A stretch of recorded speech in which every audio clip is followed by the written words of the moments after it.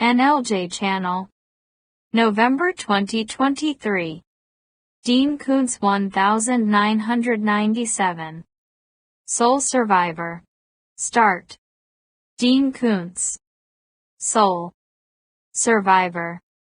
Also by Dean Koontz from Headline Feature TikTok. Intensity. Strange Highways. Dark Rivers of the Heart. Mr. Murder. Dragon Tears. Hideaway. Cold Fire. The Bad Place. Midnight. Lightning. Watchers. Icebound. Winter Moon. The Funhouse. The Face of Fear. The Mask. Shadow Fires. The Eyes of Darkness. The Servants of Twilight, The Door to December, The Key to Midnight, The House of Thunder, Phantoms. Whispers. Shattered. Chase. Twilight Eyes. The Voice of the Night, Strangers. Darkness Comes. The Vision. Night Chills. Dedication. To the memory of Ray Mock, my uncle, who long ago moved on to a better world. In my childhood, when I was troubled and despairing, your decency and kindness and good humor taught me everything I ever needed to know about what a man should be. Acknowledgement. The real Barbara Christman won a prize, the use of her name in this novel. Considering that she was one of 100 booksellers involved in the lottery, I am surprised by the way in which her name resonates in this particular story. She was expecting to be portrayed as a psychotic killer. Instead, she will have to settle for being a quiet heroine. Sorry, Barbara. The sky is deep, the sky is dark. The light of stars is so dim stark. When I look up, I fill with fear. If all we have is what lies here, this lonely world, this troubled place, then cold dead stars and empty space. Well, I see no reason to persevere, no reason to laugh or shed a tear, no reason to sleep or ever to wake, no promises to keep, and none to make. And so at night I still raise my eyes to study the clear, but mysterious skies that arch above us, as cold as stone. Are you there, God? Are we alone? The Book of Counted Sorrows. 1. Lost Forever. 1. At 2:30 Saturday morning, in Los Angeles, Joe Carpenter woke, clutching a pillow to his chest, calling his lost wife's name in the darkness. The anguished and haunted quality of his own voice had shaken him from sleep. Dreams fell from him, not all at once but in trembling fails, as attic dust falls off rafters when a house rolls with an earthquake. When he realized that he did not have Michelle in his arms, he held fast to the pillow anyway. He had come out of the dream with the scent of her hair.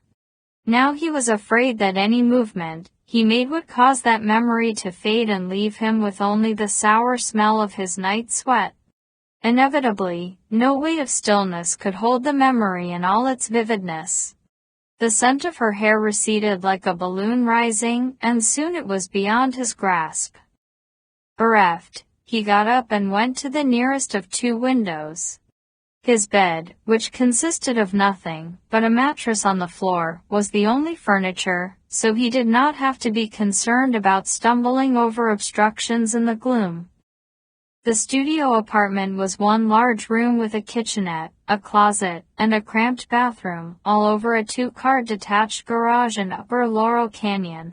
After selling the house in Studio City, he had brought no furniture with him, because dead men needed no such comforts. He had come here to die. For 10 months he had been paying the rent, waiting for the morning when he would fail to wake. The window faced the rising canyon wall, the ragged black shapes of evergreens and eucalyptuses. To the west was a fat moon glimpsed through the trees, a silvery promise beyond the bleak urban woods. He was surprised that he was still not dead after all this time. He was not alive, either. Somewhere between. Halfway in the journey. He had to find an ending, because for him there could never be any going back. After fetching an icy bottle of beer from the refrigerator in the kitchenette, Joe returned to the mattress. He sat with his back against the wall. Beer at 2:30 in the morning. A sliding down life. He wished that he were capable of drinking himself to death. If he could drift out of this world in a numbing alcoholic haze, he might not care how long his departure required. Too much booze would irrevocably blur his memories, however, and his memories were as sacred to him as the impression of Christ's face on the Shroud of Turin was precious to the priests who believed in its authenticity and dedicated their lives to its preservation. He allowed himself only a few beers or glasses of wine at a time. Other than the faint tree-filtered glimmer of moonlight on the window glass, the only light in the room came from the backlit buttons on the telephone keypad, beside the mattress. He knew only one person to whom he could talk frankly about his despair in the middle of the night or in broad daylight. Though he was only 37, his mom and dad were long gone. He had no brothers or sisters. Friends had tried to comfort him after the catastrophe, but he had been too pained to talk about what had happened, and he had kept them at a distance so aggressively that he had offended most of them. Now he picked up the phone, put it in his lap, and called Michelle's mother, Beth McKay. In Virginia, nearly 3,000 miles away, she picked up the phone on the first ring. "Joe. Did I wake you? You know me, dear, early to bed and up before dawn." "Henry?" he asked, referring to Michelle's father. "Oh, the old beast could sleep through Armageddon," she said affectionately. She was a kind and gentle woman, full of compassion for Joe even as she coped with her own loss. She possessed an uncommon strength. At the funeral, both Joe and Henry had needed to lean on Beth, and she had been a rock for them. Hours later, however, well after midnight, Joe had discovered her on the patio behind the Studio City house, sitting in a glider in her pajamas, hunched like an ancient crone, tortured by grief, muffling her sobs in a pillow that she had carried with her from the spare room, trying not to burden her husband or her son-in-law with her own pain. Joe sat beside her, but she didn't want her hand held or an arm around her shoulders. She flinched at his touch. Her anguish was so intense that it had scraped her nerves raw until a murmur of commiseration was like a scream to her, until a loving hand, scorched like a branding iron. Reluctant to leave her alone, he had picked up the long-handled net and skimmed the swimming pool, circling the water, scooping gnats and leaves off the black surface at 2 o'clock in the morning, not even able to see what he was doing, just grimly circling, skimming, while Beth wept into the pillow, circling and circling until there was nothing to strain from the clear water except the reflections of cold, uncaring stars. Eventually, having wrung all the tears from herself, Beth rose from the glider, came to him, and pried the net out of his hands. She had led him upstairs and tucked him in bed as though he were a child, and he had slept deeply for the first time in days. Now, on the phone with her at a lamentable distance, Joe set aside his half-finished beer. "Is it dawn there yet, Beth?" "Just a breath ago." "Are you sitting at the kitchen table watching it through the big window? Is the sky pretty?" Still black in the west, indigo overhead, and out to the east, a fan of pink and coral and sapphire like Japanese silk. As strong as Beth was, Joe called her regularly not just for the strength she could offer, but because he liked to listen to her talk. The particular timbre of her voice and her soft Virginia accent were the same as Michelle's had been. He said, "You answered the phone with my name. Who else would it have been, dear? Am I the only one who ever calls this early?" "Rarely others. But this morning. It could only be you." The worst had happened 1 year ago to the day, changing their lives forever. This was the first anniversary of their loss. She said, "I hope you're eating better, Joe. Are you still losing weight?" "No," he lied. Gradually during the past year, he had become so indifferent to food that 3 months ago he began dropping weight. He had dropped 20 pounds to date. "Is it going to be a hot day there?" he asked. "Stifling hot and humid. There are some clouds, but we're not supposed to get rain, no relief. The clouds in the east are fringed with gold and full of pink. The sun's all the way out of bed now. It doesn't seem like a year already, does it, Beth?" "Mostly not. But sometimes it seems ages ago." "I miss them so much," he said. "I'm so lost without them." "Oh, Joe. Honey, Henry and I love you. You're like a son to us. You are a son to us. I know, and I love you too, very much. But it's not enough, Beth, it's not enough." He took a deep breath. "This year, getting through, it's been hell. I can't handle another year like this. It'll get better with time." "I'm afraid it won't. I'm scared. I'm no good alone, Beth." "Have you thought some more about going back to work, Joe?" Before the accident, he had been a crime reporter at the Los Angeles Post. His days as a journalist were over. "I can't bear the sight of the bodies, Beth." He was unable to look upon a victim of a drive-by shooting or a carjacking, regardless of age or sex, without seeing Michelle or Chrissy or Nina, lying bloody and battered before him. "You could do other kinds of reporting. You're a good writer, Joe. Write some human interest stories. You need to be working, doing something that'll make you feel useful again." Instead of answering her, he said, "I don't function alone. I just want to be with Michelle.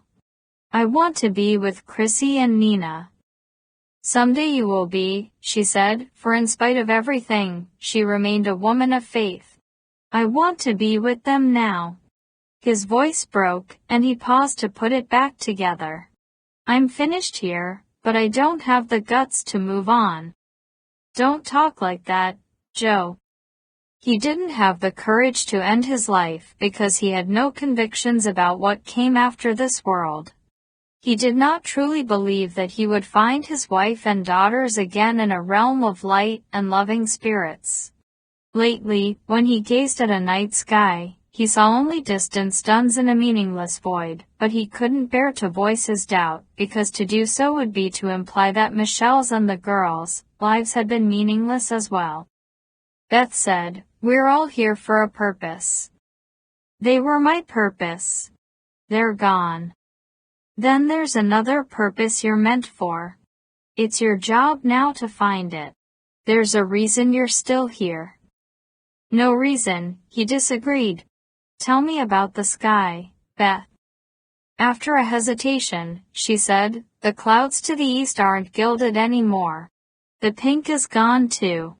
They're white clouds, no rain in them, and not dense but like a filigree against the blue." He listened to her describe the morning at the other end of the continent. Then they talked about fireflies, which she and Henry had enjoyed watching from their back porch the previous night. Southern California had no fireflies, but Joe remembered them from his boyhood in Pennsylvania. They talked about Henry's garden, too, in which strawberries were ripening, and in time Joe grew sleepy. Beth's last words to him were, "It's full daylight here now. Morning's going past us and heading your way, Joey. You give it a chance, morning's going to bring you the reason you need, some purpose, because that's what the morning does." After he hung up, Joe lay on his side, staring at the window, from which the silvery lunar light had faded. The moon had set. He was in the blackest depths of the night.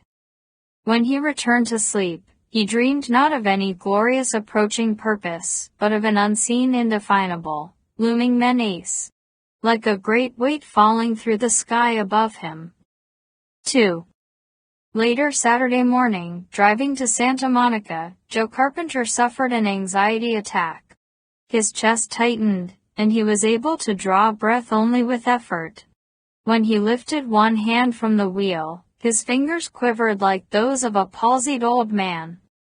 He was overcome by a sense of falling, as from a great height, as though his Honda had driven off the freeway into an inexplicable and bottomless abyss. The pavement stretched unbroken ahead of him, and the tires sang against the blacktop, but he could not reason himself back to a perception of stability. Indeed, the plummeting sensation grew so severe and terrifying that he took his foot off the accelerator and tapped the brake pedal. Horns blared and skidding tires squealed as traffic adjusted to his sudden deceleration. As cars and trucks swept past the Honda, the drivers glared murderously at Joe or mouthed offensive words, or made obscene gestures. This was Greater Los Angeles in an age of change, crackling with the energy of doom, yearning for the apocalypse, where an unintended slight or an inadvertent trespass on someone else's turf might result in a thermonuclear response. His sense of falling did not abate. His stomach turned over as if he were aboard a roller coaster, plunging along a precipitous length of track.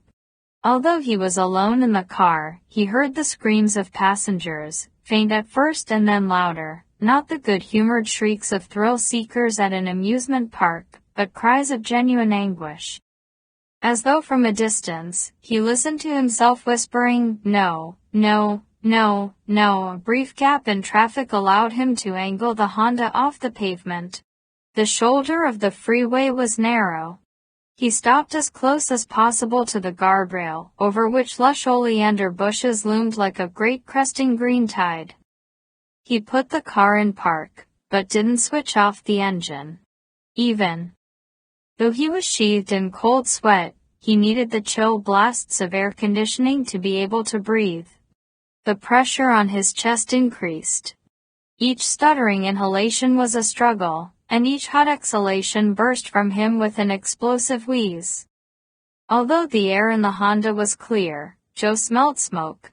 He tasted it too, the acrid melange of burning oil, melting plastic, smoldering vinyl, scorched metal. When he glanced at the dense clusters of leaves and the deep red flowers of the oleander pressing against the windows on the passenger side, his imagination morphed them into billowing clouds of greasy smoke. The window became a rectangular porthole with rounded corners and thick, dual-pane glass. Joe might have thought he was losing his mind if he hadn't suffered similar anxiety attacks during the past year. Although sometimes as much as 2 weeks passed between episodes, he often endured as many as 3 in one day, each lasting between 10 minutes and half an hour. He had seen a therapist. The counseling had not helped. His doctor recommended anti-anxiety medication. He rejected the prescription. He wanted to feel the pain. It was all he had. Closing his eyes, covering his face with his icy hands, he strove to regain control of himself, but the catastrophe continued to unfold around him. The sense of falling intensified. The smell of smoke thickened. The screams of phantom passengers grew louder. Everything shook. The floor beneath his feet. The cabin walls. The ceiling. Horrendous rattling and twanging and banging and gong-like clanging accompanied the shaking. Shaking. "Please," he pleaded. Without opening his eyes, he lowered his hands from his face. They lay fisted at his sides. After a moment, the small hands of frightened children clutched at his hands, and he held them tightly. The children were not in the car, of course, but in their seats in the doomed airliner. Joe was flashing back to the crash of Flight 353. For the duration of this seizure, he would be in 2 places at once. In the real world of the Honda and in the nationwide Air 747 as it found its way down from the serenity of the stratosphere, through overcast night sky, into a meadow as unforgiving as iron. Michelle had been sitting between the kids. Her hands, not Joe's, were those that Chrissy and Nina gripped in their last, long minutes of unimaginable dread. As the shaking grew worse, the air was filled with projectiles. Paperback books, laptop computers, pocket calculators, flatware and dishes because a few passengers had not yet finished dinner when disaster struck. Plastic drinking glasses, single-serving bottles of liquor, pencils and pens ricocheted through the cabin. Coughing because of the smoke, Michelle would have urged the girls to keep their heads down. Heads down. Protect your faces. Such faces. Beloved faces. 7-year-old Chrissy had her mother's high cheekbones and clear green eyes. Joe would never forget the flush of joy that suffused Chrissy's face when she was taking a ballet lesson, or the squint-eyed concentration with which she approached home plate to take her turn at bat in Little League baseball games. Nina, only 4, the pug-nosed munchkin with eyes as blue as sapphires, had a way of crinkling her sweet face in pure delight at the sight of a dog or cat. Animals were drawn to her and she to them, as though she were the reincarnation of St. Francis of Assisi, which was not a far-fetched idea when one saw her gazing with wonder and love upon even an ugly garden lizard cupped in her small, careful hands. Heads down. Protect your faces. In that advice was hope, the implication that they would all survive and that the worst thing that might happen to them would be a face-disfiguring encounter with a hurtling laptop or broken glass. The fearsome turbulence increased. The angle of descent grew more severe, pinning Joe to his seat so that he couldn't easily bend forward and protect his face. Maybe the oxygen masks dropped from overhead, or maybe damage to the craft had resulted in a systems failure, with the consequence that masks had not been deployed at every seat. He didn't know if Michelle, Chrissy, and Nina had been able to breathe or if, choking on the billowing soot, they had struggled futilely to find fresh air. Smoke surged more thickly through the passenger compartment. The cabin became as claustrophobic as any coal mine deep beneath the surface of the earth. In the blinding black damp, unseen sinuosities of fire uncoiled like snakes. The wrenching terror of the aircraft's uncontrolled descent was equaled by the terror of not knowing where those flames were, or when they might flash with greater vigor through the 747. As the stress on the airliner increased to all but intolerable levels, thunderous vibrations shuddered through the fuselage. The giant wings thrummed as though they would tear loose. The steel frame groaned like a living beast in mortal agony, and perhaps minor welds broke with sounds as loud and sharp as gunshots. A few rivets sheared off, each with a piercing squeak. To Michelle and Chrissy and little Nina, perhaps it seemed that the plane would disintegrate in flight, and that they would be cast into the black sky, be spun away from one another, plummeting in their separate seats to 3 separate deaths, each abjectly alone at the instant of impact. The huge 747-400, however, was a marvel of design and a triumph of engineering, brilliantly conceived and soundly constructed. In spite of the mysterious hydraulics failure that rendered the aircraft uncontrollable, the wings did not tear loose, and the fuselage did not disintegrate. Its powerful Pratt & Whitney engines screaming as if in defiance of gravity, Nationwide Flight 353 held together throughout its final descent. At some point Michelle would have realized that all hope was lost, that they were in a dying plunge. With characteristic courage and selflessness, she would have thought only of the children then, would have concentrated on comforting them, distracting them as much as possible from thoughts of death.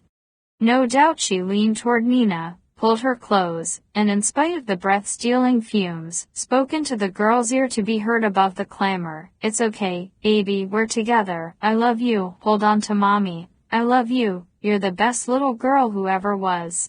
Shaking down through the Colorado night, her voice full of emotion, but devoid of panic, she had surely sought out Chrissy too. "It's all right. I'm with you, honey. Hold my hand. I love you so much. I'm so very proud of you. We're together. It's all right. We'll always be together."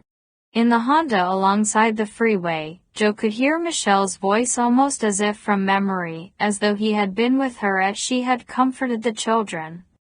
He wanted desperately to believe that his daughters had been able to draw upon the strength of the exceptional woman who had been their mother. He needed to know that the last thing the girls heard in this world was Michelle telling them how very precious they were, how cherished. The airliner met the meadow with such devastating impact that the sound was heard more than 20 miles away in the rural Colorado vastness, stirring hawks and owls and eagles out of trees and into flight, startling weary ranchers from their armchairs and early beds. In the Honda, Joe Carpenter let out a muffled cry. He doubled over as if he had been struck hard in the chest. The crash was catastrophic. Flight 353 exploded on impact and tumbled across the meadow, disintegrating into thousands of scorched and twisted fragments, spewing orange gouts of burning jet fuel that set fire to evergreens at the edge of the field. 330 people, including passengers and crew, perished instantly. Michelle, who had taught Joe Carpenter most of what he knew about love and compassion, was snuffed out in that merciless moment. Chrissy, 7-year-old ballerina and baseball player, would never again pirouette on point or run the bases. And if animals felt the same psychic connection with Nina that she felt with them, then in that chilly Colorado night, the meadows and the wooded hills had been filled with small creatures that cowered miserably in their burrows. Of his family, Joe Carpenter was the sole survivor. He had not been with them on Flight 353. Every soul aboard had been hammered into ruin against the anvil of the earth. If he had been with them, then he too would have been identifiable only by his dental records and a printable finger or two. His flashbacks to the crash were not memories, but exhausting fevers of imagination, frequently expressed in dreams and sometimes in anxiety attacks like this one. Racked by guilt because he had not perished with his wife and daughters, Joe tortured himself with these attempts to share the horror that they must have experienced. Inevitably, his imaginary journeys on the earthbound airplane failed to bring him the healing acceptance for which he longed. Instead, each nightmare and each waking seizure salted his wounds. He opened his eyes and stared at the traffic speeding past him. If he chose the right moment, he could open the door, step out of the car, walk onto the freeway, and be struck dead by a truck. He remained safely in the Honda, not because he was afraid to die, but for reasons unclear even to him. Perhaps, for the time being at least, he felt the need to punish himself with more life. Against the passenger side windows, the overgrown oleander bushes stirred ceaselessly in the wind from the passing traffic. The friction of the greenery against the glass raised an eerie whispering like lost and forlorn voices. He was not shaking anymore. The sweat on his face began to dry in the cold air gushing from the dashboard vents. He was no longer plagued by a sensation of falling. He had reached bottom. Through the August heat and a thin haze of smog, passing cars and trucks shimmered like mirages, trembling westward toward cleaner air and the cooling sea. Joe waited for a break in traffic and then headed once more for the edge of the continent. 3. The sand was bone white in the glare of the August sun. Cool and green and rolling came the sea, scattering the tiny shells of dead and dying creatures on the strand. The beach at Santa Monica was crowded with people tanning, playing games, and eating picnic lunches on blankets and big towels. Although the day was a scorcher farther inland, here it was merely pleasantly warm, with a breeze coming off the Pacific. A few sunbathers glanced curiously at Joe as he walked north through the coconut-oiled throng, because he was not dressed for the beach. He wore a white t-shirt, tin chinos, and running shoes without socks. He had not come to swim or sunbathe. As lifeguards watched the swimmers, strolling young women in bikinis watched the lifeguards. Their rhythmic rituals distracted them entirely from the architects of shells cast on the foaming shore near their feet. Children played in the surf, but Joe could not bear to watch them. Their laughter, shouts, and squeals of delight abraded his nerves and sparked in him an irrational anger. Carrying a styrofoam cooler and a towel, he continued north, gazing at the seared hills of Malibu beyond the curve of Santa Monica Bay. At last he found a less populated stretch of sand. He unrolled the towel, sat facing the sea, and took a bottle of beer from its bed of ice in the cooler. If Ocean View property had been within his means, he would have finished out his life at the water's edge. The ceaseless Saucer ration of surf, the sun-gilded and moon-silvered relentlessness of incoming breakers, and the smooth liquid curve to the far horizon brought him not any sense of peace, not serenity, but a welcome numbness. The rhythms of the sea were all he ever expected to know of eternity and of God. If he drank a few beers and let the therapeutic vistas of the Pacific wash through him, he might then be calm enough to go to the cemetery, to stand upon the earth that blanketed his wife and his daughters, to touch the stone that bore their names. This day, of all days, he had an obligation to the dead. Two teenage boys, improbably thin, wearing baggy swim trunks slung low on their narrow hips, ambled along the beach from the north and stopped near Joe's towel. One wore his long hair in a ponytail, the other in a buzz cut. Both were deeply browned by the sun. They turned to gaze at the ocean, their backs to him, blocking his view. As Joe was about to ask them to move out of his way, the kid with the ponytail said, "You holding anything, man?" Joe didn't answer because he thought, at first, that the boy was talking to his buzz-cut friend. "You holding anything?" The kid asked again, still staring at the ocean. "Looking to make a score or move some merchandise." "I've got nothing but beer," Joe said impatiently, tipping up his sunglasses to get a better look at them, "and it's not for sale." "Well," said the kid with the buzz cut, "if you ain't a candy store, there's a couple guys watching sure think you are." "Where?" "Don't look now," said the boy with the ponytail. "Wait till we get some distance. We been watching them watch you. They stink of cops so bad, I'm surprised you can't smell 'em." The other said, 50 feet south, near the lifeguard tower. Two dinks in Hawaiian shirts, look like preachers on vacation. One's got binoculars. One's got a walkie-talkie. Bewildered, Joe lowered his sunglasses and said thanks. "Hey," said the boy with the ponytail, "just doing the friendly thing, man. We hate those self-righteous assholes." With nihilistic bitterness that sounded absurd coming from anyone so young, the kid with the buzz cut said, "Screw the system." As arrogant as young male tigers, the boys continued south along the beach, checking out the girls. Joe had never gotten a good look at their faces. A few minutes later, when he finished his first beer, he turned, opened the lid of the cooler, put away the empty can, and looked nonchalantly back along the sward. Two men in Hawaiian shirts were standing in the shadow of the lifeguard tower. The taller of the two, in a predominantly green shirt and white cotton slacks, was studying Joe through a pair of binoculars.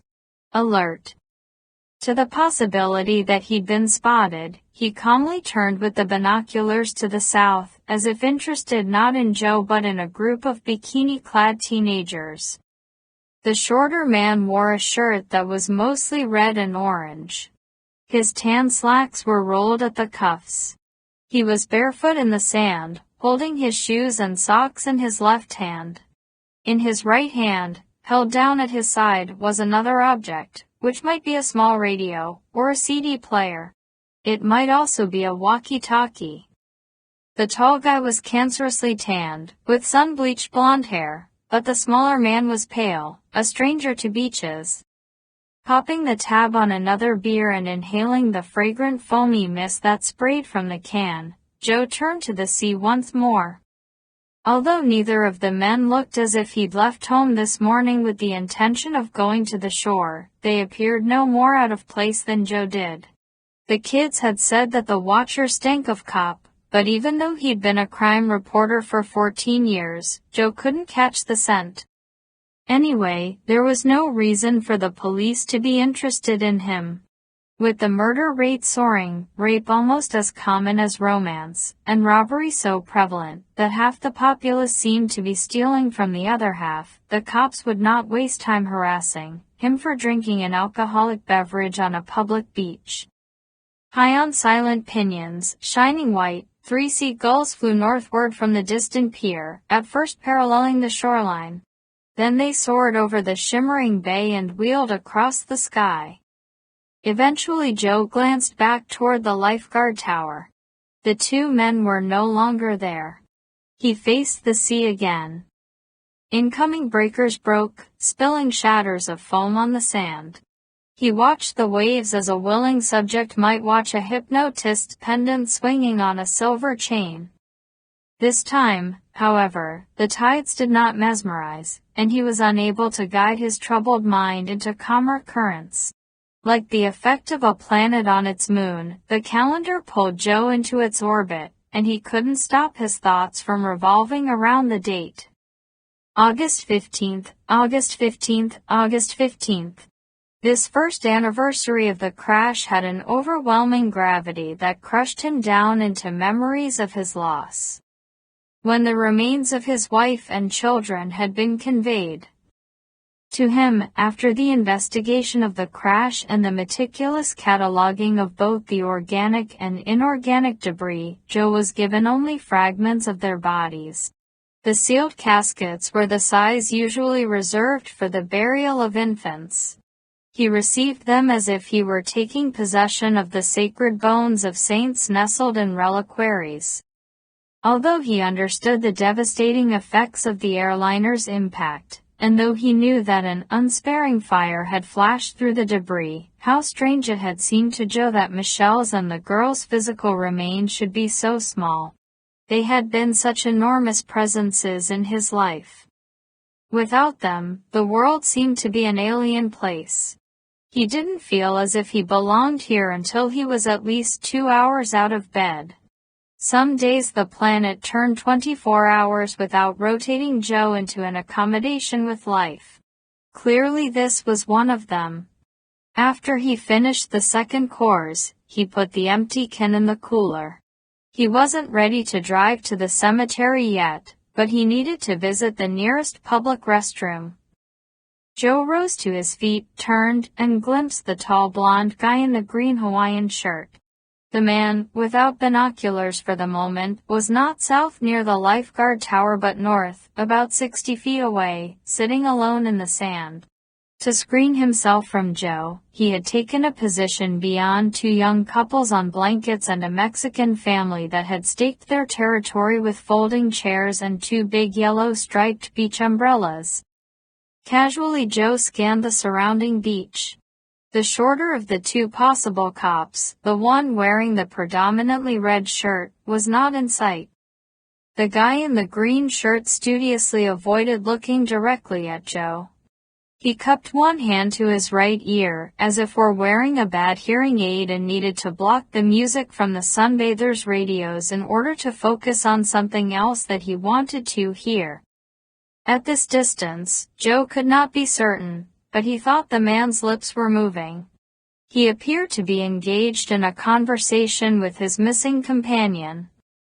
Leaving his towel and cooler, Joe walked south toward the public restrooms. He didn't need to glance back to know that the guy in the green Hawaiian shirt was watching him. On reconsideration, he decided that getting soused on the sand probably was still against the law, even these days. After all, a society with such an enlightened tolerance of corruption and savagery needed to bear down hard on minor offenses to convince itself that it still had standards. Nearer the pier, the crowds had grown since Joe's arrival. In the amusement center, the roller coaster clattered. Riders squealed. He took off his sunglasses as he entered the busy public restrooms. The men's lavatory stank of urine and disinfectant.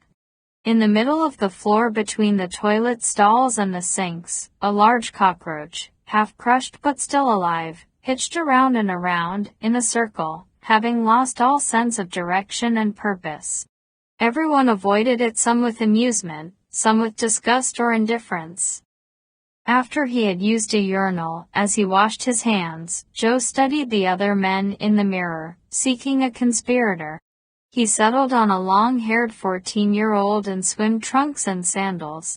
When the boy went to the paper towel dispenser, Joe followed, took a few towels immediately after him, and said, "Outside, there might be a couple of cop types hanging out, waiting for me." The boy met his eyes but didn't say anything, just kept drying his hands on the paper towels. Joe said, "I'll give you 20 blicks to reconnoiter for me, then come back and tell me where they are."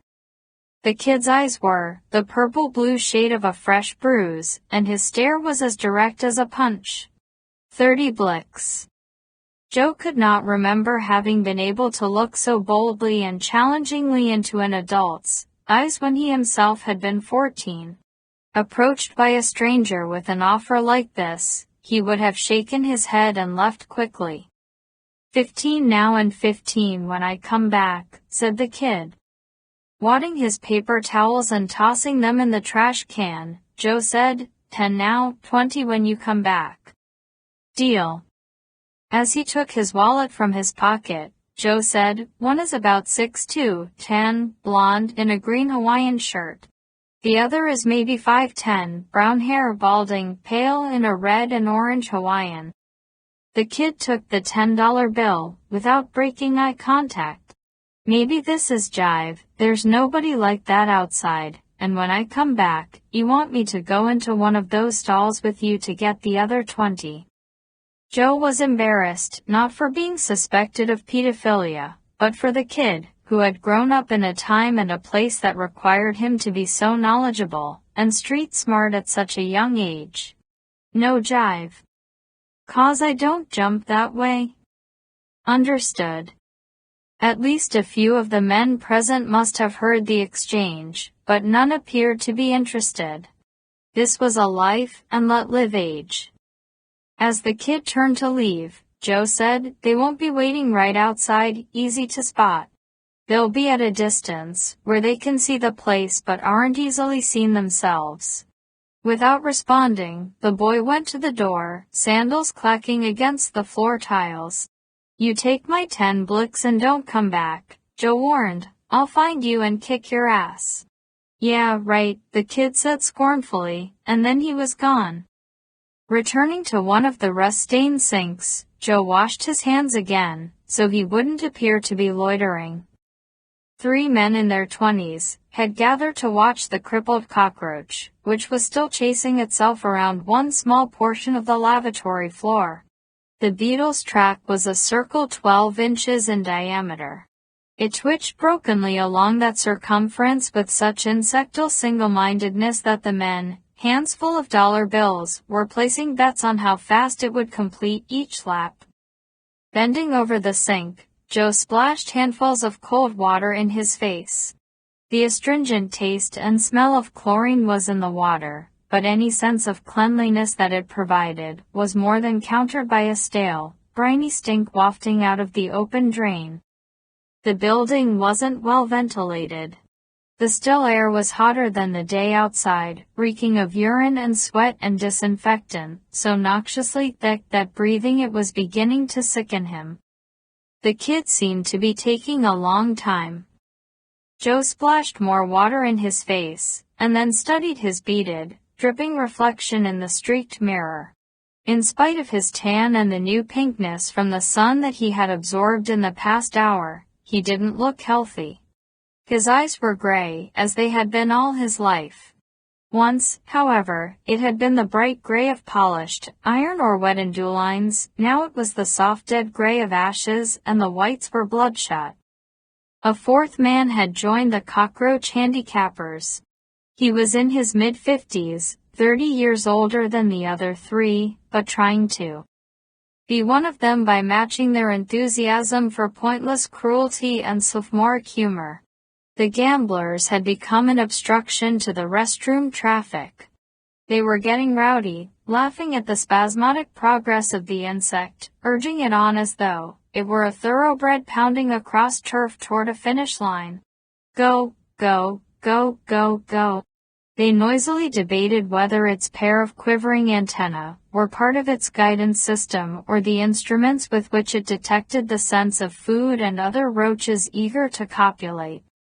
Striving to block out the voices of the raucous group, Joe searched his ashen eyes in the mirror, wondering what his motives had been when he sent the boy to scope out the men in the Hawaiian shirts. If they were conducting a surveillance, they must have mistaken him for someone else. They would realize their error soon, and he would never see them again. There was no good reason to confront them or to gather intelligence about them. He had come to the beach to prepare himself for the visit to the graveyard. He needed to submit himself to the ancient rhythms of the eternal sea, which wore at him as waves wore at rock, smoothing the sharp edges of anxiety in his mind, polishing away the splinters in his heart. The sea delivered the message that life was nothing more than meaningless mechanics and cold tidal forces, a bleak message of hopelessness that was tranquilizing precisely because it was brutally humbling. He also needed another beer or even two to further numb his senses, so the lesson of the sea would remain with him as he crossed the city to the cemetery. He didn't need distractions. He didn't need action. He didn't need mystery. For him, life had lost all mystery the same night that it had lost all meaning in a silent Colorado meadow blasted with sudden thunder and fire. Sandals slapping on the tiles, the boy returned to collect the remaining 20 of his $30. Didn't see any big guy in a green shirt, but the other one's out there, sure enough, getting a sunburn on his bald spot. Behind Joe, some of the gamblers whooped in triumph. Others groaned as the dying cockroach completed another circuit, either a few seconds quicker or slower than its time for the previous lap. Curious, the boy craned his neck to see what was happening. Where? Joe asked, withdrawing a 20 from his wallet. Still trying to see between the bodies of the circled gamblers, the boy said, "There's a palm tree, a couple of folding tables in the sand where this geeky bunch of Korean guys are playing chess, maybe 60-80 feet down the beach from here."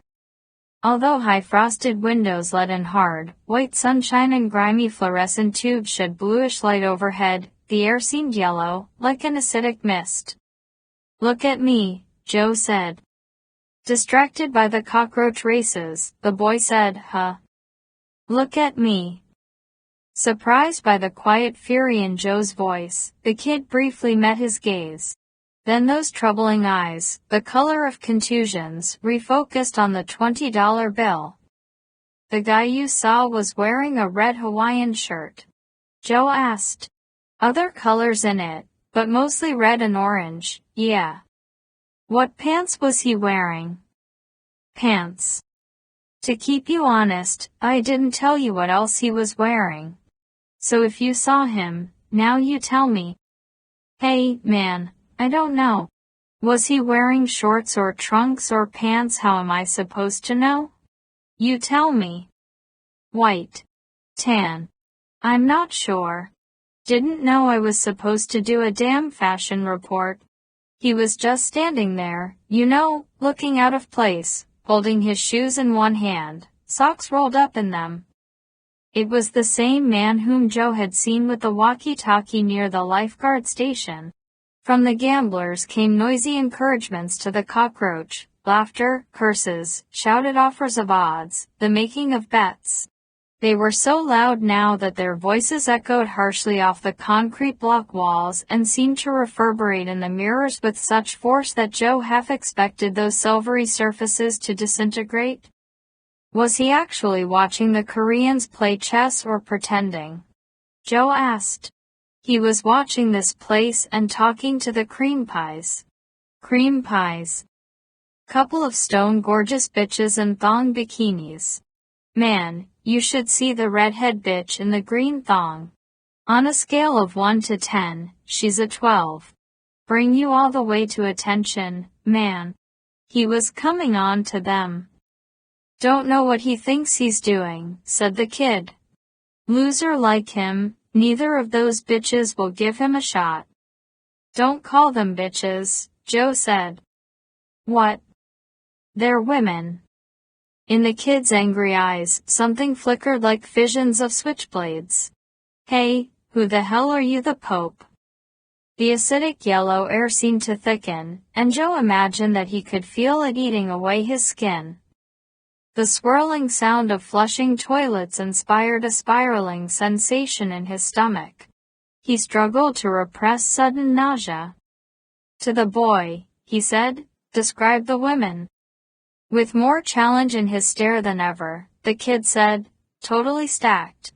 Especially the redhead. But the brunette is just about as nice. I'd crawl on broken glass to get a whack at her, even if she is deaf. Deaf. Must be deaf or something, said the boy. She was putting a hearing aid kind of thing in her ear, taking it out and putting it in like she couldn't get it to fit right. Real sweet-looking bitch. Even though he was 6 inches taller and 40 pounds heavier than the boy, Joe wanted to seize the kid by the throat and choke him. Choke him until he promised never to use that word again without thinking.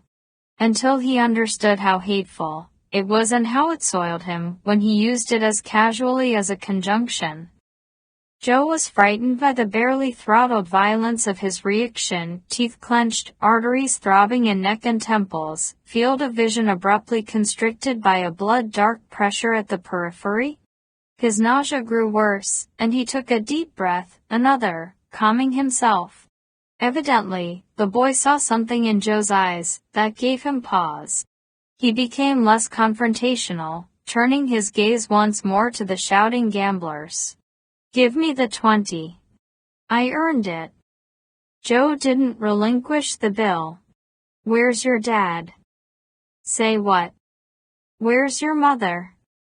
What's it to you? Where are they? They got their own lives. Joe's anger sagged into despair. What's your name, kid? What do you need to know for? You think I'm a baby, can't come to the beach alone. Screw you, I go where I want. You go where you want, but you don't have anywhere to be. The kid made eye contact again. In his bruised stare was a glimpse of hurt and loneliness so deep Joe was shocked that anyone should have descended to it by the tender age of 14. Anywhere to be. What's that supposed to mean? Joe sensed that they had made a connection, that a door had opened, unexpectedly for him and for this troubled boy, and that both of their futures could be changed for the better if he could just understand where they might be able to go after they crossed that threshold. But his own life was as hollow, his store of philosophy as empty as any abandoned shell washed up on the nearby shore. He had no belief to share, no wisdom to impart, no hope to offer, insufficient substance to sustain himself let alone another. He was one of the lost, and the lost cannot lead. The moment passed, and the kid plucked the $20 bill out of Joe's hand. His expression was more of a sneer than a smile when he mockingly repeated Joe's words, "They're women." Backing away, he said, "You get them hot, they're all just bitches." "And are we all just dogs?" Joe asked, but the kid slipped out of the lavatory before he could hear the question. Although Joe had washed his hands twice, he felt dirty. He turned to the sinks again, but he could not easily reach them. 6 men were now gathered immediately around the cockroach, and a few others were hanging back, watching. The crowded lavatory was sweltering, Joe was streaming sweat, and the yellow air burned in his nostrils, corroded his lungs with each inhalation, stung his eyes.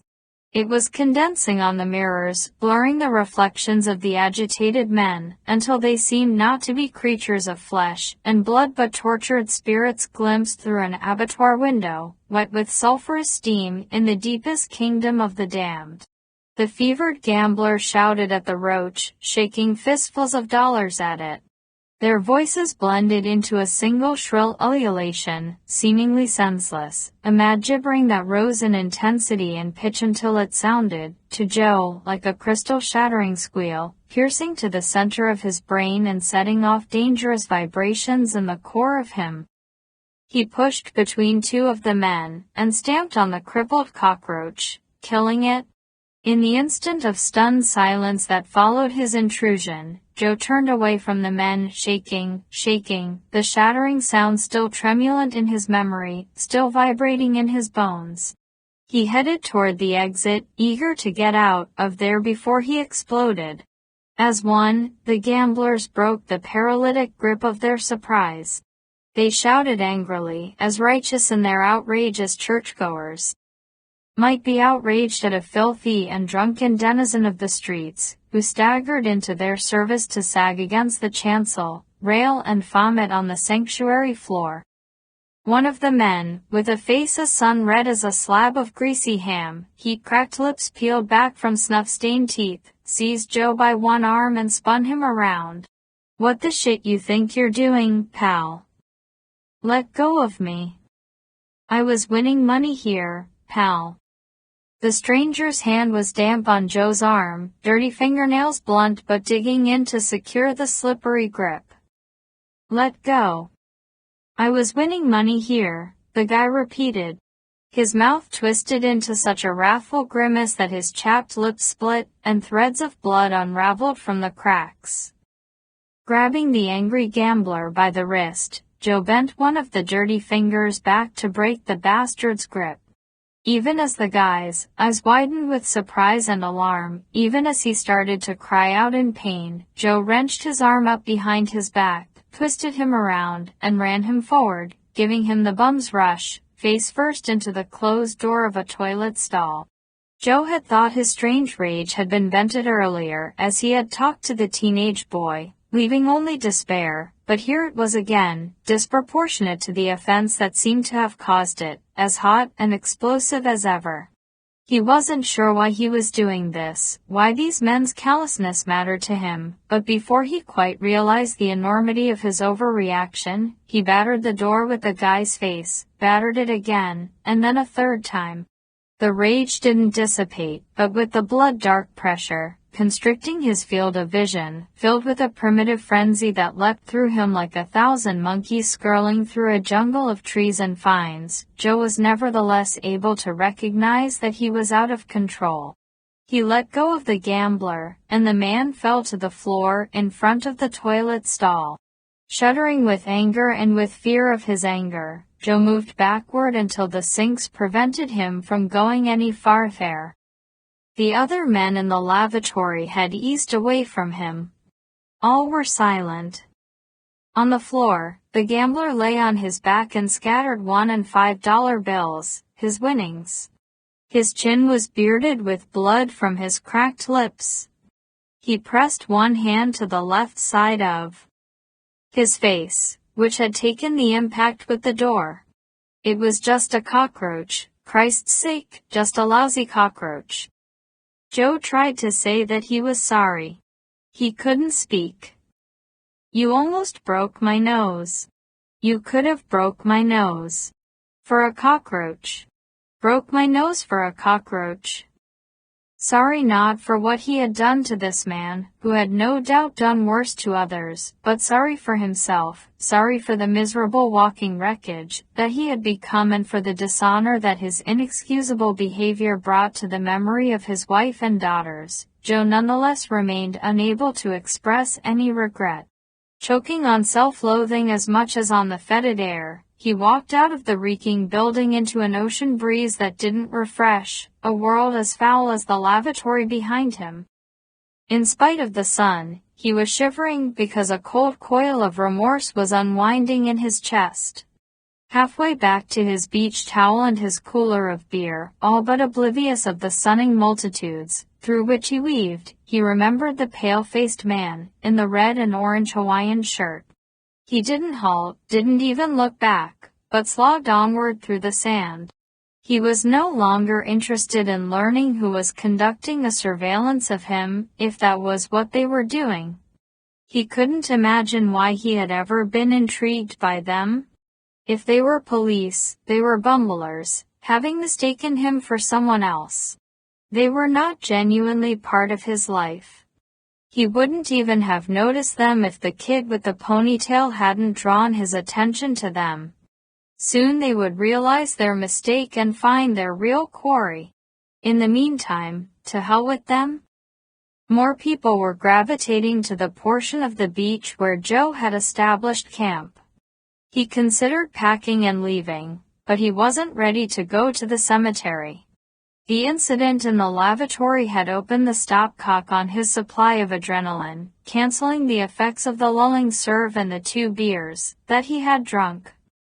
Therefore, onto the beach towel again, one hand into the cooler, extracting not a beer but a half-moon of ice, pressing the ice to his forehead, he gazed out to sea. The gray-green chop seemed to be an infinite array of turning gears in a vast mechanism, and across it, bright silver flickers of sunlight jittered like electric current across a power grid. Waves approached and receded as monotonously as connecting rods pumping back and forth in an engine. The sea was a perpetually laboring machine with no purpose, but the continuation of its own existence, romanticized and cherished by countless poets, but incapable of knowing human passion, pain, and promise. He believed that he must learn to accept the cold mechanics of creation, because it made no sense to rail at a mindless machine. After all, a clock could not be held responsible for the too swift passage of time. A loom could not be blamed for weaving the cloth that later was sewn into an executioner's hood. He hoped that if he came to terms with the mechanistic indifference of the universe, with the meaningless nature of life and death, he would find peace. Such acceptance would be cold comfort, indeed, and deadening to the heart. But all he wanted now was an end to anguish, nights without nightmares, and release from the need to care. 2 newcomers arrived and spread a white beach blanket on the sand about 20 feet north of him. One was a stunning redhead in a green thong bikini skimpy enough to make a stripper blush. The other was a brunette, nearly as attractive as her friend. The redhead wore her hair in a short, pixie cut. The brunette's hair was long, the better to conceal the communications device that she was no doubt wearing in one ear. For women in their 20s, they were too giggly and girlish, high-spirited enough to call attention to themselves even if they had not been stunning. They lazily oiled themselves with tanning lotion, took turns greasing each other's back, touching with languorous pleasure as if they were in the opening scene of an adult video, drawing the interest of every heterosexual male on the beach. The strategy was clear.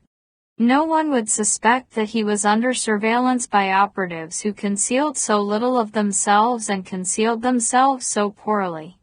They were meant to be as unlikely as the men in the Hawaiian shirts had been obvious. But for $30 worth of reconnaissance and the libidinous observations of a horny, 14-year-old, their strategy would have been effective.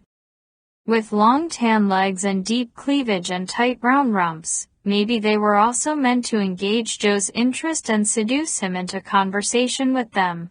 If this was part of their assignment, they failed. Their charms didn't affect him. During the past year, any erotic image or thought had the power to stir him only for a moment, whereupon he was overcome by poignant memories of Michelle, her precious body and her wholesome enthusiasm for pleasure. Inevitably, he thought also of the terrible long fall from stars to Colorado, the smoke, the fire, then death. Desire dissolved quickly in the solvent of loss. These 2 women distracted Joe only to the extent that he was annoyed about their incompetent misidentification of him. He considered approaching them to inform them of their mistake, just to be rid of them. After the violence in the lavatory, however, the prospect of confrontation made him uneasy. He was drained of anger now, but he no longer trusted his self-control. 1 year to the day. Memories and gravestones. He would get through it. Surf broke, gathered the foamy fragments of itself, stole away, and broke again. In the patient study of that endless breaking, Joe Carpenter gradually grew calm. Half an hour later, without the benefit of another beer, he was ready to visit the cemetery. He shook the sand out of his towel. He folded the towel in half lengthwise, rolled it tight, and picked up the cooler. As silken as the sea breeze, as buttery as sunlight, the light young women in the thong bikinis pretended to be enthralled by the monosyllabic repartee of two steroid-thickened suitors, the latest in a string of beach boy Casanovas to take their shot.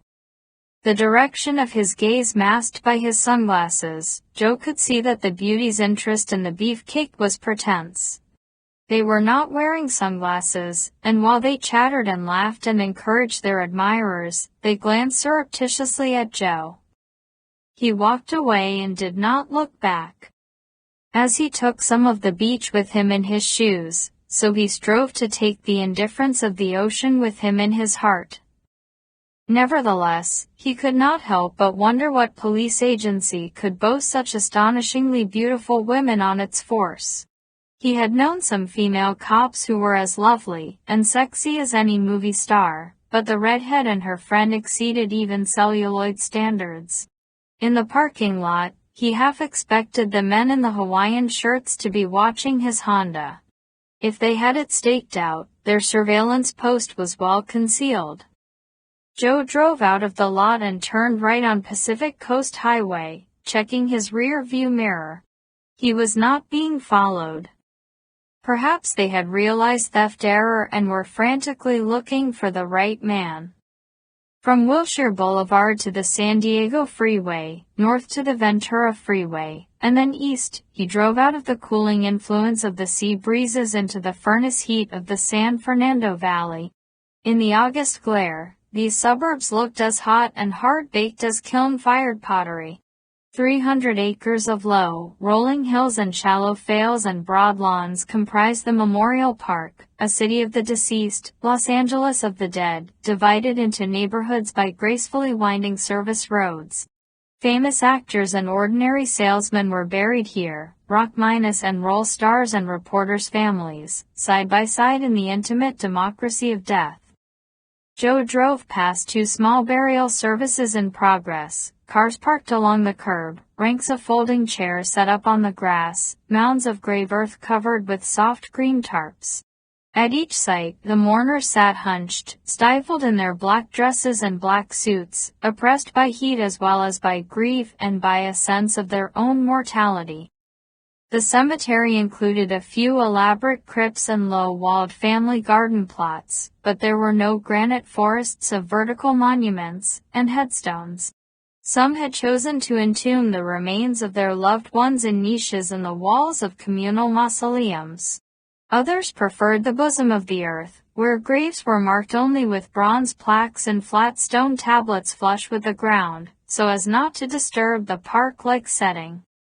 Joe had put Michelle and the girls to rest on a gently rising hillside shaded by a scattering of stone pines and Indian laurels. Squirrels scampered across the grass on milder days than this, and rabbits came out at twilight. He believed that his three treasured women would have preferred this to the hardscape of a mausoleum, where there would not be the sound of wind-stirred trees on breezy evenings.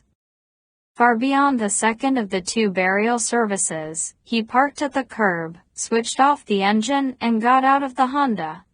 He stood beside the car in the 100-degree heat, gathering his courage. When he started up the gentle slope, he didn't look toward their graves. If he were to see the sight from a distance, the approach to it would be daunting, and he would turn back. Even after an entire year, each visit was as disturbing to him as if he had come here to view not their burial plots, but their battered bodies in a morgue. Wondering how many years would pass before his pain diminished, he ascended the rise with his head down, eyes on the ground, slump-shouldered in the heat like an old dray horse following a long familiar route, going home. Consequently, he didn't see the woman at the graves until he was only 10 or 15 feet from her. Surprised, he halted. She stood just out of the sun in pine shadows. Her back was half to him. With a Polaroid camera, she was snapping photographs of the flush-set markers. "Who are you?" he asked. She didn't hear him, perhaps because he had spoken softly, perhaps because she was so intent upon her photography. Stepping closer, he said, "What are you doing?" Startled, she turned to face him. Petite but athletic-looking, about 5 feet 2, she had an immediate impact, far greater than her size, or her appearance could explain, as though she were clothed not merely in blue jeans and a yellow cotton blouse but in some powerful magnetic field that bent the world to her. Skin the shade of milk chocolate. Huge eyes as dark as the silt at the bottom of a cup of Armenian espresso, harder to read than the portents in tea leaves, with a distinct almond shape, suggesting a touch of Asian blood in the family line. Hair not afro-kinky, or in cornrows but feather-cut, thick and naturally straight and so glossy black that it almost looked blue, which seemed Asian too. Her bone structure was all out of Africa. Smooth broad brow, high cheekbones, finely carved but powerful, proud but beautiful. She was maybe 5 years older than Joe, in her early 40s, but a quality of innocence in her knowing eyes and a faint aspect of childlike vulnerability in her otherwise strong face made her seem younger than he was. "Who are you? What are you doing?" he repeated. Lips parted as if to speak. Speechless with surprise, she gazed at him as though he were an apparition. She raised one hand to his face and touched his cheek, and Joe did not flinch from her. At first he thought he saw amazement in her eyes. The extreme tenderness of her touch caused him to look again, and he realized that what he saw was not wonderment but sadness and pity. "I'm not ready to talk to you yet." Her soft voice was musical. "Why are you taking pictures? Why pictures of their graves?" Clutching the camera with 2 hands, she said, "Soon. I'll be back when it's time. Don't despair. You'll see, like the others." An almost supernatural quality to the moment half convinced Joe that she was an apparition, that her touch had been so achingly gentle precisely because it was barely real, an ectoplasmic caress. The woman herself, however, was too powerfully present to be a ghost or a heat-stroke illusion. Diminutive but dynamic. More real than anything in the day. More real than sky and trees and August sun, than granite and bronze. She had such a compelling presence that she seemed to be coming at him, though she was standing still, loomed over him though she was 10 inches shorter than he. She was more brightly lighted in the pine shadows than he was in the direct glare of the sun. "How are you coping?" she asked. Disoriented, he answered only by shaking his head. "Not well," she whispered. Joe looked past her, down at the granite and bronze markers. As if from very far away, he heard himself say, "Lost forever," speaking as much about himself as about his wife and daughters. When he returned his attention to the woman, she was gazing past him into the distance. As the sound of a racing engine rose, concern crinkled the corners of her eyes and creased her forehead. Joe turned to see what was troubling her. Along the road that he had traveled, a white Ford van was approaching at a far higher speed than the posted limit. "Bastards," she said. When Joe turned to the woman again, she was already running from him, angling across the slope toward the brow of the low hill. "Hey, wait," he said. She didn't pause or look back. He started after her, but his physical condition wasn't as good as hers. She seemed to be an experienced runner. After a few steps, Joe halted. Defeated by the suffocating heat, he wouldn't be able to catch up with her. Sunlight mirroring the windshield and flaring off the headlight lenses, the white van shot past Joe.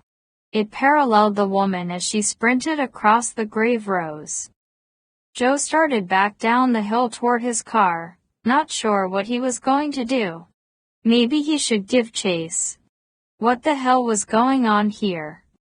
50 or 60 yards beyond the parked Honda, brake shrieking, leaving twin smears of rubber on the pavement behind it, the van slid to a stop at the curb. Both front doors flew open, and the men in Hawaiian shirts leapt out. They bolted after the woman. Surprise halted Joe. He hadn't been followed from Santa Monica, not by the white van, not by any vehicle. He was sure of that. Somehow they had known that he would come to the cemetery. And since neither of the men showed any interest in Joe, but went after the woman as if they were attacked dogs, they must have been watching him at the beach, not because they were interested in him, per se, but because they hoped that she would make contact with him at some point during the day. The woman was their only quarry. Hell, they must have been watching his apartment too, must have followed him from there to the beach. As far as he knew, they had been keeping him under surveillance for days. Maybe weeks. He had been in such a daze of desolation for so long, walking through life like a sleeper, drifting through a dream, that he would not have noticed these people slinking at the periphery of his vision. Who is she? Who are they? Why was she photographing the graves? Uphill and at least 100 yards to the east, the woman fled under the generously spreading boughs of stone pines clustered along the perimeter of the burial grounds, across shaded grass only lightly dappled with sunshine. Her dusky skin blended with the shadows, but her yellow blouse betrayed her. She was heading toward a particular point on the crest, as if familiar with the terrain. Considering that no cars were parked along this section of the cemetery road, except for Joe's Honda and the white van, she might have entered the memorial park by that route on foot. The men from the van had a lot of ground to make up if they were going to catch her. The tall one in the green shirt seemed in better shape than his partner, and his legs were considerably longer than the woman's, so he was gaining on her. Nevertheless, the smaller guy didn't relent even as he fell steadily behind. Sprinting frantically up the long sun-seared slope, stumbling over a grave marker, then over another, regaining his balance, he charged on as though in an animal frenzy, in a blood fever, gripped by the need to be there when the woman was brought clown. Beyond the manicured hills of the cemetery were other hills in a natural condition. Pale sandy soil, banks of shale, brown grass, stinkweed, mesquite, stunted manzanita, tumbleweed, scattered low and gnarled dwarf oaks. Arid ravines led down into the undeveloped land above Griffith Observatory and east of the Los Angeles Zoo, a rattlesnake-infested plot of desert scrub in the heart of the urban sprawl. If the woman got into the scrub before being caught, and if she knew her way, she could lose her pursuers by zigging and zagging from one narrow declivity to another. Joe headed toward the abandoned white van. He might be able to learn something from it. He wanted the woman to escape, though he wasn't entirely sure why his sympathies were with her. As far as he knew, she might be a felon with a list of heinous crimes on her rap sheet. She hadn't looked like a criminal, hadn't sounded like one. This was Los Angeles, however, where clean-cut young men brutally shotgunned their parents and then, as orphans, tearfully begged the jury to pity them and show mercy. No one was what he seemed. Yet. The gentleness of her fingertips against his cheek, the sorrow in her eyes, the tenderness in her voice, all marked her as a woman of compassion, whether she was a fugitive from the law or not. He could not wish her ill. A vicious sound, hard and flat, cracked across the cemetery, leaving a brief throbbing wound in the hot stillness. Another crack followed. The woman had nearly reached the brow of the hill. Visible between the last two bristling pines. Blue jeans. Yellow blouse. Stretching her legs with each stride. Brown arms pumping close to her sides. The smaller man, in the red and orange Hawaiian shirt, had run wide of his companion, whom he was still trailing, to get a clear line of sight on the woman. He had stopped and raised his arms, holding something in both hands. A handgun. The son of a bitch was shooting at her. Cops didn't try to shoot unarmed fugitives in the back. Not righteous cops. Joe wanted to help her. He couldn't think of anything to do. If they were cops, he had no right to second-guess them. If they weren't cops, and even if he could catch up with them, they would probably shoot him down rather than let him interfere. Crack. The woman reached the crest. Go, Joe urged her in a hoarse whisper. Go. He didn't have a cellular phone in his own car, so he couldn't call 911. He had carried a mobile unit as a reporter, but these days he seldom called anyone, even from his home phone. The keening crack of another shot pierced the leaden heat. If these men weren't police officers, they were desperate or crazy, or both, resorting to gunplay in such a public place, even though this part of the cemetery was currently deserted. The sound of the shots would travel, drawing the attention of the maintenance personnel who, merely by closing the formidable iron gate at the entrance to the park, could prevent the gunmen from driving out. Apparently unhit, the woman disappeared over the top of the hill into the scrub beyond. Both of the men in Hawaiian shirts went after her. 4. Heart knocking so fiercely that his vision blurred with each hard-driven surge of blood, Joe Carpenter sprinted to the white van. The Ford was not a recreational vehicle, but a paneled van of the type commonly used by businesses to make small deliveries. Neither the back nor the side of the vehicle featured the name or logo of any enterprise. The engine was running. Both front doors stood open. He ran to the passenger side, skidded in a soggy patch of grass around a leaking sprinkler head, and leaned into the cab, hoping to find a cellular phone. If there was one, it wasn't in plain sight. Maybe in the glove box. He popped it open. Someone in the cargo hold behind the front seats, mistaking Joe for one of the men in the Hawaiian shirts, said, "Did you get Rose?" Damn. The glove box contained a few rolls of lifesavers that spilled onto the floor and a window envelope from the Department of Motor Vehicles. By law, every vehicle in California was required to carry a valid registration and proof of insurance. Hey, who the hell are you? The guy in the cargo hold demanded. Clutching the envelope, Joe turned away from the van. He saw no point in trying to run. This man might be as quick to shout people in the back as were the other two. With a clatter and a squeak of hinges, the single door at the rear of the vehicle was flung open. Joe walked directly toward the sound. A sledge-faced specimen with Popeye forearms, neck sufficiently thick to support a small car, came around the side of the van, and Joe opted for the surprise of instant and unreasonable aggression, driving one knee hard into his crotch. Retching, wheezing for air, the guy started to bend forward, and Joe had butted him in the face. He hit the ground unconscious, breathing noisily through his open mouth because his broken nose was streaming blood. Although, as a kid, Joe had been a fighter and something of a troublemaker, he had not raised a fist against anyone since he met and married Michelle. Until today. Now, twice in the past 2 hours, he had resorted to violence, astonishing himself. More than astonished, he was sickened by this primitive rage. He had never known such wrath before, not even during his troubled youth. Yet here he was struggling to control it again as he had struggled in the public lavatory in Santa Monica.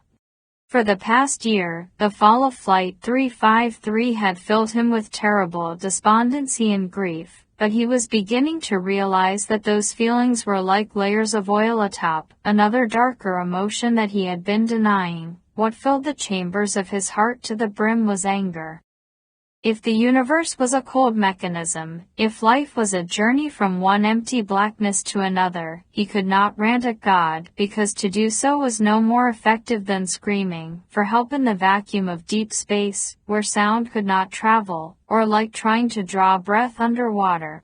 But now, given any excuse to vent his fury on people, he had seized the opportunity with disturbing enthusiasm. Rubbing the top of his head, which hurt from butting the guy in the face, looking down at the unconscious Hope with the bleeding nose, Joe felt a satisfaction that he did not want to feel. A wild glee simultaneously thrilled and repulsed him.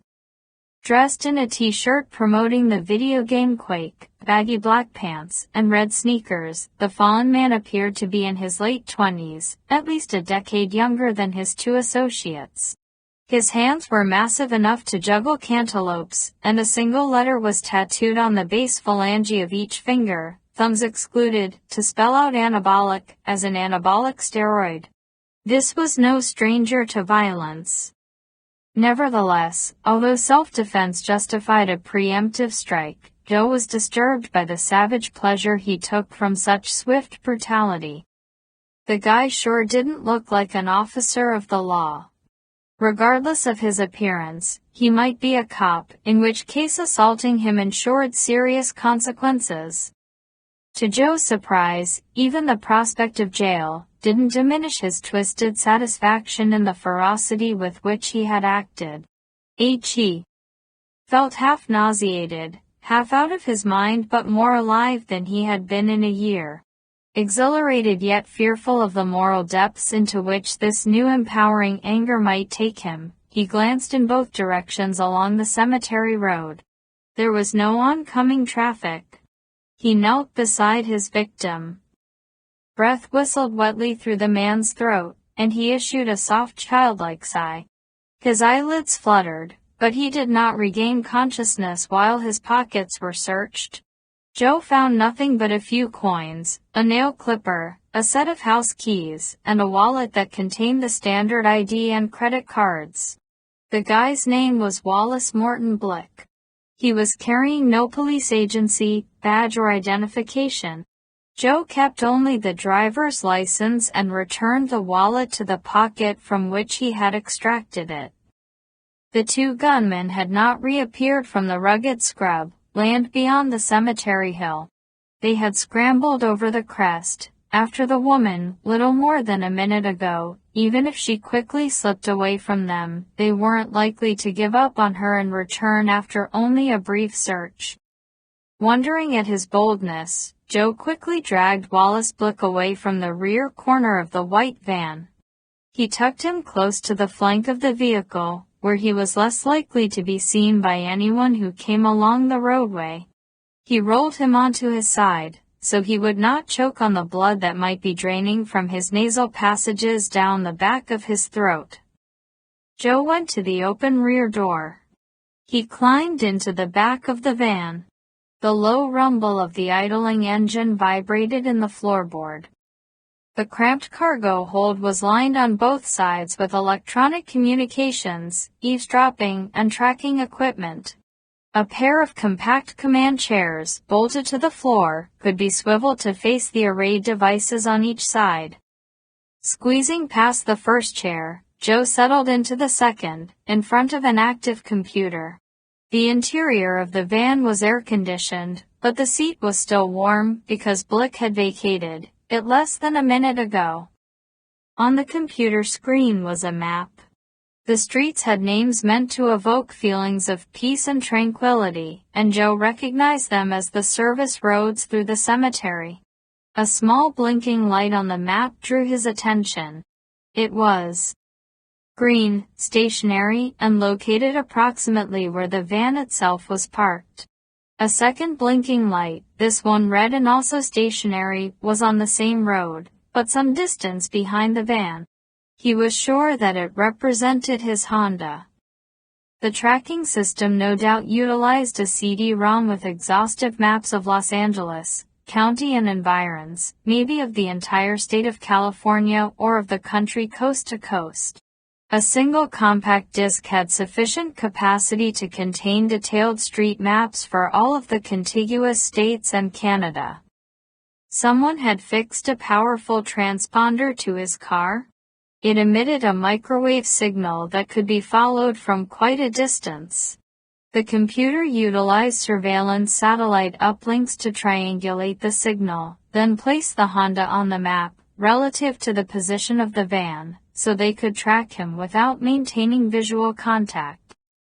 Leaving Santa Monica, all the way into the San Fernando Valley, Joe had seen no suspicious vehicle in his rear view mirror. This van had been able to stalk him while streets away or miles behind, out of sight. As a reporter, he had once gone on a mobile surveillance with federal agents, a group of high-spirited cowboys from the Bureau of Alcohol, Tobacco and Firearms, who had used a similar but less sophisticated system than this.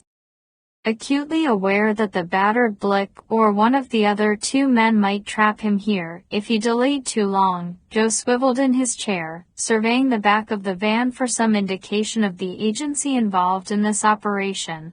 They were tidy. He couldn't spot a single clue. 2 publications lay beside the computer station at which Blick had been working, one issue each of Wired, featuring yet another major article about the visionary splendiferousness of Bill Gates, and a magazine aimed at former Special Forces officers who wished to make horizontal career moves from military service into jobs as paid mercenaries. The latter was folded open to an article about belt-buckle knives sharp enough to eviscerate an adversary or cut through bone. Evidently this was Blick's reading matter during lulls in the surveillance operation, as when he had been waiting for Joe to grow weary of contemplating the sea from Santa Monica Beach. Mr. Wallace Blick of the anabolic tattoo was a techno-geek with an edge. When Joe climbed out of the van, Slick was groaning but not yet conscious. His legs pumped, a flurry of kicks, as if he were a dog dreaming of chasing rabbits, and his cool red sneakers tore divots from the grass. Neither of the men in Hawaiian shirts had returned from the desert scrub beyond the hill. Joe hadn't heard any more gunshots, although the terrain might have muffled them.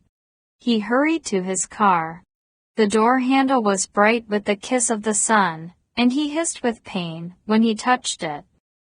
The interior of the car was so hot that it seemed on the verge of spontaneous combustion. He cranked down the window. As he started the Honda, he glanced at the rear view mirror and saw a flatbed truck with board sides approaching from farther east in the cemetery. It was probably a groundskeeper's vehicle, either coming to investigate the gunfire or engaged in routine maintenance. Joe could have followed the road to the west end of the Memorial Park and then looped all the way around to the entrance at the east perimeter, but he was in a hurry and wanted to go directly back the way he had come.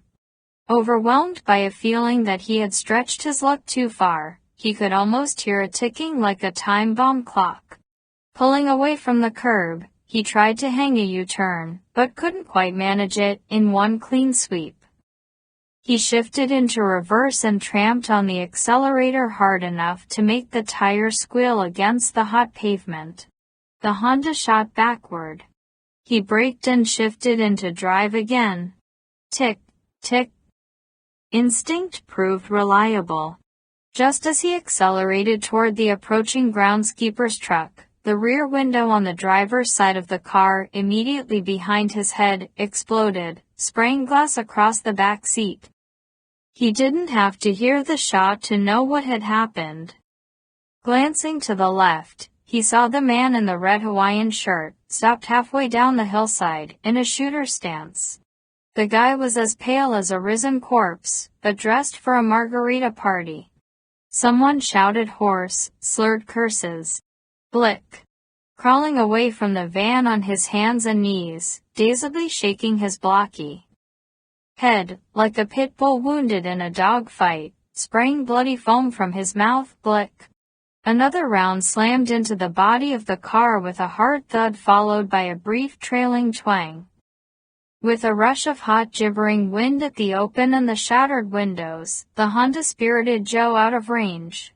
He rocketed past the groundskeeper's truck at such high speed that it swerved to avoid him, though he was not in the least danger of colliding with it. Past one burial service where black-garbed mourners drifted like forlorn spirits away from the open grave, past another burial service where the grieving huddled on chairs as if prepared to stay forever with whomever they had lost, past an Asian family putting a plate of fruit and cake on a fresh grave, Joe fled. He passed an unusual white church's steeple atop a Palladian arch cupola on columns atop a clock tower which cast a stunted shadow in the early afternoon sun. Past a white southern colonial mortuary that blazed like alabaster in the California aridity, but begged for bayous. He drove recklessly, with the expectation of relentless pursuit, which didn't occur. He was also certain that his way would be blocked by the sudden arrival of swarms of police cars, but they still were not in sight when he raced between the open gates and out of the Memorial Park. He drove under the Ventura Freeway, escaping into the suburban hive of San Fernando Valley. At a stoplight, quaking with tension, he watched a procession of a dozen street rods pass through the intersection, driven by the members of a car club on a Saturday outing, an era-perfect 41 Buick Roadmaster, a 47 Ford Sportsman Woody with honey maple paneling and black cherry maroon paint, a 32 Ford Roadster in Art Deco style with full road pants and chrome speedlines. Each of the 12 was a testament to the car as art. Chopped, channeled, sectioned, grafted, some on drop spindles, with custom grills, reinfigured hoods, Frenched headlights, raised and flared wheel wells, hand-formed fender skirts. Painted, pinstriped, polished passion rolling on rubber. Watching the street rods, he felt a curious sensation in his chest, a loosening, a stretching, both painful and exhilarating. A block later he passed a park where, in spite of the heat, a young family with 3 laughing children was playing frisbee with an exuberant golden retriever. Heart-pounding, Joe slowed the Honda. He almost pulled to the curb to watch. At a corner, 2 lovely blonde college girls, apparently twins, in white shorts and crisp white blouses, waited to cross the street, holding hands, as cool as spring water in the furnace heat. Mirage girls. Ethereal in the smog-stained concrete landscape. As clean and smooth and radiant as angels. Past the girls was a massive display of Zauskneria alongside a Spanish-style apartment building, laden with gorgeous clusters of tubular scarlet flowers. Michelle had loved Zauskneria. She had planted it in the backyard of their Studio City house. The day had changed. Indefinably but unquestionably changed. No, not the day, not the city. Joe himself had changed, was changing, felt change rolling through him as irresistible as an ocean tide. His grief was as great as it had been in the awful loneliness of the night, his despair as deep as he had ever known it, but though he had begun the day sunk in melancholy, yearning for death, he now wanted desperately to live. He needed to live. The engine that drove this change wasn't his close brush with death. Being shot at and nearly hit had not opened his eyes to the wonder and beauty of life. Nothing as simple as that. Anger was the engine of change for him. He was bitterly angry not so much for what he had lost, but angry for Michelle's sake, angry that Michelle had not been able to see the parade of street rods with him, or the masses of red flowers on the Zauskneria, or now, here, this colorful riot of purple and red bougainvillea cascading across the roof of a craftsman-style bungalow. He was furiously, wrenchingly angry that Chrissy and Nina would never play frisbee with a dog of their own, would never grow up to grace the world with their beauty, would never know the thrill of accomplishment in whatever careers they might have chosen or the joy of a good marriage or the love of their own children. Rage changed Joe, gnashed at him, bit deep enough to wake him from his long trance of self-pity and despair. "How are you coping?" asked the woman photographing the graves. "I'm not ready to talk to you yet," she said. "Soon. I'll be back soon.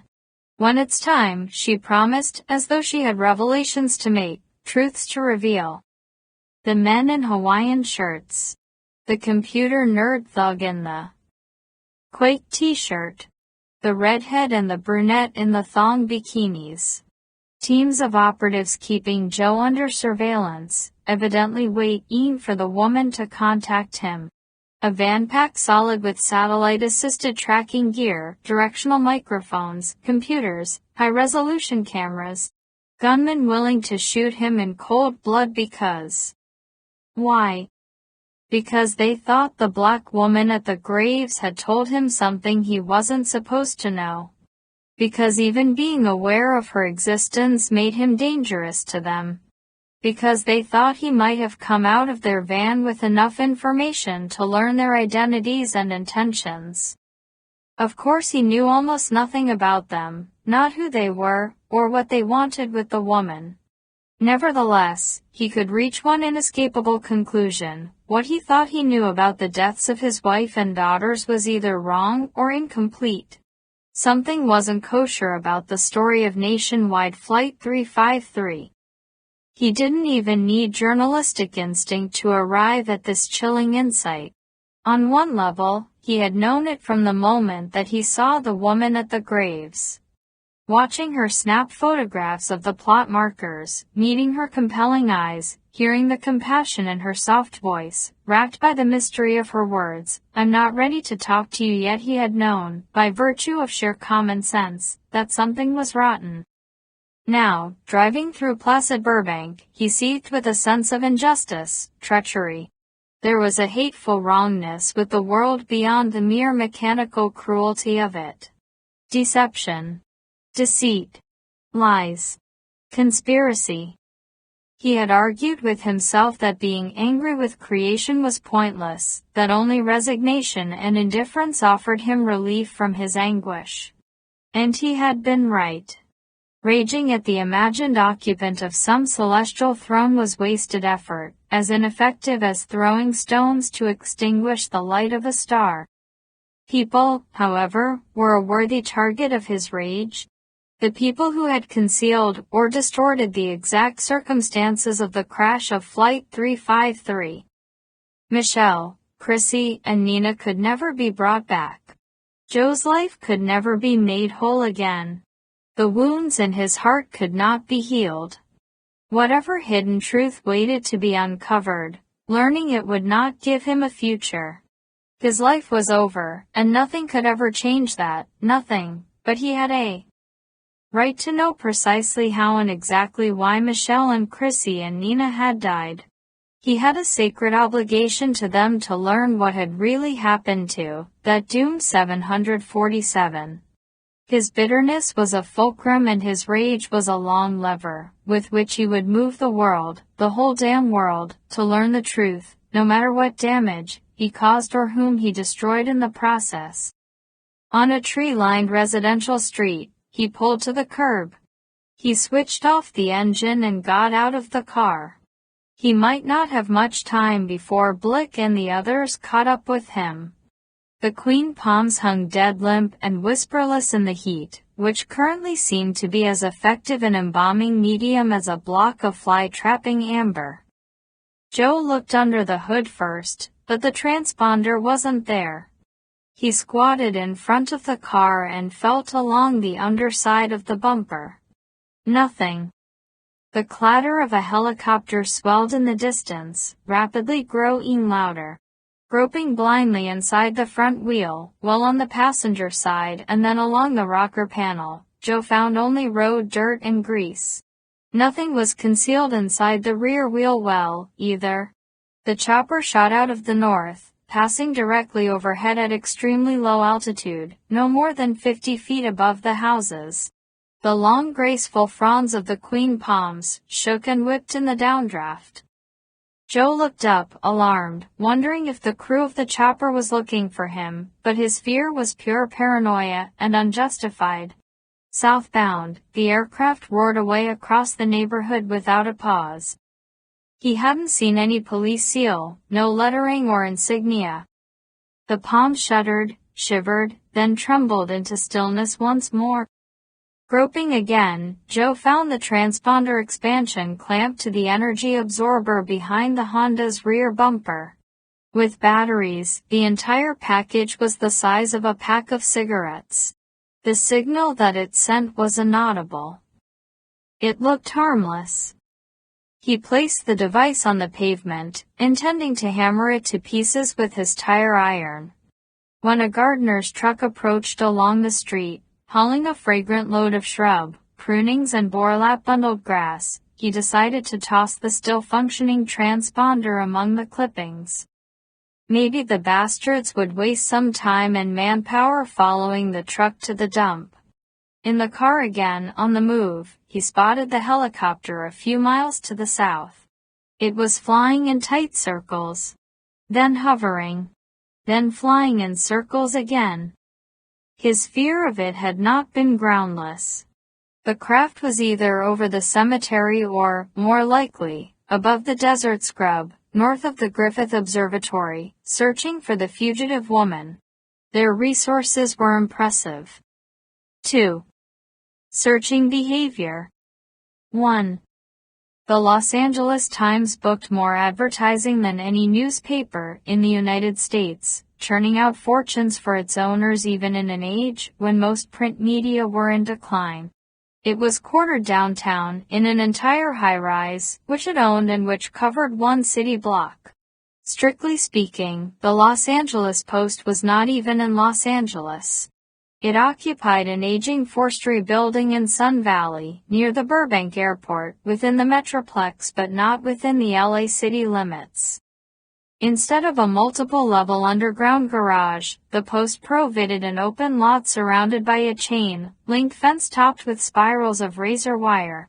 Rather than a uniformed attendant with a name tag and a welcoming smile, a sullen young man, about 19, watched over the ungated entrance from a folding chair under a dirty cafe umbrella, emblazoned with the Cinzano logo.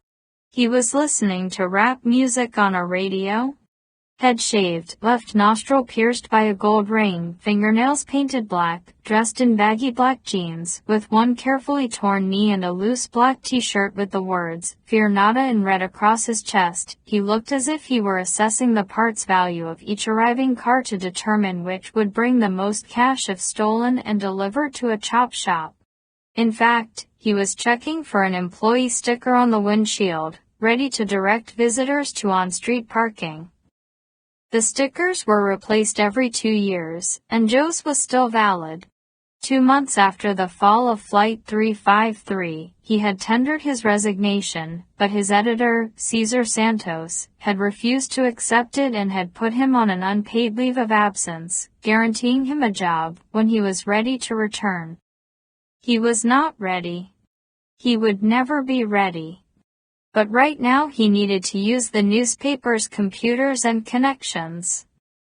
No money had been spent on the reception lounge, institutional beige paint, steel chairs with blue vinyl pads, a steel-legged coffee table with a faux granite formica top, and 2 copies of that day's edition of the Post. On the walls were simple framed black and white photographs by Bill Hannett, the paper's legendary prize-winning press photographer. Shots of riots, a city in flames, grinning looters running in the streets. Earthquake-cracked avenues, buildings and rubble. A young Hispanic woman jumping to her death from the 6th floor of a burning building. A brooding sky and a Pacific-facing mansion teetering on the edge of ruin on a rain-soaked, sliding hillside. In general, no journalistic enterprise, whether electronic or print, built its reputation or revenues on good news. Behind the reception counter was Dewey Bemis, the combination receptionist and security guard, who had worked at the Post for over 20 years, since an insanely egotistical billionaire had founded it with the naive and hopeless intention of toppling the politically connected Times from its perch of power and prestige. Originally the paper had been quartered in a new building in Century City, with its public spaces conceived and furnished by the Uber designer, Stephen Chase, at which time Dewey had been only one of several guards and not a receptionist. Even a megalomaniacal billionaire, determined to prevent the dehydration of his pride, grows weary of pouring away money with the tap open wide. Thus the grand offices were traded for more humble space in the valley. The staff had been pared down, and Dewey had hung on by virtue of being the only 6'4", bull-necked, plank-shouldered security guard who could type 80 words a minute and claim awesome computer skills.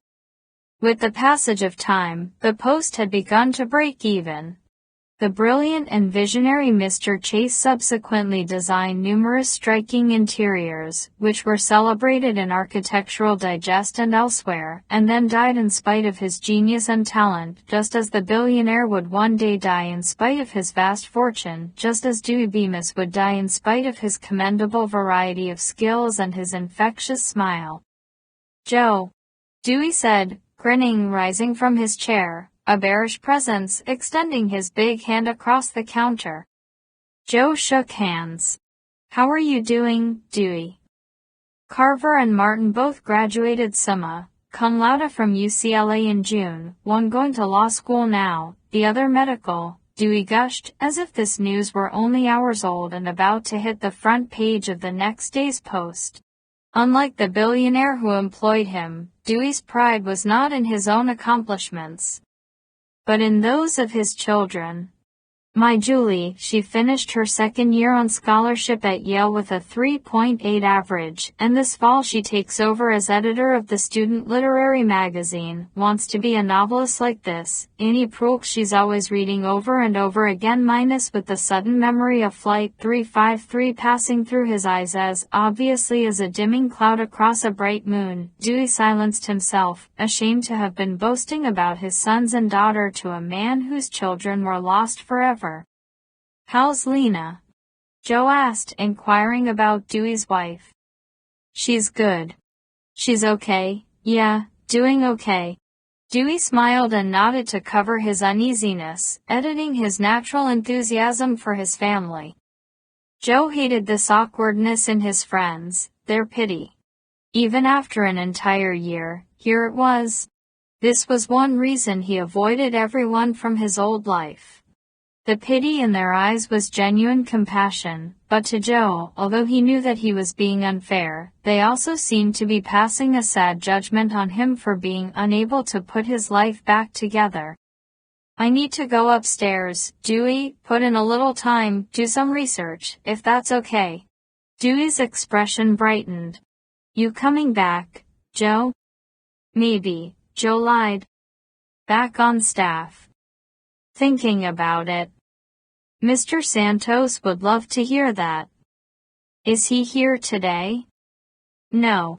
On vacation, actually, fishing up in Vancouver." Relieved that he wouldn't have to lie to Caesar about his true motives, Joe said, "There's just something I've gotten interested in, a quirky human interest story, not my usual thing. Thought I'd come do some background. Mr. Santos would want you to feel like you're home. You go on up." "Thanks, Dewey." Joe pushed through a swinging door into a long hallway with a worn and stained green carpet, age-metalled paint, and a discolored acoustic tile ceiling. Following the abandonment of the fat city trappings that had characterized the Post's years in Century City, the preferred image was guerrilla journalism, hardscrabble but righteous. To the left was an elevator alcove. The doors at both shafts were scraped and dented.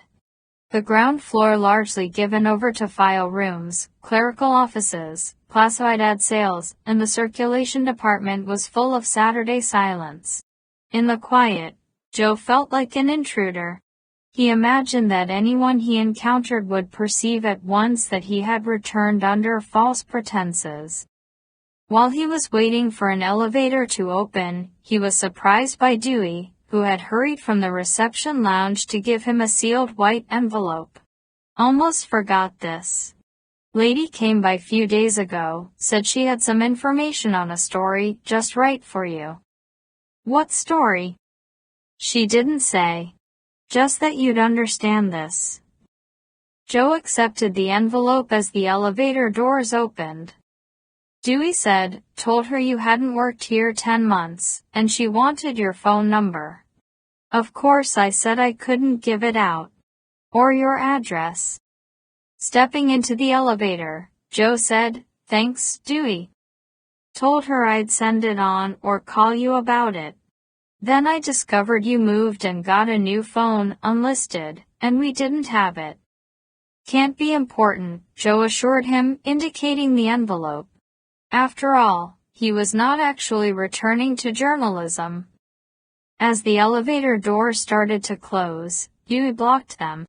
Frowning, he said, "Wasn't just personnel records not up to speed with you, Joe? Nobody here, none of your friends, knew how to reach you."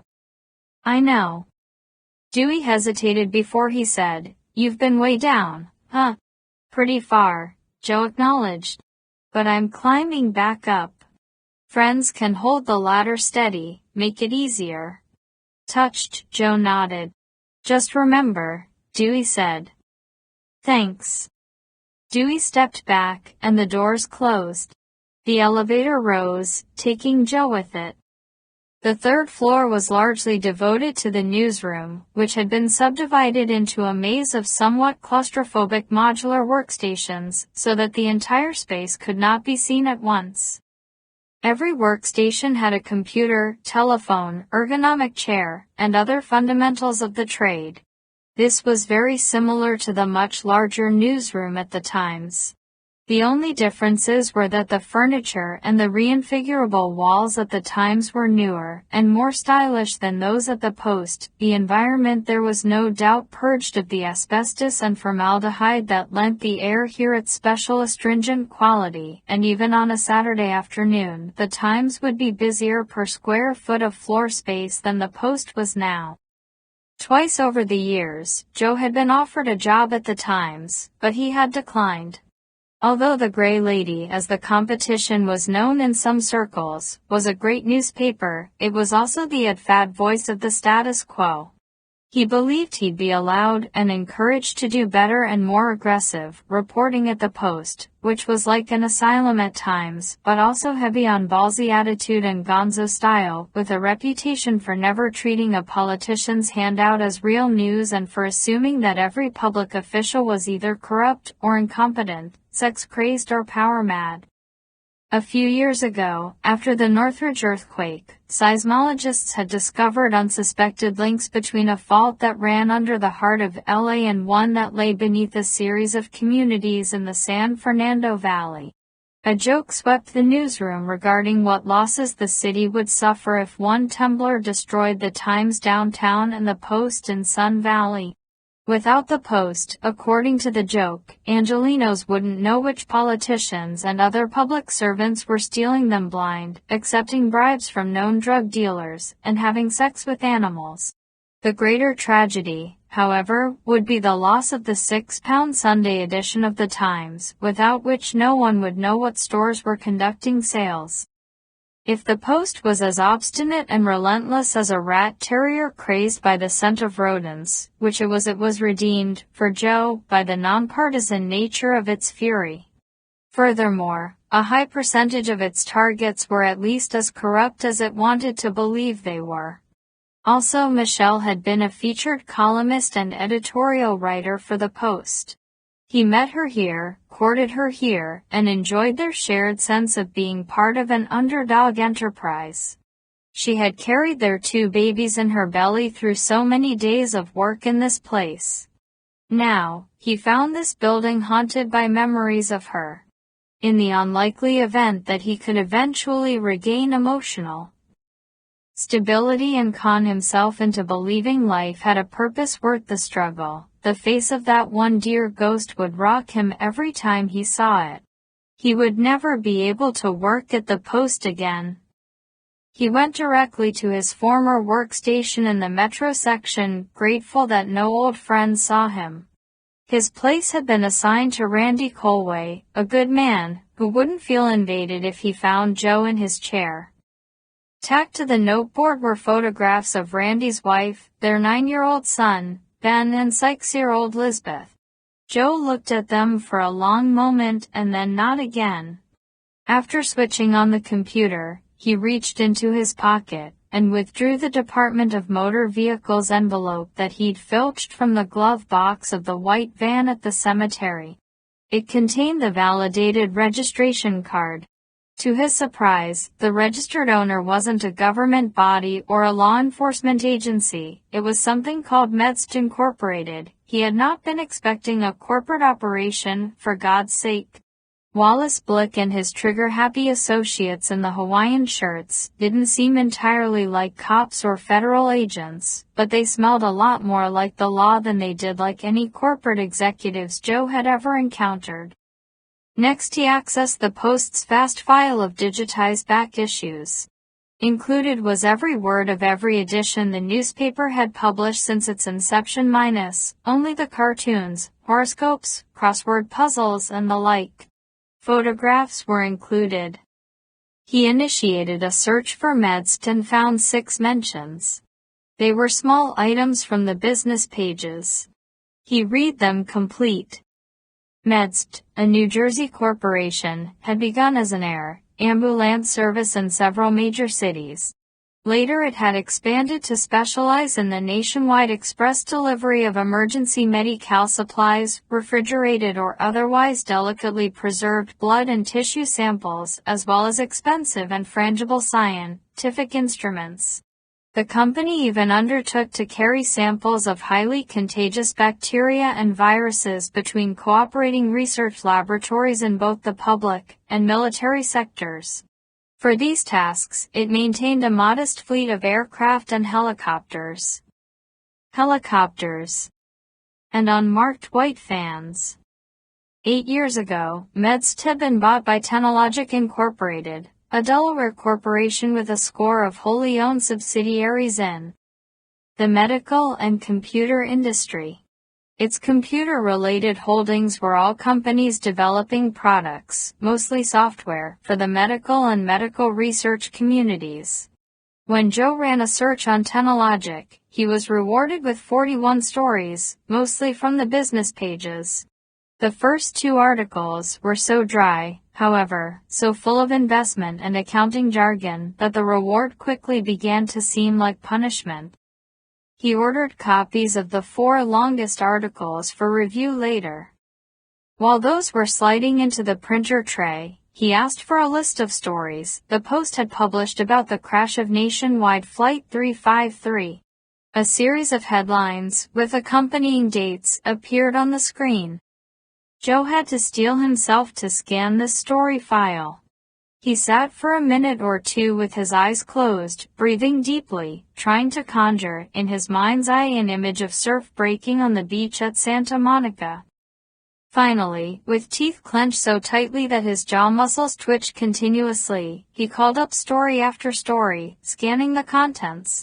He wanted the one that, as a sidebar, would provide him with a complete passenger manifest. He skipped quickly past photographs of the crash scene, which revealed debris chopped into such small chunks and tangled in such surreal shapes that the baffled eye could not begin to reconstruct the aircraft from its ruins. In the bleak dawn caught by these pictures, through the gray drizzle that had begun to fall about 2 hours after the disaster, National Transportation Safety Board investigators in biologically secure bodysuits with visored hoods prowled the blasted meadow.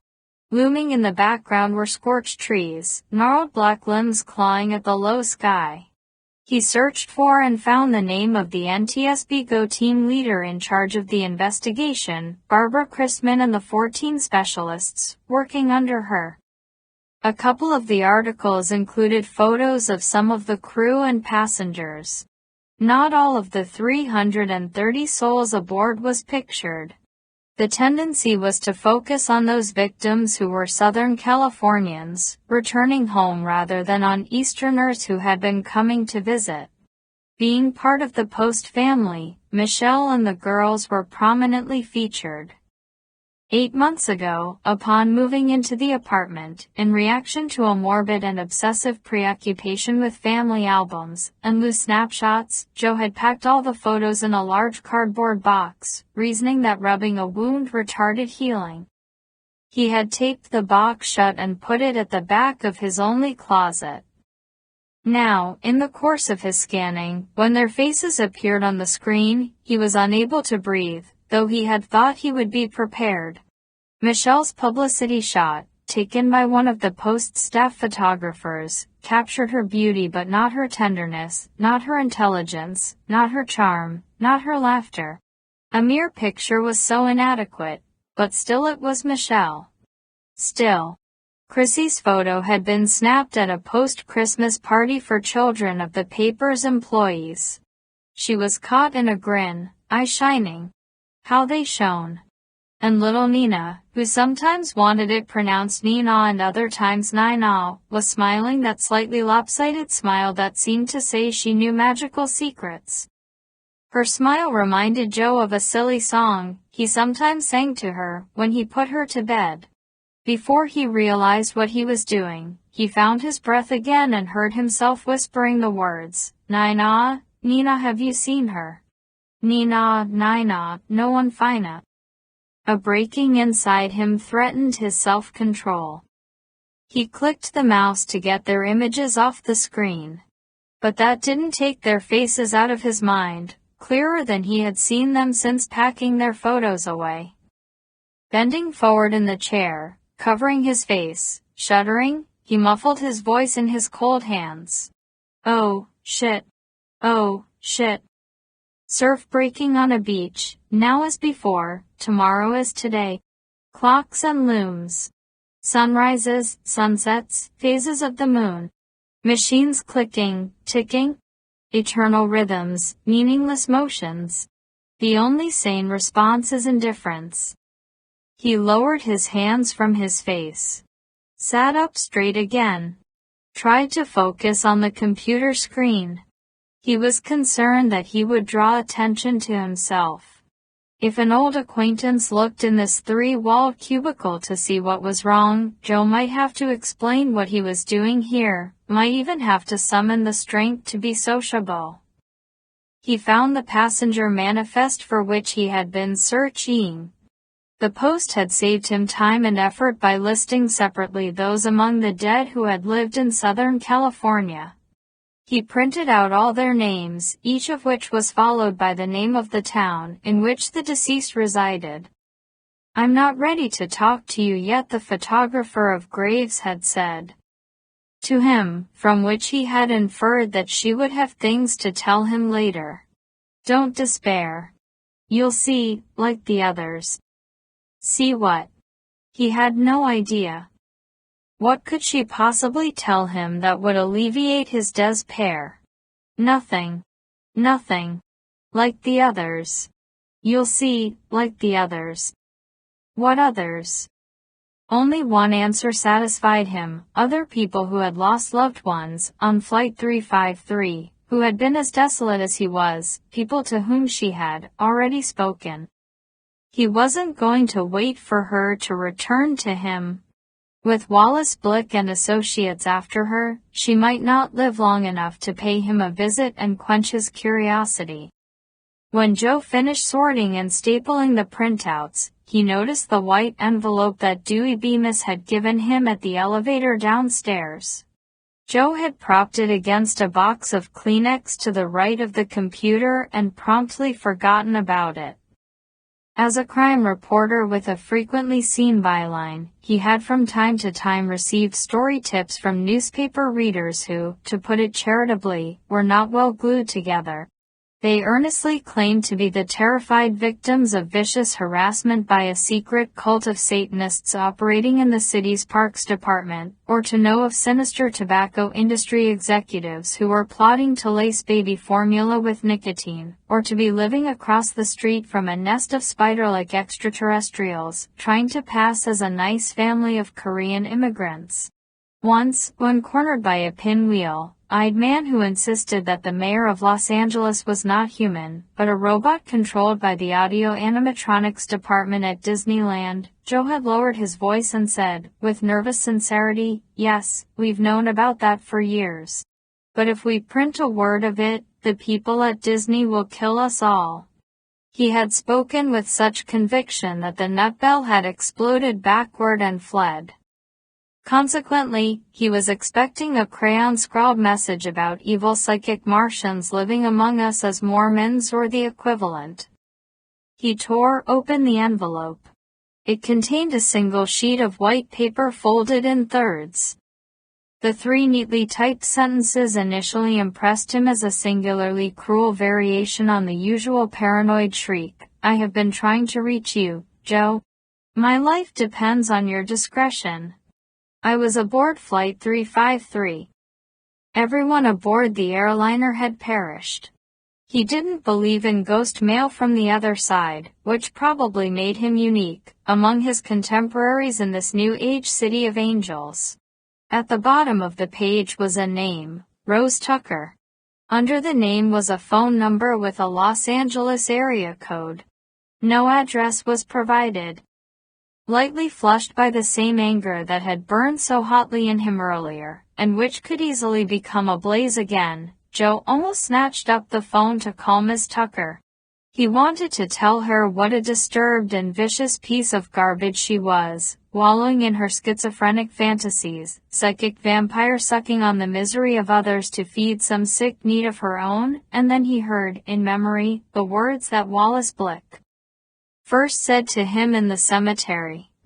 Unaware that anyone was in the white van, Joe had leaned through the open passenger door and popped the glove box in search of a cellular phone. Blick, briefly mistaking him for one of the men in the Hawaiian shirts, had said, "Did you get Rose?" Rose. Because Joe had been frightened by the gunman, afraid for the woman they were pursuing, and startled to discover someone in the van, the importance of what Blick said had failed to register with him. Everything happened so fast after that. He had forgotten Blick's words until now. Rose Tucker must have been the woman with the Polaroid camera, photographing the graves. If she was nothing more than a whacked-out loser living in some schizophrenic fantasy, Medster Technologic or whoever the hell they were wouldn't be throwing so much manpower and money into a search for her. He remembered the exceptional presence of the woman in the cemetery. Her directness. Her self-possession and preternatural calm. The power of her unwavering stare. She hadn't seemed like a flake. Quite the opposite. "I have been trying to reach you, Joe. My life depends on your discretion. I was aboard Flight 353. Without realizing that he had gotten off the chair, Joe was standing, heart-pounding, electrified. The sheet of paper rattled in his hands.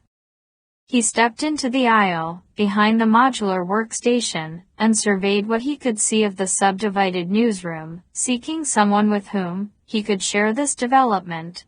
"Look here. Read this, read it. Something's terribly wrong, Jesus, all wrong, not what we were told. Somebody walked away from the crash, lived through it. We have to do something about this, find the truth. No survivors, they said, no survivors, catastrophic crash, total wipeout, catastrophic crash. What else have they told us that isn't true? How did the people on that plane really die? Why did they die? Why did they die?" Before anyone saw him, standing there in furious distress, before he went in search of a familiar face, Joe had second thoughts about sharing anything he had learned. Rose Tucker's note said that her life depended on his discretion. Besides, he had the crazy notion, somehow more powerfully convincing because of its irrationality, that if he shared the note with others, it would prove to be blank, that if he pressed Blick's driver's license into their hands, it would turn out to be his own license, that if he took someone with him to the cemetery, there would be no spent cartridges in the grass, and no skid marks from the tires of the white van, and no one there who had ever seen the vehicle or heard the gunshots. This was a mystery delivered to him, to no one else but him, and he suddenly perceived that pursuing answers was not merely his duty, but his sacred duty. In the resolution of this mystery was his mission, his purpose, and perhaps an unknowable redemption. He didn't even understand precisely what he meant by any of that. He simply felt the truth of it bone deep. Trembling, he returned to the chair. He wondered if he was entirely sane. 2. Joe called downstairs to the reception desk and asked Dewey Bemis about the woman who had left the envelope. "Little bit of a lady," said Dewey. He was a giant, however, and even a 6-foot tall Amazon might seem petite to him. "Would you say 5'6", shorter?" Joe asked. "Maybe 5'1", 5'2", but mighty. One of those ladies looks like a girl all her life but been a mountain mover since she graduated grade school." "Black woman?" Joe asked. "Yeah, she was a sister." "How old?" "Maybe early 40s. Pretty. Hair like raven wings." "You upset about something, Joe?" No, I'm okay." "You sound upset. This lady some kind of trouble?" "No, she's okay, she's legit." "Thanks, Dewey." Joe put down the phone. The nape of his neck was a crawl with goose flesh. He rubbed it with one hand. His palms were clammy. He blotted them on his jeans. Nervously, he picked up the printout of the passenger manifest from Flight 353. Using a ruler to keep his place, he went down the list of the deceased, line by line, until he came to Dr. Rosemary Tucker. Doctor. She might be a doctor of medicine or of literature, biologist or sociologist, musicologist or dentist, but in Joe's eyes her credibility was enhanced by the mere fact that she had earned the honorific. The troubled people who believed the mayor to be a robot were more likely to be patients than doctors of any kind. According to the manifest, Rose Tucker was 43 years old, and her home was in Manassas, Virginia. Joe had never been in Manassas, but he had driven past it a few times because it was an outer suburb of Washington near the town where Michelle's parents lived. Swiveling to the computer once more, he scrolled through the crash stories, seeking the 30 or more photographs of passengers, hoping hers would be among them. It was not. Judging by Dewey's description, the woman who had written this note and the woman in the cemetery, whom Blick had called Rose, were the same person. If this Rose was truly Dr. Rosemary Tucker of Manassas, Virginia, which couldn't be confirmed without a photo, then she had indeed been aboard Flight 353. And had survived? Reluctantly, Joe returned to the two largest accident scene photographs. The first was the eerie shot with the stormy sky, the scorched black trees, the debris pulverized and twisted into surreal sculpture, where the NTSB investigators, faceless in biohazard suits and hoods, seemed to drift like praying monks or like ominous spirits in a cold and flameless chamber in some forgotten level of hell. The second was an aerial shot revealing wreckage, so shattered and so widely strewn that the term catastrophic accident was a woefully inadequate description. No one could have survived this disaster. Yet Rose Tucker, if she was the same Rose Tucker who had boarded the plane that night, had evidently not only survived but had walked away under her own power. Without serious injury. She had not been scarred or crippled. Impossible. Dropping 4 miles in the clutch of planetary gravity, 4 long miles, accelerating unchecked into hard earth and rock, the 747 had not just smashed, but splattered like an egg, thrown at a brick wall, and then exploded, and then tumbled in seething furies of flame. To escape unmarked from the god-rattled ruins of Gomorrah, to step as unburnt as Shadrach from the fiery furnace of Nebuchadnezzar, to arise like Lazarus after 4 days in the grave would have been less miraculous than to walk away untouched from the fall of Flight 353. If he genuinely believed it was impossible, however, his mind would not have been roily with anger and anxiety, with a strange awe and with urgent curiosity. In him was a crazy yearning to embrace incredibilities, walk with wonder.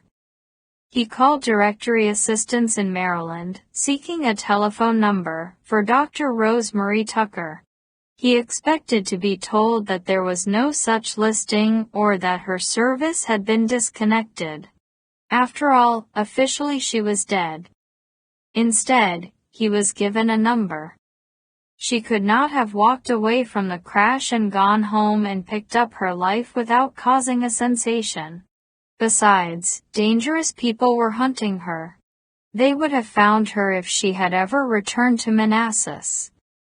Perhaps family still lived in the house. For whatever reasons, they might have kept the phone in her name. Joe punched in the number. The call was answered on the second ring. Yes. Is this the Tucker residence? Joe asked. The voice was that of a man, crisp and without a regional accent. Yes, it is. Could I speak to Dr. Tucker, please? Who's calling? Intuition advised Joe to guard his own name. Wally Blick. Excuse me. Who? Wallace Blick. The man at the other end of the line was silent. Then, what is this in regard to? His voice had barely changed, but a new alertness colored it, a shade of wariness. Sensing that he had been too clever for his own good, Joe put down the phone. He blotted his palms on his jeans again. A reporter, passing behind Joe, reviewing the scribblings on a notepad as he went, greeted him without looking up. Yo, Randy. Consulting the typewritten message from Rose, Joe called the Los Angeles number that she had provided. On the fifth ring, a woman answered. Hello. Could I speak to Rose Tucker, please? Nobody here by that name, she said in an accent out of the deep south. You got yourself a wrong number. In spite of what she'd said, she didn't hang up. She gave me this number herself, Joe persisted. Sugar, let me guess this was a lady you met at a party. She was just making nice to get you out of her hair. I don't think she'd do that. Oh, don't mean you're ugly, honey, she said in a voice that brought to mind magnolia blossoms and mint juleps and humid nights heavy with the scent of jasmine. Just means you weren't the lady's type. Happens to the best. My name's Joe Carpenter. Nice name. Good solid name. What's your name? Teasingly, she said, what kind of name do I sound like? Sound like?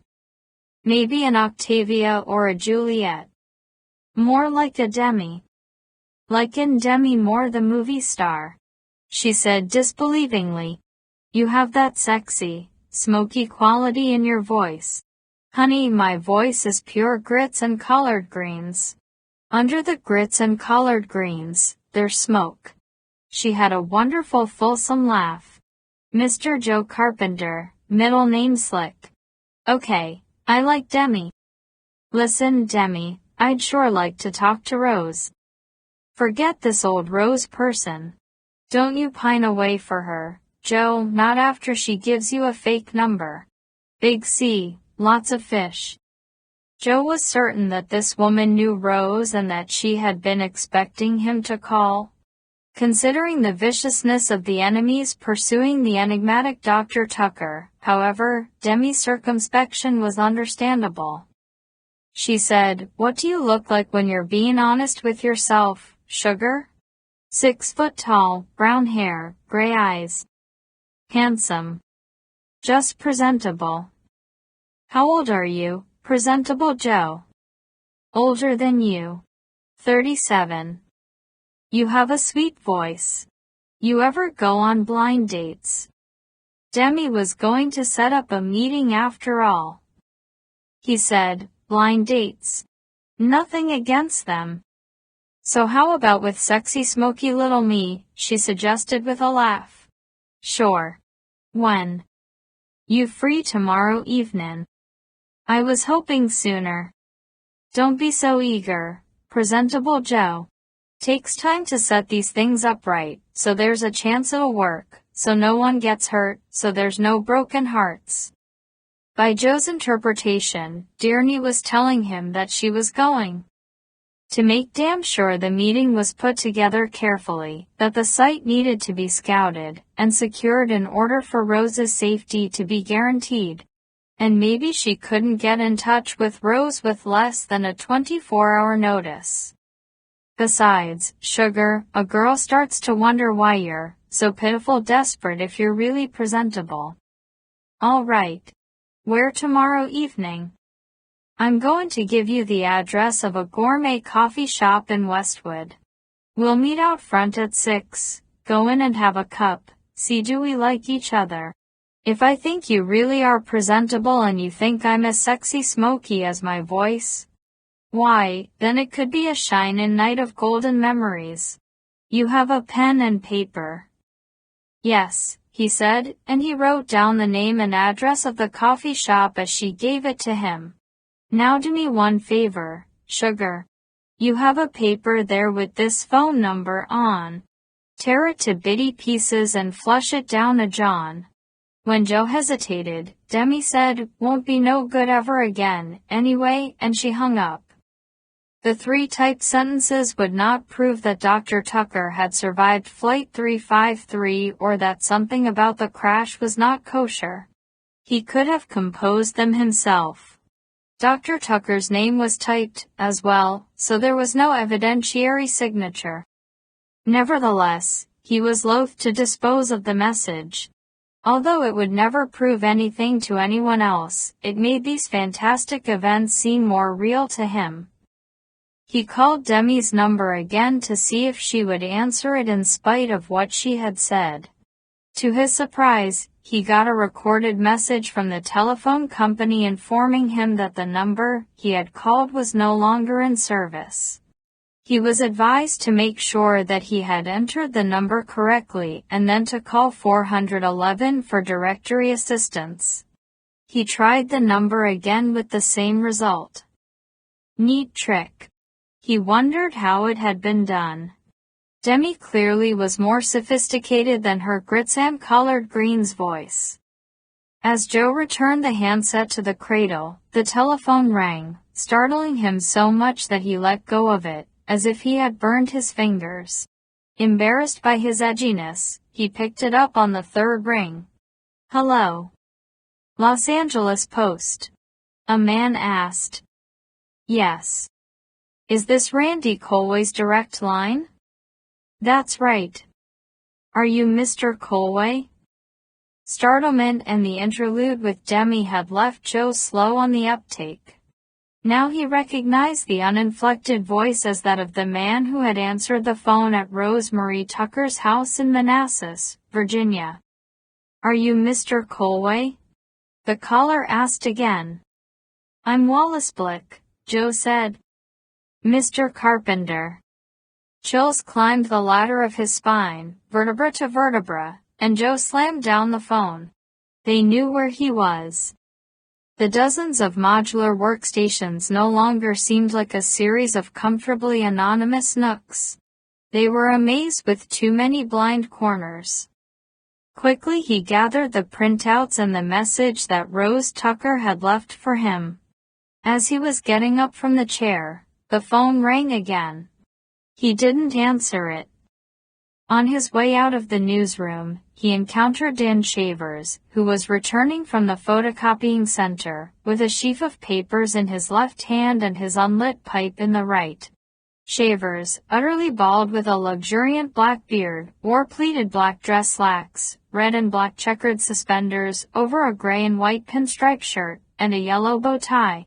His half-lens reading glasses dangled from his neck on a loop of black ribbon.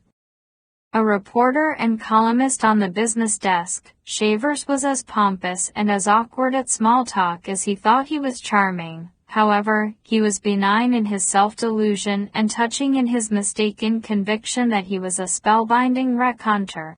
He said without preamble, Joseph, dear boy, opened a case of 74 Mondavi Cabernet last week, one of 20 I bought as an investment when it was first released, even though at the time I was in Napa not to scout the vintners but to shop for an antique clock, and let me tell you, this wine has matured so well that he broke off, realizing that Joe had not worked at the newspaper for the better part of a year.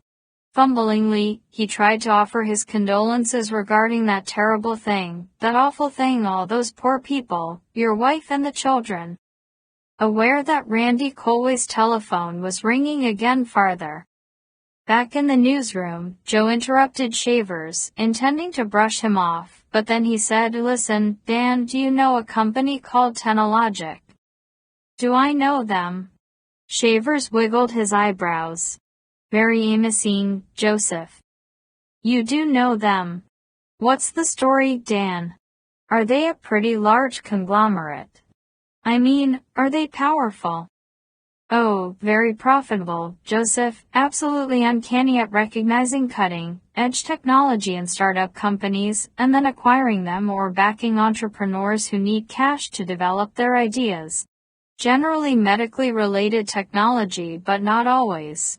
Their top executives are infamous self-aggrandizers, think of themselves as some kind of business royalty, but they are no better than us.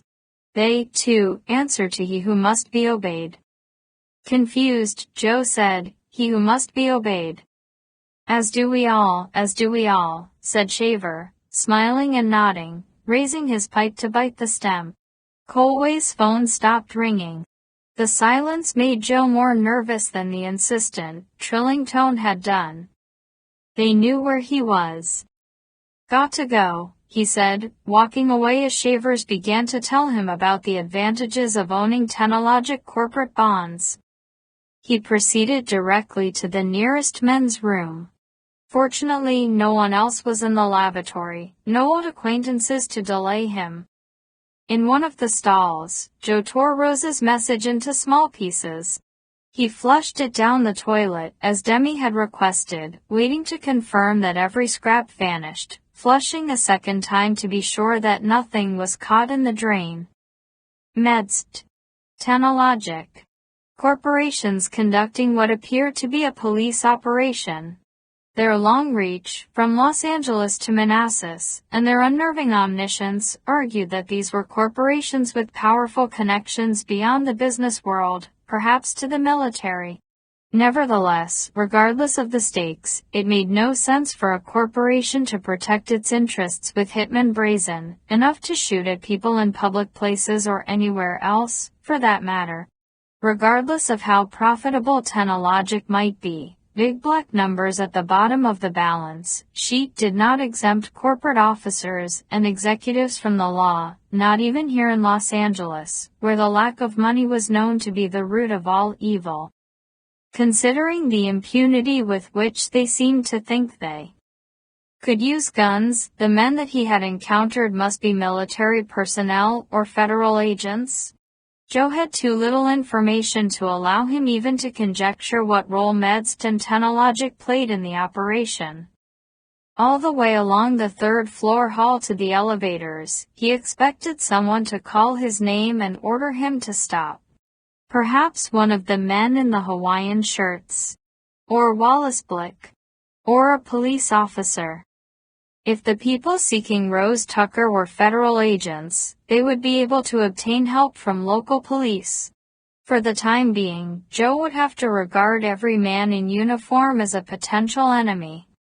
As the elevator doors opened, he tensed, half expecting to be apprehended here in the alcove. The cab was empty.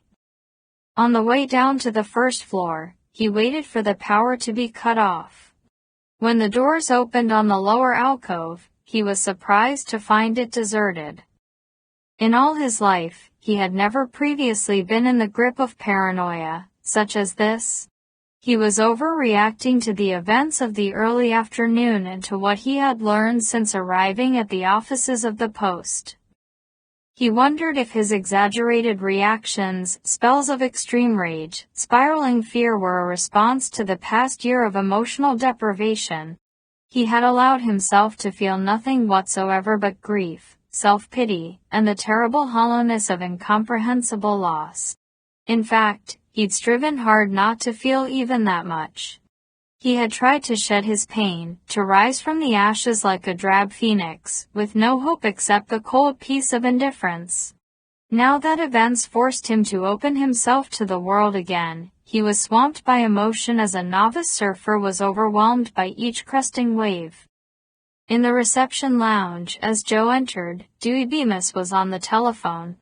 He was listening so intently that his usually smooth, dark face was furrowed. He murmured, "Yes, yes." Heading toward the outer door, Joe waved goodbye. Dewey said, "Joe, wait a second." Joe stopped and turned. Though Dewey was listening to the caller again, his eyes were on Joe. To indicate that he was in a hurry, Joe tapped one finger against his wristwatch. "Hold on," Dewey said into the phone, and then to Joe, he said, "A man here calling about you." Joe shook his head adamantly. "Wants to talk to you," Dewey said. Joe started toward the door again. "Wait, Joe, man says he's FBI." At the door, Joe hesitated and looked back at Dewey. The FBI couldn't be associated with the men in the Hawaiian shirts, not with men who shot at innocent people without bothering to ask questions, not with men like Wallace Blick. Could they? Wasn't he letting his fear run away with him again, succumbing to paranoia? He might get answers and protection from the FBI. Of course, the man on the phone could be lying. He might not be with the Bureau. Possibly he was hoping to delay Joe until Blick and his friends or others aligned with them could get here. With a shake of his head, Joe turned away from Dewey. He pushed through the door and into the August heat. Behind him, Dewey said, "Joe." Joe walked toward his car. He resisted the urge to break into a run. At the far end of the parking lot, by the open gate, the young attendant with the shaved head and the gold nose ring was watching.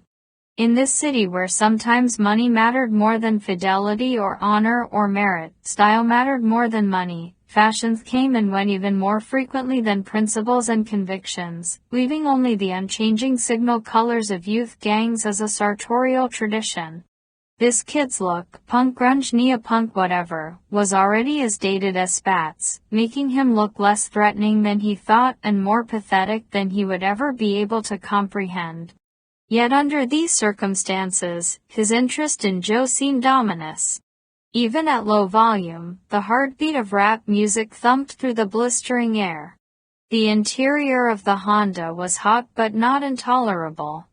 The side window, shattered by a bullet at the cemetery, provided just enough ventilation to prevent suffocation. The attendant had probably noticed the broken-out window when Joe had driven in. Maybe he'd been thinking about it. What does it matter if he has been thinking? It's only a broken window.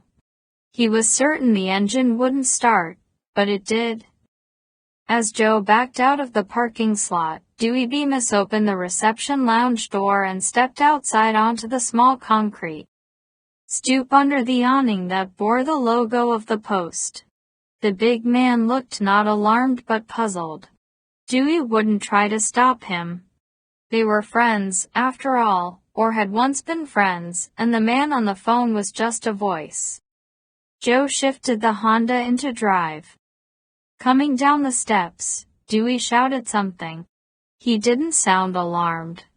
He sounded confused, concerned. Ignoring him nonetheless, Joe drove toward the exit. Under the dirty Cinzano umbrella, the attendant rose from the folding chair.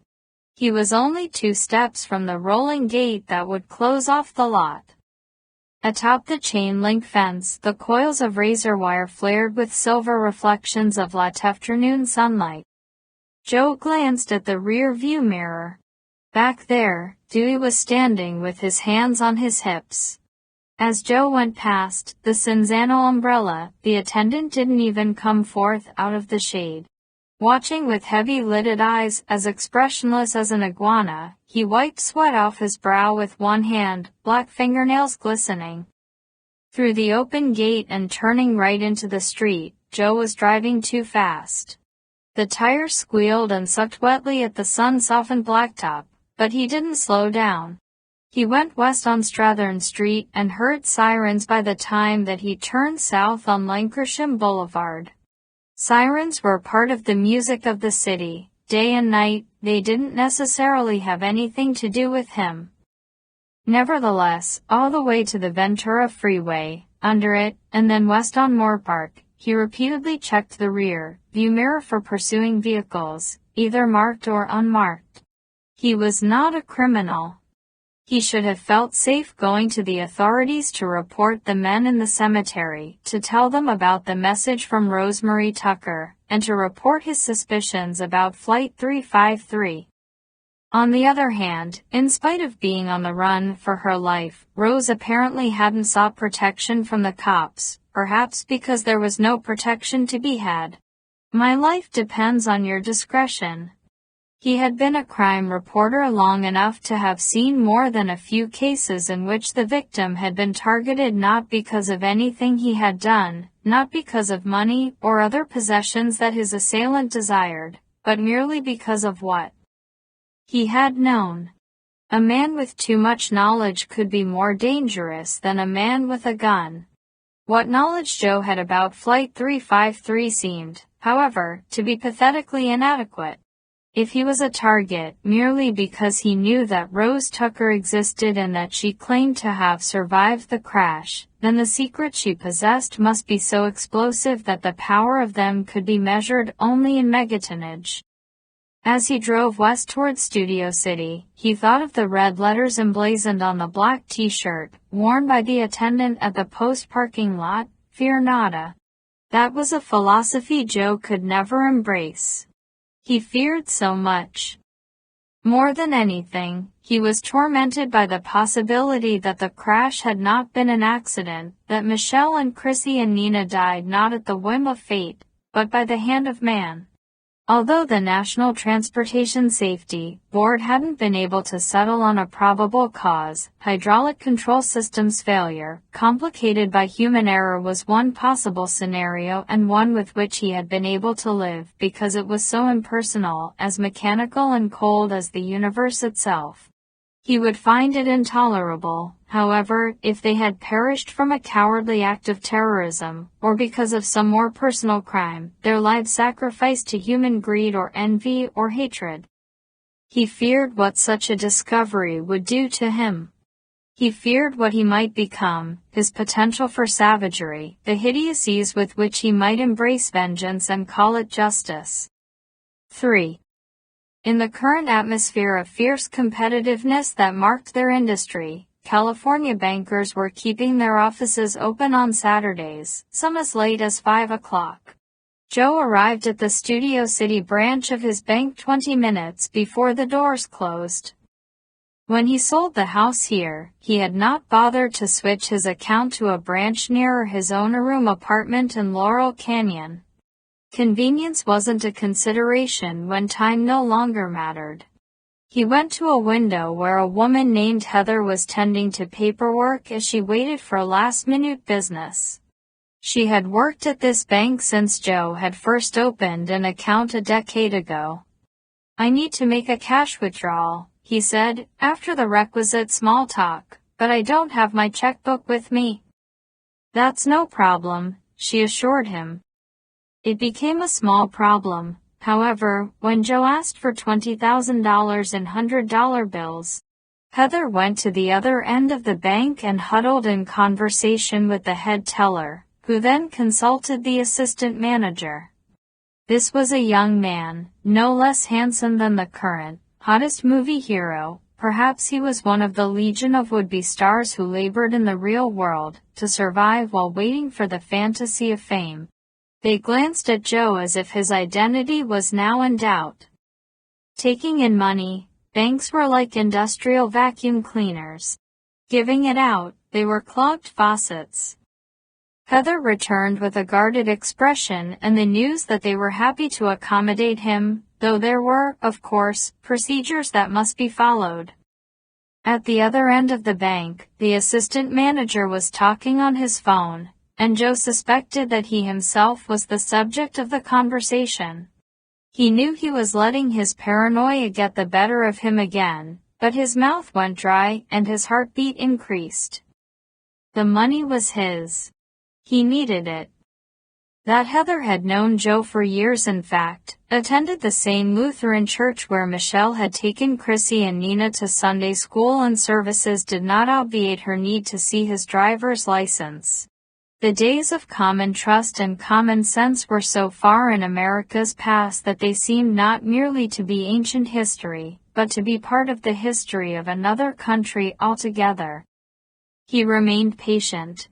Everything he owned was on deposit here, including nearly $60,000 in equity from the sale of the house, so he could not be denied the money, which he would need for living expenses. With the same people seeking him who were searching for Rose Tucker, he could not go back to the apartment and would have to live out of motels for the duration. The assistant manager had concluded his call. He was staring at a notepad on his desk, tapping it with a pencil. Joe had considered using his few credit cards to pay for things, supplemented by small sums, withdrawn as needed from automated teller machines. But authorities could track a suspect through credit card use and ATM activity and be ever on his heels. They could even have his plastic seized by any merchant at the point of purchase. A phone rang on the assistant manager's desk. He snatched it up, glanced at Joe, and turned away in his swivel chair as if he worried that his lips might be read.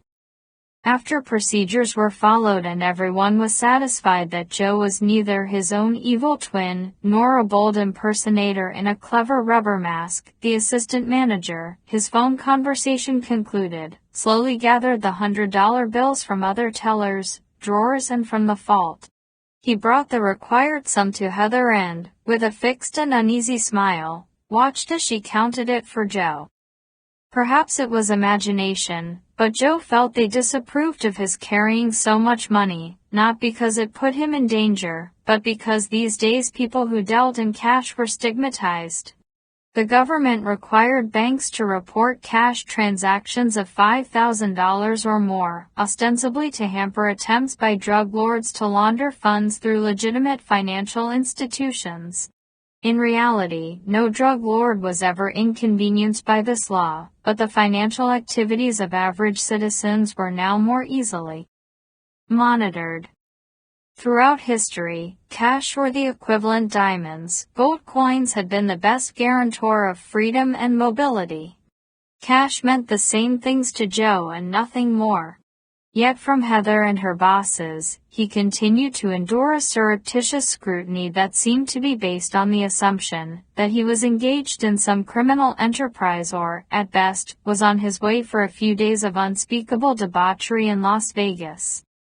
As Heather put the $20,000 in a manila envelope, the phone rang on the assistant manager's desk. Murmuring into the mouthpiece, he continued to find Joe of interest. By the time Joe left the bank, 5 minutes past closing time, the last customer to depart, he was weak-kneed with apprehension. The heat remained oppressive, and the 5 o'clock sky was still cloudless and blue, although not the profound blue that it had been earlier. Now it was curiously depthless, a flat blue that reminded him of something he had seen before. The reference remained elusive until he had gotten into the car and started the engine. And then he recalled the dead blue eyes of the last corpse that he had seen on a morgue gurney, the night he walked away from crime reporting forever. When he drove out of the bank lot, he saw that the assistant manager was standing beyond the glass doors, all but hidden by the reflected bronze glare of the westering sun. Maybe he was storing away a description of the Honda and memorizing the license plate number. Or maybe he was just locking the doors. The metropolis shimmered under the blind blue stare of the dead sky. Passing a small neighborhood shopping center, from across 3 lanes of traffic, Joe saw a woman with long auburn hair stepping out of a Ford Explorer. She was parked in front of a convenience store. From the passenger side jumped a little girl with a cap of tousled blonde hair. Their faces were hidden from him. Joe angled recklessly across traffic, nearly colliding with an elderly man in a gray Mercedes. At the intersection, as the light turned from yellow to red, he made an illegal U-turn. He already regretted what he was about to do. But he could no more stop himself than he could hasten the day's end by commanding the sun to set. He was in the grip of a bizarre compulsion. Shaken by his lack of self-control, he parked near the woman's Ford Explorer. He got out of the Honda. His legs were weak. He stood staring at the convenience store. The woman and the child were in there, but he couldn't see them for the posters and merchandise displays in the big windows. He turned away from the store and leaned against the Honda, trying to compose himself. After the crash in Colorado, Beth McKay had referred him to a group called the Compassionate Friends, a nationwide organization for people who had lost children. Beth was slowly finding her way to acceptance through Compassionate Friends in Virginia, so Joe went to a few meetings of a local chapter, but he soon stopped attending. In that regard, he was like most other men in his situation. Bereaved mothers went to the meetings faithfully and found comfort in talking with others whose children had been taken, but nearly all the fathers turned inward and held their pain close. Joe wanted to be one of the few who could find salvation by reaching out, but male biology or psychology or pure stubbornness or self-pity kept him aloof, alone. At least, from Compassionate Friends, he had discovered that this bizarre compulsion, by which he was now seized, was not unique to him. It was so common they had a name for it: searching behavior. Everybody who lost a loved one engaged in a degree of searching behavior, although it was more intense for those who lost children. Some grievers suffered it worse than others. Joe had it bad. Intellectually, he could accept that the dead were gone forever.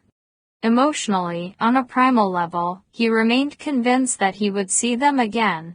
At times he expected his wife and daughters to walk through a door or to be on the phone when it rang.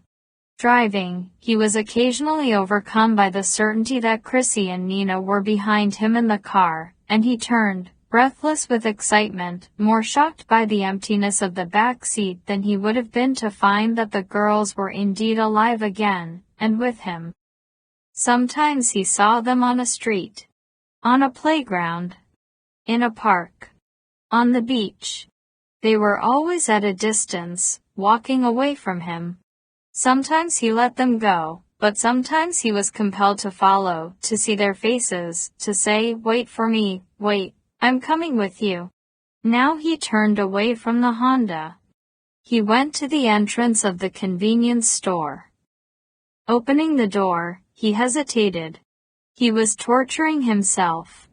The inevitable emotional implosion that would ensue when this woman and child proved not to be Michelle and Nina would be like taking a hammer to his own heart. The events of the day, the encounter with Rose Tucker at the cemetery, her words to him, the shocking message waiting for him at the post had been so extraordinary that he discovered a gut-deep faith in uncanny possibilities that surprised him. If Rose could fall more than 4 miles, smash unchecked into Colorado rock, and walk away, unreason overruled facts and logic. A brief, sweet madness stripped off the armor of indifference in which he'd clothed himself with so much struggle and determination, and into his heart surged something like hope. He went into the store. The cashier's counter was to his left. A pretty Korean woman in her 30s was clipping packages of Slim Jim sausages to a wire display rack. She smiled and nodded. A Korean man, perhaps her husband, was at the cash register. He greeted Joe with a comment about the heat. Ignoring them, Joe passed the first of 4 aisles, then the second. He saw the auburn-haired woman, and the child at the end of the 3rd aisle. They were standing at a cooler full of soft drinks, their backs to him.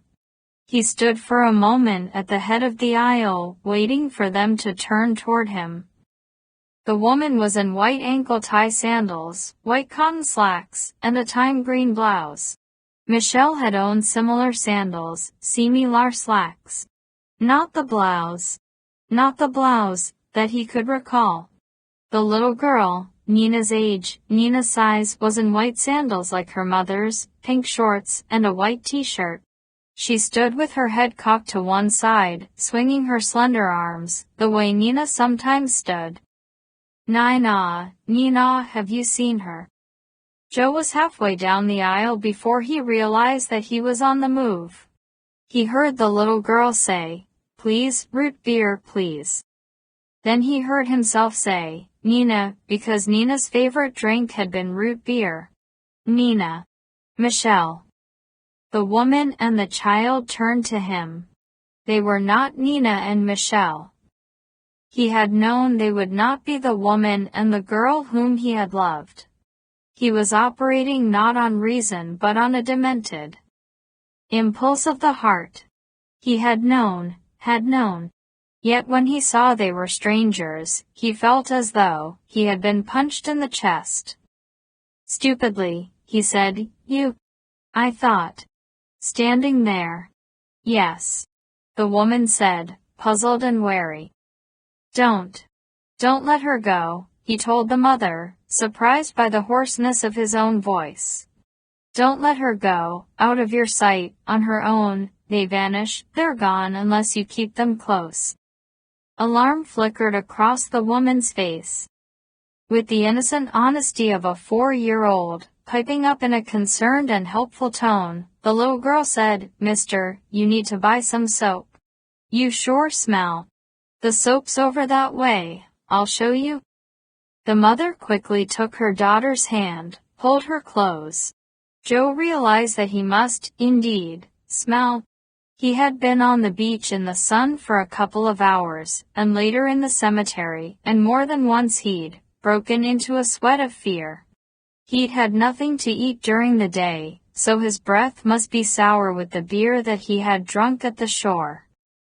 "Thank you, sweetheart," he said. "You're right. I smell. I better get some soap." Behind him, someone said, "Everything all right?" Joe turned and saw the Korean proprietor. The man's previously placid face was now carved by worry. "I thought they were people I knew," Joe explained. "People I knew. Once."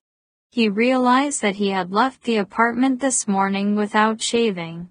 Stubbled, greasy with stale sweat, rumpled, breath sour and beery, eyes wild with blasted hope, he must be a daunting sight. Now he better understood the attitude of the people at the bank. "Everything all right?" the proprietor asked the woman. She was uncertain. "I guess so." "I'm going," Joe said. He felt as if his internal organs were slip-sliding into new positions, his stomach rising and his heart dropping down into the pit of him. "It's okay, just a mistake, I'm going." He stepped past the owner and went quickly to the front of the store. As he headed past the cashier's counter toward the door, the Korean woman worriedly said, "Everything all right?" Nothing, Joe said, and he hurried outside into the sedimentary heat of the settling day. When he got into the Honda, he saw the manila envelope on the passenger seat. He had left $20,000 unattended in an unlocked car. Although there had been no miracle in the convenience store, it was a miracle that the money was still here. Tortured by severe stomach cramps, with a tightness in his chest that restricted his breathing, Joe wasn't confident of his ability to drive with adequate attention to traffic. But he didn't want the woman to think that he was waiting for her, stalking her. He started the Honda and left the shopping center. Switching on the air conditioning, tilting the vents toward his face, he struggled for breath, as if his lungs had collapsed, and he was striving to reinflate them with sheer willpower. What air he was able to inhale was heavy inside him, like a scalding liquid. This was something else that he had learned from compassionate friends meetings. For most of those who lost children, not just for him, the pain was at times physical, stunning. Wounded, he drove half-hunched over the steering wheel, wheezing like an asthmatic. He thought of the angry vow that he had made to destroy those who might be to blame for the fate of Flight 353, and he laughed briefly, sourly at his foolishness, at the unlikely image of himself as an unstoppable engine of vengeance. He was walking wreckage. Dangerous to no one. If he learned what had really happened to that 747, if treachery was indeed involved, and if he discovered who was responsible, the perpetrators would kill him before he could lift a hand against them.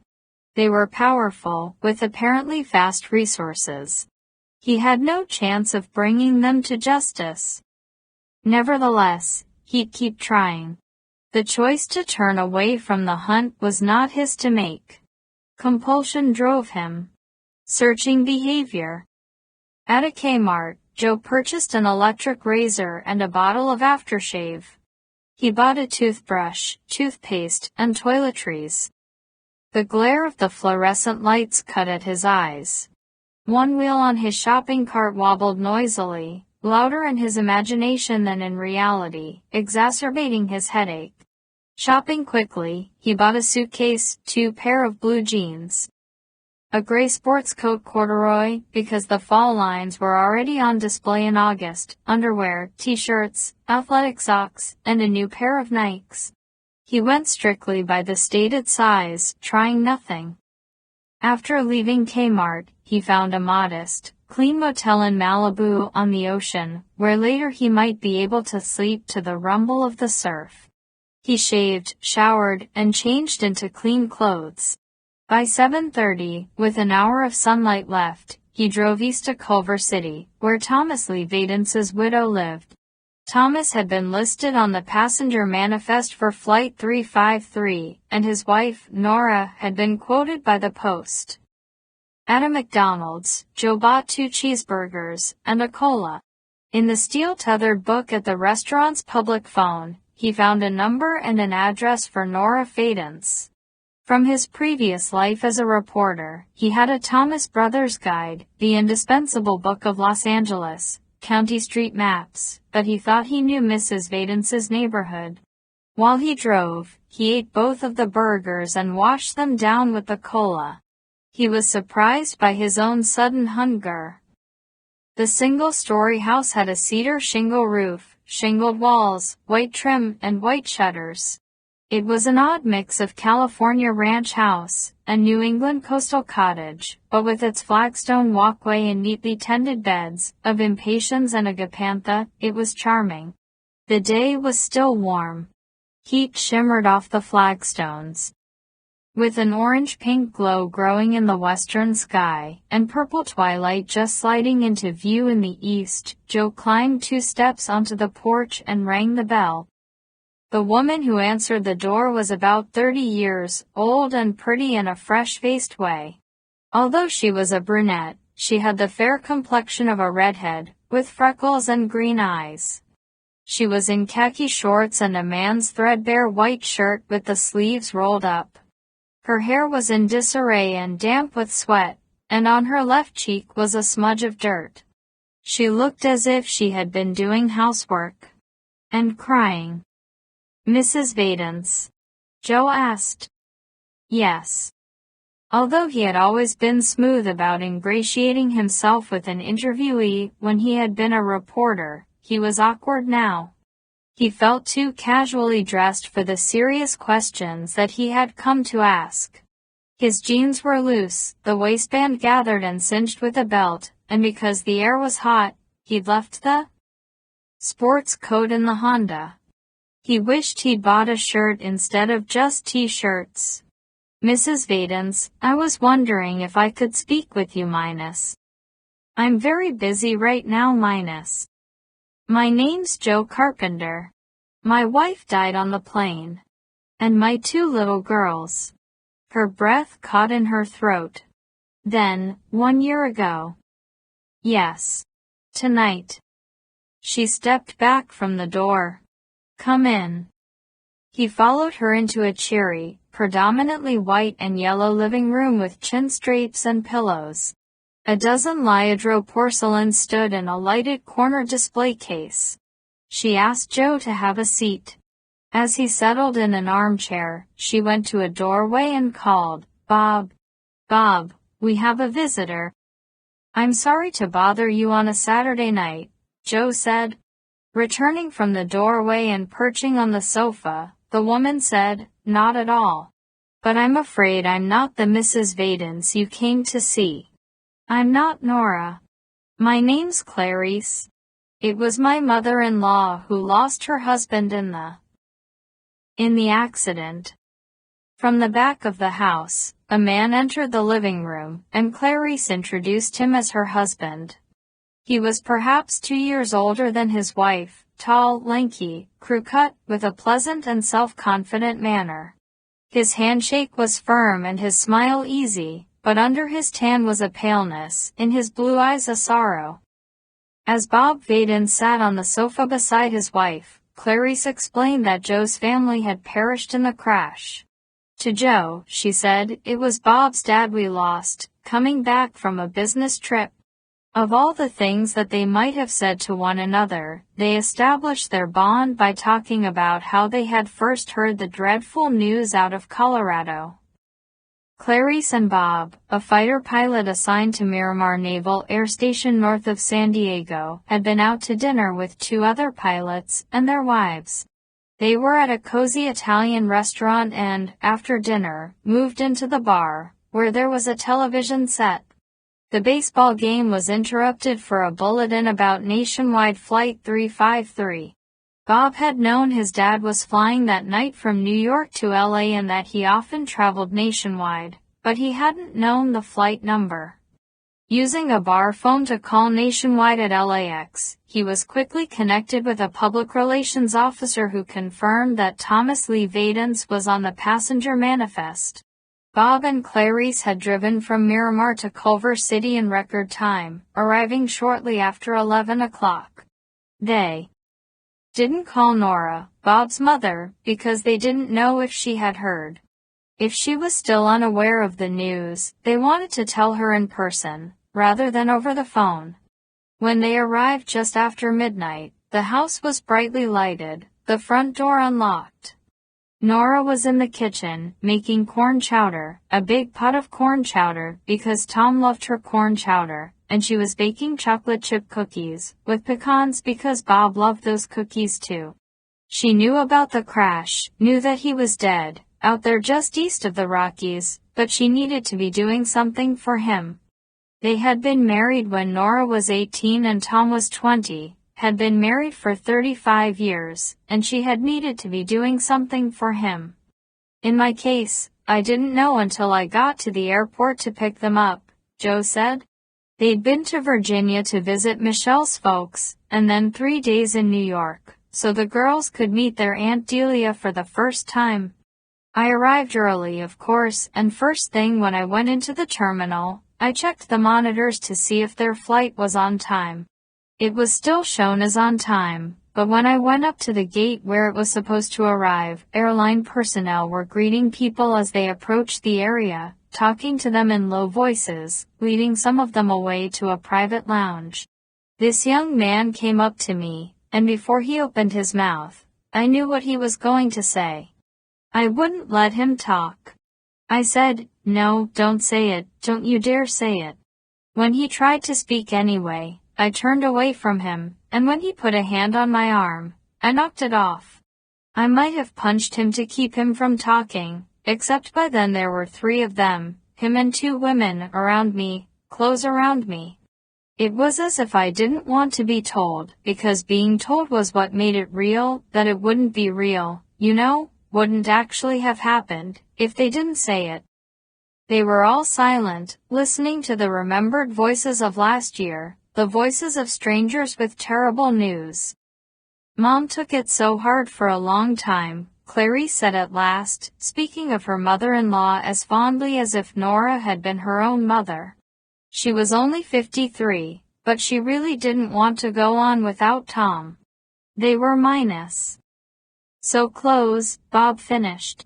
"But then last week, when we came to visit, she was way up, so much better.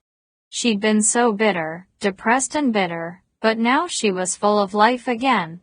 She'd always been cheerful before the crash, a real minus people person, so outgoing," Clarice continued for him, as if their thoughts ran always on precisely the same track.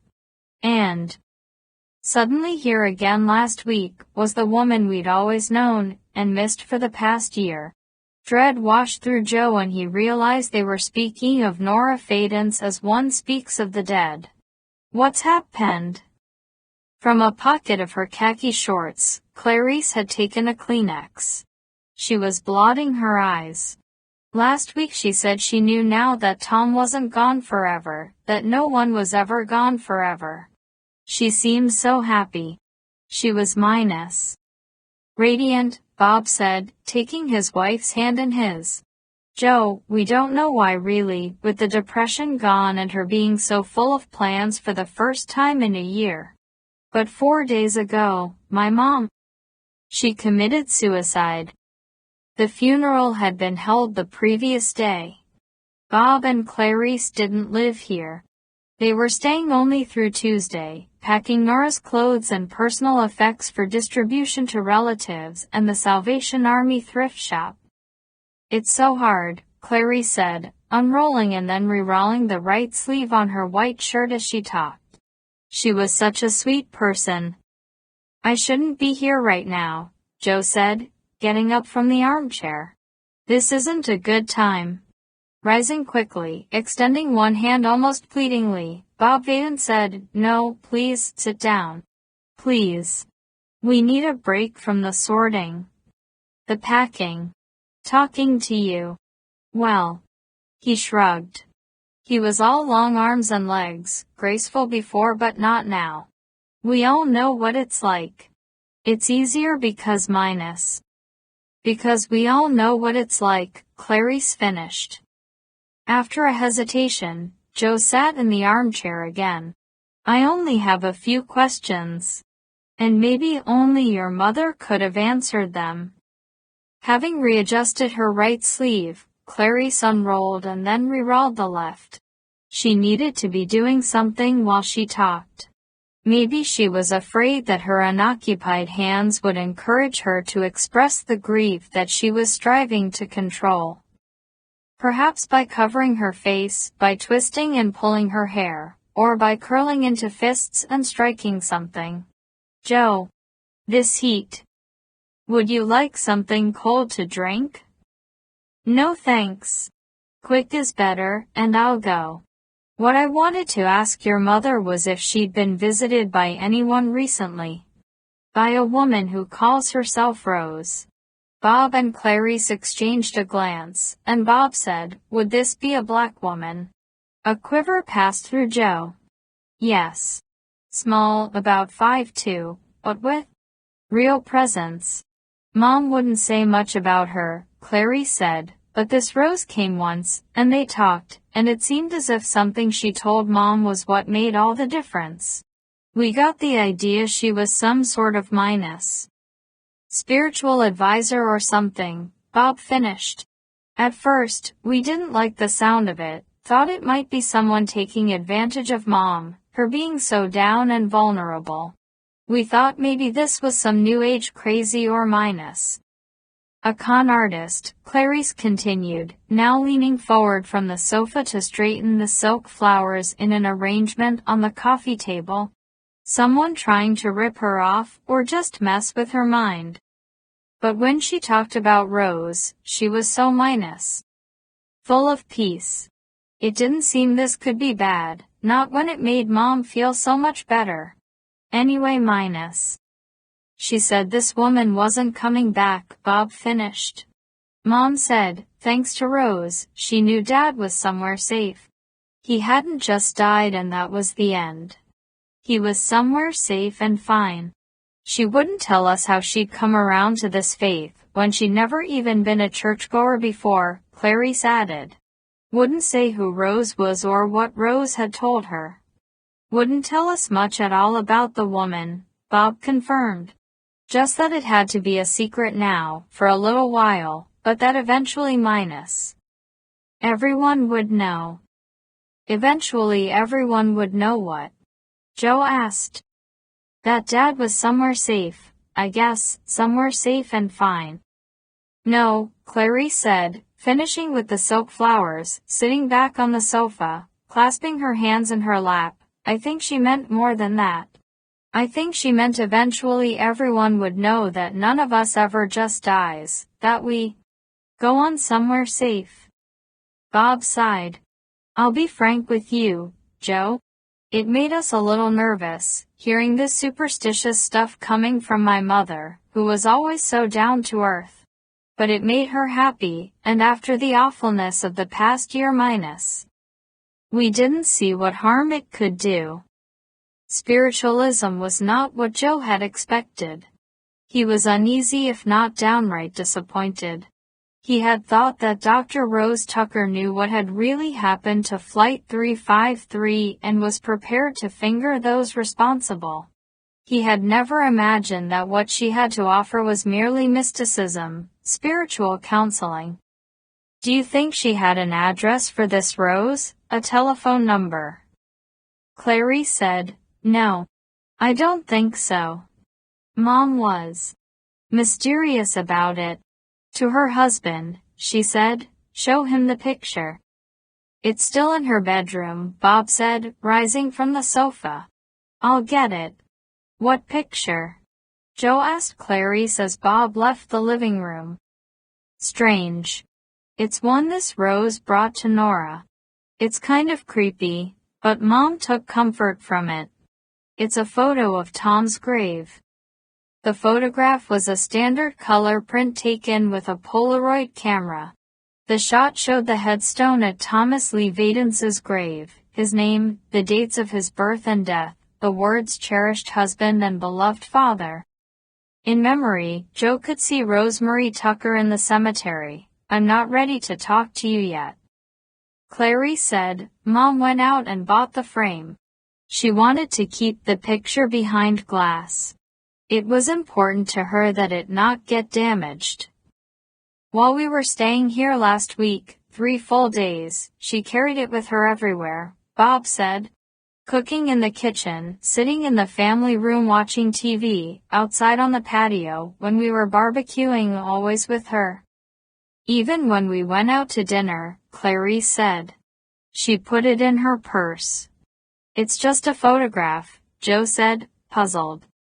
Just a photograph, Bob Fadens agreed. She could have taken it herself, but for some reason, it meant more to her because this Rose woman had taken it. Joe slid a finger down the smooth silver-plated frame, and across the glass, as if he were clairvoyant and able to read the meaning of the photograph by absorbing the lingering psychic energy from it. When she first showed it to us, said Clarice, she watched us with such expectation, as if she thought we would have a bigger reaction to it, Bob concluded. Putting the photograph on the coffee table, Joe frowned. Bigger reaction. Like how? We couldn't understand, Clarice said. She picked up the photo and began to polish the frame and glass on her shirt tail. When we didn't respond to it the way she hoped, then she asked us what we saw when we looked at it. A gravestone, Joe said. Dad's grave, Bob agreed. Clarice shook her head. Mom seemed to see more. More. Like what? She wouldn't say, but she told us the day would come when we would see it different, Bob finished. In memory, Rose in the graveyard, clutching the camera in 2 hands, looking up at Joe, you'll see, like the others. Do you know who this Rose is? Why did you ask us about her? Clarice wondered. Joe told them about meeting the woman at the cemetery, but he said nothing about the men in the white van. In his edited version, Rose had left in a car, and he had been unable to detain her. But from what she said to me, I thought she might have visited the families of some other crash victims. She told me not to despair, told me that I'd see, like the others had seen, but she wasn't ready to talk yet. The trouble is, I couldn't wait for her to be ready. If she's talked to others, I want to know what she told them, what she helped them to see. Whatever it was, Clarice said, it made Mom feel better. Or did it? Bob wondered. For a week, it did, Clarice said. For a week she was happy. But it led to this, Bob said. If Joe hadn't been a reporter with so many years of experience asking hard questions of victims and their families, he might have found it difficult to push Bob and Clarice to contemplate another grim possibility that would expose them to fresh anguish. But when the events of this extraordinary day were considered, the question had to be asked, are you absolutely sure that it was suicide? Bob started to speak, faltered, and turned his head away to blink back liars. Taking her husband's hand, Clarice said to Joe, there's no question.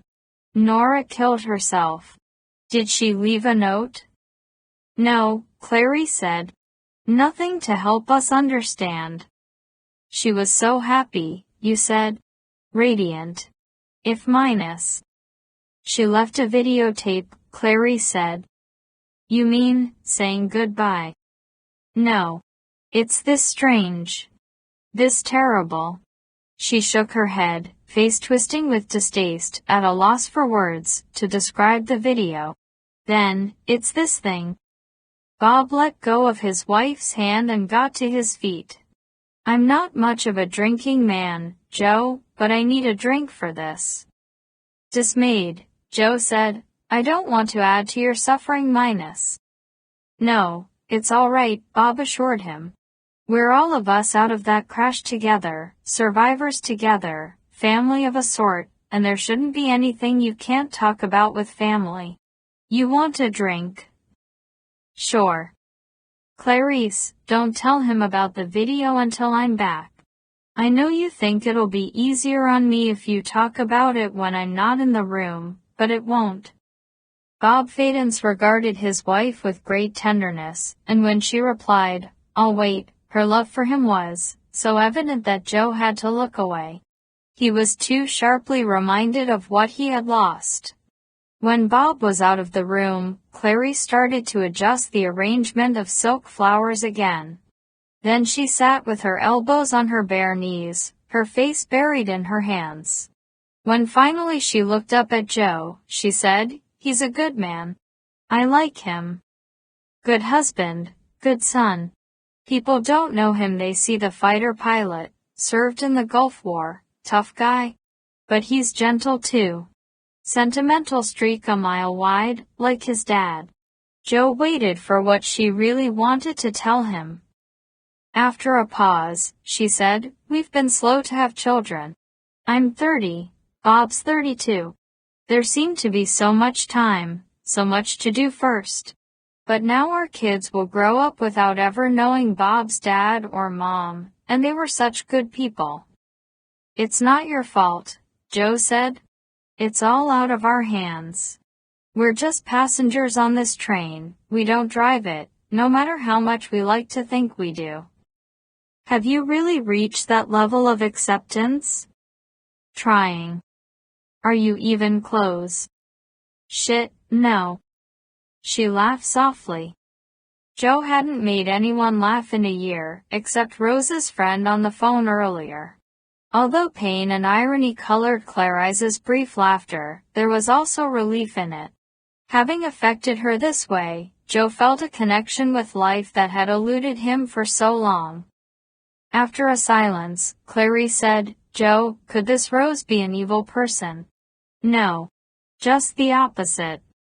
Her freckled face, so open and trusting by nature, now clouded with doubt. You sound so sure. You would be too, if you met her? Bob Fadens returned with 3 glasses, a bowl of cracked ice, a liter of 7-Up, and a bottle of Seagram 7 Crown. I'm afraid there's no real choice to offer, he apologized. Nobody in this family's much of a drinker, but when we do take a touch, we like it simple. This is fine, Joe said, and accepted his 7 and -7 when it was ready. They tasted their drinks. Bob had mixed them strong, and for a moment the only sound was the clinking of ice. Clarice said, We know it was suicide, because she taped it. Certain that he had misunderstood, Joe said, Who taped it? Nora, Bob's mother, Clarice said.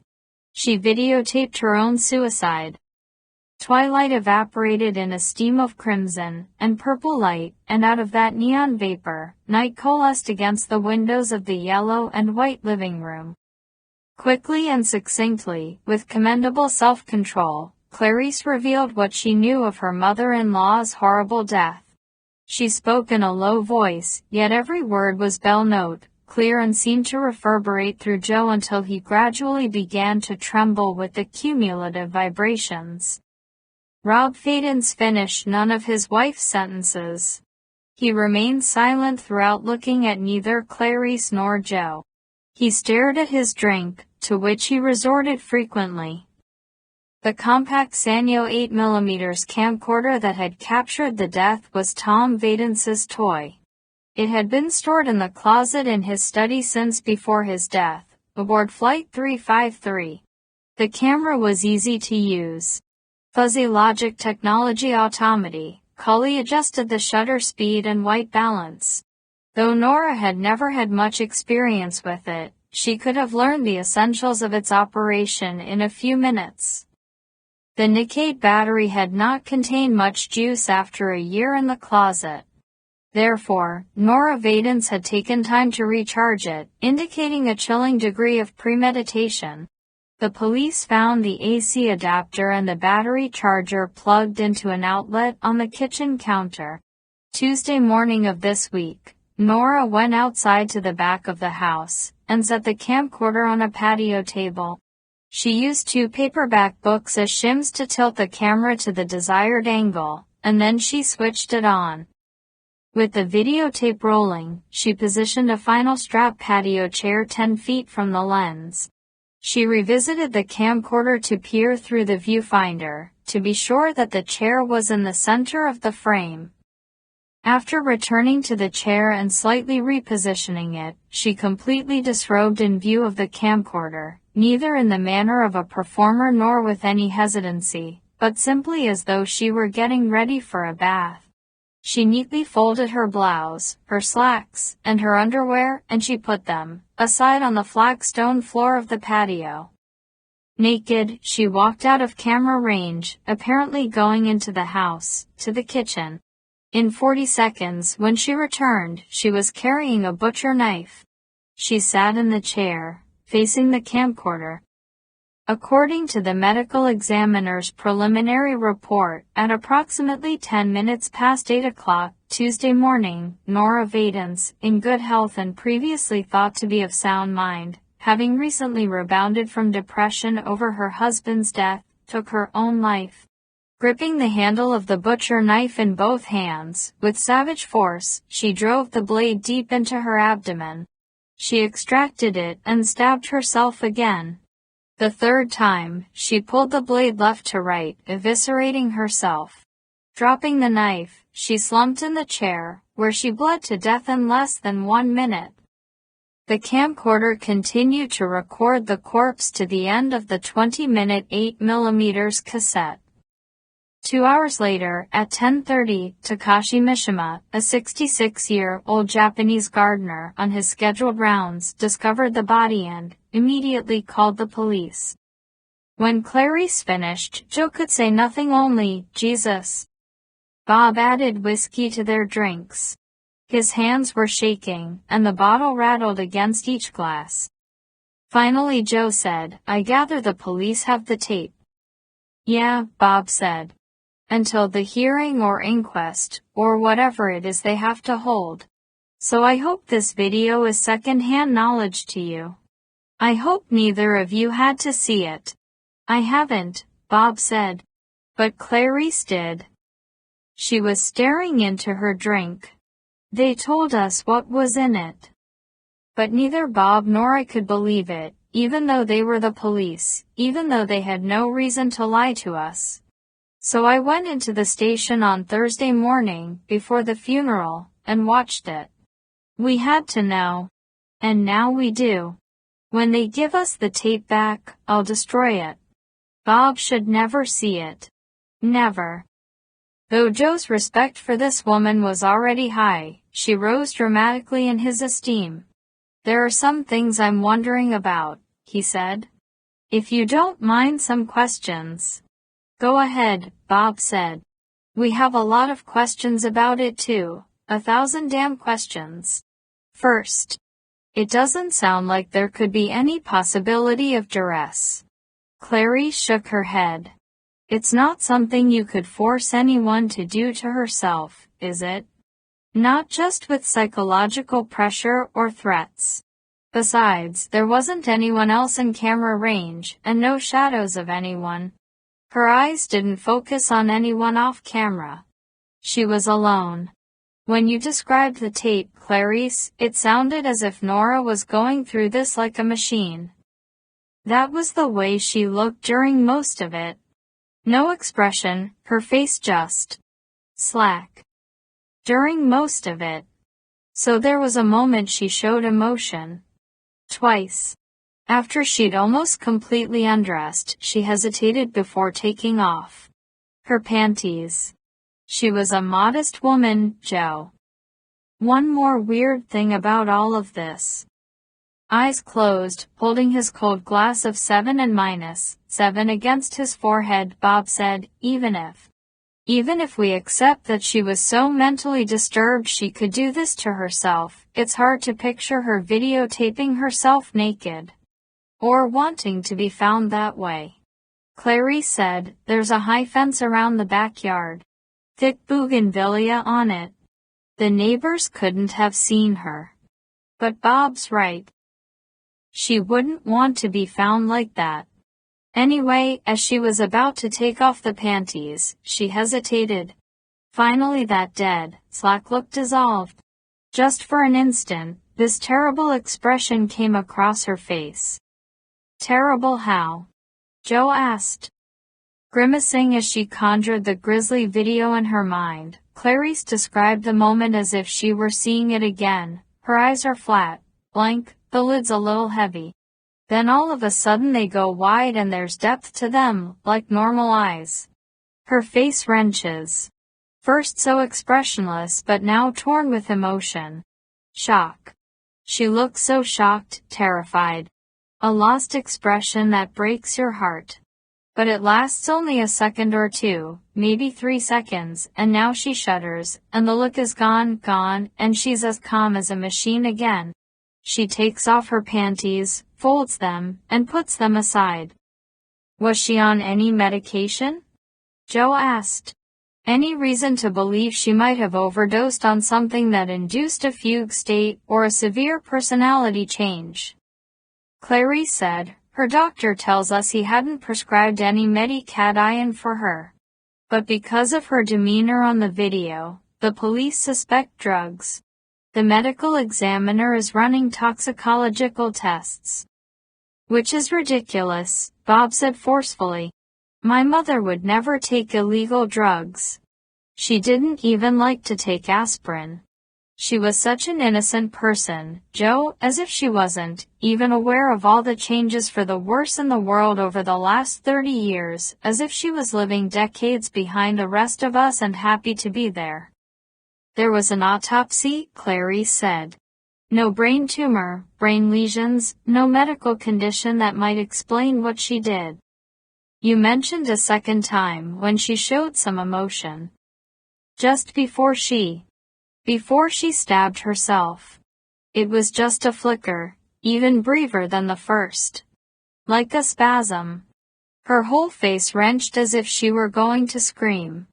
Then it was gone, and she remained expressionless to the end. Jolted by a realization he had failed to reach when Clarice had first described the video, Joe said, You mean she never screamed, cried out? No. Never. But that's impossible. Right at the end, when she drops the knife, there's a soft sound that may be from her, hardly more than a sigh. The pain. Joe couldn't bring himself to say that Nora Vadence's pain must have been excruciating. But she never screamed, Clarice insisted. Even involuntary response would have silent. She was silent.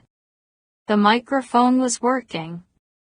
Built-in, omnidirectional mic, Bob said. On the video, Clarice said, you can hear other sounds. the scrape of the patio chair on the concrete when she repositions it, bird songs, one sad-sounding dog barking in the distance. But nothing from her. Stepping out of the front door, Joe searched the night, half expecting to see a white van or another suspicious-looking vehicle parked on the street in front of the Vadens' place. From the house next door came the faint strains of Beethoven. The air was warm, but a soft breeze had sprung up from the west, bringing with it the fragrance of night, blooming jasmine. As far as Joe could discern, there was nothing menacing in this gracious night. As Clarice and Bob followed him onto the porch, Joe said, when they found Nora, was the photograph of Tom's grave with her? Bob said, no. It was on the kitchen table. At the very end, she didn't carry it with her. We found it on the table when we arrived from San Diego, Clarice recalled, beside her breakfast plate. Joe was surprised. She'd eaten breakfast. I know what you're thinking, Clarice said. If she was going to kill herself, why bother with breakfast? It's even weirder than that, Joe. She'd made an omelet with cheddar and chopped scallions and ham. Toast on the side. A glass of fresh squeezed orange juice. She was halfway through eating it when she got up and went outside with the camcorder. The woman you described on the video was deeply depressed. Or in an altered state of some kind. How could she have had the mental clarity or the patience to make such a complicated breakfast? Clarice said, and consider this, the Los Angeles Times was open beside her plate, and she was reading the comics, Bob finished. For a moment they were silent, pondering the imponderable. Then Bob said, you see what I meant earlier when I said we have 1,000 questions of our own. As though they were friends of long experience, Clarice put her arms around Joe and hugged him. I hope this Rose is a good person, like you think. I hope you find her. And whatever she has to tell you, I hope it brings you some peace, Joe. Moved, he returned her embrace. Thanks, Clarice. Bob had written their Miramar address and telephone number on a page from a notepad. He gave the folded slip of paper to Joe.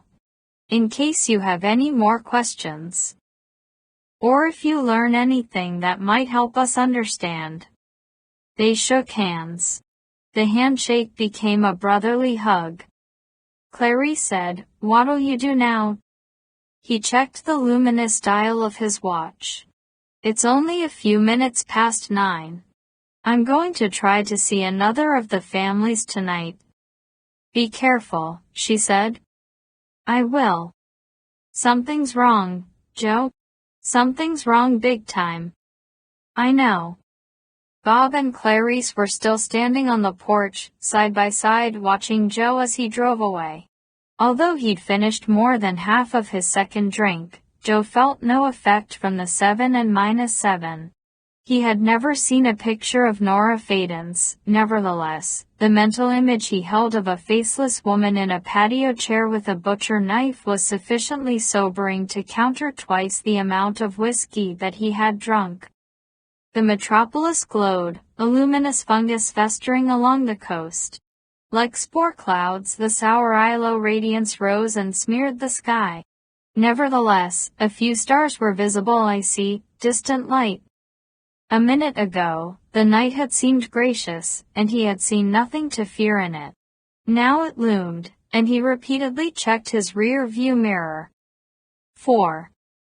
Charles and Georgian Delman lived in an enormous Georgian house on a half-acre lot in Hancock Park. A pair of magnolia trees framed the entrance to the front walk, which was flanked by knee-high box hedges so neatly groomed that they appeared to have been trimmed by legions of gardeners with cuticle scissors. The extremely rigid geometry of the house and grounds revealed a need for order, a faith in the superiority of human arrangement over the riot of nature. The Delmans were physicians. He was an internist specializing in cardiology, and she was both internist and ophthalmologist. They were prominent in the community because in addition to their regular medical practices, they had founded and continued to oversee a free clinic for children in East Los Angeles and another in South Central. When the 747-400 fell, the Delmans lost their 18-year-old daughter, Angela, who had been returning from an invitation-only, 6-week watercolor workshop at a university in New York to prepare for her first year at art school in San Francisco. Apparently, she had been a talented painter with considerable promise. Georgian Delman herself answered the door. Joe recognized her from her photo in one of the Post articles about the crash. She was in her late 40s, tall and slim, with richly glowing dusky skin, massive curly dark hair, and lively eyes as purple-black as plums. Hers was a wild beauty, and she assiduously tamed it with steel-frame eyeglasses instead of contacts, no makeup, and gray slacks and white blouse that were manly in style. When Joe told her his name before he could say that his family had been on Flight 353, she exclaimed to his surprise, "My God, we were just talking about you." Me. Grabbing his hand, pulling him across the threshold into the marble-floored foyer, pushing the door shut with her hip, she didn't take her astonished gaze from him. "Lisa was telling us about your wife and daughters, about how you just dropped out, went away. But now here you are.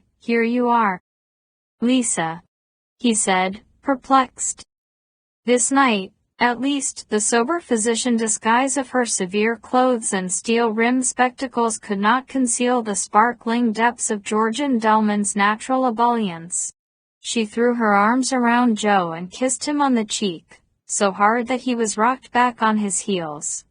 Then face to face with him, searching his eyes, she said excitedly, "She's been to see you too, hasn't she?" "Lisa." No, not Lisa. Rose. An inexplicable hope skipped like a thrown stone across the lake-dark surface of his heart. "Yes. But minus. Come with me."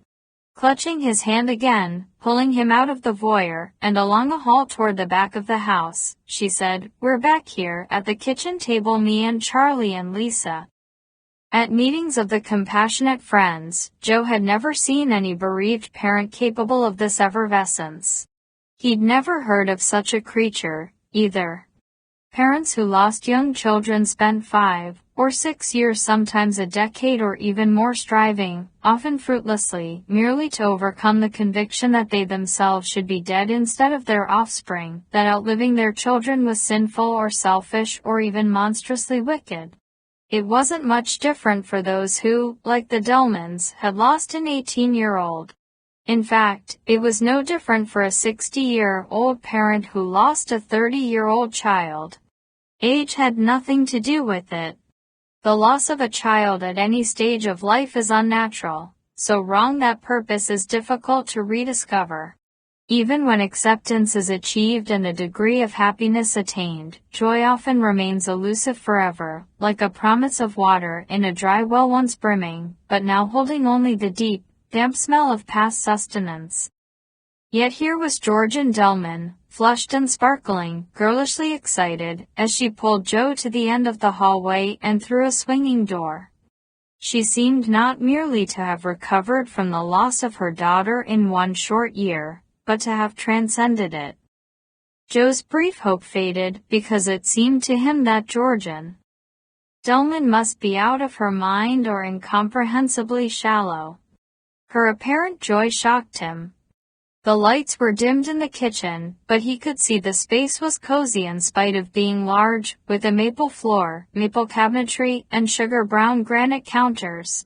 From overhead racks, in the low amber light, gleaming copper pots and pans and utensils dangled like festoons of temple bells waiting for the vespers hour.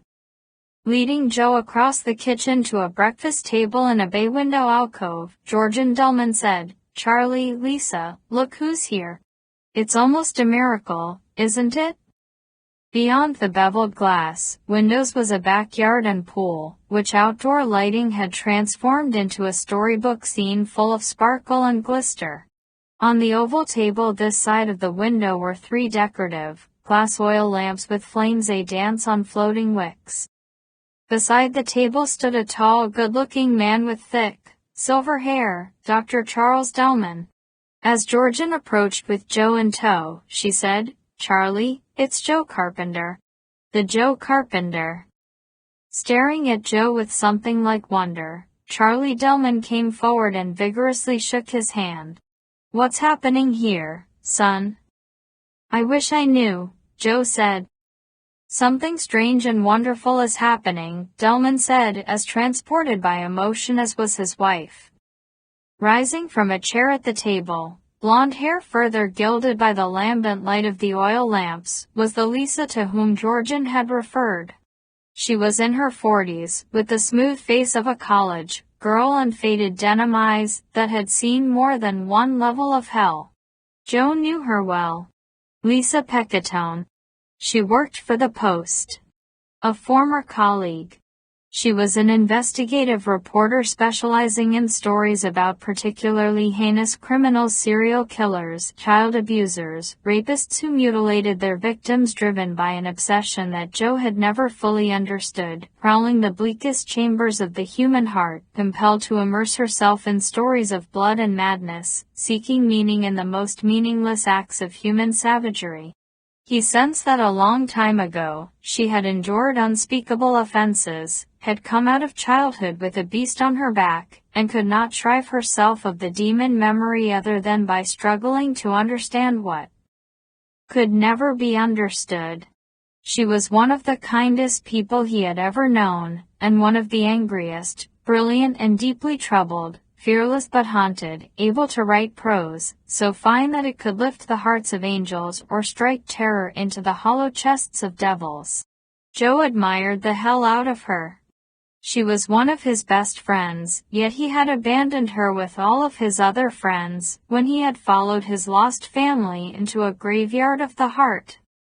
"Joey," she said, "you worthless son of a bitch, are you back on the job or are you here just because you're part of the story?" "I'm on the job because I'm part of the story. But I'm not writing again. Don't have much faith in the power of words anymore. I don't have much faith in anything else." "What are you doing here?" he asked. "We called her just a few hours ago," said Georgian. "We asked her to come." "No offense," Charlie said, clapping a hand on Joe's shoulder, "but Lisa's the only reporter we ever knew that we have a lot of respect for." "Almost a decade now," Georgian said. "She's been doing 8 hours a week of volunteer work at one of the free clinics we operate for disadvantaged kids." Joe hadn't known this about Lisa and wouldn't have suspected it. She could not repress a crooked, embarrassed smile. "Yeah, Joey, I'm a regular Mother Teresa. But listen, you shithead, don't you ruin my reputation by telling people at the Post. I want some wine." "Who wants wine?" "A good Chardonnay, maybe a cake bread or a Gurgich Hills," Charlie enthused. He was infected with his wife's inappropriate good cheer, as if they were gathered on this solemn night of nights to celebrate the crash of Flight 353. "Not for me," Joe said, increasingly disoriented. "I'll have some," Lisa said. "Me too," Georgian said. "I'll get the glasses." "No, honey, you sit here with Joe and Lisa," Charlie said. "I'll take care of everything."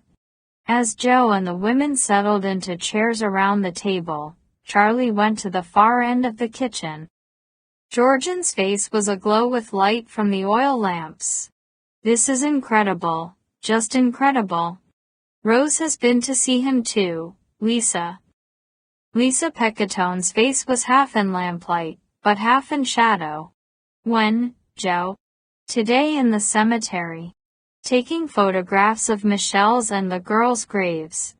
She said she wasn't ready to talk to me yet." And went away. Joe decided to reserve the rest of his story until he heard theirs, both in the interest of hastening their revelations and to ensure that their recitations were not colored too much by what he revealed. "It can't have been her," Lisa said. "She died in the crash. That's the official story." "Describe her," Lisa requested. Joe went through the standard catalog of physical details, but he spent as much time trying to convey the black woman's singular presence, the magnetism that almost seemed to bend her surroundings to her personal lines of force. The eye in the shadowed side of Lisa's smooth face was dark and enigmatic, but the eye in the lamp lit half revealed emotional turmoil as she responded to the description that Joe gave her. "Rose always was charismatic, even in college." Surprised, Joe said, "You know her?" "We went to UCLA together too long ago to think about. We were roomies. We stayed reasonably close over the years. That's why Charlie and I decided to call Lisa a little while ago," said Georgian. "We knew she'd had a friend on Flight 353. But it was in the middle of the night, hours after Rose left here, that Charlie remembered Lisa's friend was also named Rose. We knew they must be one and the same, and we've been trying all day to decide what to do about Lisa." "When was Rose here?" Joe asked. "Yesterday evening," Georgian said. "She showed up just as we were on our way out to dinner. Made us promise to tell no one what she told us. Not until she'd had a chance to see a few more of the victims' families here in LA, but Lisa had been so depressed last year with the news, and since she and Rose were such friends, we didn't see what harm it could do." "I'm not here as a reporter," Lisa told Joe. "You're always a reporter," Georgian said. "Rose gave us this." From her shirt pocket she withdrew a photograph and put it on the table. It was a shot of Angela Delman's gravestone. Eyes shining expectantly, Georgian said, "What do you see there, Joe?" "I think the real question is what you see." Elsewhere in the kitchen, Charlie Delman opened drawers and sorted through the clattering contents, evidently searching for a corkscrew. "We've already told Lisa." Georgian glanced across the room. "I'll wait until Charlie's here to tell you, Joe." Lisa said, "It's damned weird, Joey, and I'm not sure what to make of what they've said. All I know is it scares the crap out of me." "Scares you?" Georgian was astonished. "Lisa, dear, how on earth could it scare you?" "You'll see," Lisa told Joe. This woman, usually blessed with the strength of stones, shivered like a reed. "But I guarantee you, Charlie and Georgian are two of the most level-headed people I know. Which you're sure going to need to keep in mind when they get started." Picking up the Polaroid snapshot, Georgian gazed needfully at it, as though she wished not merely to burn it into her memory, but to absorb the image and make it a physical part of her, leaving the film blank. With a sigh, Lisa launched into a revelation. "I have my own weird piece to add to the puzzle, Joey. A year ago tonight, I was at LAX, waiting for Rose's plane to land." Georgian looked up from the photo. "You didn't tell us that." "I was about to," Lisa said, when Joey rang the doorbell. At the far end of the kitchen, with a soft pop, a stubborn cork came free from a wine bottle, and Charlie Delman grunted with satisfaction. "I didn't see you at the airport that night, Lisa," Joe said. "I was keeping a low profile. Torn up about Rose but also flat out scared. You were there to pick her up." "Rose called me from New York and asked me to be at LAX with Bill Hannett." Hannett was the photographer whose images of natural and man-made disasters hung on the walls of the reception lounge at the Post. The pale blue fabric of Lisa's eyes was worn now with worry. Rose desperately needed to talk to a reporter, and I was the only one she knew she could trust. "Charlie," Georgian said, "you've got to come hear this." I can hear," Charlie assured her. "Just pouring now." "A minute." Rose also gave me a list 6 other people she wanted there, Lisa said. Friends from years back. I managed to locate 5 of them on short notice and bring them with me that night. They were to be witnesses. Rapt, Joe said. Witnesses to what? I don't know. She was so guarded. Excited, really excited about something, but also frightened. She said she was going to be getting off that plane with something that would change all of us forever, change the world. Change the world, Joe said. Every politician with a scheme and every actor with a rare thought thinks he can change the world these days. Oh, but in this case, Rose was right, Georgian said. Barely contained tears of excitement or joy shone in her eyes as she showed him the gravestone photo once more.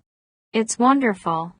If he had fallen down the White Rabbit's hole, Joe didn't notice the plunge, but the territory in which he now found himself was increasingly surrealistic. The flames in the oil lamps, which had been steady, flared and writhed in the tall glass chimneys, drawn upward by a draft that Joe could not feel. Salamanders of yellow light wriggled across the previously dark side of Lisa's face. When she looked at the lamps, her eyes were as yellow as moons low on the horizon. Quickly the flames subsided, and Lisa said, "Yeah, sure, it sounded melodramatic. But Rose is no bullshit artist. And she has been working on something of enormous importance for 6 or 7 years." I believed her. Between the kitchen and the downstairs hall, the swinging door made its distinctive sound. Charlie Dellman had left the room without explanation. Charlie. Georgian rose from her chair. Now where's he gone? I can't believe he's missing this. To Joe, Lisa said, when I spoke to her on the phone a few hours before she boarded Flight 353, Rose told me they were looking for her. She didn't think they would expect her to show up in LA, but just in case they figured out what flight she was on, in case they were waiting for her, Rose wanted us there too, so we could surround her the minute she got off the plane and prevent them from silencing her.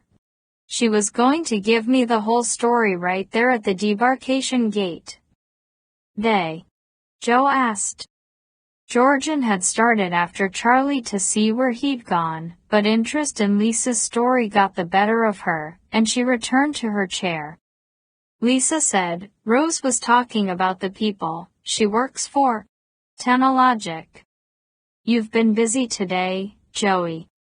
Busy trying to understand, he said, his mind now swimming through a swamp of hideous possibilities. You and me and Rose all connected. Small world, huh? Sickened to think there were people murderous enough to kill 320 innocent bystanders merely to get at their true target, Joe said. Lisa, dear God, tell me you don't think that plane was brought down just because Rose Tucker was on it. Staring out at the shimmering blue light of the pool, Lisa thought about her answer before giving it. That night I was sure of it. But then, the investigation showed no sign of a bomb. No probable cause really fixed. If anything, it was a combination of a minor mechanical error and human error on the part of the pilots. At least that's what we've been told. I spent time quietly looking into the National Transportation Safety Board, not on this crash, so much as in general. They have an impeccable record, Joey. They're good people. No corruption.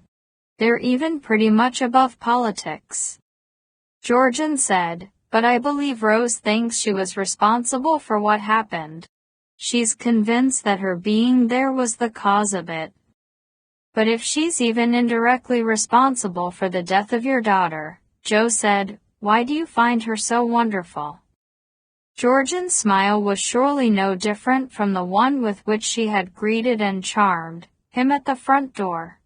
To Joe, however, in his growing disorientation, her expression seemed to be as strange and unsettling as might be the smile on a clown encountered in a fog-threaded alley after midnight, alarming because it was so profoundly out of place.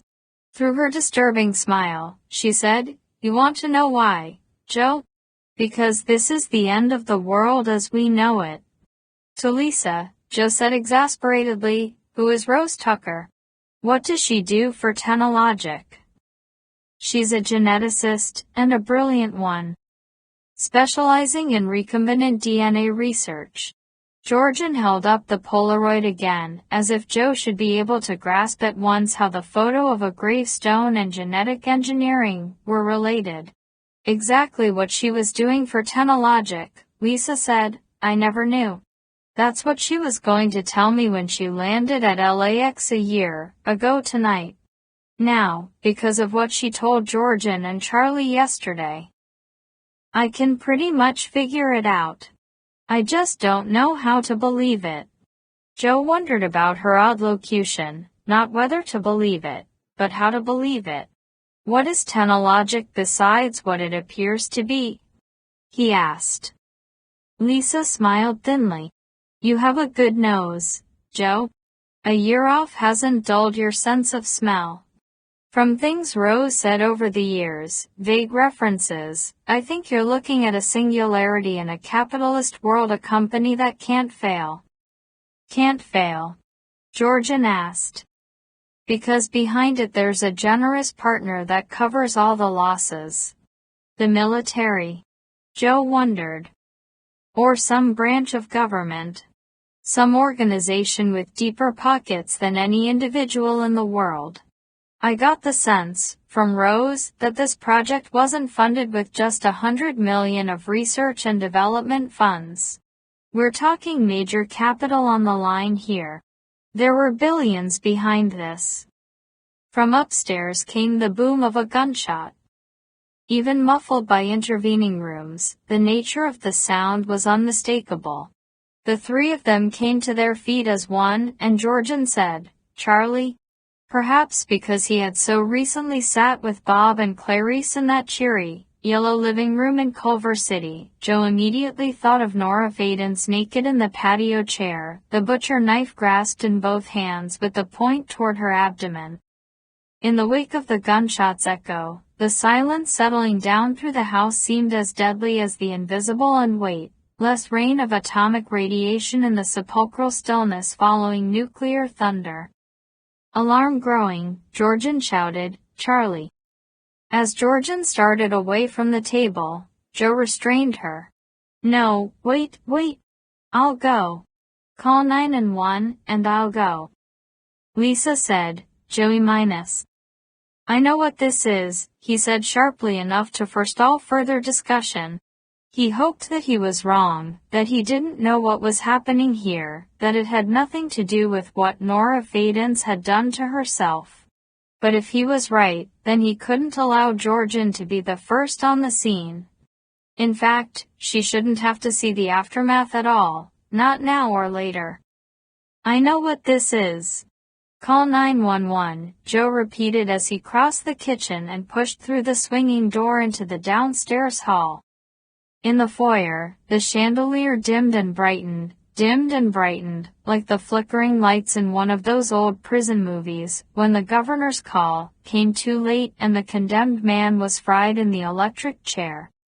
Joe ran to the foot of the stairs, but then was slowed by dread as he ascended toward the second floor, terrified that he would find what he expected. A plague of suicide was as irrational a concept as any brewed in the stew-pot minds of those people who thought that the mayor was a robot and that evil aliens were watching them every moment of the day. Joe couldn't comprehend how Charlie Delman could have gone from near euphoria to despair in the space of 2 minutes, as Nora Vadens had gone from a pleasant breakfast and the newspaper comics pages to self-evisceration without even pausing to leave a note of explanation. If Joe was right about the meaning of the shot, however, there was a slim chance that the doctor was still alive. Maybe he hadn't done himself in with only one round. Maybe he could still be saved. The prospect of saving a life after so many had slipped like water through his hands pushed Joe forward in spite of his dread. He climbed the rest of the stairs 2 at a time. On the second floor, with barely a glance, he passed unlighted rooms and closed doors. At the end of the hallway, from behind a half-open door, came ruddy light. The master suite was entered through a small foyer of its own. Beyond lay the bedroom, furnished with bone-colored contemporary upholstery. The graceful pale green curves of Sung Dynasty pottery, displayed on glass shelves, imposed serenity on the chamber. Dr. Charles Dullman was sprawled on a Chinese sleigh bed. Across him lay a Mossberg 12-gauge, pump-action, pistol-grip shotgun. Because of the short barrel, he had been able to put the muzzle between his teeth and easily reach the trigger. Even in the poor light, Joe could see there was no reason to check for a pulse. The celadon lamp on the farther of the two nightstands provided the only illumination. The glow was ruddy because the shade was splashed with blood. On a Saturday night 10 months ago, in the course of covering a story, Joe had visited the city morgue, where the bagged bodies on the gurneys and the naked bodies on the autopsy tables waited for the attention of overworked pathologists. Abruptly he was gripped by the irrational conviction that the cadavers surrounding him were those of his wife and children. All of them were Michelle and the girls, as though Joe had wandered into a scene in a science fiction movie about clones. And from within the body-sized drawers of the stainless steel coolers, where more of the dead rested between destinations, arose the muffled voices of Michelle, Chrissy, little Nina, pleading with him to release them to the world of the living. Beside him, a coroner's assistant zipped open a body bag, and Joe looked down into the winter, white face of a dead woman, her painted mouth like a poinsettia leaf crumpled on snow, and he saw Michelle, Chrissy, Nina. The dead woman's blind blue eyes were mirrors of his own soaring madness. He had walked out of the morgue and submitted his resignation to Cesar Santos, his editor. Now, he quickly turned away from the bed before any beloved faces materialized over that of the dead physician. An eerie wheezing came to his attention, and for an instant, he thought that Dullman was straining to draw breath through his shattered face. Then he realized that he was listening to his own ragged breathing. On the nearer nightstand, the lighted green numbers on a digital clock were flashing. Time changes were occurring at a frantic pace. 10 minutes with every flash, the hours reversing through the early evening and backward into the afternoon. Joe had the crazy thought that the malfunctioning clock, which must have been hit by a stray shotgun pellet, might magically undo all that had happened, that Dullman might rise from death as the pellets rattled backward into the barrel and torn flesh reknit, that in a moment Joe himself might be on the Santa Monica beach once more, in the sun, and then back in his one-room apartment. In the moon-deep night, on the telephone with Beth in Virginia, and backward, still backward, until Flight 353 had not yet gone down in Colorado. From downstairs came a scream, imploding his desperate fantasy. Then another scream. He thought it was Lisa. As tough as she was, she had probably never before screamed in her life, yet this was a cry of sheerest childlike terror. He had been gone from the kitchen for, at most, a minute. What could have happened in a minute, so fast? He reached toward the shotgun, intending to pluck it off the corpse. The magazine might contain other rounds. No. Now it's a suicide scene. Move the weapon, and it looks like a murder scene. With me as the suspect. He left the gun untouched. Out of the thin blood-filtered light, into the hallway where a funerary stillness of shadows stood sentinel, toward the enormous chandelier that hung in a perpetual crystal rain above the foyer staircase, he ran. The shotgun was useless. He wasn't capable of firing it at anyone. Besides, who was in the house, but Georgian and Lisa? No one. No one. Down the stairs 2 at a time, 3 at a time, under the crystal cascade of beveled teardrops, he grabbed at the banister to keep his balance. His palm, slick with cold sweat, slid across the mahogany. Along the lower hall in a thunder of footsteps, he heard jangly music, and as he slammed through the swinging door, he saw pendulous copper pots and pans swinging on the racks overhead, gently clinking together. The kitchen was as softly lit as it had been when he left. The overhead halogen downlights were dimmed so low as to be all but extinguished. At the far end of the room, backlit by the quivering glow of the 3 decorative oil lamps on the table, Lisa stood with her fists pressed to her temples, as if struggling to contain a skull-cracking pressure. No longer screaming, she sobbed, groaned, shuddered out whispery words that might have been "Oh God, oh God." Georgian was not in sight. As the copper chime subsided like the soft dissonant music in a dream of trolls, Joe hurried toward Lisa, and from the corner of his eye, he glimpsed the open wine bottle where Charlie Delman had left it on the island counter. Beside the bottle were 3 glasses of Chardonnay. The tremulous surface of each serving glimmered jewel-like, and Joe wondered fleetingly if something had been in the wine: poison, chemical, drug. When Lisa saw Joe approaching, she lowered her hands from her temples and opened her fists, wet and red, rose-petal fingers adrip with dew. A stinging salt of sound shook from her, pure animal emotion, more raw with grief and burning hotter with terror than any words could have. At the end of the center island, on the floor in front of Lisa, Georgian Delman was on her side in the fetal position, curled not in an unborn's anticipation of life, but in an embrace of death, both hands still impossibly clenched on the handle of the knife that was her cold umbilical. Her mouth was twisted in a scream never voiced. Her eyes were wide, welling with terminal tears, but without depth. The stink of evisceration hit Joe hard enough to knock him to the edge of an anxiety attack, the familiar sense of falling as from a great height. If he succumbed to it, he would be of no use to anyone, no help to Lisa or to himself. With little effort, he looked away from the horror on the floor. With a much greater effort, he willed himself back from the brink of emotional dissolution. He turned toward Lisa to hold her, to comfort her, to move her away from the sight of her dead friend, but her back was now toward him. Glass shattered, and Joe flinched. He thought wildly that some murderous adversary was breaking into the kitchen through the windows.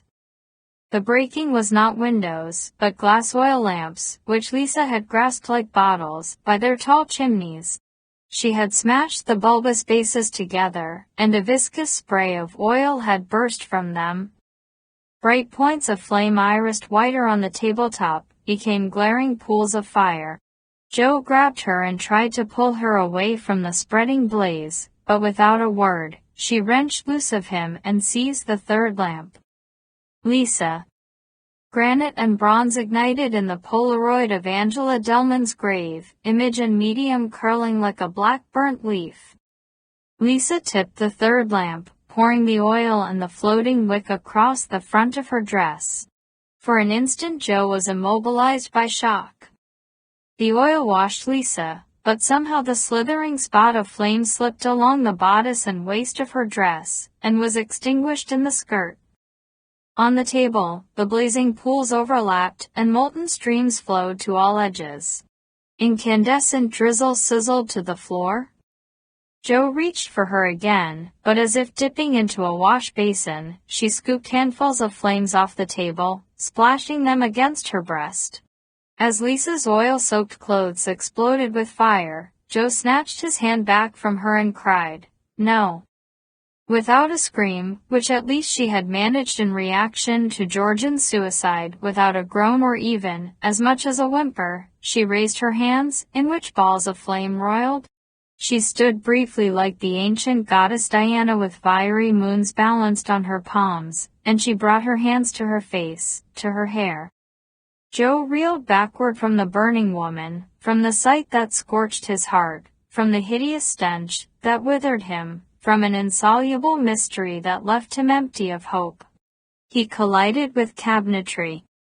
remaining miraculously on her feet, as calm as though standing only in a cool rain. Reflected in every angle of the big bay window, Lisa turned as if to look at Joe through her fuming veil. Mercifully, he could see nothing of her face. Paralyzed by horror, he realized he was going to die next, not from the flames that licked the maple flooring around his shoes, but by his own hand, in some fashion as monstrous as a self-inflicted shotgun wound, self-evisceration, self-immolation. The plague of suicide had not yet infected him, but it would claim him the moment that Lisa, entirely dead, crumpled in a heap on the floor, and yet he could not move. Wrapped in a whirlwind of tempestuous flames, she flung off phantoms of light and ghosts of shadow, which crawled up the walls and swarmed across the ceiling, and some shadows were shadows, but some were unspooling ribbons of soot. The bone-piercing shriek of the kitchen smoke alarm cracked the ice in Joe's marrow.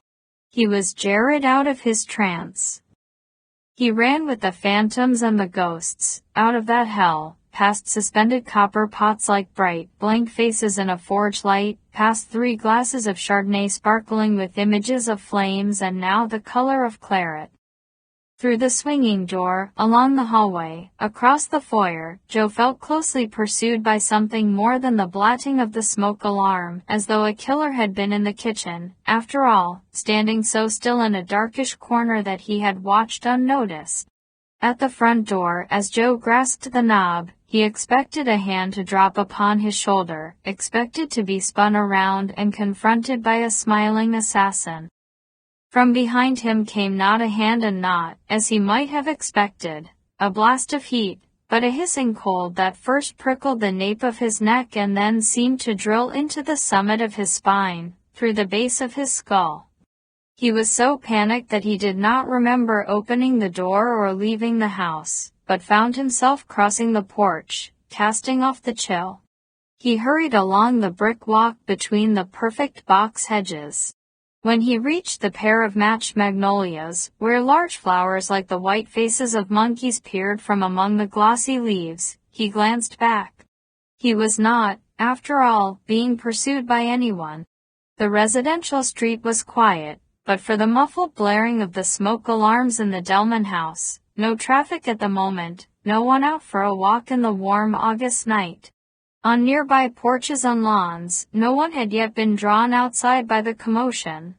Here the properties were so large, and the stately houses so solidly built, with thick walls, that the screams might not have penetrated to the attention of the neighbors, and even the single gunshot might have been apprehended only as a car door slamming or a truck backfiring. He considered waiting for the firemen and police, but he could not imagine how he would convincingly describe what had transpired in that house in a mere 3 or 4 hellish minutes. As he had lived those feverish events, they had seemed hallucinatory, from the sound of the shotgun to the moment when Lisa swathed herself in flames, and now they were like fragments of a deeper dream in the ongoing nightmare of his life. The fire would destroy much of the evidence of suicide, and the police would detain him for questioning, then possibly on suspicion of murder. They would see a deeply troubled man who had lost his way after losing his family, who held no job, who lived in one room above a garage, who was gone from weight loss, whose eyes were haunted, who kept $20,000 in cash in the spare tire well in the trunk of his car. His circumstances and his psychological profile would not dispose them to believe him, even if his story had not been so far beyond the bounds of reason. Before Joe could win his freedom, Technologic and its associates would find him.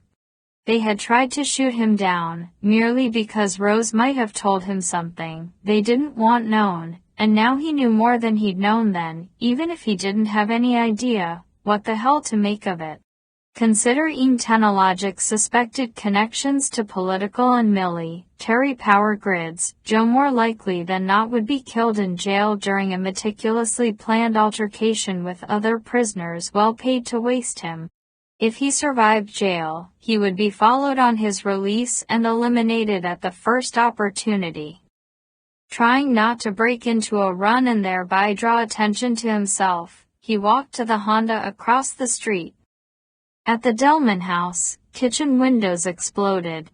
Following the brief ringing of falling glass, the shriek of the smoke alarm was considerably more audible than previously. Joe glanced back and saw fire writhing out of the back of the house. The lamp oil served as an accelerant. Just inside the front door, which he had left standing open, tongues of fire already licked the walls of the downstairs hallway. He got in the car, pulled the door shut. He had blood on his right hand. Not his own blood. Shuddering, he popped open the console between the seats and tore a handful of tissues from a box of Kleenex. He scrubbed at his hand. He stuffed the wadded tissues into the bag that had contained the burgers from McDonald's. Evidence, he thought, although he was guilty of no crime. The world had turned upside down. Lies were truth, truth was a lie, facts were fiction, the impossible was possible and innocence was guilt. He dug in his pockets for keys. Started the engine. Through the broken-out window in the back seat, he heard not only the smoke alarms, several of them now, but neighbors shouting at one another, cries of fright in the summer night. Trusting that their attention would be on the Delman place and that they would not even notice him departing, Joe switched on the headlights. He swung the Honda into the street. The lovely old Georgian house was now the domicile of dragons, where bright presences with incendiary breath prowled from room to room. While the dead lay in shrouds of fire, multiple sirens rose like lamentations in the distance. Joe drove away into a night grown too strange to comprehend, into a world that no longer seemed to be the one into which he had been born. 3.0.1 This Halloween light in August, as orange as pumpkin lanterns, but leaping high from pits in the sand, made even the innocent seem like debauched pagans in its glow. On a stretch of beach where bonfires were permitted, 10 blazed. Large families gathered at some, parties of teenagers and college students at others. Joe walked among them. The beach was one he favored on nights when he came to the ocean for therapy, although usually he kept his distance from the bonfires. Here the decibels of chatter were off the top of the scale, and barefoot couples danced in place to old tunes by the Beach Boys. But here a dozen listeners sat enthralled as a stocky man with a mane of white hair and a reverberant voice spun a ghost story. The day's events had altered Joe's perception of everything, so it seemed he was looking at the world through a pair of peculiar glasses won in a game of chance on the midway of a Mystery Elves carnival that traveled from venue to venue in whisper-quiet black trains, spectacles with the power not to distort the world but to reveal a secret dimension that was enigmatic, cold, and fearsome. The dancers in bathing suits, bare limbs molten bronze from the firelight, shook their shoulders and rolled their hips, dipped and swayed, beat their supple arms like wings or clawed at the radiant air, and to Joe each celebrant seemed to be two entities at the same time.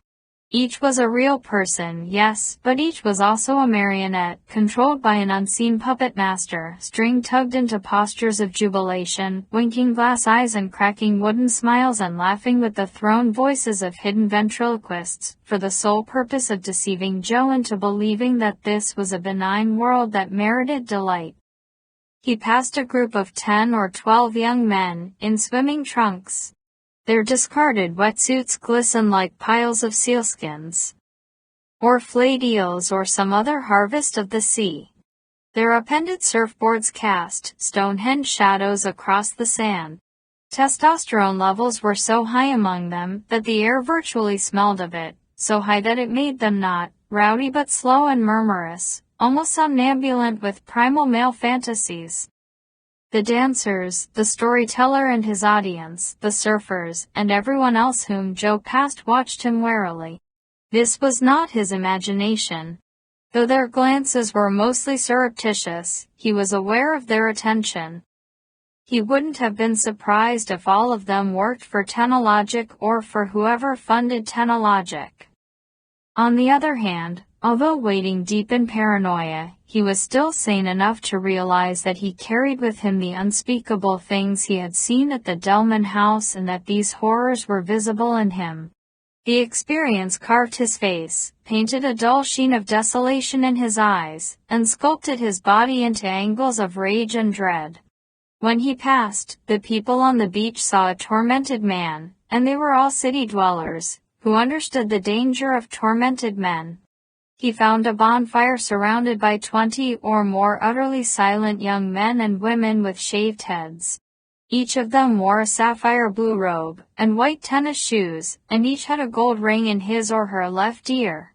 The men were beardless. The women were without makeup. Many of both sexes were so strikingly attractive and so stylish in their raiments that he instantly thought of them as the cult of the Beverly Hills Children. He stood among them for a few minutes, watching them as they watched their fire in meditative silence. When they returned his attention, they had no fear of what they perceived in him. Their eyes were, without exception, calm pools in which he saw humbling depths of acceptance and a kindness like moonlight on water, but perhaps only because that was what he needed to see. He was carrying the McDonald's bag that contained the wrappers of 2 cheeseburgers, an empty soft drink container, and the Kleenex with which he had scrubbed the blood off his hand. Evidence. He tossed the bag into the bonfire, and he watched the cultists as they watched the bag burst into flame, blacken, and vanish. When he walked away, he wondered briefly what they believed the purpose of life to be. His fantasy was that in the mad spiral and plummet of modern life, these blue-robed faithful had learned a truth and achieved an enlightened state that gave meaning to existence. He didn't ask them, for fear their answer would be nothing other than one more version of the same sad, longing and wishful thinking on which so many others base their hope. 100 yards up the beach from the bonfires, where the night ruled, he hunkered down at the purling edge of the surf and washed his hands in the inch-deep salty water. He picked up wet sand and scrubbed with it, scouring any lingering traces of blood from the creases in his knuckles and from under his fingernails.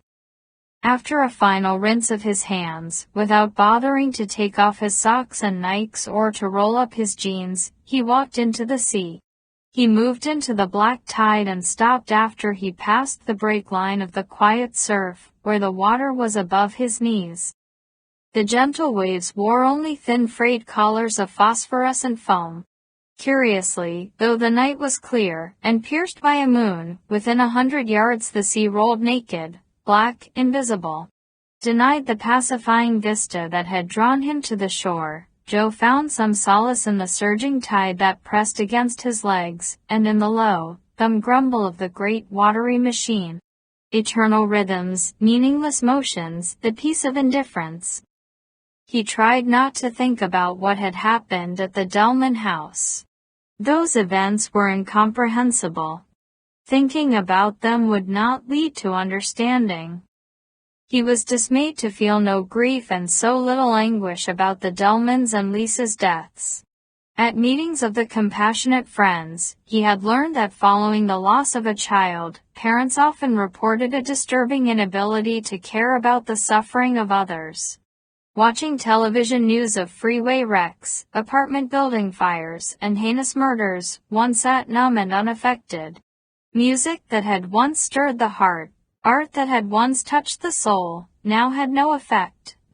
Some people overcame this loss of sensitivity in a year or 2, others in 5 years or 10, but others never. The Delmans had seemed like fine people, but he had never really known them. Lisa was a friend. Now she was dead. So what? Everyone died sooner or later. Your children. The woman who was the love of your life. Everyone. The hardness of his heart frightened him. He felt loathsome. But he could not force himself to feel the pain of others.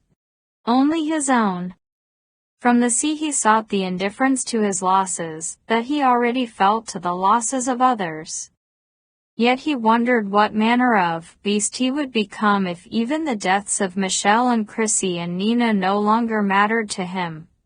For the first time, he considered that utter indifference might inspire not inner peace, but a limitless capacity for evil.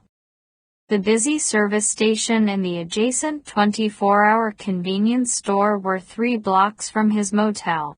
2 public telephones were outside, near the restrooms.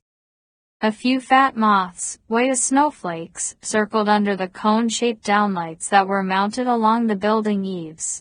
Vastly enlarged and distorted shadows of their wings swooped across the white stucco wall. Joe had never bothered to cancel his phone company credit card. With it, he placed several long-distance calls that he dared not make from his motel room if he hoped to remain safe there. He wanted to speak to Barbara Chrisman, the IC investigator in charge of the probe of Flight 353. It was 11 o'clock, here on the West Coast, and 2 o'clock Sunday morning in Washington, D.C. She would not be in her office, of course, and although Joe might be able to reach a duty officer at the National Transportation Safety Board even at this hour, he would never be given Chrisman's home number. Nevertheless, he got the NTSB's main number from information and placed the call. The board's new automated phone system gave him extensive options, including the opportunity to leave voicemail for any board member, senior crash investigator, or executive-level civil servant. Supposedly, if he entered the first initial and first 4 letters of the surname of the party for whom he wished to leave a message, he would be connected. Though he carefully entered BCHRI, he was routed not to voicemail, but to a recording that informed him no such extension existed. He tried again with the same result. Either Barbara Chrisman was no longer an employee or the voicemail system wasn't functioning properly. Although the IC at any crash scene was a senior investigator operating out of the NTSB headquarters in Washington, other members of a GO team could be called from specialists in field offices all over the country: Anchorage, Atlanta, Chicago, Denver, Fort Worth, Los Angeles, Miami, Kansas City, New York City, and Seattle. From the computer at the post, Joe had obtained a list of most if not all of the team members, but he didn't know where any of them was based. Because the crash site was a little more than 100 miles south of Denver, he assumed at least a few of the team had been drawn from that office. Using his list of 11 names, he sought phone numbers from directory assistants in Denver. He obtained 3 listings. The other 8 people were either unlisted or not Denver area residents. The ceaseless swelling and shrinking and swelling again of moth shadows across the stucco wall of the service station teased at Joe's memory. They reminded him of something, and increasingly he sensed that the recollection was as important as it was elusive. For a moment he stared intently at the swooping shadows, which were as amorphous as the molten forms in a lava lamp, but he could not make the connection. Though it was past midnight in Denver, Joe called all 3 men whose numbers he'd obtained. The first was the GO team meteorologist in charge of considering weather factors pertinent to the crash. His phone was picked up by an answering machine, and Joe didn't leave a message. The second was the man who had overseen the team division responsible for sifting the wreckage for metallurgical evidence. He was surly, possibly awakened by the phone, and unoperative. The third man provided the link to Barbara Chrisman that Joe needed. His name was Mario Oliveri. He had headed the Human Performance Division of the team, searching for errors possibly committed by the flight crew or air traffic controllers. In spite of the hour and the intrusion on his privacy, Oliveri was cordial, claiming to be a night owl who never went to bed before 1 o'clock. "But, Mr. Carpenter, I'm sure you'll understand that I do not speak to reporters about board business, the details of any investigation. It's public record anyway." "That's not why I've called, Mr. Oliveri. I'm having trouble reaching one of your senior investigators, whom I need to talk with urgently, and I'm hoping you can put me in touch." Something's wrong with her voicemail at your Washington offices. Her voicemail. We have no current senior investigators who are women. All 6 are men. Barbara Chrisman. Oliveri said, that had to be who it was. But she took early retirement months ago. Do you have a phone number for her? Oliveri hesitated. Then, I'm afraid I don't. Maybe you know if she resides in D.C. itself, or which suburb. If I knew where she lived, I might be able to get a phone minus. I heard she came home to Colorado, Oliveri said. She started out in the Denver field office a lot of years ago, was transferred out to Washington, and worked her way up to senior investigator. So she's in Denver now. Again Oliveri was silent, as if the very subject of Barbara Chrisman troubled him. At last he said, I believe her actual home was Colorado Springs. That's about 70 miles south of Denver. And it was less than 40 miles from the meadow where the doomed 747 had come to a thunderous end. She's in Colorado Springs now? Joe asked. I don't know. If she's married, the phone might be in a husband's name. She's been divorced for many years. Mr. Carpenter. I am wondering if. After long seconds during which Oliveri failed to complete his thought, Joe gently prodded, Sir? Is this related to Nationwide Flight 353? Yes, sir. A year ago tonight. Oliveri fell into silence once more. Finally Joe said, Is there something about what happened to Flight 353? Something unusual. The investigation is public record, as I said. That's not what I asked. The open line was filled with a silence, so deep that Joe could half believe that he was connected not to Denver but to the far side of the moon. Mr. Oliveri. I don't really have anything to tell you, Mr. Carpenter. But if I thought of something later. Is there a number where I could reach you? Rather than explain his current circumstances, Joe said, Sir, if you're an honest man, then you might be endangering yourself by calling me.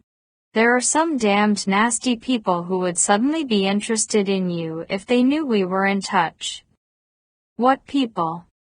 Ignoring the question, Joe said, if something's on your mind or on your conscience, take time to think about it. I'll get back to you in a day or two. Joe hung up. Moth swooped, batted against the floodlamps above.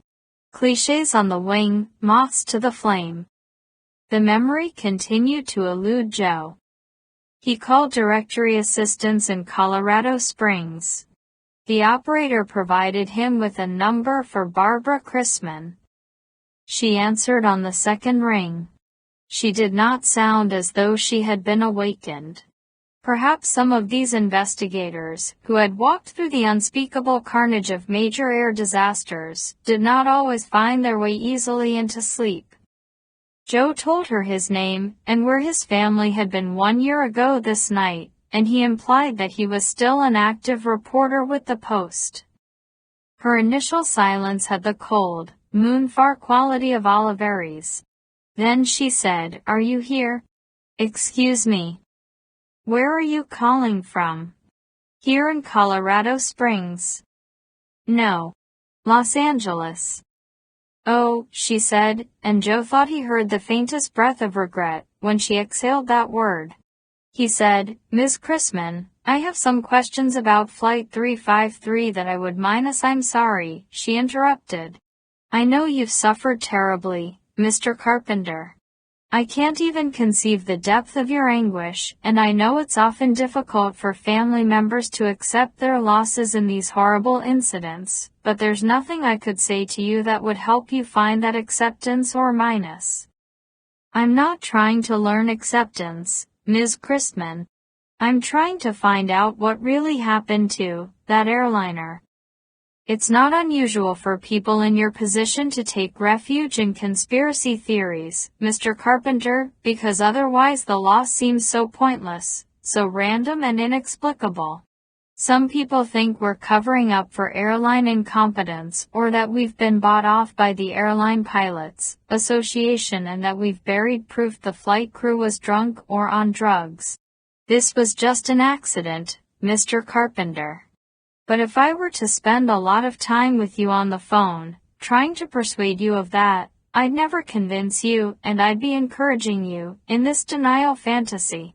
You have my deepest sympathy, you really do. But you need to be talking to a therapist, not to me. Before Joe could reply, Barbara Chrisman hung up. He called her again. Although he waited while the phone rang 40 times, she did not answer it. For the moment, he had accomplished all that was possible by telephone. Halfway back to his Honda, he stopped.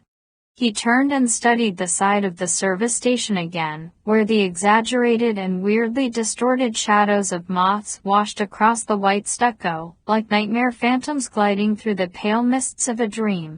Moths to the flame. 3 points of fire and 3 oil lamps. Tall glass chimneys. In memory, he saw the 3 flames leap higher in the chimneys. Yellow lamplight glimmered across Lisa's somber face, and shadows swooped up the walls of the Delmans' kitchen. At the time, Joe had thought only that a vagrant draft had abruptly drawn the flames higher in the lamps, though the air in the kitchen had been still. Now, in retrospect, the serpentine fire, shimmering several inches upward from the 3 wicks, impressed him as possessing greater importance than he previously realized. The incident had significance. He watched the moths, but pondered the oil wicks, standing beside the service station, but seeing around him the kitchen with its maple cabinetry and sugar-brown granite counters. Enlightenment did not rise in him as the flames had briefly risen in those lamps.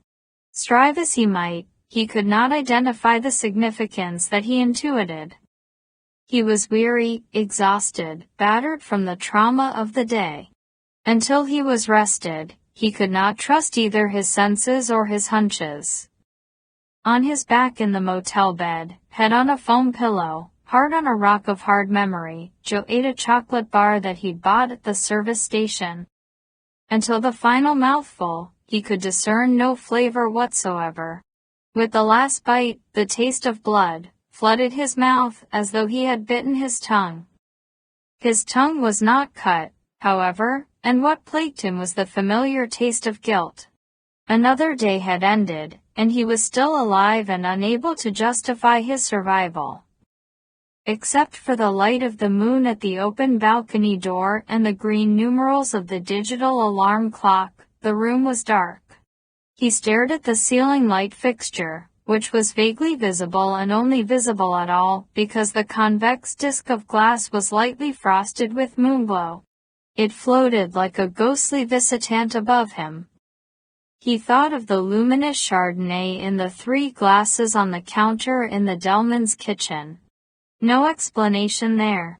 Though Charlie might have tasted the wine before pouring it, Georgian and Lisa had never touched their glasses. Thoughts like agitated moths swooped and fluttered through his mind, seeking light in his darkness. He wished that he could talk with Beth in Virginia. But they might have her phone tapped and trace his call to find him. Besides, he was concerned that he would be putting Beth and Henry in jeopardy if he told them anything about what had happened to him since he'd found himself under surveillance at the beach. Lulled by the maternal heart sound of the rhythmic surf, weighed down by weariness, wondering why he had escaped the plague of suicide at the Delmans' house, he slipped into sleep with nightmares. Later, he half woke in darkness, lying on his side, facing the alarm clock on the nightstand.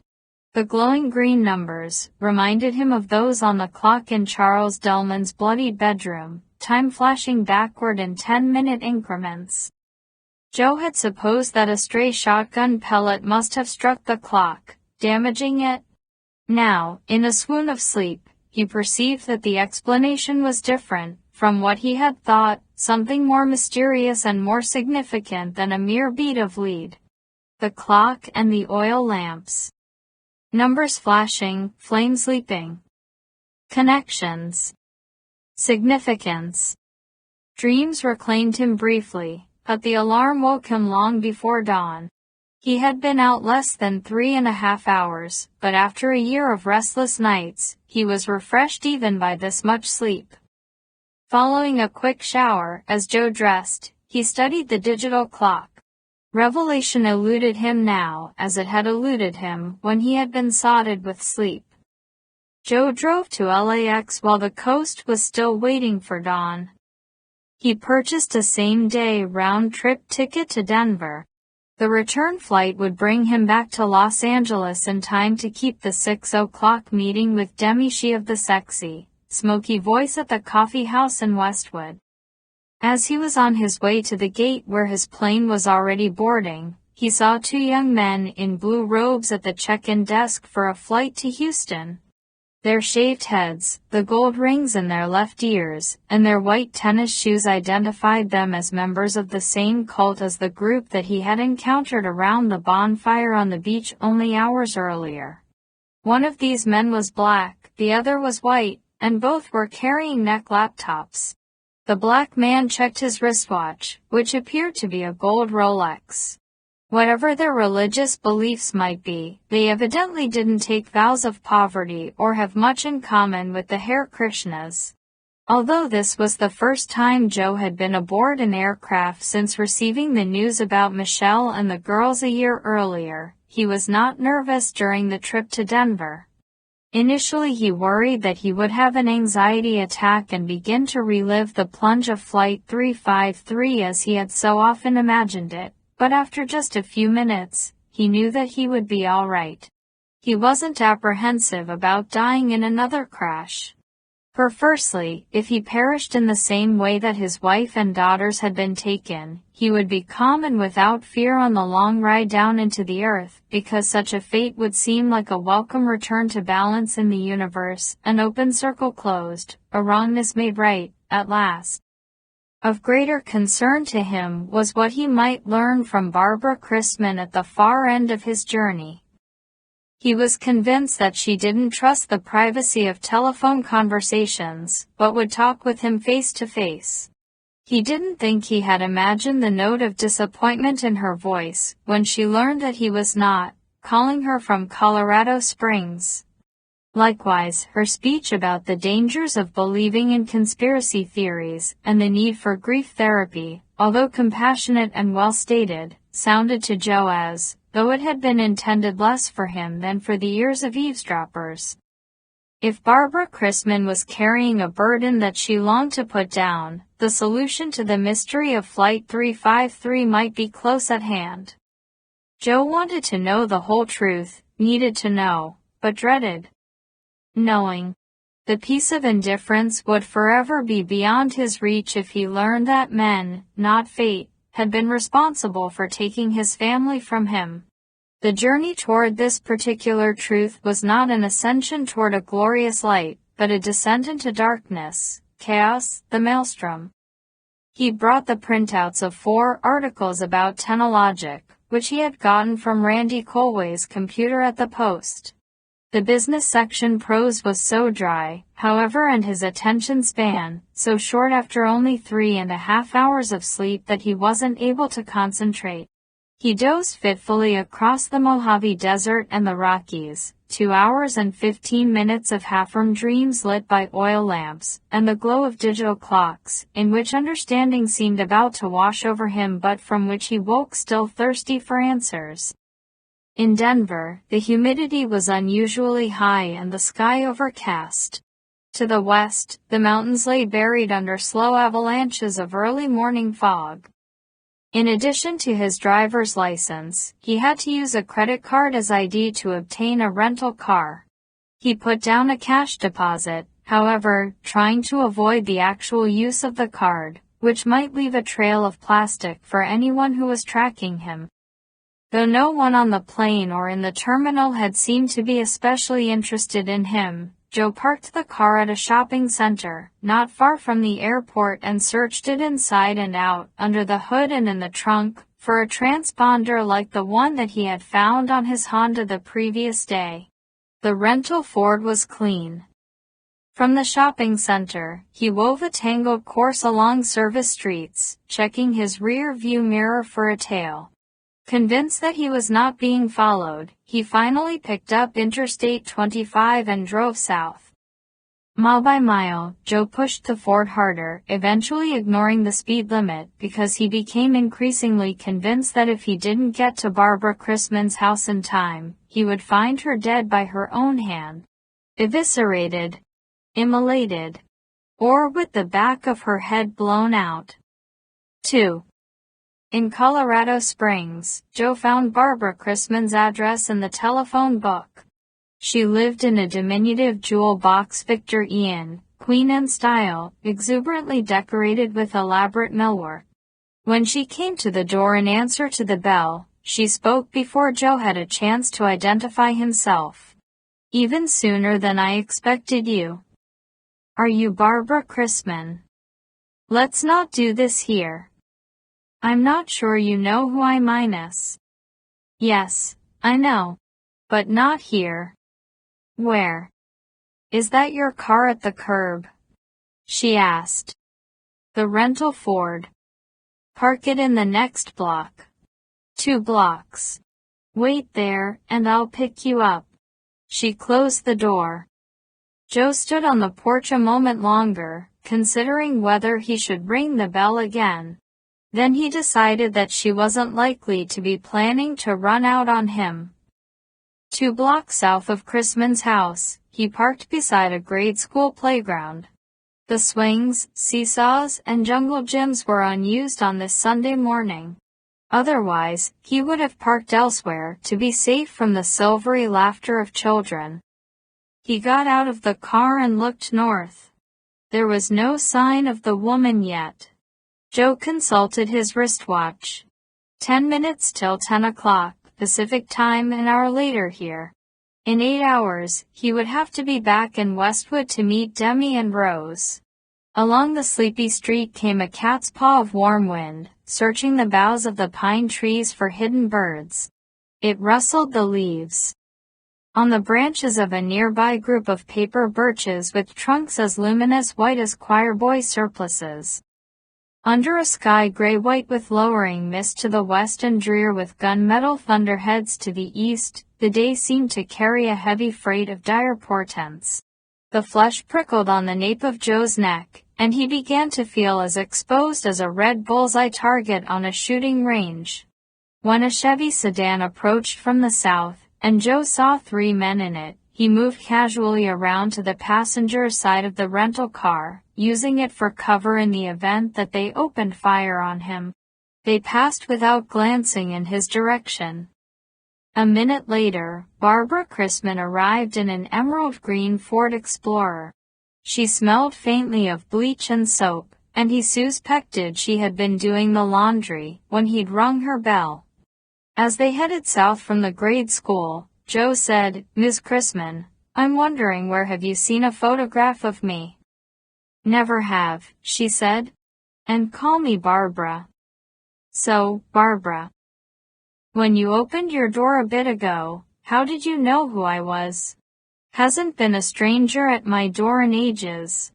Anyway, last night when you called back and I didn't answer, you let it ring more than 30 times. 40. Even a persistent man would have given up after 20. When it kept ringing and ringing, I knew you were more than persistent. Driven. I knew you'd come soon." She was about 50, dressed in Rockports, faded jeans, and a periwinkle blue chambray shirt. Her thick white hair looked as if it had been cut by a good barber rather than styled by a beautician. Well tanned, with a broad face as open and inviting as a golden field of Kansas wheat, she appeared honest and trustworthy. Her stare was direct, and Joe liked her for the aura of efficiency that she projected and for the crisp self-assurance in her voice. "Who are you afraid of, Barbara?" "Don't know who they are." I'm going to get the answer somewhere, he warned. What I'm telling you is the truth, Joe. Never have known who they are. But they pulled strings I never thought could be pulled. To control the results of a safety board investigation. The board still has integrity, I think. But these people. They were able to make some evidence disappear. What evidence? Braking to a halt at a red traffic signal, she said. What finally made you suspicious, Joe, after all this time? What about the story didn't ring true? It all rang true until I met the sole survivor. She stared blankly at him, as though he had spoken in a foreign language of which she had no slightest knowledge. Rose Tucker, he said. There seemed to be no deception in her hazel eyes, but genuine puzzlement in her voice when she said, "Who's she?" She was aboard Flight 353. Yesterday, she visited the graves of my wife and daughters while I was there. Impossible. No one survived. No one could have survived. She was on the passenger manifest. Speechless, Barbara stared at him. He said, and some dangerous people are hunting for her and now for me. Maybe the same people who made that evidence disappear. A car horn blared behind them. The traffic signal had changed to green. While she drove, Barbara reached to the dashboard controls and lowered the fan speed of the air conditioning as though chilled. No one could have survived, she insisted. This was not your usual hit and skip crash, where there's a greater or lesser chance of any survivors, depending on the angle of impact and lots of other factors. This was straight down, head-in, catastrophic. Head-in. I always thought it tumbled, broke apart. Didn't you read any newspaper accounts? He shook his head. Couldn't. I just imagined.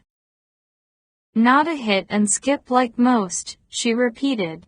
Almost straight into the ground. Sort of similar to Hopewell, September 94.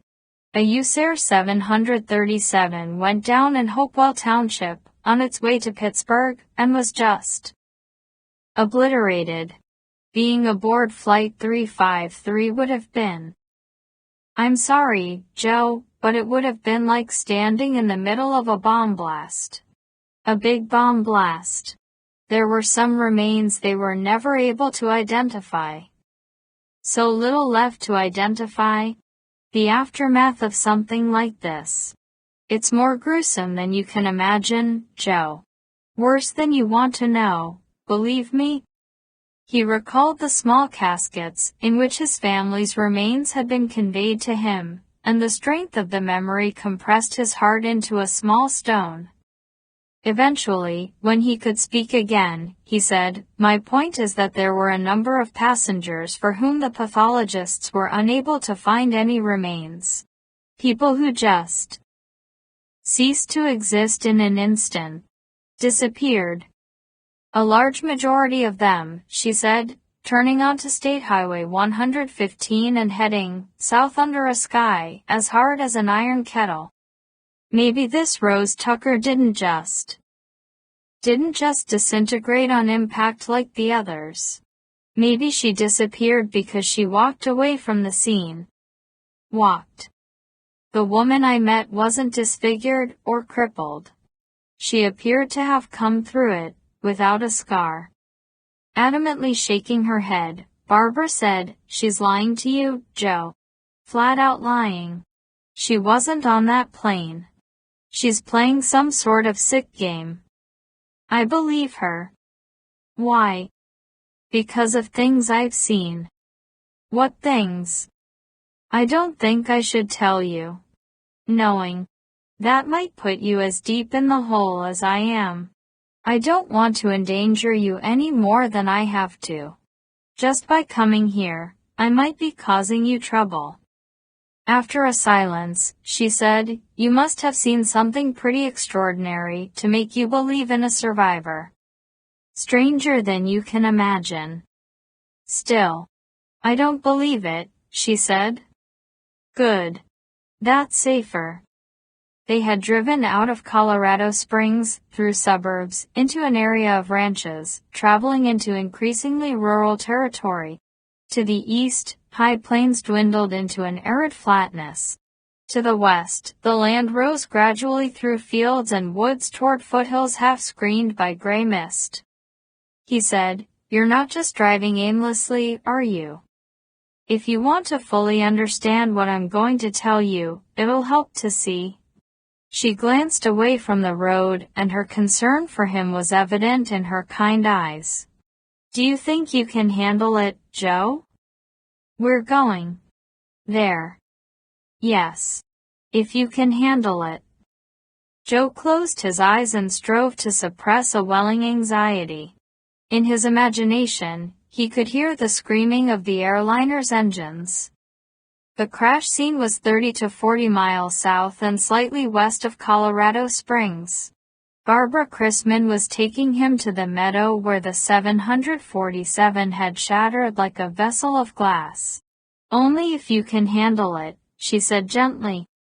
The substance of his heart seemed to condense even further, until it was like a black hole in his chest. The explorer slowed. She was going to pull to the shoulder of the highway. Joe opened his eyes. Even the thunderhead-filtered light seemed too bright. He willed himself to be deaf to the airplane engine roar in his mind. "No," he said. "Don't stop. Let's go. I'll be all right. I've got nothing to lose now." They turned off the state highway, onto an oiled gravel road and soon off the gravel onto a dirt lane that led west through tall poplars with vertical branches, streaming skyward like green fire. The poplars gave way to tamarack and birches, which surrendered the ground to white pines as the lane narrowed and the woods thickened.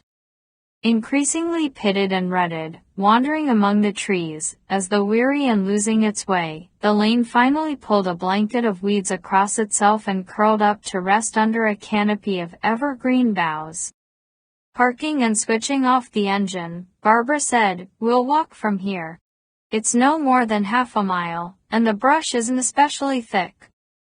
Although the forest was not as dense and primeval as the vast stands of pine and spruce and fir on the fog-robed mountains looming to the west, civilization was so far removed that the soulful hush was reminiscent of a cathedral between services.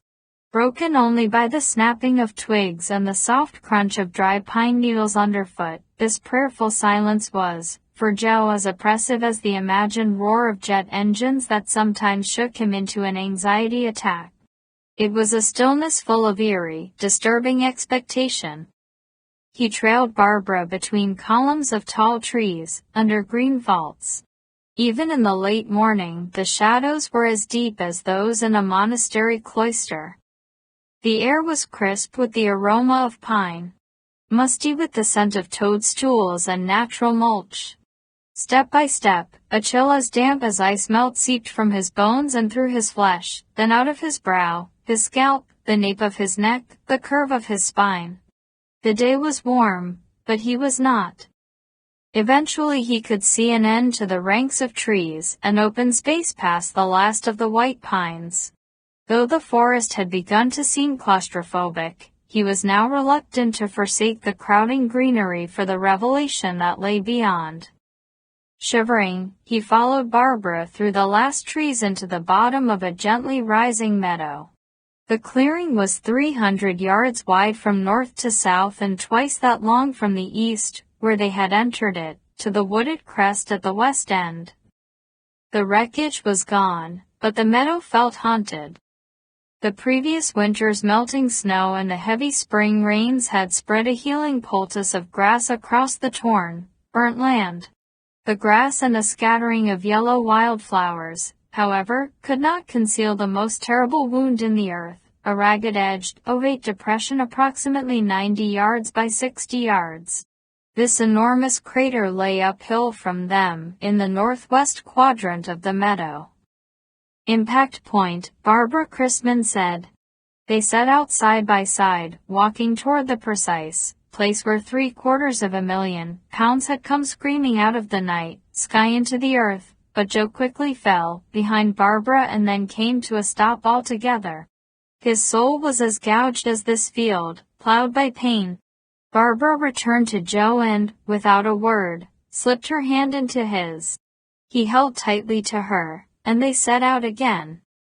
As they approached the impact point, he saw the fire-blackened trees along the north perimeter of the forest, which had served as backdrop to the crash scene photograph in the post. Some pines had been stripped bare of needles by the flames, their branches were charred stubs. A score of seared aspens, as brittle as charcoal, imprinted a stark geometry on the dismal sky. They stopped at the eroded rim of the crater. The uneven floor below them was as deep as a twa-story house in some places. Although patches of grass bristled from the sloping walls, it did not thrive on the bottom of the depression, where shattered slabs of gray stone shone through a thin skim of dirt and brown leaves deposited by the wind. Barbara said, "It hit with enough force to blast away thousands of years of accumulated soil and still fracture the bedrock beneath." Even more shaken by the power of the crash than he had expected to be, Joe turned his attention to the somber sky and struggled to breathe.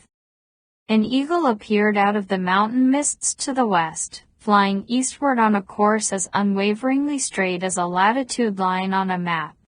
Silhouetted against the gray-white overcast, it was almost as dark as Poe's raven, but as it passed under that portion of sky that was blue-black with a still brewing storm, it appeared to grow as pale as a spirit. Joe turned to watch the bird as it passed, overhead and away. Flight 353, Barbara said, was tight on course and free of problems when it passed the Goodland Navigational Beacon, which is approximately 170 air miles east of Colorado Springs. By the time it ended here, it was 28 miles off course. Encouraging Joe to stay with her on a slow walk around the crater rim, Barbara Chrisman summarized the known details of the doomed 747 from its takeoff until its premature descent. Out of John F. Kennedy International Airport in New York City, Flight 353, bound for Los Angeles, ordinarily would have followed a more southerly corridor than the one it traveled that August evening.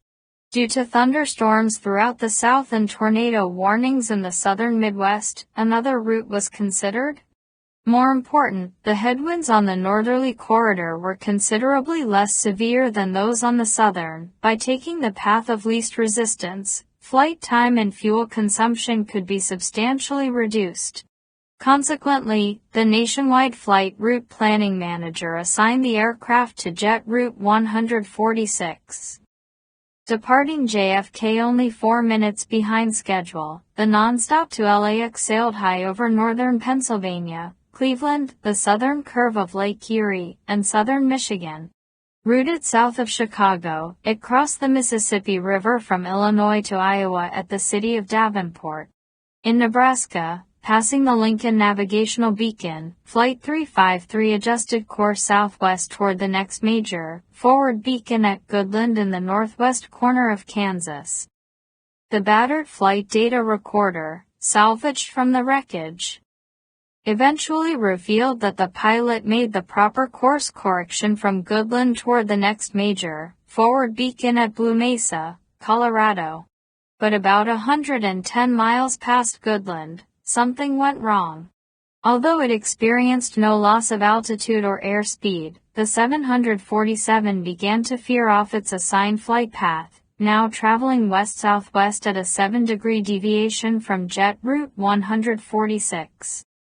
For 2 minutes, nothing more happened, and then the aircraft made a sudden 3-degree heading change, nose right, as if the pilot had begun to recognize that he was off course. But just 3 seconds later, this was followed by an equally sudden 4-degree heading change, nose left. Analysis of all 30 parameters covered by this particular flight data recorder seemed to confirm that the heading changes were either yawing of the craft or resulted in yawing. First, the tail section had swung to the left or port while the nose had gone right starboard, and then the tail had swung to the right and the nose to the left, skidding in midair almost as a car might fishtail on an icy highway. Post-crash data analysis also gave rise to the suspicion that the pilot might have used the rudder to execute these abrupt changes of heading, which made no sense. Virtually all yaws result from movements of the rudder, the vertical panel and the tail, but pilots of commercial jets eschew use of the rudder out of consideration for their passengers. A severe yaw creates lateral acceleration, which can throw standing passengers to the floor, spill food and drinks, and induce a general state of alarm. Captain Delroy Blaine and his co-pilot, Victor Santarelli, were veterans with 42 years of commercial piloting between them.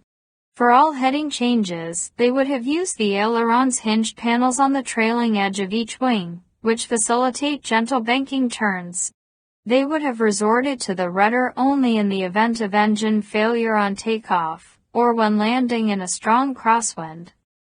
The flight data recorder had shown that 8 seconds after the first yawing incident, Flight 353's heading again abruptly changed 3 degrees, nose left, followed 2 seconds later by a second and even more severe shift of 7 degrees to the left.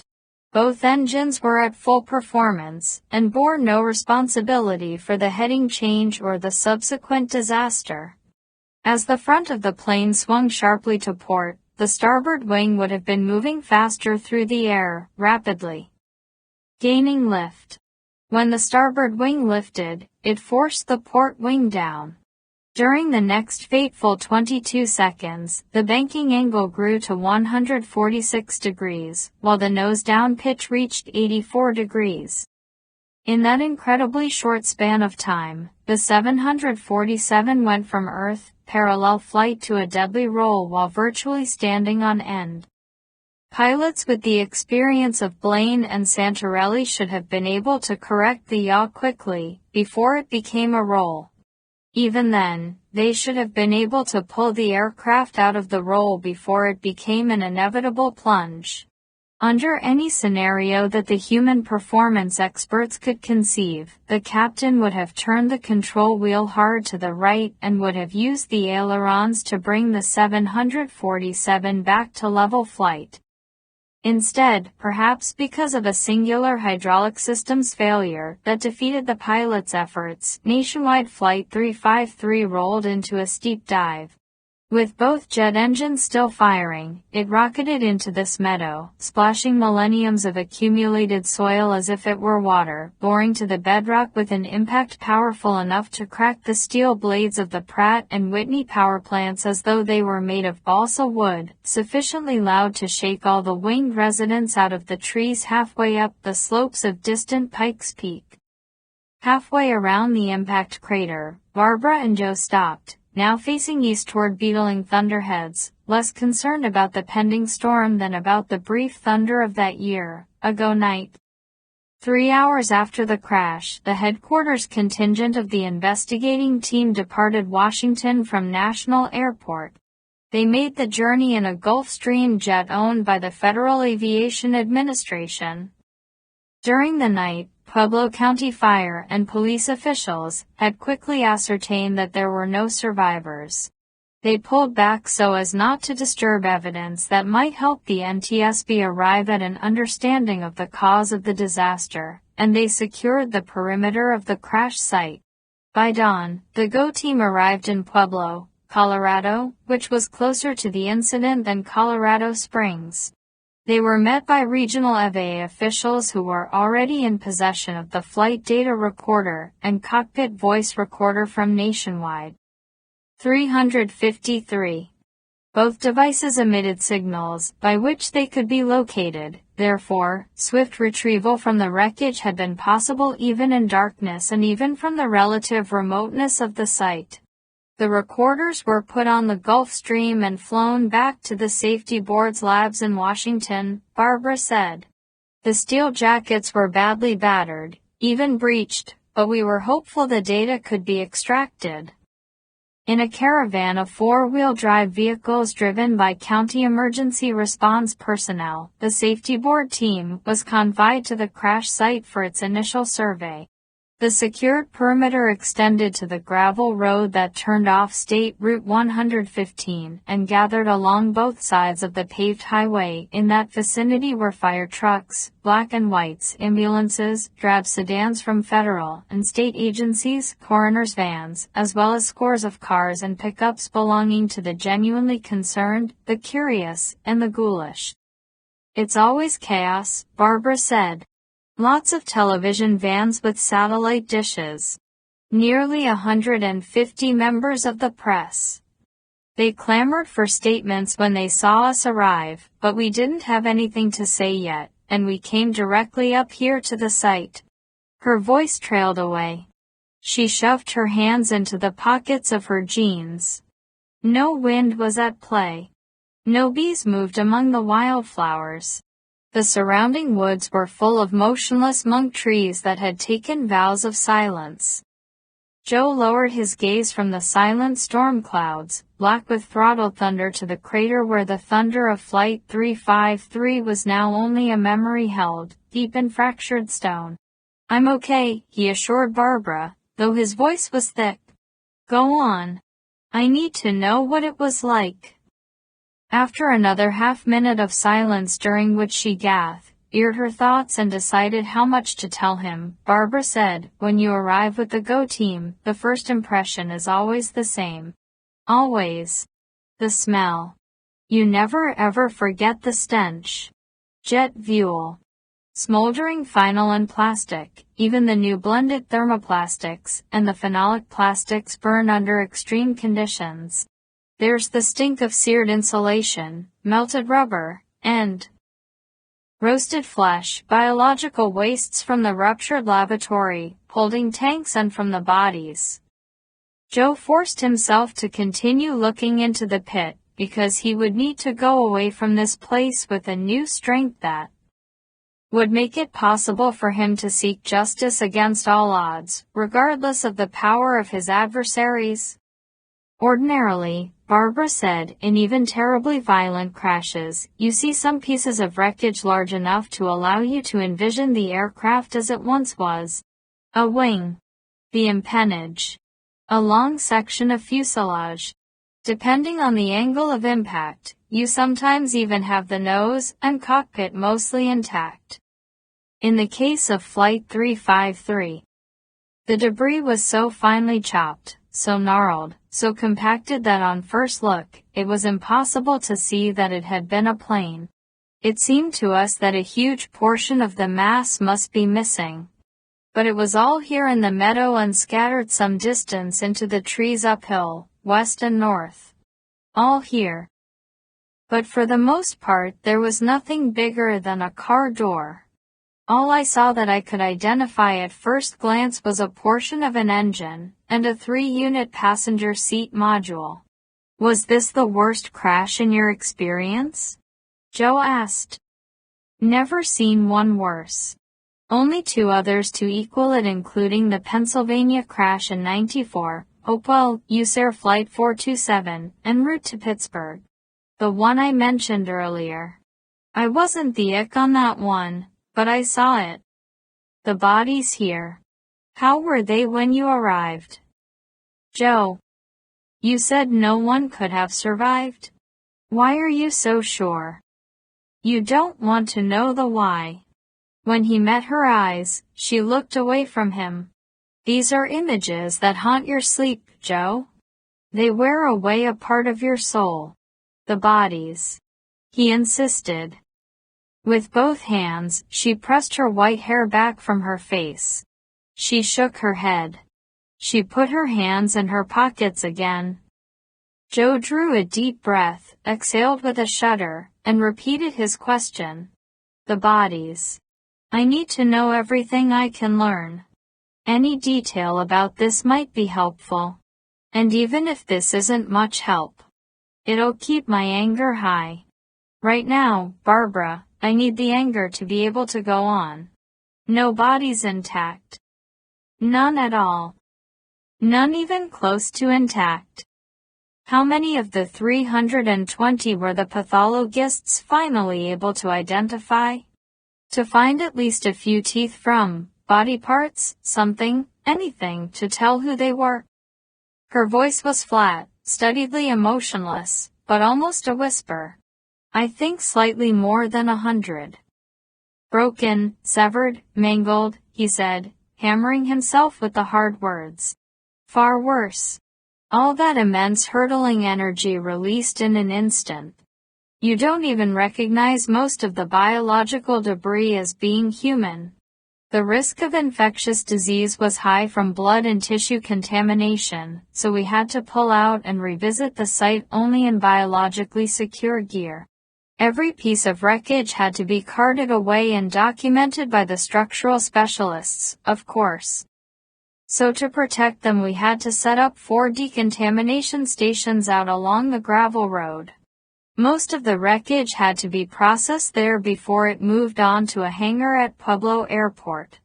Being brutal to prove to himself that his anguish would never again get the better of his anger until this quest was completed, Joe said, it was pretty much like putting them through one of those tree-grinding machines. Enough, Joe. Knowing more details can't ever help you. The meadow was so utterly soundless that it might have been the ignition point of all creation, from which God's energies had long ago flowed toward the farthest ends of the universe, leaving only a mute vacuum. A few fat bees, enervated by the August heat that was unable to penetrate Joe's chill, forsook their usual darting urgency, and traveled languidly across the meadow from wildflower to wildflower, as though flying in their sleep, and acting out a shared dream about collecting nectar. He could hear no buzzing as the torpid gatherers went about their work. And the cause, he asked, was hydraulic control failure, that stuff with the rudder, the yawing and then the roll. You really haven't read about it, have you? Couldn't. She said, the possibility of a bomb, anomalous weather, the wake vortex from another aircraft, and various other factors were eliminated pretty early. And the structures group, 29 specialists in that division of the investigation alone, studied the wreckage in the hangar in Pueblo for 8 months without being able to pin down a probable cause. They suspected lots of different things at one time or another. Malfunctioning yaw dampers, for 1. Or an electronics bay door failure. Engine mount failure looked good to them for a while. And malfunctioning thrust reversers. But they eliminated each suspicion, and no official probable cause was found. How unusual is that? Unusual. But sometimes we can't pin it down. Like Hopewell in '94. And, in fact, another 737 that went down on its approach to Colorado Springs in '91, killing everyone aboard. So it happens, we get stumped. Joe realized there had been a disturbing qualifier in what she had said, no official probable cause. Then a second realization struck him, you took early retirement from the safety board about 7 months ago. That's what Mario Oliveri told me. Mario. Good man. He headed the Human Performance Group in this investigation. But it's been almost 9 months since I quit. If the Structures Group was still sifting the wreckage 8 months after the crash, then you didn't stay to oversee the entire inquiry, even though you were the original ick on it. Bailed out, she acknowledged. When it all turned sour, when evidence disappeared, when I started to make some noise about it. They put the squeeze on me. At first I tried to stay on, but I just couldn't handle being part of a fraud. Couldn't do the right thing and spill the beans, either, so I bailed. Not proud of it. But I've got a hostage to fortune, Joe? Hostage to fortune. A child. Denny. He's 23 now, not a baby anymore, but if I ever lost him. Joe knew too well how she would have finished that sentence. They threatened your son. Although Barbara stared into the crater before her, she was seeing a potential disaster, rather than the aftermath of a real one, a personal catastrophe rather than one involving 320 deaths. It happened 2 weeks after the crash, she said. I was in San Francisco, where DeRoy Blaine, the captain on Flight 353, had lived, overseeing a pretty intense investigation into his personal history, trying to discover any signs of psychological problems. Finding anything? No. He seemed like a rock-solid guy. This was also at the time when I was pressing the hardest to go public with what had happened to certain evidence. I was staying in a hotel. I'm a reasonably sound sleeper. At 2:30 in the morning, someone switched on my nightstand lamp and put a gun in my face. After years of waiting for go team calls, Barbara had long ago overcome a tendency to shed sleep slowly. She woke to the click of the lamp switch and the flood of light as she would have awakened to the ringing telephone, instantly alert and clear-headed. She might have cried out at the sight of the intruder, except that her shock pinched off her voice and her breath. The gunman, about 40, had large sad eyes, hound dog eyes, a nose bashed red by the slow blows of 2 decades of drink, and a sensuous mouth. His thick lips never quite closed, as though waiting for the next treat that couldn't be resisted: cigarette, whiskey, pastry, or breast. His voice was as soft and sympathetic as a mortician's, but with no unctuousness. He indicated that the pistol was fitted with a sound suppressor, and he assured her that if she tried to call for help, he would blow her brains out with no concern that anyone beyond the room would hear the shot. She tried to ask who he was, what he wanted. Hushing her, he sat on the edge of her bed. He had nothing against her personally, he said, and it would depress him to have to kill her. Besides, if the ick of the probe of Flight 353 were to be found murdered, inconvenient questions might be asked. The sensualist's bosses, whoever they might be, could not afford inconvenient questions at this time, on this issue. Barbara realized that a second man was in the room. He had been standing in the corner near the bathroom door, on the other side of the bed from the gunman. This one was 10 years younger than the first. His smooth pink face and choirboy eyes gave him an innocent demeanor that was belied by a disquietingly eager smile that came and went like the flickering of a serpent's tongue. The older man pulled the covers off Barbara and politely asked her to get out of bed. They had a few things to explain to her, he said, and they wanted to be certain that she was alert and attentive throughout, because lives depended on her understanding and believing what they had come to tell her. In her pajamas, she stood obediently while the younger man, with a flurry of brief smiles, went to the desk, withdrew the chair from the knee-hole and stood it opposite the foot of the bed. She sat as instructed. She had been wondering how they had gotten in, as she'd engaged both the deadbolt and the security chain on the door to the corridor. Now she saw that both of the doors between this hotel room and the next, which could be connected to form a suite for those guests who required more space, stood open. The mystery remained, however, for she was certain that the door on this side had been securely locked with a deadbolt when she had gone to bed. At the direction of the older man, the younger produced a roll of strapping tape and a pair of scissors. He secured Barbara's wrists tightly to the arms of the straight-back chair, wrapping the tape several times. Frightened of being restrained and helpless, Barbara nonetheless submitted because she believed that the sad-eyed man would deliver on his threat to shoot her point-blank in the head if she resisted. With his sensuous mouth, as though sampling the contents of a bonbon box, he had savored the words "blow your brains out." When the younger man cut a 6-inch length of tape and pressed it firmly across Barbara's mouth, then secured that piece by winding a continuous length of tape twice around her head, she panicked for a moment, but then regained control of herself. They were not going to pinch her nose shut and smother her. If they had come here to kill her, she would be dead already. As the younger man retreated with his tremulous smiles to a shadowy corner, the sensualist sat on the foot of the bed, opposite Barbara. Their knees were no more than a few inches apart. Putting his pistol aside on the rumpled sheets, he took a knife from a jacket pocket. A switchblade. He flicked it open. Her fear soaring again, Barbara could manage to draw only quick shallow breaths. The resultant whistling in her nose amused the man sitting with her. From another jacket pocket, he withdrew a snack-size round of Gouda cheese. Using the knife, he removed the cellophane wrapper, and then peeled off the red wax skin that prevented the Gouda from developing mold. Carefully eating thin slivers of cheese off the wickedly sharp blade, he told Barbara that he knew where her son, Denny, lived and worked. He recited the addresses.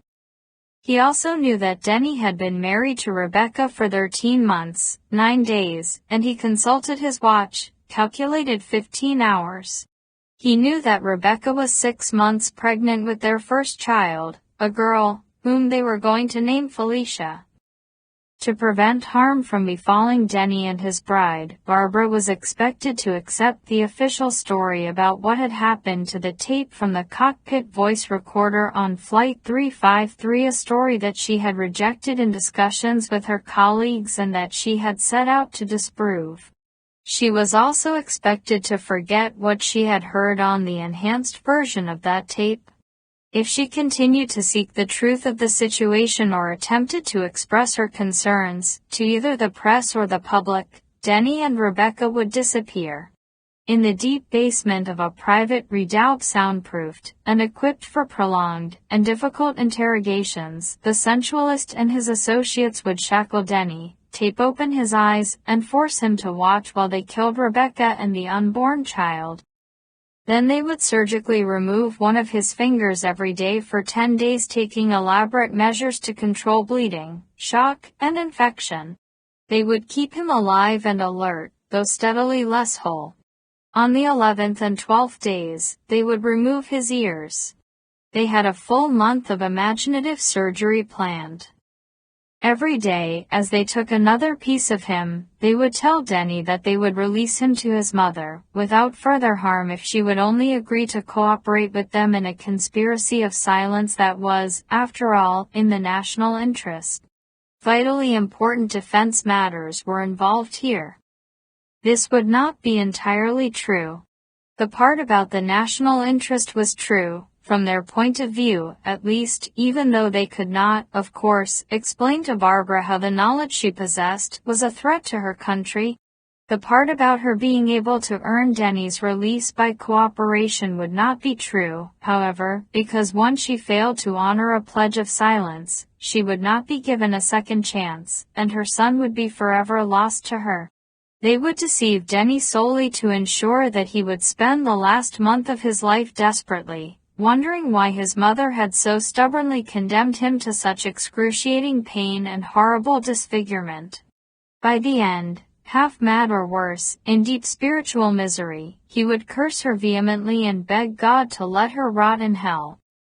As he continued to carve the tiny wheel of Gouda and serve himself off the dangerous point of the blade, the sensualist assured Barbara that no one, not the police, not the admittedly clever FBI, not the mighty United States Army, could keep Denny and Rebecca safe forever. He claimed to be employed by an organization with such bottomless resources and extensive connections that it was capable of compromising and subverting any institution or agency of the federal or state governments. He asked her to nod if she believed him. She did believe him. Implicitly. Without reservation. His seductive voice, which seemed to lick each of his hideous threats, to savor the texture and astringency of it, was filled with the quiet confidence and smug superiority of a megalomaniac who carries the badge of a secret authority, receives a comfortable salary with numerous fringe benefits, and knows that in his old age, he will be able to rely upon the cushion of a generous civil service pension. He then asked her if she intended to cooperate. With guilt and humiliation, but also with utter sincerity, she nodded again. Yes. She would cooperate. Yes. Studying a pale oval of cheese like a tiny filleted fish on the point of the blade, He said that he wanted her to be deeply impressed with his determination to ensure her cooperation, so impressed that she would be in no danger of forsaking the pledge she had just made to him. Therefore, on their way out of the hotel, he and his partner would select, at random, an employee or perhaps a guest, someone who just happened to cross their path, and would kill that person on the spot. 3 shots, 2 in the chest, 1 in the head. Stunned, Barbara protested from behind the gag, contorting her face in an effort to twist the tape and free her mouth. But it was pulled cruelly tight, and her lips were stuck firmly to the adhesive, and the only argument that she could get out was a pained, muffled, wordless pleading. She didn't want to be responsible for anyone's death. She was going to cooperate. There was no reason to impress her with their seriousness. No reason. She already believed in their seriousness. Never taking his great sad eyes from her, without saying another word, he slowly finished his cheese. His unwavering stare seemed to cause a power backflow, draining her of energy. Yet she could not look away. When he had consumed the final morsel, he wiped the blade of his knife on the sheets. Then he folded it into the handle and returned the weapon to his pocket. Sucking on his teeth and rolling his tongue slowly around his mouth, he gathered up the shredded cellophane and the peels of red wax. He rose from the bed and deposited the trash in the waste basket beside the desk. The younger man stepped out of the shadowy corner. His thin but eager smile no longer fluttered uncertainly, it was fixed. From behind the strapping tape, Barbara was still attempting to protest the murder of an innocent person when the older man returned to her and, with the edge of his right hand, chopped hard at the side of her neck. As a sibilant darkness sprayed across her field of vision, she started to slump forward. She felt the chair tipping sideways. She was unconscious before her head hit the carpet. For perhaps 20 minutes, she dreamed of severed fingers in preserving sheaths of red wax. In shrimp-pink faces, fragile smiles broke like strings of pearls, the bright teeth bouncing and rolling across the floor, but in the black crescent between the curved pink lips, new pearls formed, and a choir boy eye blinked blue. There were hound dog eyes too, as black and shiny as leeches, in which she saw, not her reflection but images of Denny's screaming, earless face. When she regained consciousness, she was slumped in the chair, which had been set upright again. Either the sensualist or his pearl-toothed companion had taken pity on her. Her wrists were taped to the arms of the chair in such a fashion as to allow her to wrench loose if she applied herself diligently. She needed less than 10 minutes to free her right hand, much less to slip the bonds on the left. She used her own cuticle scissors to snip through the tape wound around her head. When she gingerly pulled it off her lips, it took far less skin than she expected. Liberated and able to talk, she found herself at the telephone with the receiver in her hand. But she could think of no one whom she dared to call, and she put the phone down. There was no point in warning the hotel's night manager that one of his employees or guests was in danger. If the gunman had kept his threat to impress her with a senseless, random killing, he had pulled the trigger already. He and his companion would have left the hotel, at least half an hour ago. Wincing at the throbbing pain in her neck, she went to the door that connected her room with theirs. She opened it and checked the inner lace. Her privacy deadbolt latch was backed by a removable brass plate fixed in place with screws, which allowed access to the mechanism of her lock from the other side. The other room's door featured no such access plate. The shiny brass looked new. She was certain that it had been installed shortly before she checked into the hotel, by the gunman and his companion acting either clandestinely or with the assistance of a hotel engineer. A clerk at the front desk was paid or coerced to put her in this room rather than any other. Barbara was not much of a drinker, but she raided the honor bar for a 2-shot miniature of vodka and a cold bottle of orange juice. Her hands were shaking so badly she could barely pour the ingredients into a glass. She drank the screwdriver straight down, opened another miniature, mixed a second drink, took a swallow of it, then went into the bathroom and threw up. She felt unclean. Withdrawn less than an hour away, she took a long shower, scrubbing herself so hard and standing in water, so hot that her skin grew red and stung unbearably. Although she knew that it was pointless to change hotels, that they could find her again if they wanted her, she couldn't stay any longer in this place. She packed and, an hour after first light, went down to the front desk to pay her bill. The ornate lobby was full of San Francisco policemen, uniformed officers, and plainclothes detectives. From the wide-eyed cashier, Barbara learned that sometime after 3 o'clock in the morning, a young room service waiter had been shot to death in a service corridor near the kitchen. Twice in the chest and once in the head. The body had not been discovered immediately because, curiously, no one had heard gunfire. Harried by fear that seemed to push her forward like a rude hand in the back, she checked out. She took a taxi to another hotel. The day was high and blue. The city's famous fog was already pulling back across the bay into a towering palisades beyond the Golden Gate, of which she had a limited view from her new room. She was an aeronautical engineer. A pilot. She held a master's degree in business administration from Columbia University. She had worked hard to become the only current female working air crashes for the National Transportation Safety Board. When her husband had walked out on her 17 years ago, she had raised Denny alone and raised him well.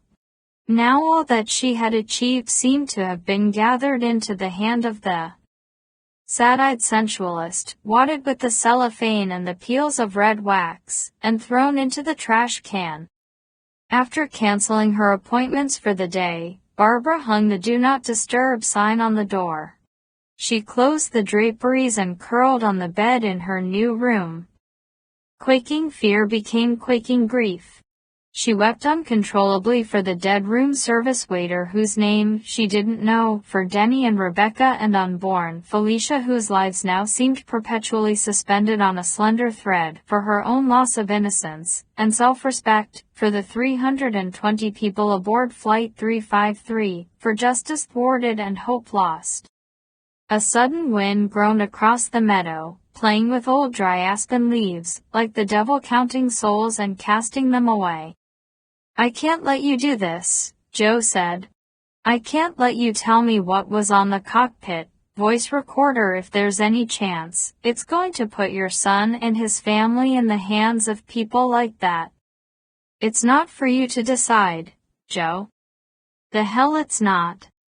When you called from Los Angeles, I played dumb because I've got to assume my phone is permanently tapped, every word recorded. Actually, I don't think it is. I don't think they feel any need to tap it, because they know by now that they've got me muzzled. If there's even a chance minus. And I know for certain I'm not being watched. My house isn't under observation. I'd have picked up on that long ago. When I walked out on the investigation, took early retirement, sold the house in Bethesda and came back to Colorado Springs, they wrote me off, Joe. I was broken, and they knew it. You don't seem broken to me." She patted his shoulder, grateful for the compliment. "I've rebuilt myself some. Anyway, if you weren't followed minus." "I wasn't. I lost them yesterday. No one could have followed me to LAX this morning. Then I figure there's no one to know we're here or to know what I tell you. All I ask is you never say you got it from me. I wouldn't do that to you. But there's still such a risk you'll be taking," he worried. "I've had months to think about it, to live with it, and the way it seems to me is. They probably think I told Denny some of it, so he would know what danger he's in, so he'd be careful, watchful." "Did you?" Not a word. What kind of a life could they have, knowing? Not a normal one. But now Denny, Rebecca, Felicia, and I are going to be hanging by a thread, as long as this cover-up continues. Our only hope is for someone else to blow it wide open, so then what little I know about it won't matter anymore. The storm clouds were not only in the east now. Like an armada of incoming starships in a film about futuristic warfare, ominous black thunderheads slowly resolved out of the white mists overhead. Otherwise, Barbara continued, a year from now or 2 years from now, even though I've kept my mouth shut, they'll decide to tie up all the loose ends. Flight 353 will be such old news that no one will connect my death or Denny's or a handful of others to it.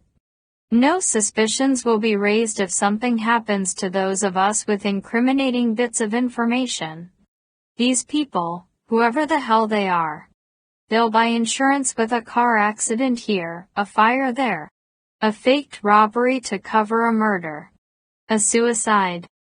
Through Joe's mind passed the waking nightmare images of Lisa burning, Georgian dead on the kitchen floor, Charlie in the blood-tinted light. He couldn't argue with Barbara's assessment. She probably had it figured right. In a sky waiting to snarl and crackle, menacing faces formed in the clouds, blind and open-mouthed, choked with anger.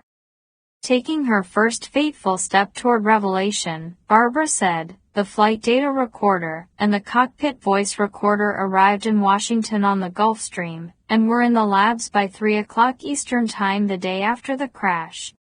You were still just getting into the investigation here. That's right. Mirth Tran, he's an electronics engineer with the safety board and a few colleagues, opened the Fairchild recorder. It's almost as large as a shoebox, jacketed in 3/8 of an inch of stainless steel. They cut it carefully, with a special saw. This particular unit had endured such violent impact that it was compressed 4 inches end to end. The steel, just crunched up like cardboard, and one corner had been crushed, resulting in a small breach. And it still functioned. No. The recorder was completely destroyed. But inside the larger box is the steel memory module. It contains the tape. It was also breached. A small amount of moisture had penetrated all the way into the memory module, but the tape wasn't entirely ruined. It had to be dried, processed, but that didn't take long, and then Mirth and a few others gathered in a soundproof listening room to run it from the beginning. There were almost 3 hours of cockpit conversation leading up to the crash. Joe said, they don't just run it fast forward to the last few minutes. No. Something earlier in the flight, something that seemed to be of no importance to the pilots at the time, might provide clues that help us understand what we're hearing in the moments immediately before the plane went down. Steadily rising, the warm wind was brisk enough now to foil the lethargic bees on their lazy quest from bloom to bloom. Surrendering the field to the oncoming storm, they departed for secret nests in the woods. Sometimes we get a cockpit tape that's all but useless to us, Barbara continued. The recording quality's lousy for one reason or another. Maybe the tape's old and abraded. Maybe the microphone is the handheld type, or isn't functioning as well as it should, too much vibration. Maybe the recording head is worn and causing distortion. I would think there'd be daily maintenance, weekly replacement, when it's something as important as this. Remember, as a percentage of flights, planes rarely go down. There are costs and flight time delays to be considered. Anyway, commercial aviation is a human enterprise, Joe. And what human enterprise ever operates to ideal standards? Point taken. This time there was good and bad, she said. Both Delroy Blaine and Santarelli were wearing headsets with boom microphones, which is real damn good, much better than a handheld. Those along with the overhead cockpit mic gave us 3 channels to study. On the bad side, the tape wasn't new. It had been recorded over a lot of times and was more deteriorated than we would have liked. Worse, whatever the nature of the moisture that reached the tape, it had caused some patchy corrosion to the recording surface. From a back pocket of her jeans, she took a folded paper, but didn't immediately hand it to Joe. She said, when Mirth Tran and the others listened, they found that some portions of the tape were clearly audible and others were so full of scratchy static, so garbled, they could only discern 1 out of 4 or 5 words. What about the last minute? That was one of the worst segments. It was decided that the tape would have to be cleaned and rehabilitated. Then the recording would be electronically enhanced to whatever extent possible. Bruce Laceroth, head of the Major Investigations Division, had been there to listen to the whole tape, and he called me in Pueblo at 7:15 Eastern Time to tell me the status of the recording. They were stowing it for the night, going to start work with it again in the morning. It was depressing. High above them, the eagle returned from the east, pale against the pregnant bellies of the clouds, still flying straight and true with the weight of the pending storm on its wings. Of course that whole day had been depressing, Barbara said. We'd brought in refrigerated trucks from Denver to collect all the human remains from the site, which had to be completed before we could begin to deal with the pieces of the plane itself. There was the usual organizational meeting, which is always exhausting, because so many interest groups, the airline, the manufacturer of the plane, the supplier of the power plants, the Airline Pilots Association, lots of others all want to bend the proceedings to serve their interests as much as possible. Human nature and not the prettier part of it. So you have to be reasonably diplomatic, but also damn tough to keep the process truly impartial. And there was the media, he said, condemning his own kind so she wouldn't have to do it. Everywhere. Anyway, I'd only slept less than 3 hours the previous night before I'd been awakened by the Go Team call, and there was no chance even to doze on the Gulf Stream from National to Pueblo. I was like The Walking Dead when I hit the sheets a little before midnight, but back there in Washington, Mirth Tran was still at it. The electronics engineer who cut open the recorder. Staring at the folded white paper that she had taken from her hip pocket, turning it over and over in her hands, Barbara said, "You have to understand about Mirth. His family were Vietnamese boat people. Survived the communists after the fall of Saigon, and then pirates at sea, even a typhoon. He was 10 at the time, so he knew early that life was a struggle. To survive and prosper, he expected to give 110%. I have friends. Had friends who were Vietnamese immigrants," Joe said. "Quite a culture. A lot of them have a work ethic that would break a plow horse." Exactly. When everyone else went home from the labs that night at 7:15, they'd put in a long day. People at the safety board are pretty dedicated. But Mirth more so. He didn't leave. He made a dinner of whatever he could get out of the vending machines, and he stayed to clean the tape and then to work on the last minute of it. Digitize the sound, load it in a computer, and then try to separate the static and other extraneous noises from the voices of the pilots and from the actual sounds that occurred aboard the aircraft. The layers of static proved to be so specifically patterned that the computer was able to help strip them away fairly quickly. Because the boom mics had delivered strong signals to the recorder, Mirth was able to clarify the pilots' voices under the junk noise. What he heard was extraordinary. Bizarre. She handed the folded white paper to Joe. He accepted but didn't open it. He was half afraid to see what it contained.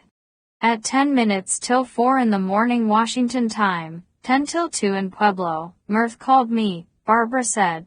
I told the hotel operator to hold all calls. I needed my sleep, but Mirth talked his way through. He played the tape for me. And we discussed it. I always have a cassette recorder with me, because I like to tape all meetings myself and have my own transcripts prepared. So I got my machine, and held it to the phone to make my own copy. I didn't want to wait until Mirth got it clean taped to me by courier. After Mirth hung up, I sat at the desk in my room and listened to the last exchanges between the pilots maybe 10 or 12 times. Then I got out my notebook and made a handwritten transcript of it, because sometimes things appear different to you when you read them than when you listen. Occasionally the eye sees nuances that the ear misses. Joe now knew what he held in his hand.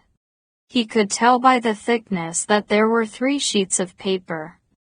Barbara said, Mirth had called me first. He intended to call Bruce Laceroth, then the chairman and the vice chairman of the board. If not all 5 board members, so each of them could hear the tape himself. It wasn't standard protocol, but this was a strange and unprecedented situation. I'm sure Mirth got to at least one of those people, though they all deny hearing from him.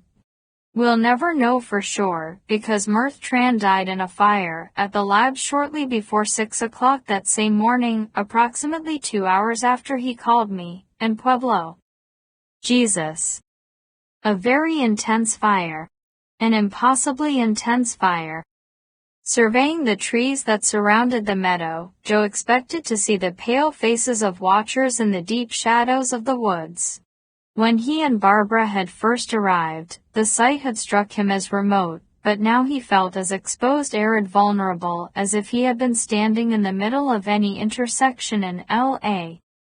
He said, "Let me guess, the original tape from the cockpit recorder was destroyed in the lab fire.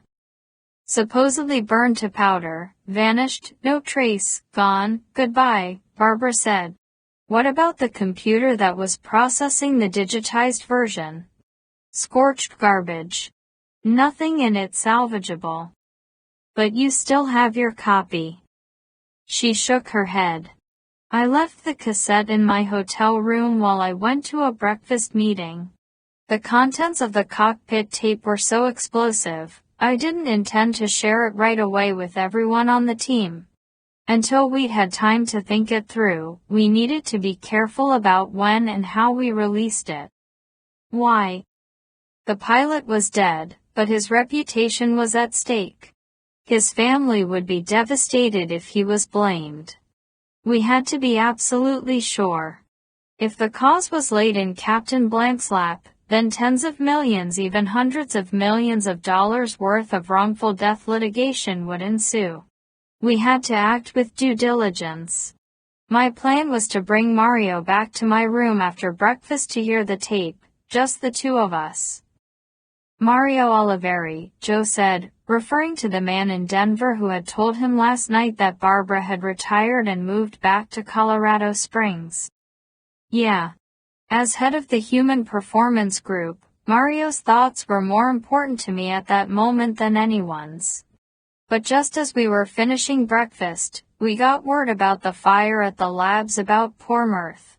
By the time I got back to my room with Mario, the copy of the tape I'd made over the phone was blank. Stolen and replaced. Or just erased on my own machine. I guess Mirth told someone that I'd duped it long distance. Right then you must have known." She nodded. Something was very wrong. Something stank. Her mop of hair was as white as the feathers on the head of the eagle that had overflown them, but until this moment she had seemed younger than 50. Now she suddenly seemed older. "Something wrong," he said, but you couldn't quite believe it. "My life was the safety board. I was proud to be part of it. Still am, Joe. They're damn good people." "Did you tell Mario what was on the tape?" "Yeah." "What was his reaction?" "Amazement. Disbelief, I think." "Did you show him the transcript you'd made?" She was silent a moment. Then, "No, why not?" My hackles were up. "You didn't trust anyone. A fire that intense. There must have been an accelerant. Arson, Joe said. But no one ever raised the possibility. Except me. I don't have faith in the integrity of their investigation of that lab fire at all. Not at all. What did the autopsy on Mirth reveal? If he was murdered and the fire set to cover it minus if he was, they couldn't prove it by what was left of the body. He was virtually cremated. The thing is, he was a really nice guy, Joe. He was sweet. He loved his job because he believed what he did would save lives, help to prevent other crashes. I hate these people, whoever they are. Among the white pines at the foot of the meadow, near where Joe and Barbara had first entered the clearing, something moved. A shadow gliding through deeper shadows, dun against purple. Joe held his breath. He squinted but could not identify what he had briefly glimpsed. Barbara said, "I think it was just a deer." "If it wasn't, then we're dead whether we finish this talk or not," she said in a matter-of-fact tone that revealed the bleak and paranoid New World Order in which she lived following Flight 353. He said, "The fact that your tape was erased didn't that raise anyone's suspicions?" The consensus was that I'd been tired. 3 hours sleep the night of the crash, then only a few hours the next night before Mirth called and woke me. Poor bleary-eyed Barbara. I'd sat listening to the tape over and over, and at the end, I must have pressed the wrong button, and erased it without realizing what I'd done. Her face twisted with sarcasm. "You can see how it must have happened." "Any chance of that?" "None whatsoever." Though Joe unfolded the 3 sheets of paper, he didn't yet begin to read them. He said, "Why didn't they believe you when you told them what you'd heard on the tape? They were your colleagues. They knew you to be a responsible person." "Maybe some of them did believe it and didn't want to. Maybe some of them just chalked it up to my fatigue. I'd been fighting an ear infection for weeks, and it had worn me down, even before Pueblo. Maybe they took that into account. I don't know. And there's 1 or 2 who just plain don't like me. Who among us is universally loved? Not me. Too pushy. Too opinionated. Anyway, it was all moot because without a tape there was no proof of the exchanges between Blanc and Santarelli." "When did you finally tell someone you'd made a transcript word for word?" "I was saving that. I was trying to figure the right moment, the right context in which to mention it, preferably once the investigation turned up some detail that would support what I said had been on the tape. Because by itself your transcript isn't real proof." "Exactly. Sure. It's better than nothing, better than memory alone, but I needed to augment it with something. Then those 2 creeps woke me in the hotel in San Francisco, and after that, well, I just wasn't much of a crusader anymore." Out of the eastern forest, 2 deer leapt in tandem into the bottom of the meadow, a buck and a doe. They raced across the corner of the clearing, quickly disappearing into the trees on the northern perimeter. Under the skin on the back of Joe's neck, ticks of apprehension still burrowed and twitched. The movement he had glimpsed earlier must have been the 2 deer. From their volatile entrance into the meadow, however, he inferred that they had been flushed from the trees by something or someone that had frightened them. He wondered if any corner of the world would ever feel safe to him again. But he knew the answer even as the question passed through his mind. No. No corner. Not anywhere. Not ever.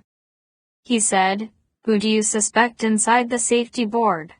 Who did Mirth call next after you?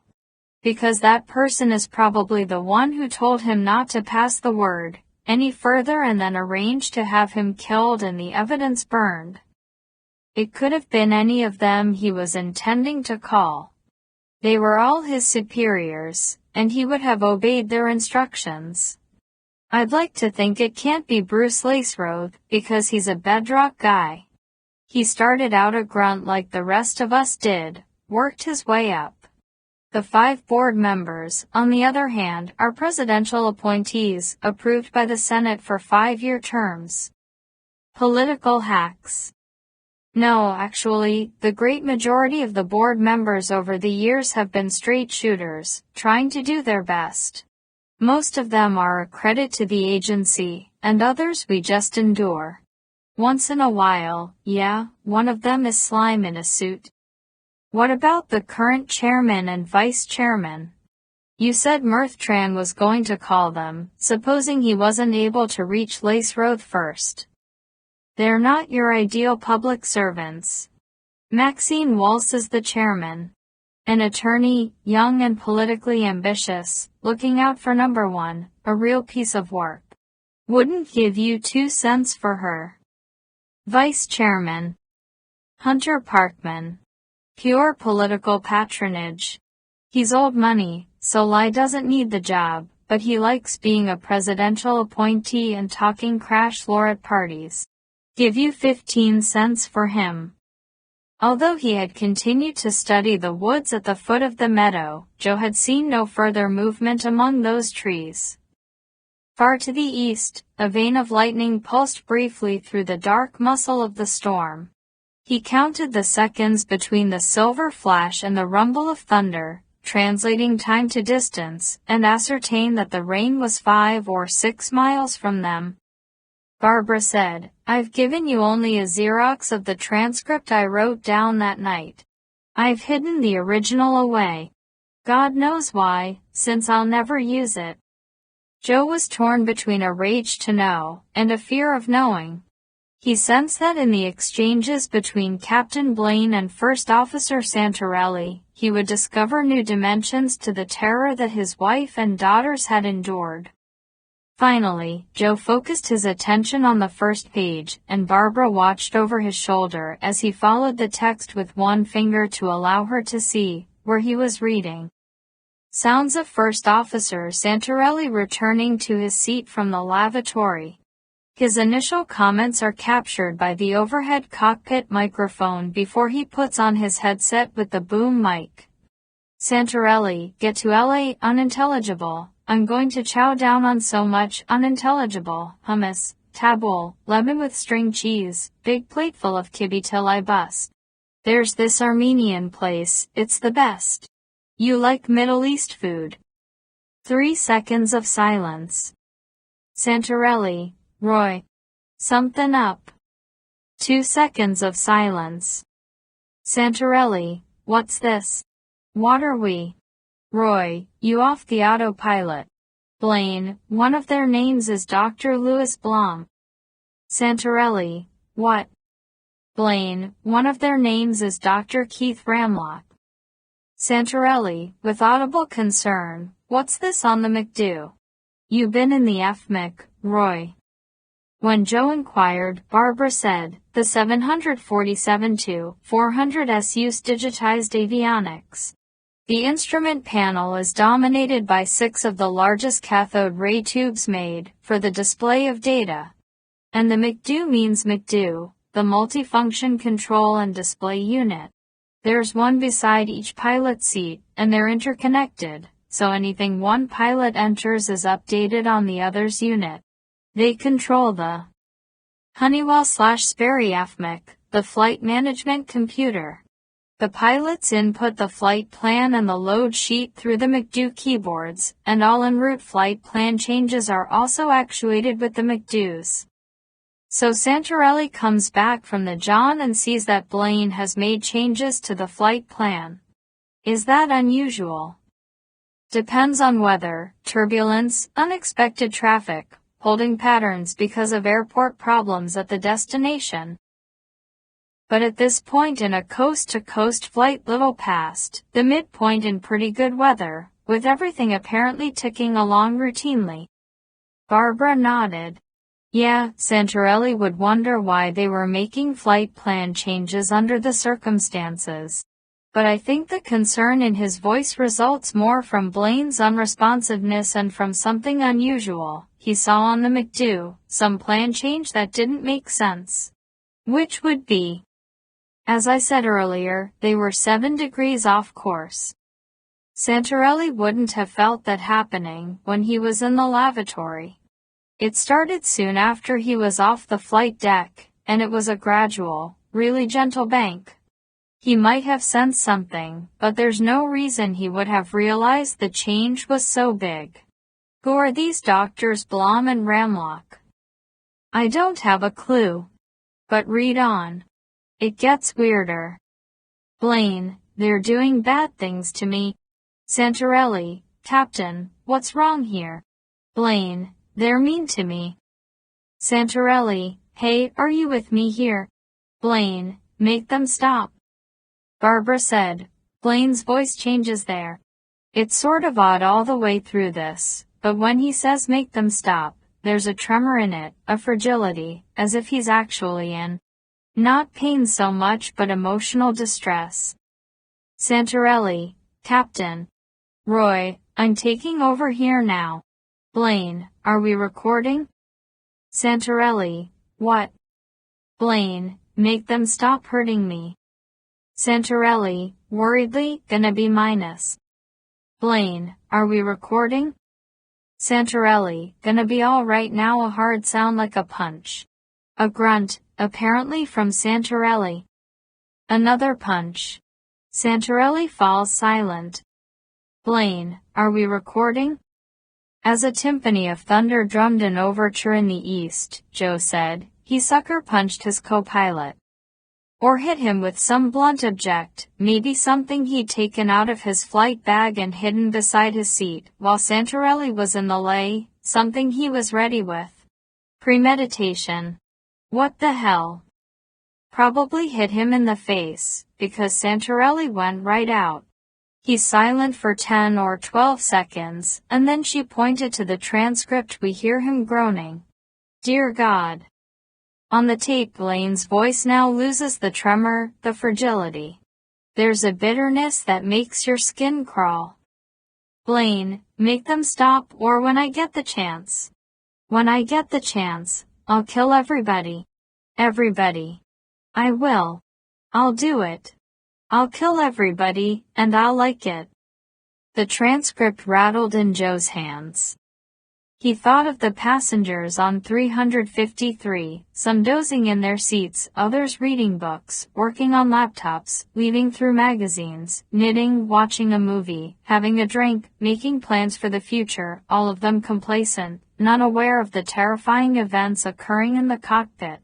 Maybe Nina was at the window, gazing out at the stars, or down at the top of the cloud cover below them. She liked the window seat. Michelle and Chrissy might have been playing a game of Go Fish or Old Maids. They traveled with decks for various games. He was torturing himself. He was good at it because a part of him believed that he deserved to be tortured. Forcing those thoughts out of his mind, Joe said, what was going on with Blaine, for God's sake? Drugs. Was his brain fried on something? No. That was ruled out. How? It's always a priority to find something of the pilot's remains to test for drugs and alcohol. It took some time in this case, she said, as with a sweep of one hand she indicated the scorched pines and aspens uphill, because a lot of the organic debris was scattered as much as 100 yards into the trees west and north of the impact. An internal darkness encroached on Joe's field of vision, until he seemed to be looking at the world through a tunnel. He bit his tongue almost hard enough to draw blood, breathed slowly and deeply, and tried not to let Barbara see how shaken he was by these details. She put her hands in her pockets. She kicked a stone into the crater. Really need this stuff, Joe? Yes. She sighed. We found a portion of a hand we suspected was Blaine's because of a half-melted wedding band that was fused to the ring finger, a relatively unique gold band. There was some other tissue as well.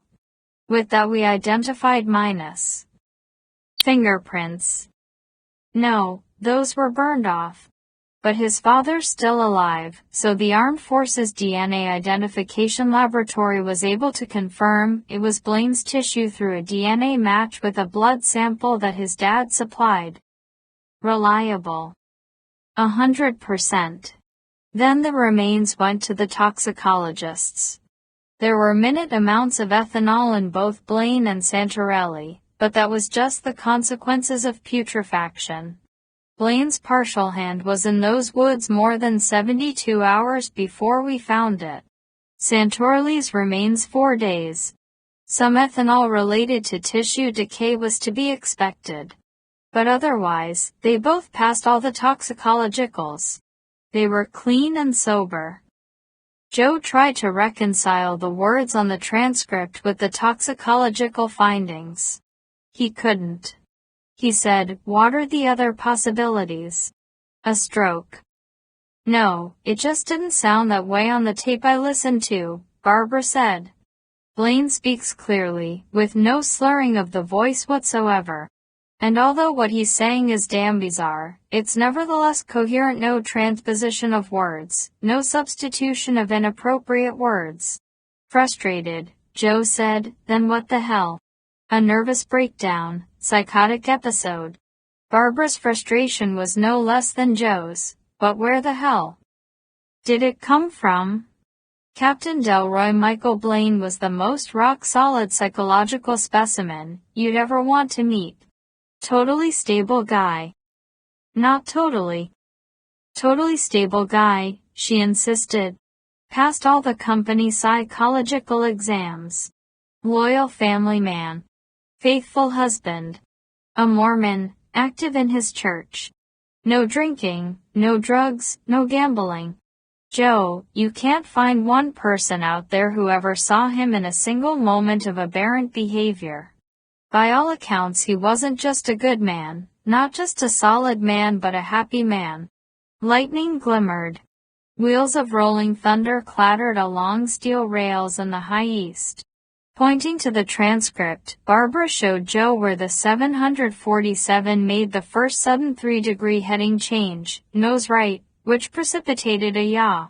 At that point, Santorelli was groaning but not fully conscious yet. And just before the maneuver, Captain Blaine said, "This is fun. There are these other sounds on the tape here, the rattle and clink of small loose objects being flung around by the sudden lateral acceleration. This is fun." Joe couldn't take his eyes off those words. Barbara turned the page for him. 3 seconds later, the aircraft made another violent heading change of 4 degrees, nose left. In addition to the previous clatter, there were now sounds from the aircraft, a thump and a low shuddery noise. "And Captain Blaine is laughing." "Laughing," Joe said with incomprehension. He was going to go down with them, and he was laughing. It wasn't anything you'd think of as a mad laugh either. It was a pleasant laugh, as if he were genuinely enjoying himself. "This is fun." 8 seconds after the first yawing incident, there was another abrupt heading change of 3 degrees, nose left, followed just 2 seconds later by a severe shift of 7 degrees, nose right. Blaine laughed as he executed the first maneuver and, with the second, said, "Oh, wow. This is where the starboard wing lifted, forcing the port wing down," Barbara said. In 22 seconds the craft was banking at 146 degrees with a downward nose pitch of 84 degrees. They were finished. It was deep trouble but not hopeless. There was still a chance. They might have pulled out of it. Remember, they were above 20,000 feet. Room for recovery. Because he had never read about the crash or watched television reports of it, Joe had always pictured fire in the aircraft and smoke filling the cabin. A short while ago, when he had realized that the passengers were spared that particular terror, he'd hoped that the long journey down had been less terrifying than the imaginary plunge that he experienced in some of his anxiety attacks. Now, however, he wondered which would have been worse, the gush of smoke, and the instant recognition of impending doom that would have come with it, or clean air and the hideously attenuated false hope of a last-minute correction, salvation. The transcript indicated the sounding of alarms in the cockpit. An altitude alert tone. A recorded voice repeatedly warning traffic, because they were descending through air corridors assigned to other craft. Joe asked, "What's this reference to the stick shaker alarm?" "It makes a loud rattling, a scary sound nobody's going to overlook, warning the pilots that the plane has lost lift. They're going into a stall." Gripped in the fist of fate punching toward the earth, First Officer Victor Santarelli abruptly stopped mumbling. He regained consciousness. Perhaps he saw clouds whipping past the windshield.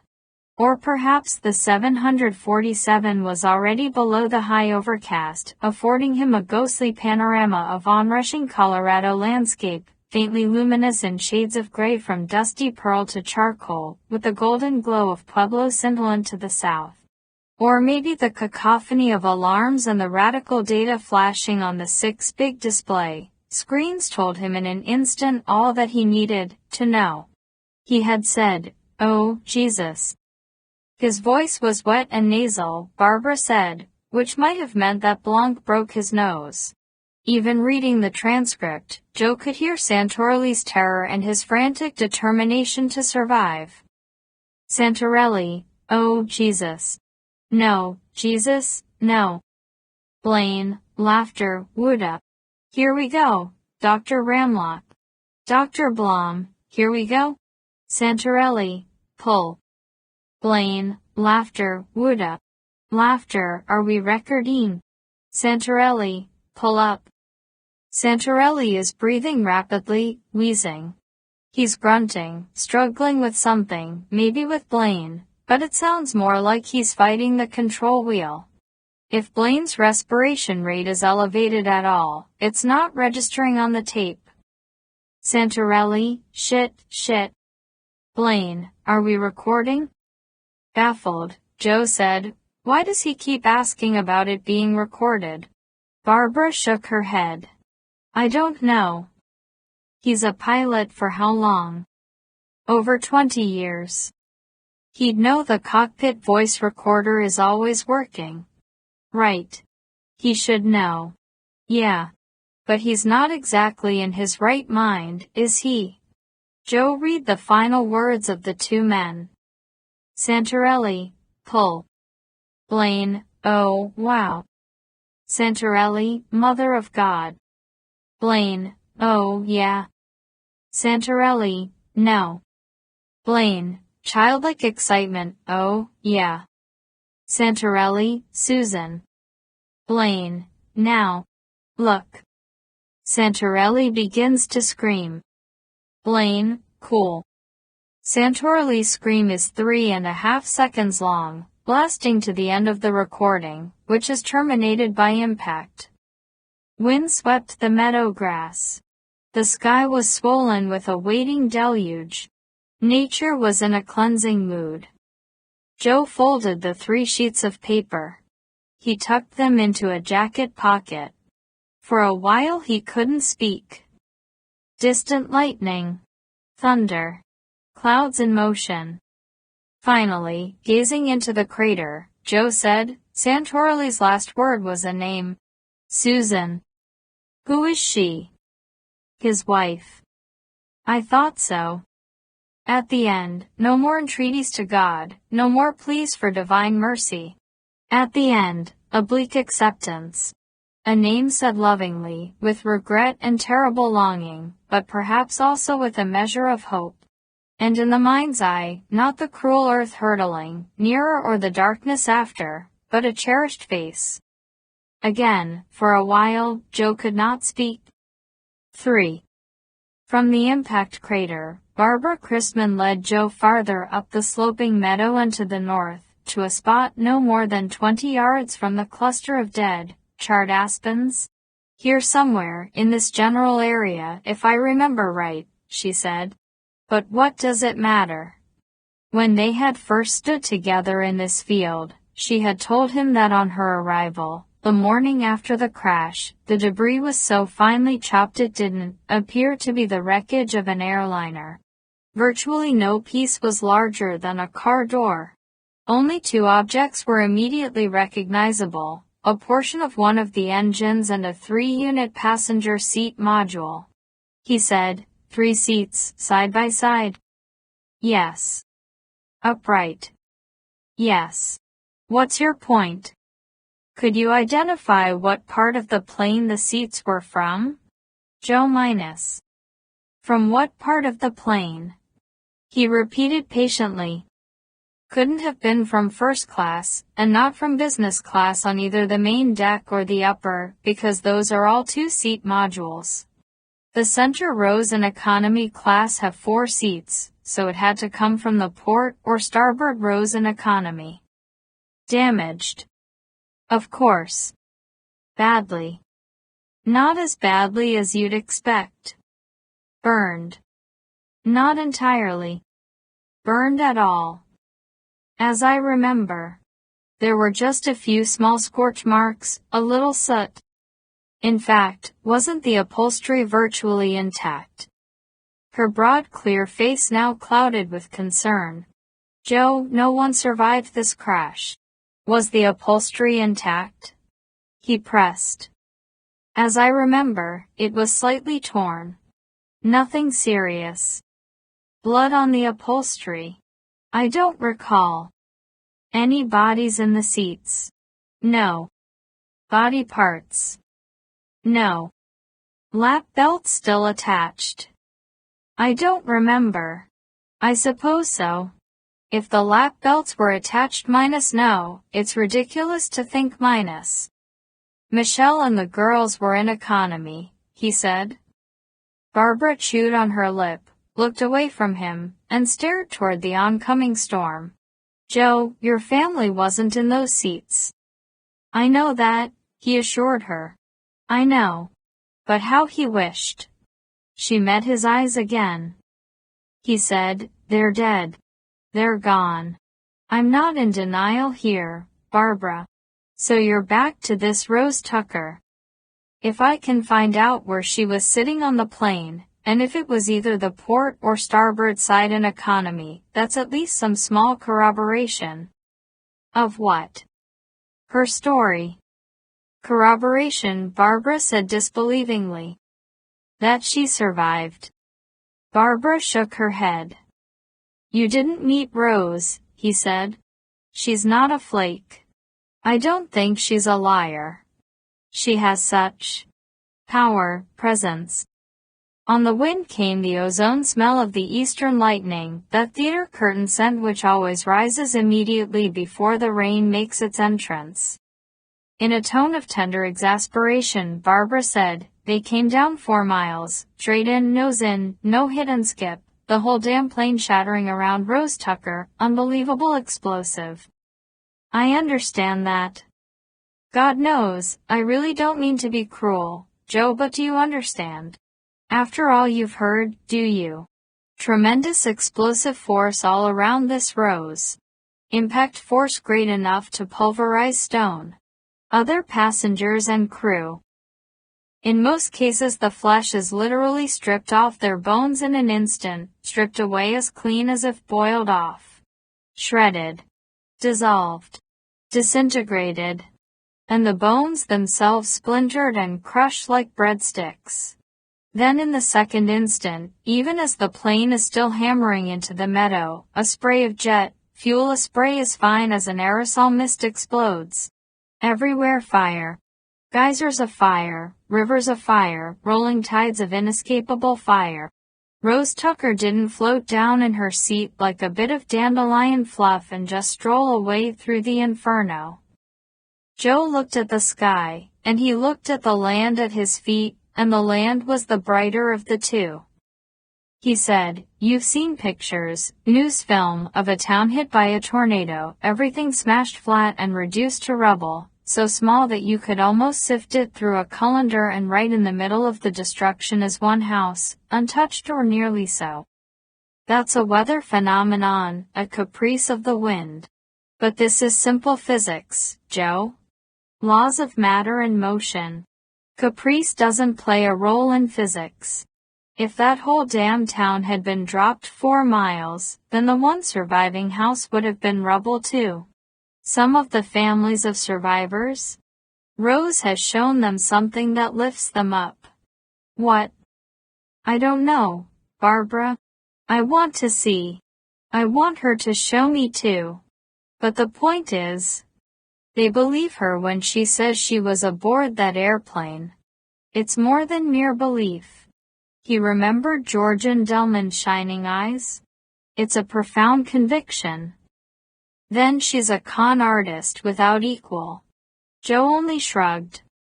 A few miles away, a tuning fork of lightning vibrated and broke the storm clouds. Shatters of gray rain fell to the east. For some reason, Barbara said, "You don't strike me as a devoutly religious man." I'm not. Michelle took the kids to Sunday school and church every week, but I didn't go. It was the one thing I didn't share with them. Hostile to religion. No. Just no passion for it, no interest. I was always as indifferent to God as he seemed to be to me. After the crash, I took the one step left in my spiritual journey, from disinterest to disbelief. There's no way to reconcile the idea of a benign God with what happened to everyone on that plane. And to those of us who are going to spend the rest of our lives missing them. Then if you're such an atheist, why do you insist on believing in this miracle? I'm not saying Rose Tucker's survival was a miracle. Damned if I can see what else it would be. Nothing but God himself and a rescue team of angels could have pulled her out of that in one piece, Barbara insisted with a note of sarcasm. No divine intervention. There's another explanation, something amazing but logical. Impossible, she said stubbornly. Impossible. Yeah, well.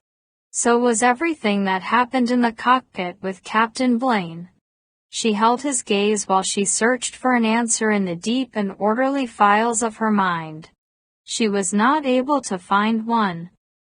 Instead, she said, if you don't believe in anything, then what is it that you expect Rose to tell you? You say that what she tells them lifts them up. Don't you imagine it's got to be something of a spiritual nature? Not necessarily. What else would it be? I don't know. Repeating Joe's own words heavily colored with exasperation, she said, something amazing but logical. He looked away from her, toward the trees along the northern edge of the field, and he realized that in the fire-blasted aspen cluster was a sole survivor, reclothed in foliage. Instead of the characteristic smooth pale trunk, it had scaly black bark, which would provide a dazzling contrast when its leaves turned brilliant yellow in the autumn. Something amazing but logical, he agreed. Closer than ever, lightning laddered down the sky, and the boom of thunder descended rung to rung. We better go, Barbara said. There's nothing more here, anyway. Joe followed her down through the meadow, but he paused again at the rim of the impact crater. The few times that he had gone to meetings of the Compassionate Friends, he had heard other grieving parents speak of the 0 point. The 0 point was the instant of the child's death, from which every future event would be dated, the eye blinked during which crushing loss reset your internal gauges to 0. It was the moment at which your shabby box of hopes, and wants which had once seemed to be such a fabulous chest of bright dreams was turned on end and emptied into an abyss, leaving you with 0 expectations. In a clock tick, the future was no longer a kingdom of possibility and wonder, but a yoke of obligation, and only the unattainable past offered a hospitable place to live. He had existed at the 0 point for more than a year, with time receding from him in both directions, belonging to neither the days ahead, nor those behind. It was as though he had been suspended in a tank of liquid nitrogen and lay deep in cryogenic slumber. Now he stood at another 0 point, the physical one where his wife and daughters had perished. He wanted so badly to have them back that the wanting tore like eagles' claws at his viscera. But at last he wanted something else as well, justice for them, justice which could not give meaning to their deaths but which might give meaning to his. He had to get all the way up from his cryogenic bed, shake the ice out of his bones and veins, and not lie down again until he had dug the truth out of the grave in which it had been buried. For his lost women, he would burn palaces, pull down empires, and waste the world if necessary for the truth to be found. And now he understood the difference between justice and mere vengeance. Genuine justice would bring him no relief of his pain, no sense of triumph. It would only allow him to step out of the 0 point and, with his task completed, die in peace. Down through the faulted conifers came fluttering white wings of stormlight, and again, and still more, as if the cracking sky were casting out a radiant multitude. Thunder and the rush of wind beat like pinions at Joe's ears, and by the many thousands, feathered shadows swooped and shuddered between the tree trunks and across the forest floor.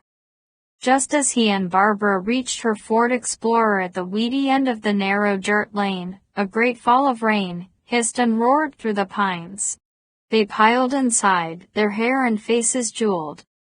And her periwinkle blue blouse was spattered with spots as dark as plum skin.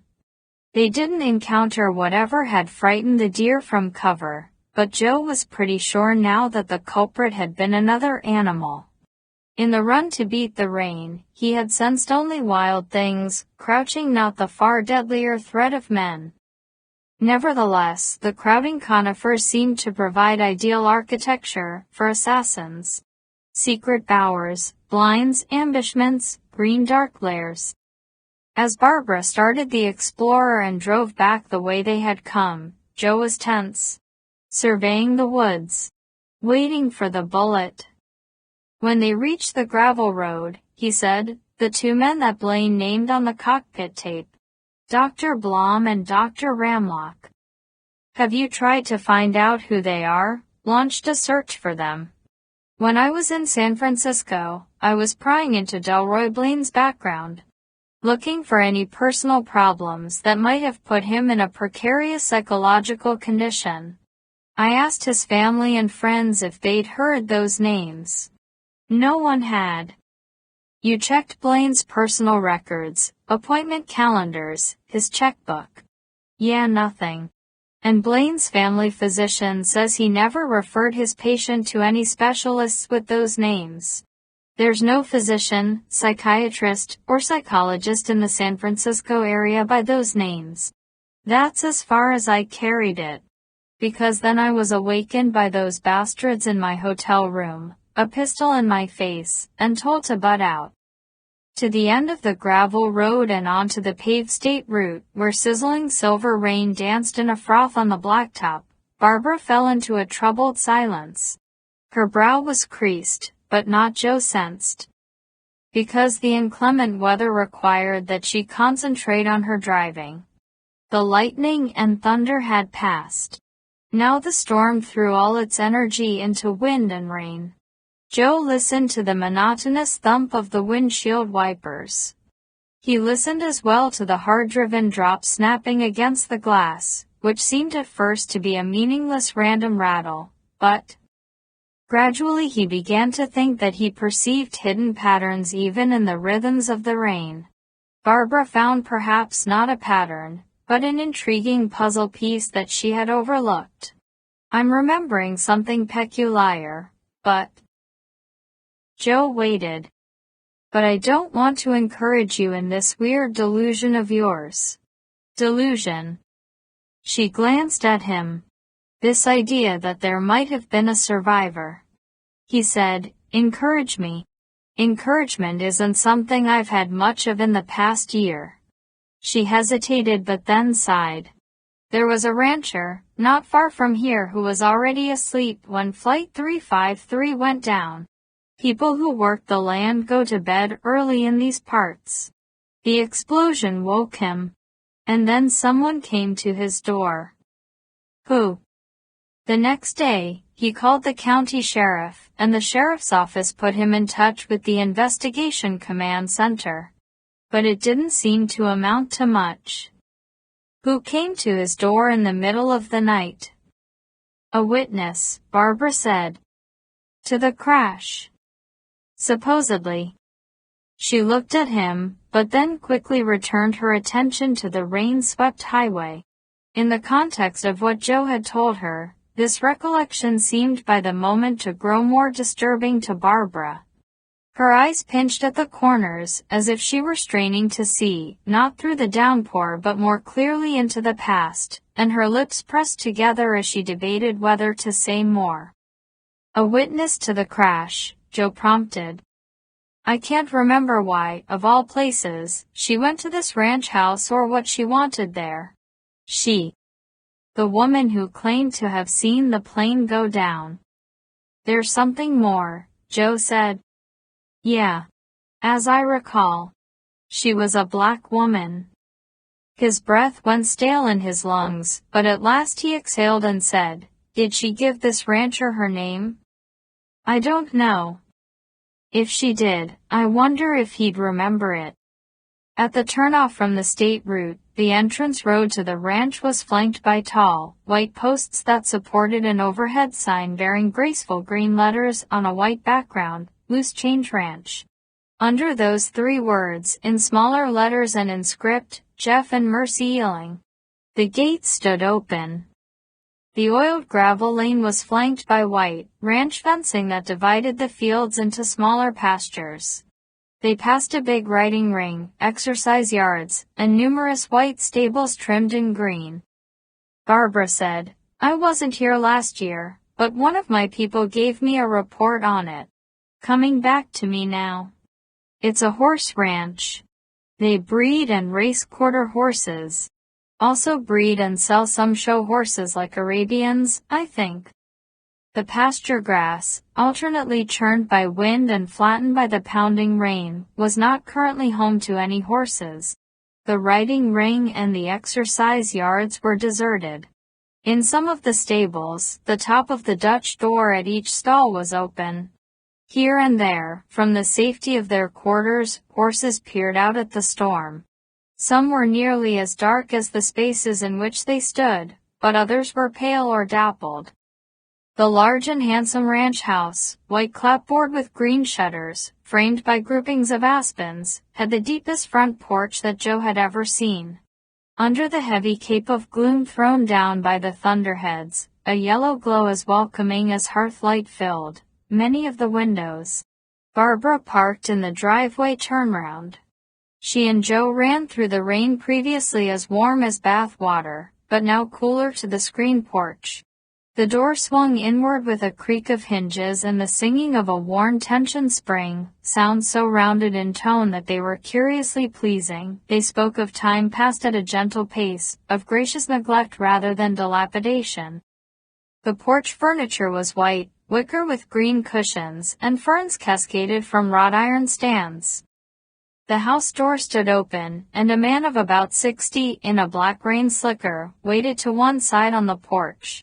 The weather-thickened skin of his sun-darkened face was well creased and patented like the leather of a long-used saddlebag. His blue eyes were as quick and friendly as his smile. He raised his voice to be heard above the drumming of the rain on the roof. Mornin'. Good day for ducks. Are you Mr. Ealing? Barbara asked.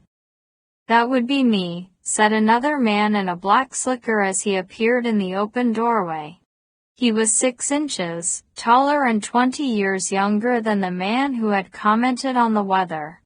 But a life on horseback, and hot sun and dry wind and the nip of winter, had already begun to abrade the smooth hard plains of youth and bless him with a pleasantly worn and appealing face that spoke of deep experience and rural wisdom. Barbara introduced herself and Joe, implying that she still worked for the safety board and that Joe was her associate. You poking into that after a whole year? Ealing asked. We weren't able to settle on a cause, Barbara said. Never like to close a file until we know what happened. Why we're here is to ask about the woman who knocked on your door that night. Sure, I remember. Could you describe her? Joe asked. Petite lady. About 40 or so. Pretty. Black. She was, yes. But also a touch of something else. Mexican maybe. Or more likely Chinese. Maybe Vietnamese. Joe remembered the Asian quality of Rose Tucker's eyes. Did she tell you her name? Probably did, Eating said. But I don't recall it. How long after the crash did she show up here? Barbara asked. Not too long. Ealing was carrying a leather satchel similar to a physician's bag. He shifted it from his right hand to his left. The sound of the plane coming down woke me and Mercy before it hit. Louder than you ever hear a plane in these parts, but we knew what it had to be. I got out of bed, and Mercy turned on the light. I said, "Oh, Lordy," and then we heard it, like a big far-off quarry blast. The house even shook a little. The older man was shifting impatiently from foot to foot. Ealing said, "How is she, Ned?" "Not good," Ned said. "Not good at all." Looking out at the long driveway that dwindled through the lashing rain, Jeff Eating said, "Where the hell's Doc Sheely?" He wiped one hand down his long face, which seemed to make it longer. Barbara said, "If we've come at a bad time minus. We've got a sick mare, but I can give you a minute," Ealing said. He returned to the night of the crash. Mercy called Pueblo County Emergency Rescue, and I quick got dressed and drove the pickup out to the main road, headed south, trying to figure where it went down, and could I help. You could see the fire in the sky, not direct, but the glow. By the time I got oriented and into the vicinity, there was already a sheriff's car, blocking the turnoff from the state route. Another pulled up behind me. They were setting up a barrier, waiting for the search and rescue teams, and they made it clear this wasn't a job for untrained do-gooders. So I came home. How long were you gone? Joe asked. Couldn't have been more than 45 minutes. Then I was in the kitchen here with Mercy for maybe half an hour, having some decaf with a shot of Bailey's, wide awake and listening to the news on the radio and wondering was it worth trying to get back to sleep, when we heard the knocking at the front door. Joe said, "So she showed up an hour and 15 minutes after the crash." Thereabouts. Its engine noise masked by the heavy downpour and by the shivery chorus of wind-shaken aspens, the approaching vehicle didn't attract their attention until it was almost upon them. A Jeep Cherokee. As it swung into the turnaround in front of the house, its headlights, like silver swords, slashed at the chainmail rain. "Thank God," Ned exclaimed, pulling up the hood on his slicker. The screen door sang as he pushed through it and into the storm. "Doc Sheely's here," Jeff Ealing said. "Got to help him with the mare. But Mercy knows more about that woman than I do anyway. You go ahead and talk to her." Mercy Ealing's graying blonde hair was for the most part held away from her face and off her neck by 3 butterfly barrettes. She had been busy baking cookies, however, and a few curling locks had slipped loose, hanging in spirals along her flushed cheeks. Wiping her hands on her apron and then, more thoroughly, on a dish towel, she insisted that Barbara and Joe sit at the breakfast table in the roomy kitchen while she poured coffee for them. She provided a plate heaped with freshly baked cookies. The back door was ajar. An unscreened rear porch lay beyond. The cadence rain was muffled here, like the drumming for a funeral cortege passing out on the highway. The air was warm and redolent of oatmeal batter, chocolate, and roasting walnuts. The coffee was good, and the cookies were better. On the wall was a pictorial calendar with a Christian theme. The painting for August showed Jesus on the seashore, speaking to a pair of fishermen brothers, Peter and Andrew, who would cast aside their nets and follow him to become fishers of men. Joe felt as if he had fallen through a trapdoor into a different reality from the one in which he'd been living for a year, out of a cold, strange place into the normal world with its little day-to-day crises, pleasantly routine tasks, and simple faith in the rightness of all things. As she checked the cookies in the 2 ovens, Mercy recalled the night of the crash. No, not Rose. Her name was Rachel Thomas. Same initials, Joe realized. Maybe Rose walked out of the crash suspecting that somehow the plane had been brought down because she was aboard. She might be anxious to let her enemies think that she was dead. Keeping the same initials probably helped her remember the false name that she had given. She'd been driving from Colorado Springs to Pueblo when she saw the plane coming down, right over her, Mercy said. The poor thing was so frightened, she jammed on the brakes, and the car spun out of control. Thank God for the seat belts. Went off the road, down an embankment, and turned over. Barbara said she was injured. Spooning lumps of thick dough on grease baking sheets, Mercy said, no, both fine and dandy, just shaken up some.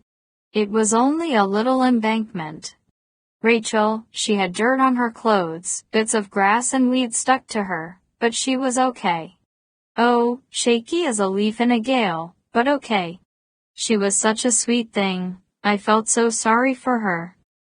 To Joe, Barbara said meaningfully, so back then she was claiming to be a witness. Oh, I don't think she was making it up, Mercy said. She was a witness, for sure. Very rattled by what she saw. A timer buzzed. Diverted, Mercy slipped one hand into a baker's quilted mitten. From the oven, she withdrew a sheet filled with fragrant brown cookies. The woman came here that night for help? Barbara asked. Putting the hot aluminum tray on a wire cooling rack, Mercy said, she wanted to call a taxi service in Pueblo, but I told her they never in a million years come way out here. She didn't want to get a tow truck for her car. Joe asked. She didn't figure to be able to get it done at that hour of the night, all the way from Pueblo. She expected to come back the next day with the tow truck driver. Barbara said, what did she do when you told her there was no way to get taxi service from out here? Sliding a sheet of raw dough drops into the oven, Mercy said, oh, then I drove them into Pueblo myself. All the way to Pueblo? Barbara asked. Well, Jeff had to be up earlier than me. Rachel didn't want to stay over here, and it wasn't but an hour to get there, with my heavy foot on the pedal, Mercy said, closing the oven door. That was extraordinarily kind of you, Joe said. Was it? No, not really. The Lord wants us to be Samaritans. It's what we're here for. You see folks in trouble like this, you have to help them. And this was a real nice lady. All the way to Pueblo, she couldn't stop talking about the poor people on that plane. She was all torn up about it. Almost like it was her fault, what happened to them, just because she saw it a few seconds before it hit. Anyway, it was no big deal going to Pueblo. Though coming back home that night was the devil's own trip, because there was so much traffic going to the crash site. Police cars, ambulances, fire trucks. Lots of looky-loos too. Standing along the side of the road by their cars and pickups, hoping to see blood, I guess. Give me the creeps. Tragedy can bring out the best in people, but it also brings out the worst. On the way to Pueblo, did she show you where her car had gone off the highway? Joe asked. She was too rattled to recognize the exact spot in the darkness and all. And we couldn't be stopping every half mile or whatever to see if maybe this was the right embankment, or then we'd never get the poor girl home to bed. Another timer buzzed.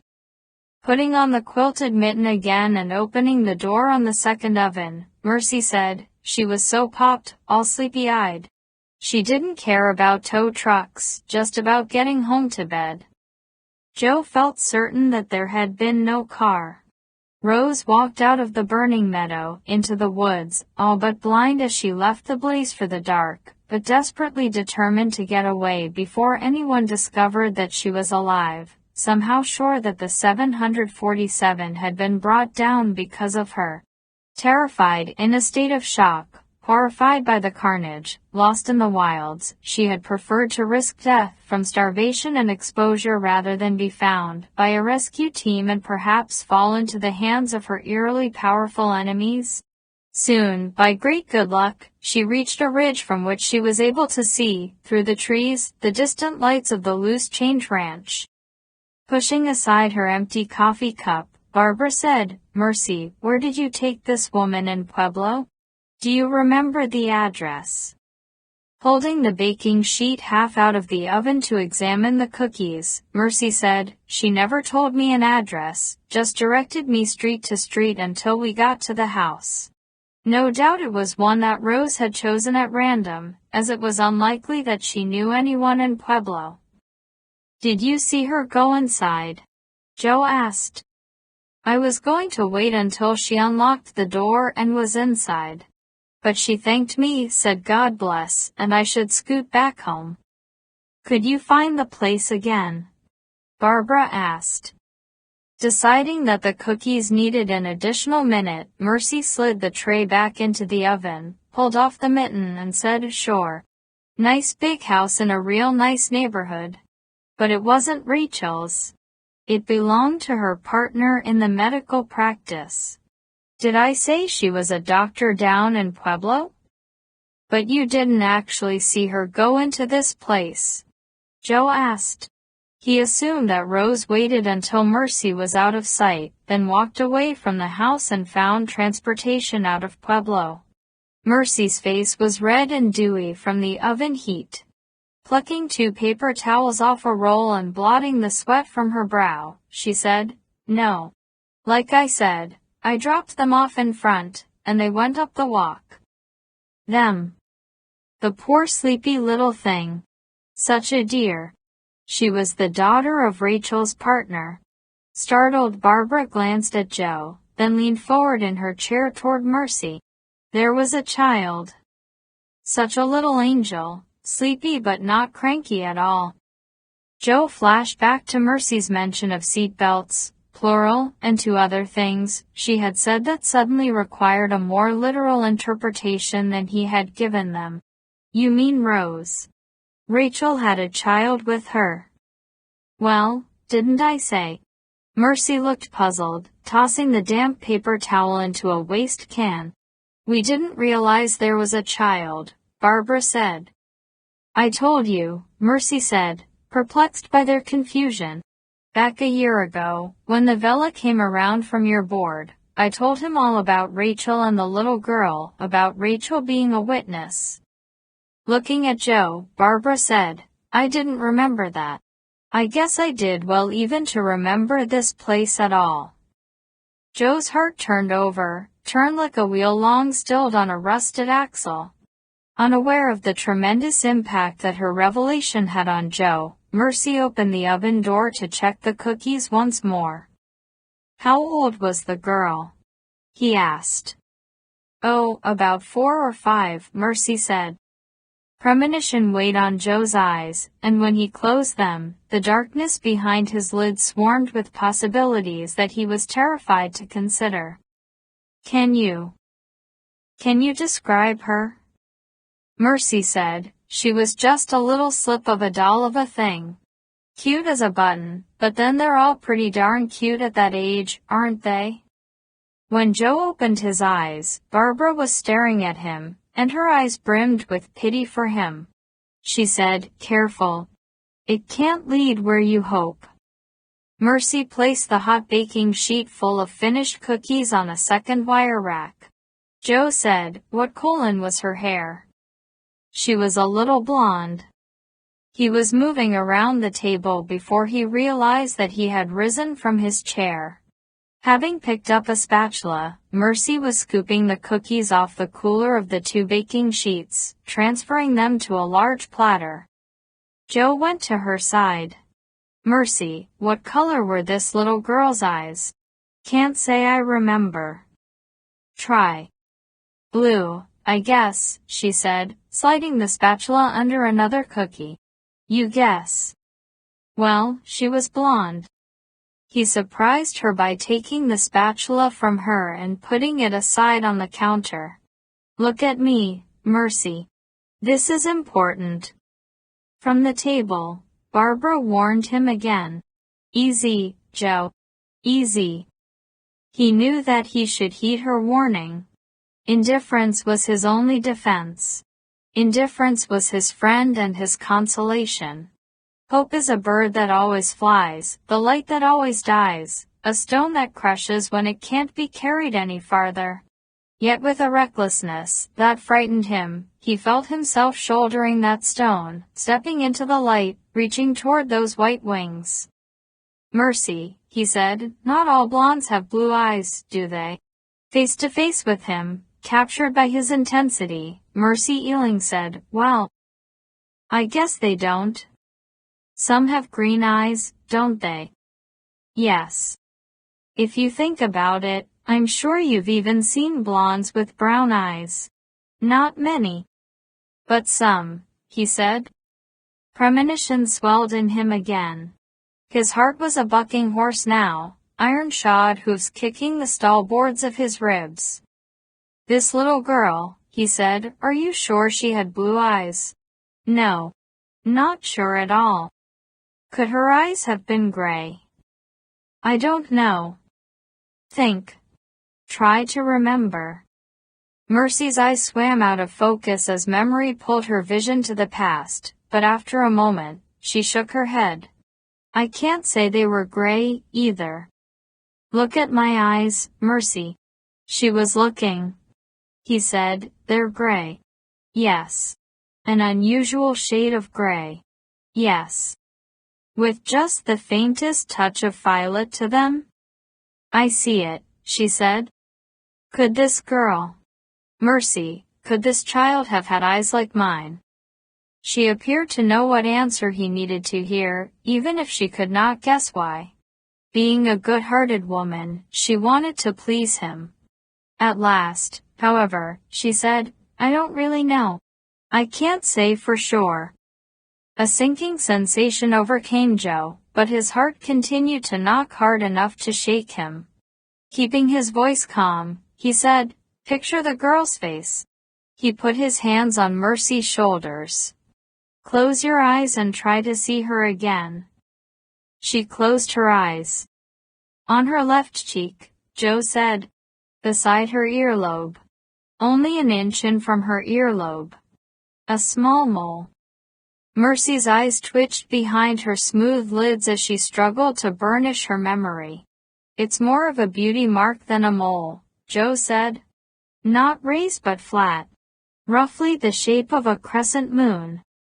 After a long hesitation, she said, "She might have had a mark like that, but I can't remember."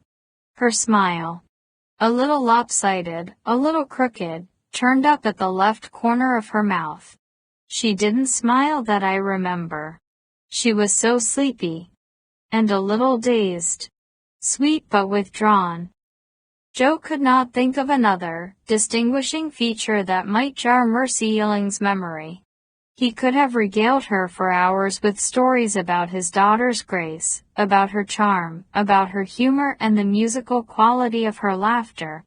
He could have spoken at length of her beauty, the smooth sweep of her forehead, the coppery gold of her eyebrows and lashes, the pertness of her nose, her shell-like ears, the combination of fragility and stubborn strength in her face that sometimes made his heart ache when he watched her sleeping, the inquisitiveness and unmistakable intelligence that informed her every expression.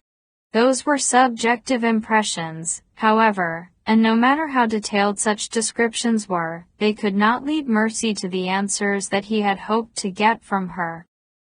He took his hands from her shoulders. She opened her eyes.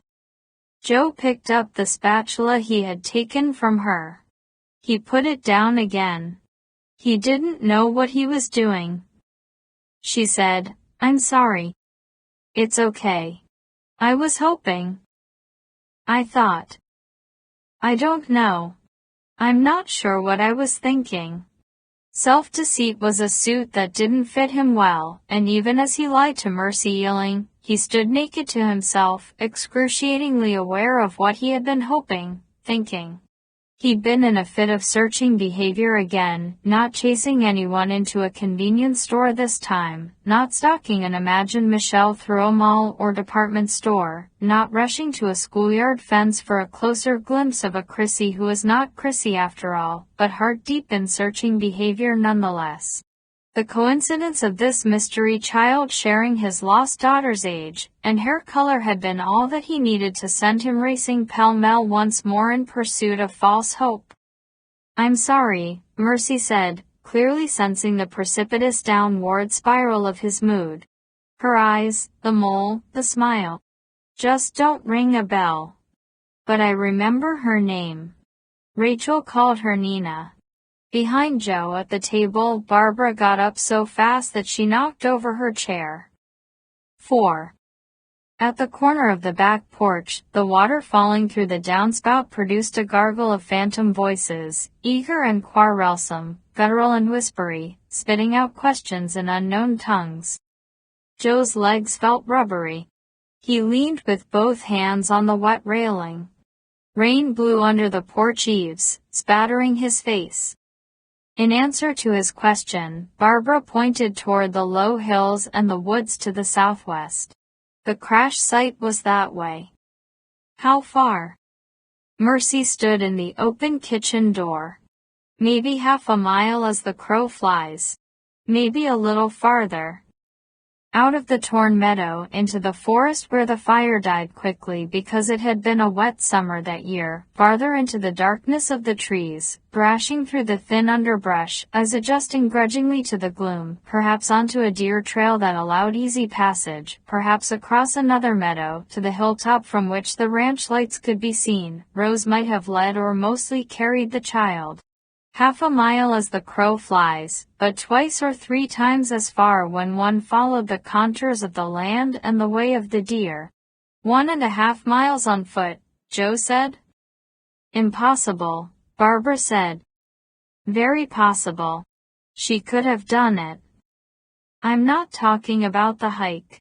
She turned to Mercy and said, "Mrs. Ealing, you have been an enormous help to us already, a really enormous help. But we've got a confidential matter to discuss here for a minute or two."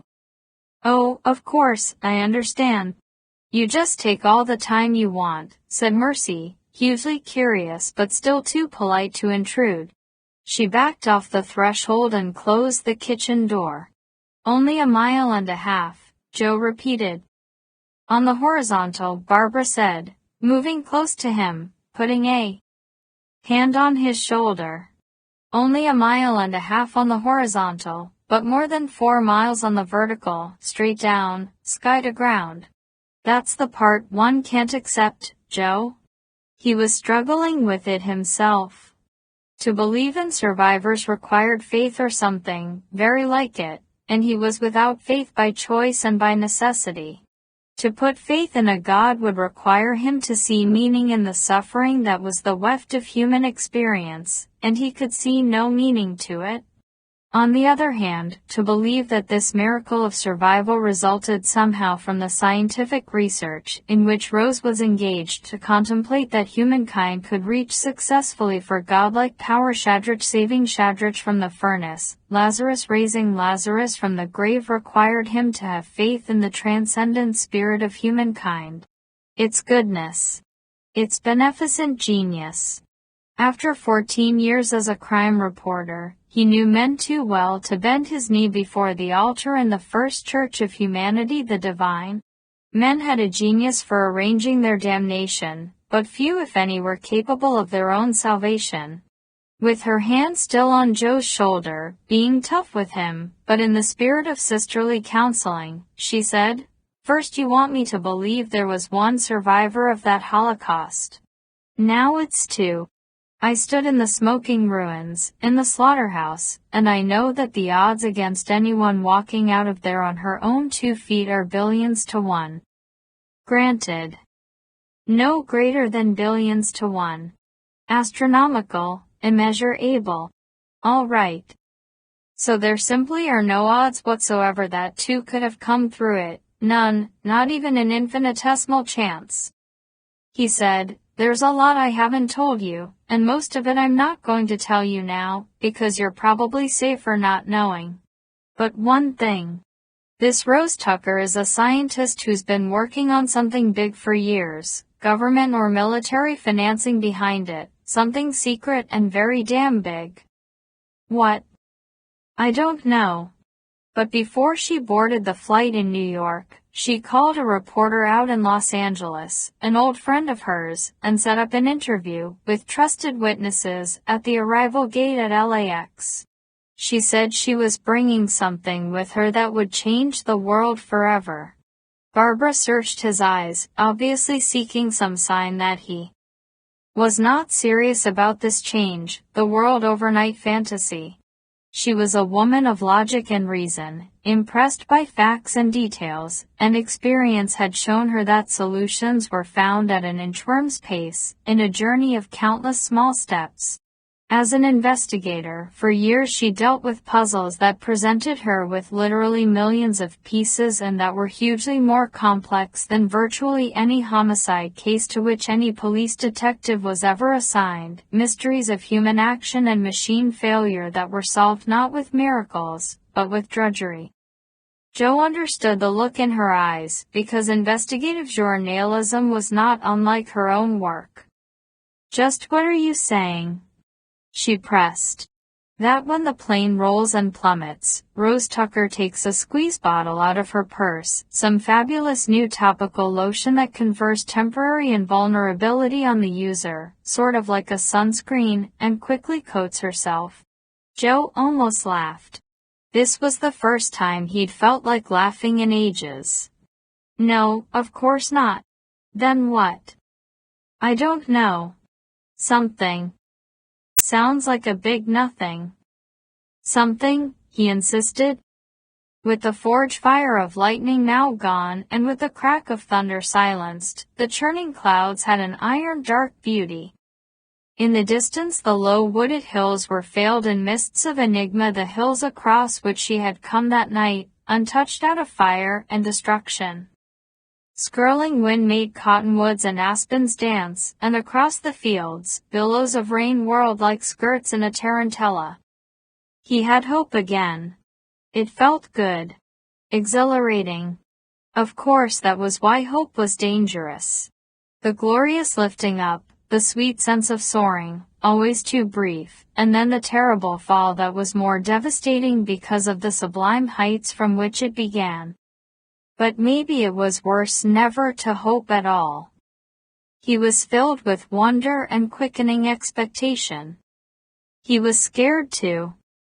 "Something?" he insisted. He took his hands off the railing. His legs were sturdy again. He blotted his wet hands on his jeans. He wiped his rain-spattered face on the sleeve of his sports coat. Turning to Barbara, he said, "Somehow safe to the meadow, then a mile and a half to the ranch. A mile and a half in an hour and 15 minutes, which might be just about right in the darkness, with a small child to carry or help along. I hate to be always the pin in the balloon minus." "Then don't be. But there's one thing you have to consider." "I'm listening." Barbara hesitated. "Then, just for the sake of argument, let's accept that there were survivors. That this woman was on the plane. Her name is Rose Tucker. But she told Mercy and Jeff that she was Rachel Thomas.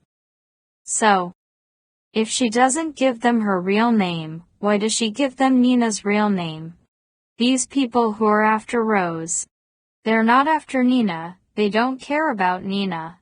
If they find out Rose somehow saved the girl, and if she saved the girl because of this strange, radical news truth thing whatever that she was bringing with her to the press interview in Los Angeles, then maybe somehow that makes the girl as big a danger to them as Rose herself seems to be. Maybe. I don't know. I don't care right now. My point is she'd use another name for Nina. Not necessarily. She would, Barbara insisted. So what's the difference? So maybe Nina is a false name. He felt slapped. He didn't reply. Maybe the child who came to this house that night is really named Sarah or Mary or Jennifer. No, Joe said firmly. Just like Rachel Thomas is a false name. If the child wasn't Nina, what an amazing coincidence it would be for Rose to pluck my daughter's name out of thin air. Talk about 1,000,000,000 odds. That plane could have been carrying more than one little blonde girl going on 5. Both of them named Nina. Jesus, Barbara. If there were survivors, and if one of them was a little blonde girl, Barbara said, you've at least got to prepare yourself for the possibility that she wasn't Nina. I know, he said, but he was angry with her for forcing him to say it. I know. Do you? Yes, of course. I'm worried for you, Joe. Thank you, he said sarcastically. Your soul's broken. I'm okay. You could fall apart so easy. He shrugged. No, she said. Look at yourself. I'm better than I was. She might not be Nina. She might not be Nina, he admitted, hating Barbara for this relentless insistence, even though he knew that she was genuinely concerned for him, that she was prescribing this pill of reality as a vaccine against the total collapse that he might experience if his hopes, in the end, were not realized. I'm ready to face that she might turn out not to be Nina. Okay. Feel better. I can handle it if that's the case. You say it, but it's not true. He glared at her. It is true. Maybe a tiny piece of your heart knows she might not be Nina, a thin fiber, but the rest of your heart is right now pounding, racing with the conviction that she is. He could feel his own eyes shining with stinging with the delirious expectation of a miraculous reunion. Her eyes, however, were full of a sadness that infuriated him so much he was nearly capable of striking her. Mercy making peanut butter dough balls. A new curiosity and wariness in her eyes. Having seen, through the window, the emotional quality of the discussion on the porch. Perhaps catching a few words through the glass, even without attempting to eavesdrop.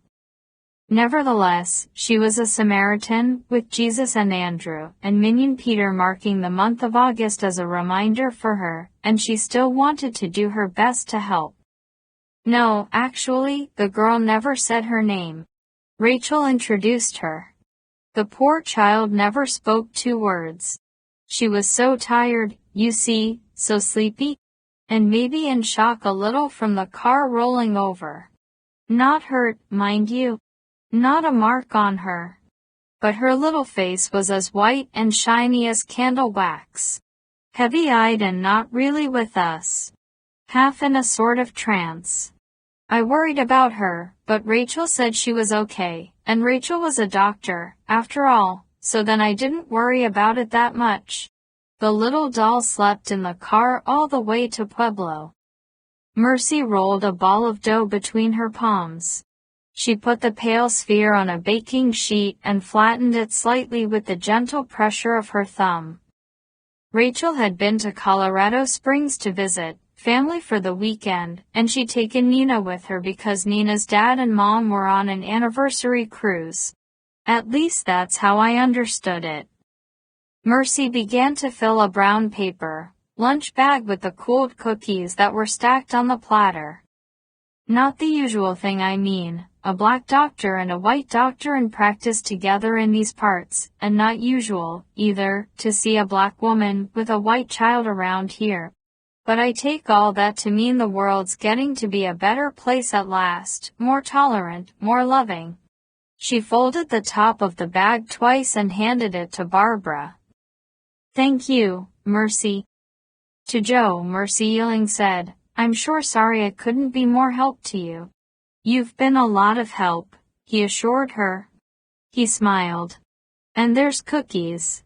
She looked toward the kitchen window that was on the side of the house, rather than on the back of it. One of the stables was visible through the pall of rain.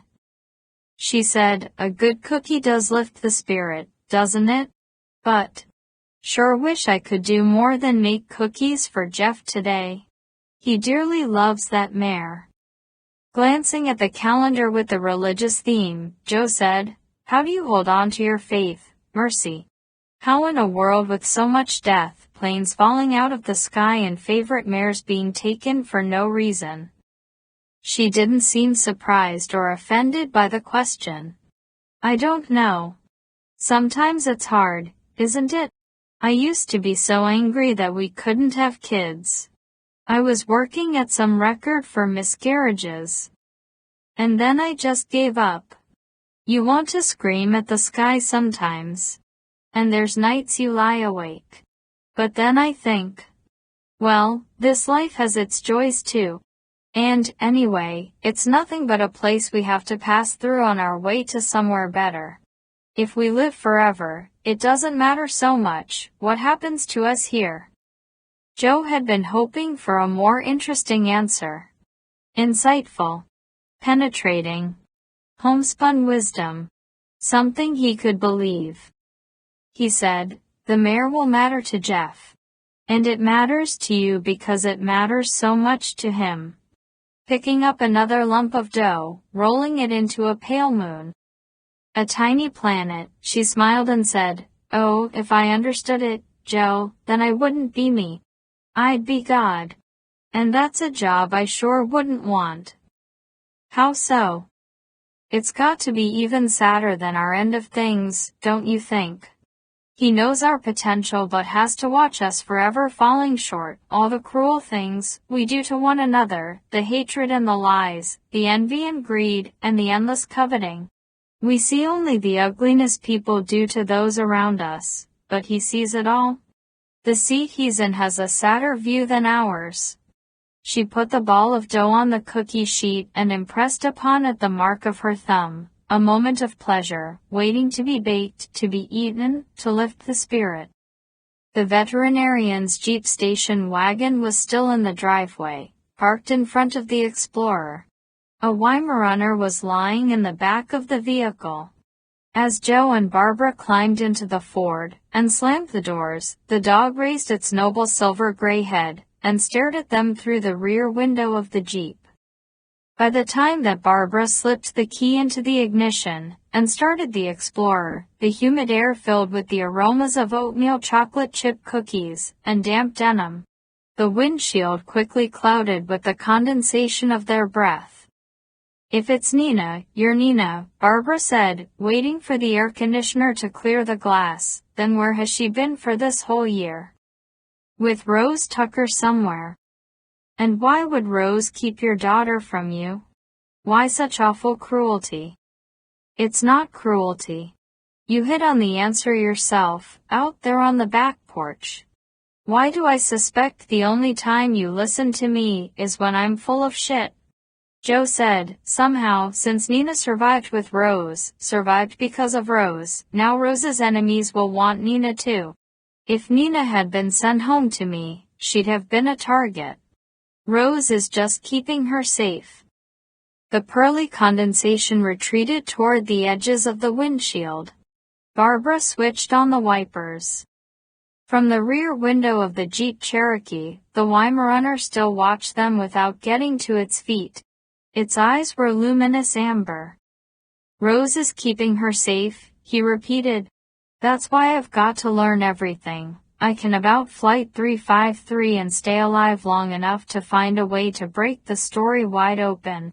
When it's exposed, when the bastards behind all of this are ruined and on their way to prison or the gas chamber, then Rose will be safe and Nina can She can come back to me.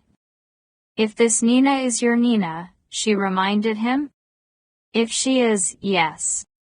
Under the somber yellow gaze of the dog, they swung past the Cherokee and circled the oval bed of blue and purple delphiniums around which the terminus of the driveway turned.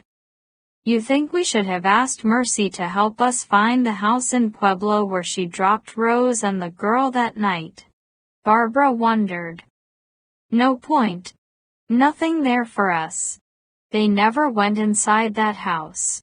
As soon as Mercy drove out of sight, they moved on. Rose was just using Mercy to reach the nearest sizable town, where she could get transportation, maybe call a trusted friend, in Los Angeles or somewhere. How large is Pueblo? About 100,000 people. That's large enough. Plenty of ways in and out of a city that size. Bus, maybe train, rental car, even by air. As they headed down the gravel driveway toward the paved road, Joe saw 3 men in hooded rain slickers, exiting a stable stall beyond an exercise yard. Jeff Ealing, Ned, and the veterinarian. They left both the lower and upper halves of the Dutch door standing open. No horse followed them. Huddled against the downpour, heads bowed as if they were a procession of monks, they moved toward the house. No clairvoyance was required to know that their shoulders were slumped not only under the weight of the storm, but under the weight of defeat. Now a call to the knackery.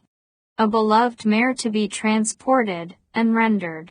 Another summer afternoon on the Loose Change Ranch never to be forgotten. Joe hoped that the years, the toil, and the miscarriages had not caused any distance to open between Jeff and Mercy Ealing. He hoped that in the night they still held each other.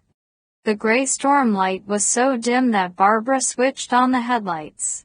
In those twin beams, as they reached the paved highway, the silvery rain glittered like flensing knives. In Colorado Springs, a network of shallow lakes had formed on the grammar school playground next to which Joe had parked his rental car. In the gray rinse light rising from the rain-dimpled water, the jungle gyms and the seesaws and the elaborate swing sets appeared strange to Joe, not at all like what they were, but like a steel, Pipestone more mysterious even than the ancient rock megaliths and trilithons on England's South Plain. Everywhere he turned his eyes now, this world was different from the one that he had inhabited all his life.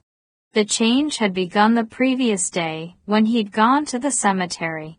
Ever since, a shift seemed to be progressing with gathering power and speed, as though the world of Einsteinian laws had intersected with a universe where the rules of energy and matter were so different as to baffle the wisest mathematicians and the proudest physicists. This new reality was both more piercingly beautiful and more fearsome than the one that it replaced. He knew the change was subjective and would never reverse itself. Nothing this side of death would ever again seem simple to him. The smoothest surface hid unknowable depths and complexities. Barbara stopped in the street beside his rental car, 2 blocks from her house. Well, I guess this is as far as we go. Thank you, Barbara. You've taken such risks, Minus. I don't want you to worry about that. You hear me? It was my decision. If not for your kindness and your courage, I'd never have had a hope of getting to the bottom of this. Today you've opened a door for me. But a door to what? She worried. Maybe to Nina. Barbara looked weary and frightened and sad. She wiped one hand across her face, and then she looked only frightened and sad. Joe, you keep my voice in your head. Wherever you go from here, you remember to listen for me at the back of your mind. I'll be an old nag, telling you that even if 2 people somehow came out of that crash alive, it's damn unlikely that one of them is your Nina. Don't swing the sword on yourself, don't you be the one to cut yourself off at the knees. He nodded. Promise me, she said. Promise. She's gone. Maybe. Armor your heart. We'll see. Better go, she said. He opened the door and got out into the rain. Good luck, Barbara said. Thanks. He slammed the door and she drove away. As he unlocked his rental car, Joe heard the Explorer's brakes bark less than half a block away. When he looked up, the Ford was reversing toward him, its red taillights shimmering on the slick blacktop. She got out of the Explorer, came to him, put her arms around him, and held him tightly. You're a dear man, Joe Carpenter. He embraced her too, but no words came to him. He remembered how badly he had wanted to strike her when she had pressed him to forsake the idea that Nina might be alive. He was ashamed by the hatred that he had felt for her then, ashamed and confused. But he was also touched by her friendship, which meant more to him now than he could have imagined when he first rang her doorbell. How can I have known you only a few short hours, she wondered, and feel as if you're my son? She left him for the second time. He got into his car as she drove away. He watched the dwindling Explorer in the rear view mirror until it turned left into Barbara's driveway, 2 blocks behind him, and disappeared into her garage. Across the street, the white trunks of the paper birches glowed like painted door jambs, the deep moody shadows between like open doors to futures best left unvisited. Soaked, he drove back to Denver with no regard for the speed limit, alternately using the heater and the air conditioner, trying to dry out his clothes. He was electrified by the prospect of finding Nina. In spite of what he had said to Barbara, in spite of what he had promised her, he knew that Nina was alive. One thing in this eerily altered world seemed absolutely right again at last. Nina alive, Nina out there somewhere. She was a warm light upon his skin, a spectrum of light beyond the ability of his eyes to detect, as were infrared and ultraviolet, but though he could not see her, he could feel her shining in the world. This wasn't at all similar to the portentous feeling that had so often sent him spiraling into searching behavior, chasing after ghosts. This hope was rock under his hand, not mist. He was as close to happiness as he had been in more than a year, but each time that his heart swelled too full with excitement, his mood was dampened by a pang of guilt. Even if he found Nina, when he found Nina, he would not also regain Michelle and Chrissy. They were gone forever, and it seemed callous of him to be too happy about reclaiming only one of 3. Nevertheless, the desire to learn the truth, which had motivated him to come to Colorado, was the tiniest fraction as powerful as the wrenching need to find his younger daughter, which now reached in him to a degree beyond the measurements used to define mere compulsion or obsession. At Denver International Airport, he returned the car to the agency, paid the bill in cash, and retrieved his signed credit card form. He was in the terminal again 50 minutes before his flight was scheduled to depart. He was starving. But for 2 cookies in Mercy's kitchen, he had eaten nothing since the 2 cheeseburgers the previous evening on his way to the Vadens' house and later, a chocolate bar.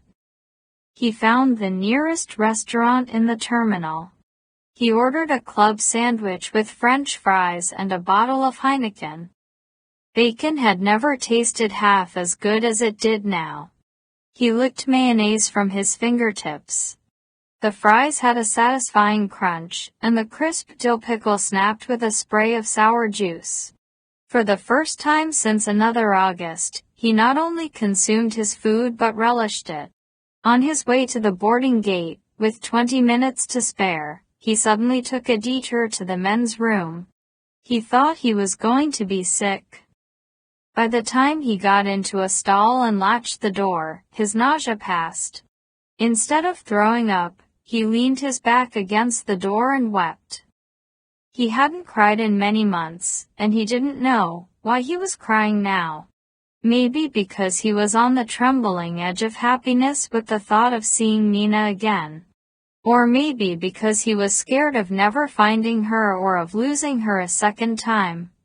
Maybe he was grieving anew for Michelle and Chrissy. Maybe he had learned too many dreadful details about what had happened to Flight 353 and to the people on it. Maybe it was all those things. He was on a runaway rocket of emotion, and he needed to regain control of himself.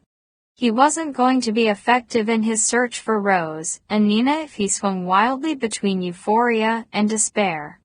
Red-eyed but recovered, he boarded the plane for Los Angeles as they issued the final call. As the 737 took off, to Joe's surprise his heart made a hollow racket in his ears, like running footsteps descending stairs. He clutched the arms of his seat as though he might tumble forward and fall headlong. He had never been afraid on the flight to Denver, but now he was in the lap of terror. Coming eastward, he would have welcomed death, for the wrongness of outliving his family had been heavy on his mind, but now, westward bound, he had a reason to live. Even when they had reached cruising altitude and leveled off, he remained edgy. He could too easily imagine one of the pilots turning to the other and saying, "Are we recording?" Since Joe could not get Captain Delroy Blaine out of his mind.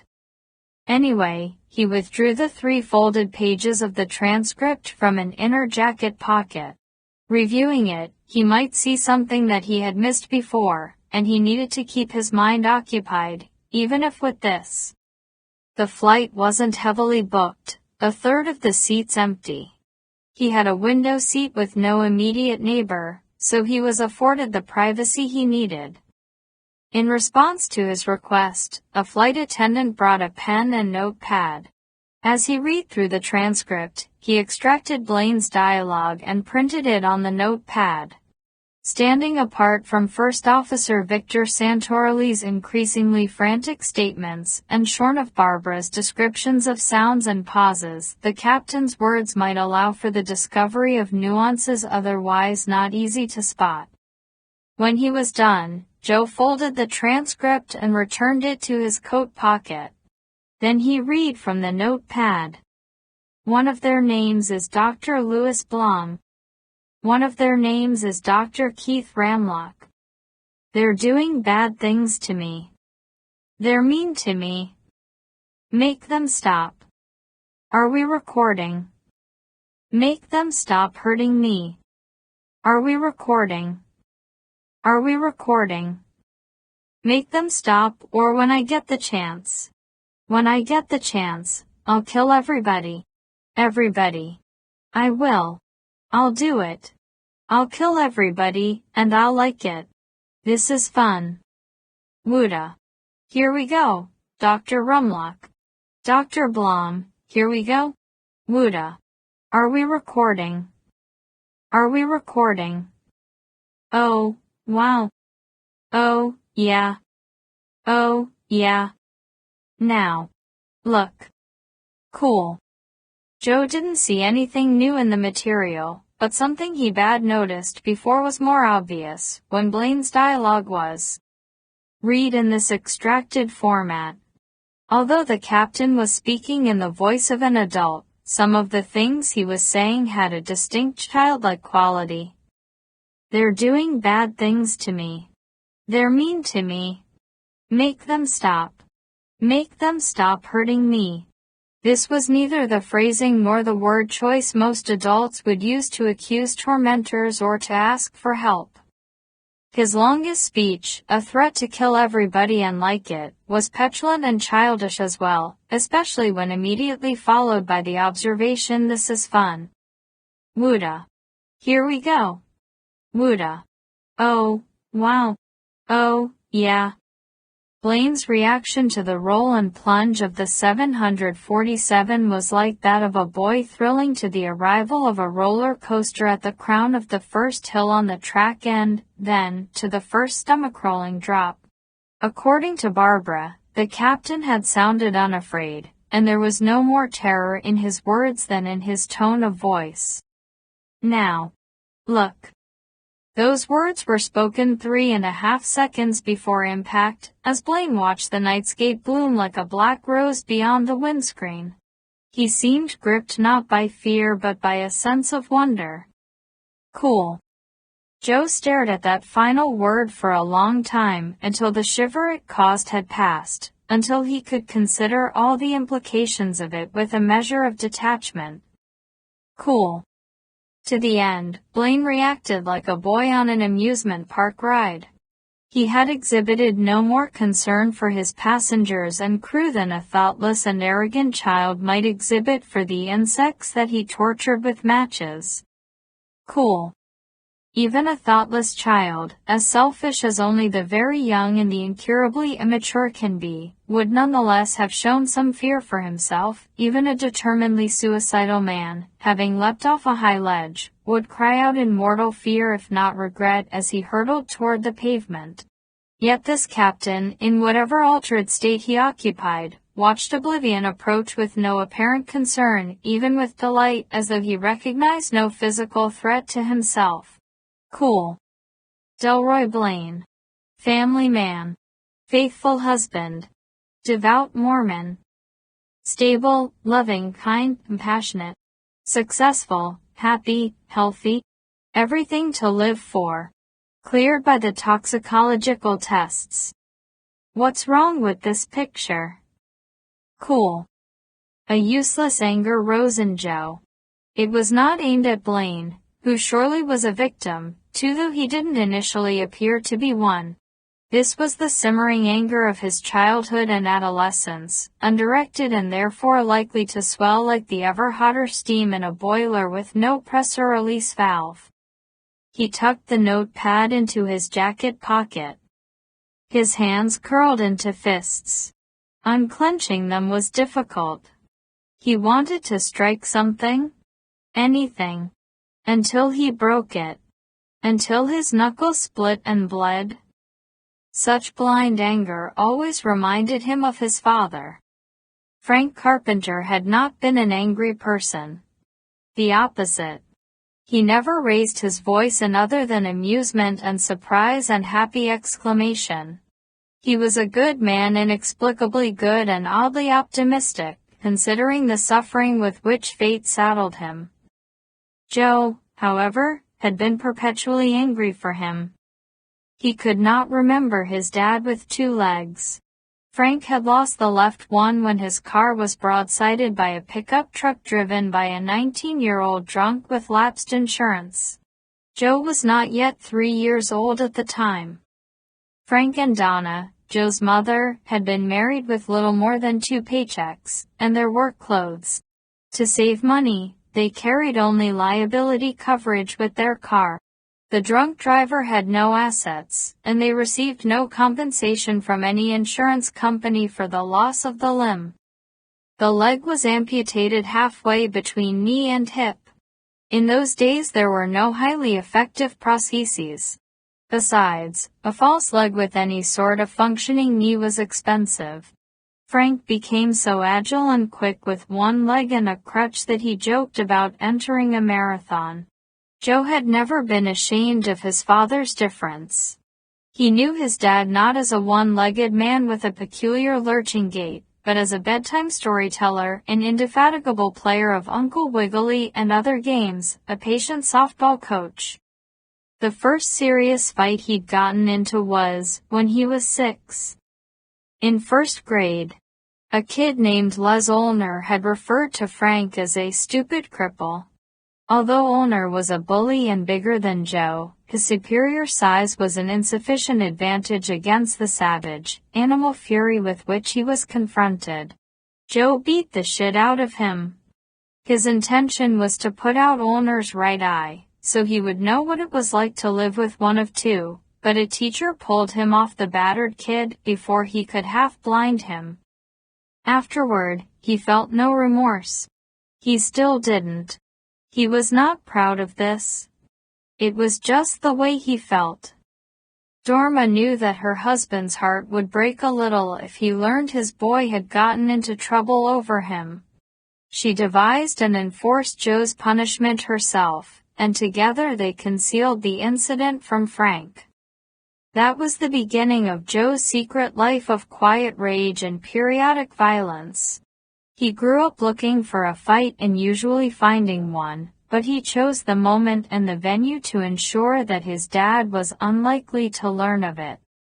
Frank was a roofer, but there was no scrambling up ladders and hustling from eaves to ridgeline with one leg. He was loath to take disability from the government, but he accepted it for a while, until he found a way to turn a talent for woodworking into an occupation.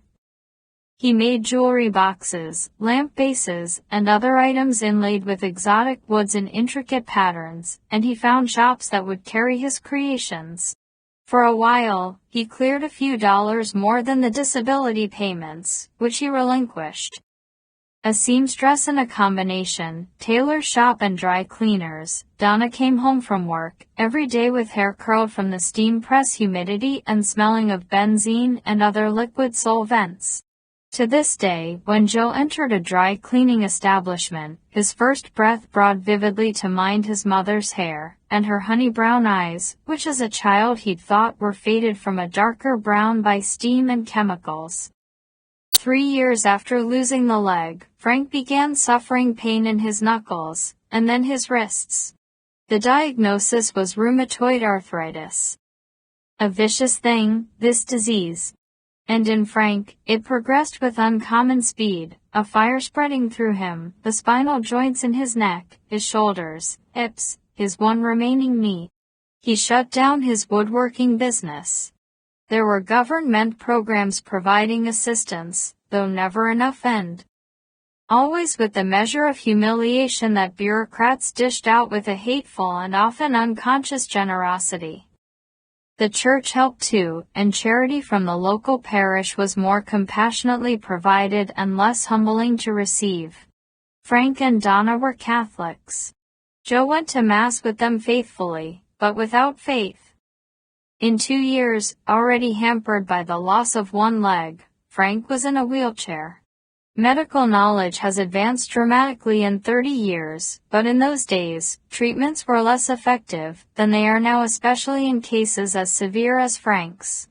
Nonsteroidal anti-inflammatory drugs, injections of gold salts, and then much later penicillamine. Still, the osteoporosis progressed. More cartilage and tendon tissue were lost from the chronic inflammation. Muscles continued to atrophy. Joints ached and swelled. The quality of immunosuppressant corticosteroids available at the time somewhat slowed, but did not halt the deformation of joints, the frightening loss of function. By the time Joe was 13, his daily routine included helping his dad dress and bathe when his mother was at work.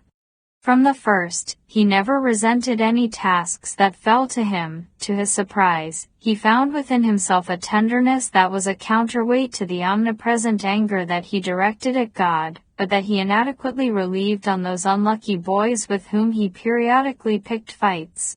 For a long time Frank was mortified to have to rely on his son for such private matters, but eventually the shared challenge of bathing, grooming, and toilet brought them closer, deepened their feelings for each other. By the time Joe was 16, Frank was suffering with fibrous ankylosis. Huge rheumatoid nodules had formed at several joints, including one the size of a golf ball on his right wrist. His left elbow was deformed by a nodule almost as large as the softball that he had thrown so many hundreds of times in backyard practices, when Joe had been 6 years old and getting into Little League. His dad lived now for Joe's achievements, so Joe was an honor student in spite of a part-time job at McDonald's. He was a star quarterback on the high school football team. Frank never put any pressure on him to excel. Love motivated Joe. In the summer of that year, he joined the YMCA Youth Athletics program, the boxing league. He was quick to learn, and the coach liked him, said he had talent. But in his first 2 practice matches, he continued hammering punches into opponents after they were sagging on the ropes, beaten and defenseless. He'd had to be pulled off.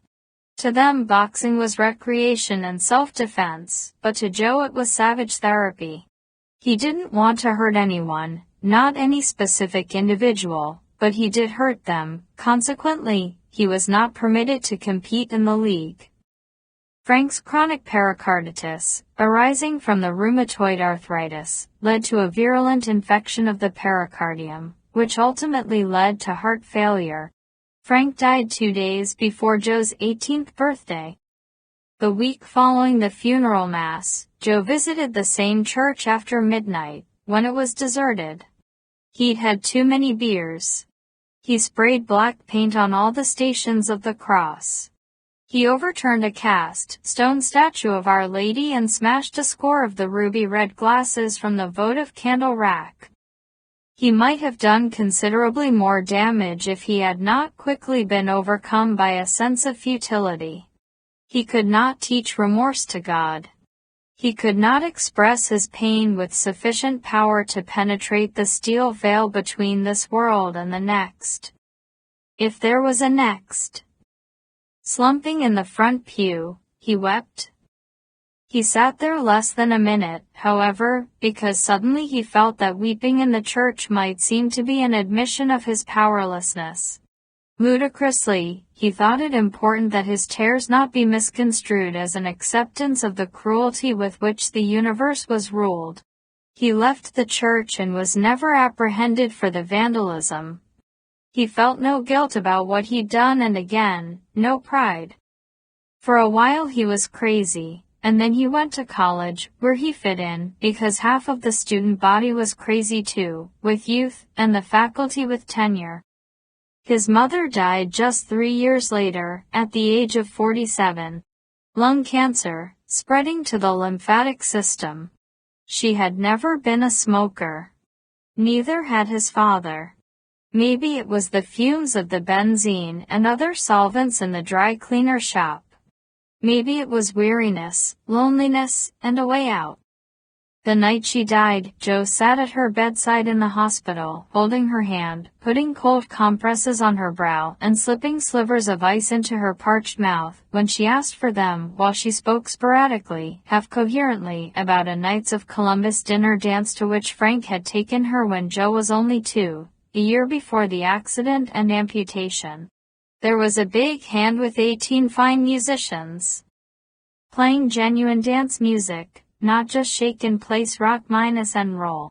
She and Frank were self-taught in the foxtrot, swing, and the cha-cha, but they weren't bad. They knew each other's moves. How they laughed. There were balloons, hundreds of balloons, suspended in a net from the ceiling. The centerpiece on each table was a white plastic swan, holding a fat candle surrounded by red chrysanthemums. Dessert was ice cream in a sugar swan. It was a night of swans. The balloons were red and white, hundreds of them.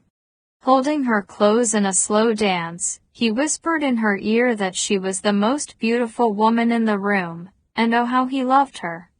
A revolving ballroom chandelier cast off splinters of colored light, the balloons came down red and white, and the sugar swan tasted of almonds when it crunched between the teeth. She was 29 years old the night of the dance, and she relished this memory, and no other through the final hour of her life, as though it had been the last good time she could recall. Joe buried her from the same church that he had vandalized 2 years earlier. The Stations of the Cross had been restored. A new statue of the Holy Mother watched over a full complement of votive glasses on the tiered rack. Later, he expressed his grief in a bar fight. His nose was broken, but he did worse damage to the other guy. He stayed crazy until he met Michelle. On their first date, as he had returned her to her apartment, she had told him that he had a wild streak a foot wide. When he'd taken that as a compliment, she had told him that only a moron, a hormone-crazed pubescent boy, or an ape in the zoo, would be witless enough to take pride in it. Thereafter, by her example, she taught him everything that was to shape his future. That love was worth the risk of loss. That anger harms no one more than he who harbors it. That both bitterness and true happiness are choices that we make, not conditions that fall upon us from the hands of fate. That peace is to be found in the acceptance of things that we are unable to change. that friends and family are the blood of life, and that the purpose of existence is caring, commitment. 6 days before their wedding, in the evening, Joe went alone to the church from which he'd buried his parents. Having calculated the cost of the damage he'd done years before, he stuffed a wad of $100 bills into the poor box. He made the contribution neither because of guilt nor because his faith was regained. He did it for Michelle, though she would never know of the vandalism or of this act of restitution. Thereafter, his life had begun, and then ended 1 year ago. Now, Nina was in the world again, waiting to be found, waiting to be brought home. With the hope of finding Nina as bomb, Joe was able to take the heat out of his anger. To recover Nina, he must be totally in control of himself. Anger harms no one more than he who harbors it. He was ashamed by how quickly and absolutely he had turned away from all the lessons that Michelle had taught him. With the fall of Flight 353, he too had fallen, had plummeted out of the sky into which Michelle had lifted him with her love, and had returned to the mud of bitterness. His collapse was a dishonor to her, and now he felt a sting of guilt, as sharp as he might have felt if he'd betrayed her with another woman. Nina, mirror of her mother, offered him the reason and the chance to rebuild himself into a reflection of the person that he had been before the crash. He could become again a man worthy of being her father. Nina, no one fina. He slowly leafed through his treasure trove of mental images of Nina, and the effect was soothing. Gradually his clenched hands relaxed. He began the last hour of the flight by reading 2 of the 4 printouts of articles about Technologic, which he had retrieved from the Post computer the previous afternoon. In the second, he came upon a piece of information that stunned him.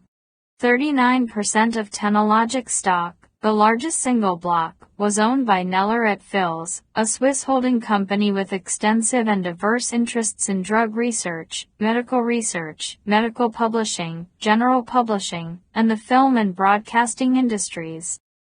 Neller at Fils was the principal vehicle by which Horton Neller and his son, Andrew, invested the family fortune, which was thought to be in excess of $4 billion. Neller was not Swiss, of course, but American. He had taken his base of operations offshore a long time ago. And more than 20 years ago, Horton Neller had founded the Los Angeles Post. He still owned it. For a while Joe fingered his astonishment as, though he were a whittler with an intriguingly shaped piece of driftwood, trying to decide how best to carve it.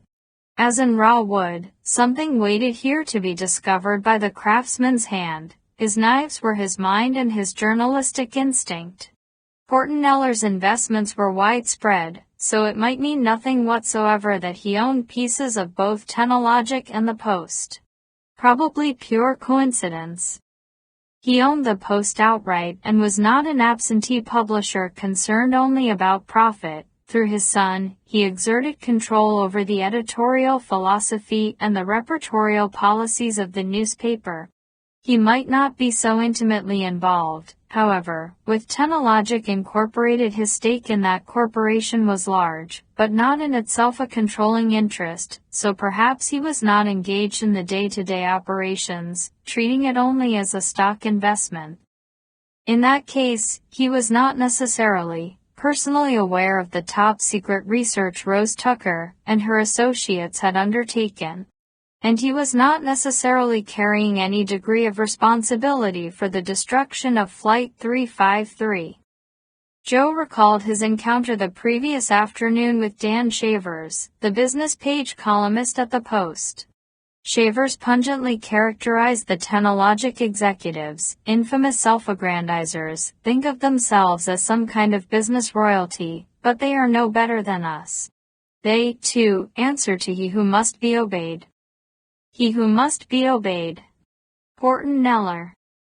Reviewing the rest of the brief conversation, Joe realized that Shavers had assumed that Joe knew of Neller's interest in Technologic. and the columnist seemed to have been implying that Neller asserted his will at Technologic no less than he did at the Post.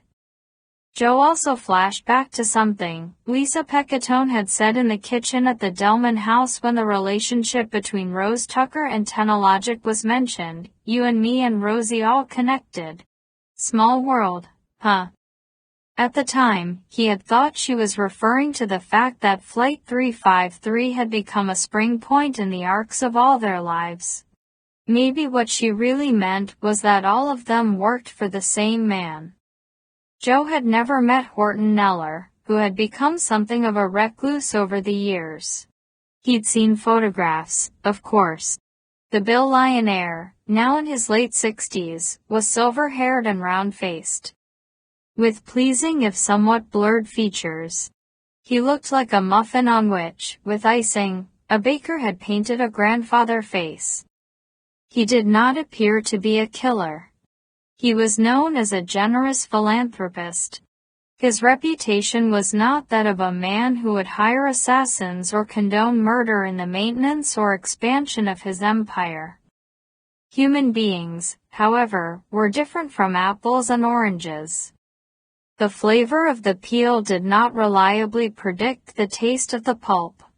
The fact remained that Joe and Michelle had worked for the same man as those who now wanted to kill Rose Tucker and who in some as yet incomprehensible manner had evidently destroyed Nationwide 353. The money that had long supported his family was the same money that had financed their murders. His response to this revelation was so complexly tangled that he could not quickly unknot it, so dark that he could not easily see the entire shape of it. Greasy fingers of nausea signed his guts. Although he stared out the window for perhaps half an hour, he was not aware of the desert surrendering to the suburbs or the suburbs to the city. He was surprised when he realized that they were descending toward LAX. On the ground, as they taxied to the assigned gate, and as the telescoping mobile corridor was linked like an umbilical between the 737 and the terminal, Joe checked his wristwatch, considered the distance to Westwood, and calculated that he would be at least half an hour early for his meeting with Demi. Perfect. He wanted enough time to scope the meeting place from across the street and a block away before committing himself to it. Demi should be reliable. She was Rose's friend. He had gotten her number from the message that Rose had left for him at the Post. But he wasn't in the mood to trust anyone. After all, even if Rose Tucker's motives had been pure, even if she had kept Nina with her to prevent Technologic from killing or kidnapping the girl, she had nevertheless withheld Joe's daughter from him for a year. Worse, she had allowed him to go on thinking that Nina, like Michelle and Chrissy, was dead. For reasons that he could not yet know, perhaps Rose would never want to return his little girl to him. Trust no one. As he got up from his seat and started forward toward the exit, he noticed a man in white slacks, white shirt, and white Panama hat rise from a seat farther forward in the cabin and glance back at him. The guy was about 50, stockily built, with a thick mane of white hair that made him look like an aging rock star, especially under that hat. This was no stranger. For an instant, Joe thought that perhaps the man was, in fact, a lowercase celebrity, a musician in a famous band or a character actor from television. Then he was certain that he had seen him not on screen or stage but elsewhere, recently, and in significant circumstances. Mr. Panama looked away from him after a fraction of a second of eye contact, stepped into the aisle, and moved forward. Like Joe, he was not burdened by any carry-on luggage, as though he had been on a day trip. 8 or 10 passengers were between the day tripper and Joe. He was afraid he would lose track of his quarry before he figured out where he had previously seen him. He couldn't push along the narrow aisle past the intervening passengers without causing a commotion, however, and he preferred not to let Mr. Panama know that he had been spotted. When Joe tried to use the distinctive hat as a prod to memory, he came up blank, but when he pictured the man without the hat and focused on the flowing white hair, he thought of the blue-robed cult members with the shaven heads. The connection eluded him, seemed absurd. Then he thought of the bonfire around which the cultists had been standing last night on the beach, where he had disposed of the McDonald's bag that contained the Kleenex damp with Charlie Delman's blood, and the light dancers in bathing suits around another bonfire. A third fire and the gathering of servers inside the totemic ring of their upended boards. And still another fire around which sat a dozen enthralled listeners, as a stocky man with a broad charismatic face and a mane of white hair narrated ghost story in a reverberant voice. This man. The storyteller. Joe had no doubt that they were one and the same. He also knew there was no likelihood whatsoever that he had crossed this man's path on the beach last night, and again here sheerly by chance. All is intimately interwoven in this most conspiratorial of all worlds. They must have been conducting surveillance on him for weeks or months, waiting for Rose to contact him when he had finally become aware of them on Santa Monica Beach, Saturday morning. During that time they had learned all his haunts, which were not numerous: the apartment, a couple of coffee shops, the cemetery, and a few favorite beaches, where he went to learn indifference from the sea. After he had disabled Wallace Blick, invaded their van, and then fled the cemetery, they had lost him. He had found the transponder on his car and thrown it into the passing gardener's truck, and they had lost him. They'd almost caught up with him again at the post, but he'd slipped away minutes ahead of them. So they had staked out his apartment, the coffee shops, the beaches, waiting for him to show up somewhere. The group being entertained by the ghost story had been ordinary civilians, but the storyteller who had insinuated himself into their gathering was not in the least ordinary. They had picked Joe up once more the past night on the beach. He knew the correct surveillance jargon. They had reacquired him on the beach.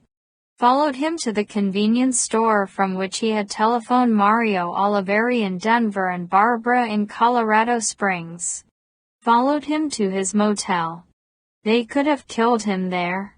Quietly. While he slept or after waking him with a gun to his head. They could have made it look like a drug overdose or like suicide. In the heat of the moment, they had been eager to shoot him down at the cemetery, but they were no longer in a hurry to see him dead. Because maybe, just maybe, he would lead them again to Rosemary Tucker. Evidently they weren't aware that he had been at the Delman house, among other places, during the hours they had lost contact with him. If they knew he'd seen what had happened to the Delmans and to Lisa, even though he could not understand it, they probably would terminate him. Take no chances. Terminate him with extreme prejudice, as their kind phrased it. During the night, they had placed another tracking device on his car. In the hour before dawn, they followed him to LAX, always at a distance where they were in no danger of being spotted. Then to Denver and perhaps beyond. Jesus! What had frightened the deer in the woods? Joe felt stupid and careless, although he knew that he was not either. He couldn't expect to be as good at this game as they were. He'd never played it before, but they played it every day. He was getting better, though. He was getting better. Farther up the aisle, the storyteller reached the exit door and disappeared into the debarkation umbilical. Joe was afraid of losing his stalker, but it was imperative that they continue to believe that he was unaware of them. Barbara Christman was in terrible danger. First thing, he had to find a phone and warn her. Faking patience and boredom, he shuffled forward with the other passengers. In the umbilical, which was much wider than the aisle in the airplane, he finally slipped past them without appearing to be alarmed or in a hurry. He didn't realize that he was holding his breath until he exhaled hard with relief when he spotted his quarry ahead of him. The huge terminal was busy. At the gates, the ranks of chairs were filled with passengers, waiting to catch a late afternoon flight in the fast-fading hours of the weekend. Chattering, laughing, arguing, brooding in silence, shuffling, striding, strolling, limping, minus ambling, arriving passengers poured out of other gates and along the concourse. There were singles, couples, entire families, blacks and whites and Asians and Latinos and 4 towering Samoan men, all with black porky hats, beautiful slow-eyed women willow graceful in their turquoise, or ruby or sapphire saris, others in catters and others in jeans, men in business suits, men in shorts and bright polo shirts, 4 young Hasidic Jews arguing, but joyfully, over the most mystical of all documents, a Los Angeles freeway map. Uniformed soldiers, giggling children and shrieking children and 2 placid octogenarians in wheelchairs. A pair of tall, Arab princes in akals and keffas and flowing jalabis, preceded by fierce bodyguards, and trailed by retinues, beacon red tourists drifting homeward on the astringent fumes of medicated sunburn lotion, pale tourists arriving with the dampish smell of cloudy country clinging to them and, like a white boat, strangely serene in a typhoon, the man in the Panama hat sailing imperiously through the polygenic sea. As far as Joe was concerned, they might all be stage dressing, every one of them, an agent of technologic or of institutions unknown, all watching him surreptitiously, snapping photographs of him with trick cameras concealed in their purses, and attaché cases and tote bags, all conferring by hidden microphones as to whether he should be permitted to proceed, or gunned down on the spot. He had never before felt so alone in a crowd. Dreading what might happen might even now be happening. To Barbara, he tried to keep the storyteller in sight, while also searching for a telephone. 4. Pale fire. 1. The public telephone, one in a cluster of 4, was not in a booth, but the wings of a sound shield provided a small measure of privacy. As he entered Barbara's Colorado Springs number on the keypad, Joe ground his teeth together, as though he could bite off the noise of the crowded terminal, and chew it into a silence that would allow him to concentrate. He needed to think through what he would say to her, but he had neither the time nor the solitude to craft the ideal speech, and he was afraid of committing a blunder that would pitch her deeper into trouble. Even if her phone had not been tapped the previous evening, it was surely being monitored now, following his visit to her. His task was to warn her of the danger, while simultaneously convincing the eavesdroppers that she had never broken the pledge of silence, which would keep her and Denny safe. As the telephone began to ring in Colorado, Joe glanced toward the storyteller, who had taken up a position farther along and on the opposite side of the concourse. He was standing outside the entrance to an airport newsstand and gift shop, nervously adjusting his Panama hat and conversing with an Hispanic man in tan chinos, a green Madras shirt, and a Dodgers cap. Through the screen of passing travelers, Joe pretended not to watch the 2 men while they pretended, less convincingly, not to watch him. They were less circumspect than they should have been, because they were overconfident. Although they might give him credit for being industrious and clever, they thought that he was basically a jerk civilian in fast-running water, way over his head. He was exactly what they thought him to be, of course, but he hoped he was also more than they believed. A man driven by paternal love and therefore dangerous. A man with a passion for justice that was alien to their world of situational ethics, in which the only morals were the morals of convenience. Barbara answered the phone on the 5th ring, just as Joe was beginning to despair. "It's me, Joe Carpenter," he said. "I was just minus." Before Barbara could say anything that might reveal the extent of the revelation she'd made to him, Joe said, "Listen, I wanted to thank you again for taking me to the crash site. It wasn't easy, but it was something I had to do, had to see if I was ever going to have any peace. I'm sorry if I badgered you about what really happened to that airplane. I was a little crazy, I guess. A couple of odd things have happened lately, and I just let my imagination run wild. You were right when you said most of the time things are exactly what they appear to be. It's just hard to accept that you can lose your family to anything as stupid as an accident, mechanical failure, human error, whatever. You feel like it just has to be a lot more significant than an accident because they were so significant to you. You know, you think there have to be fill-ins somewhere, that it can't be just fate because God wouldn't allow this to happen. But you started me thinking when you said the only place there's always villains is in the movies. If I'm going to get over this, I'm going to have to accept that these things just happen, that no one's to blame. Life is risk, right? God does let innocent people die, lets children die. It's that simple. Joe was tense, waiting to hear what she would say, whether she had understood the urgent message that he was striving to convey so indirectly.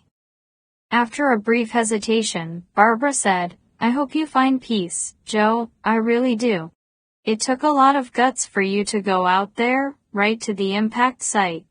And it takes guts to face the fact that there's no one to blame in the end.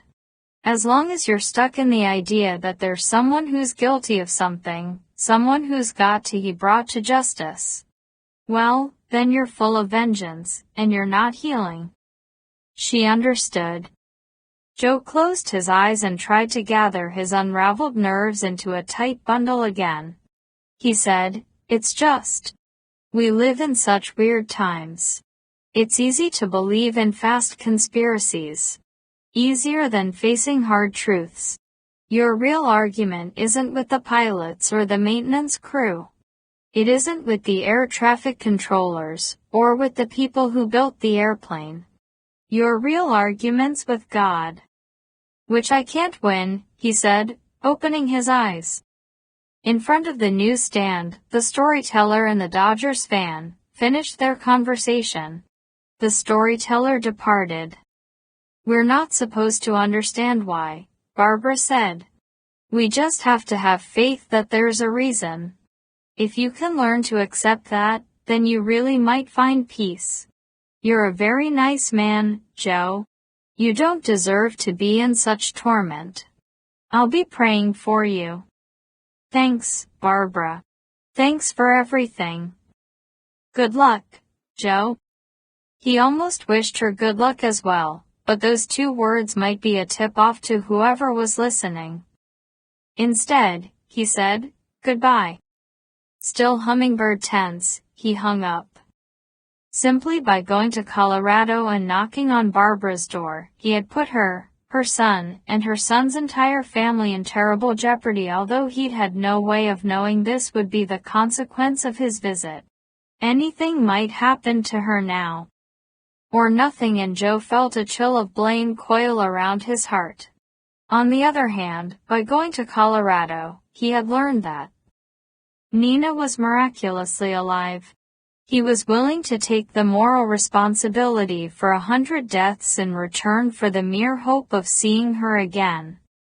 He was aware of how monstrous it was to regard the life of his daughter as more precious than the lives of any 100 strangers. 200, 1,000. He didn't care. He would kill to save her, if that was the extreme to which he was driven. Kill anyone who got in his way. Any number. Wasn't it the human dilemma to dream of being part of the larger community but, in the face of everlasting death, always to operate on personal and family imperatives? And he was, after all, too human. Joe left the public telephones and followed the concourse toward the exit. As he reached the head of the escalators, he contrived to glance back. The Dodgers fan followed at a discreet distance, well disguised by the ordinariness of his dress and demeanor.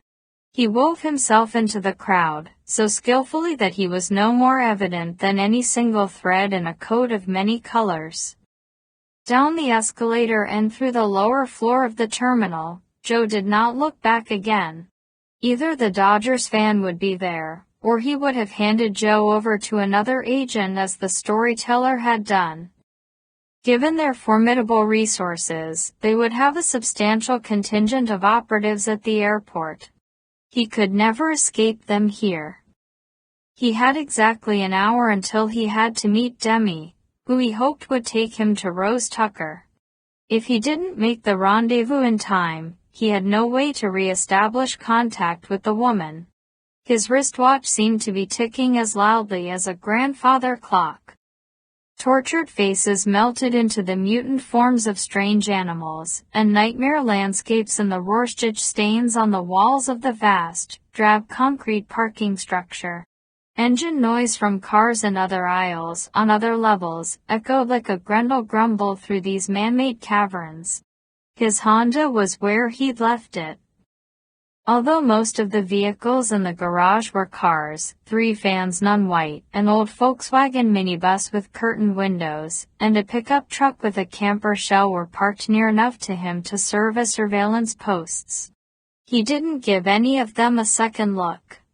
He opened the car trunk and, using his body to block the view of any onlooker, he quickly checked the spare tire well for the money. He had taken $2,000 to Colorado, but he had left the bulk of his funds in the Honda. He was afraid the bank's manila envelope with the brass clasp would be gone, but it was where he'd left it. He slipped the envelope under the waistband of his jeans. He considered taking the small suitcase as well, but if he transferred it to the front seat, the people watching him would not be suckered by the little drama he had planned for them.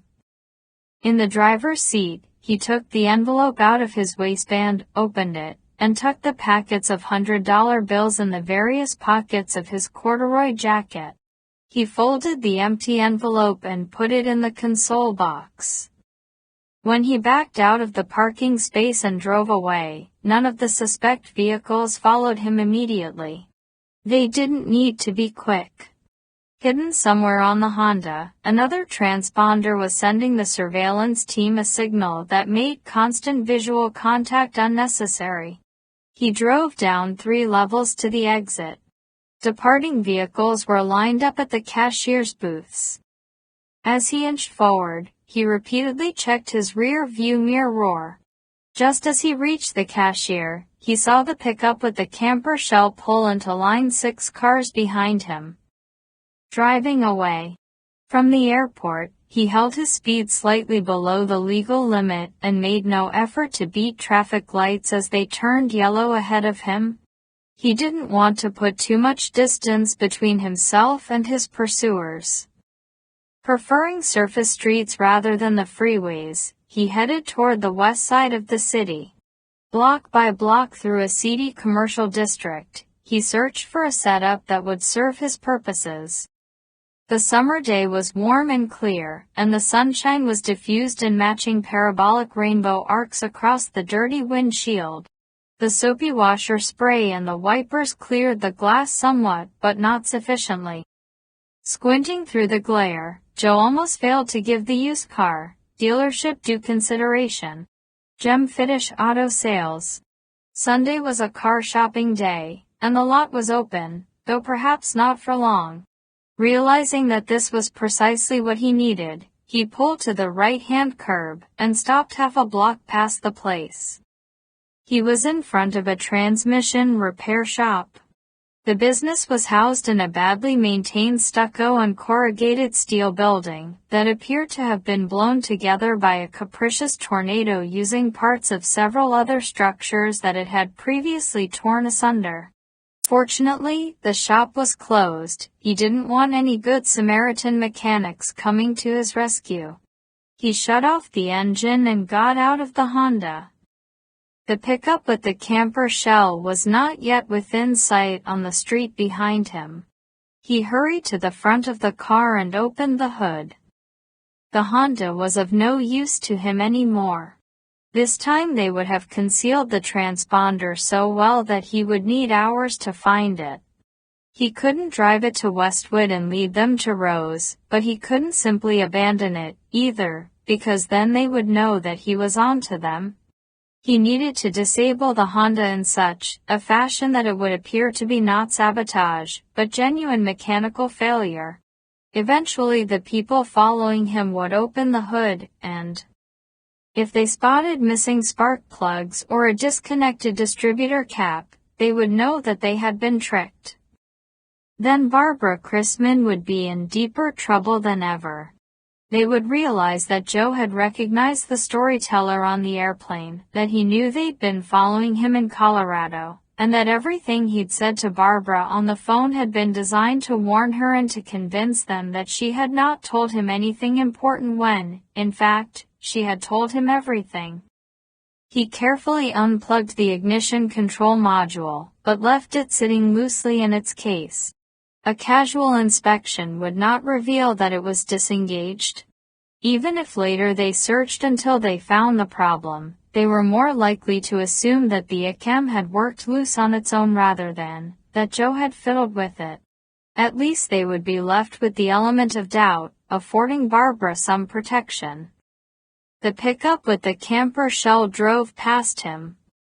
He didn't look directly at the truck, but recognized it from the corner of his eye. For a minute or two he pretended to study various things in the engine compartment. Poking this, wiggling that, scratching his head. Leaving the hood up, he got behind the wheel again and tried to start the Honda, but of course he had no luck. He got out of the car and went to look at the engine again. Peripherally, he saw that the camper truck had turned off the street at the end of the block. It had stopped in the shallow parking area in front of an empty industrial building that featured a real estate agency's large for sale sign on the front. He studied the engine another minute, cursing it with energy and color, just in case they had directional microphones trained on him. Finally he slammed the hood and looked worriedly at his watch. He stood indecisively for a moment, consulted his watch again. He said, "Shit." He walked back down the street in the direction he had come. When he arrived at the used car lot, he hesitated for effect, then walked directly to the sales office. Gem Finish Auto Sales operated under numerous crisscrossing stringers of yellow and white and red plastic pennants faded by a summer of sun. In the breeze, they snapped like the flapping wings of a perpetually hovering flock of buzzards over more than 30 cars that ranged from good stock to steel carrion. The office was in a small prefab building painted yellow with red trim. Through the large picture window, Joe could see a man lounging in a spring-back chair, lover-clad feet propped on a desk, watching a small television. As he climbed the 2 steps and went through the open doorway, he heard a sportscaster doing color commentary on a baseball game. The building consisted of a single large room with a restroom in one corner, visible beyond the half-open door. The 2 desks, the 4 chairs, and the bank of metal file cabinets were cheap, but everything was clean and neatly kept. Joe had been hoping for dust, clutter, and a sense of quiet desperation. The 40-ish salesman was cheery-looking, sandy-haired, wearing tan cotton slacks and a yellow polo shirt. He swung his feet off the desk, got up from his chair, and offered his hand. "Howdy. Didn't hear you drive up. I'm Gem Finish." Shaking his hand, Joe said, "Joe Carpenter. I need a car." "You came to the right place." Fiddish reached toward the portable television that stood on his desk. "No, that's okay, leave it on," Joe said. "You're a fan, you might not want to see this one. They're getting their butts kicked. Right now the transmission repair shop next door blocked them from the surveillance team." If the camper truck appeared across the street, however, as Joe more than half expected, and if directional microphones were trained on the big picture window, the audio from the baseball game might have to be turned up to foil the listeners. Positioning himself so he could talk to Fiddish and look past him to the sales lot and the street, Joe said, "What's the cheapest set of wheels you've got ready to roll?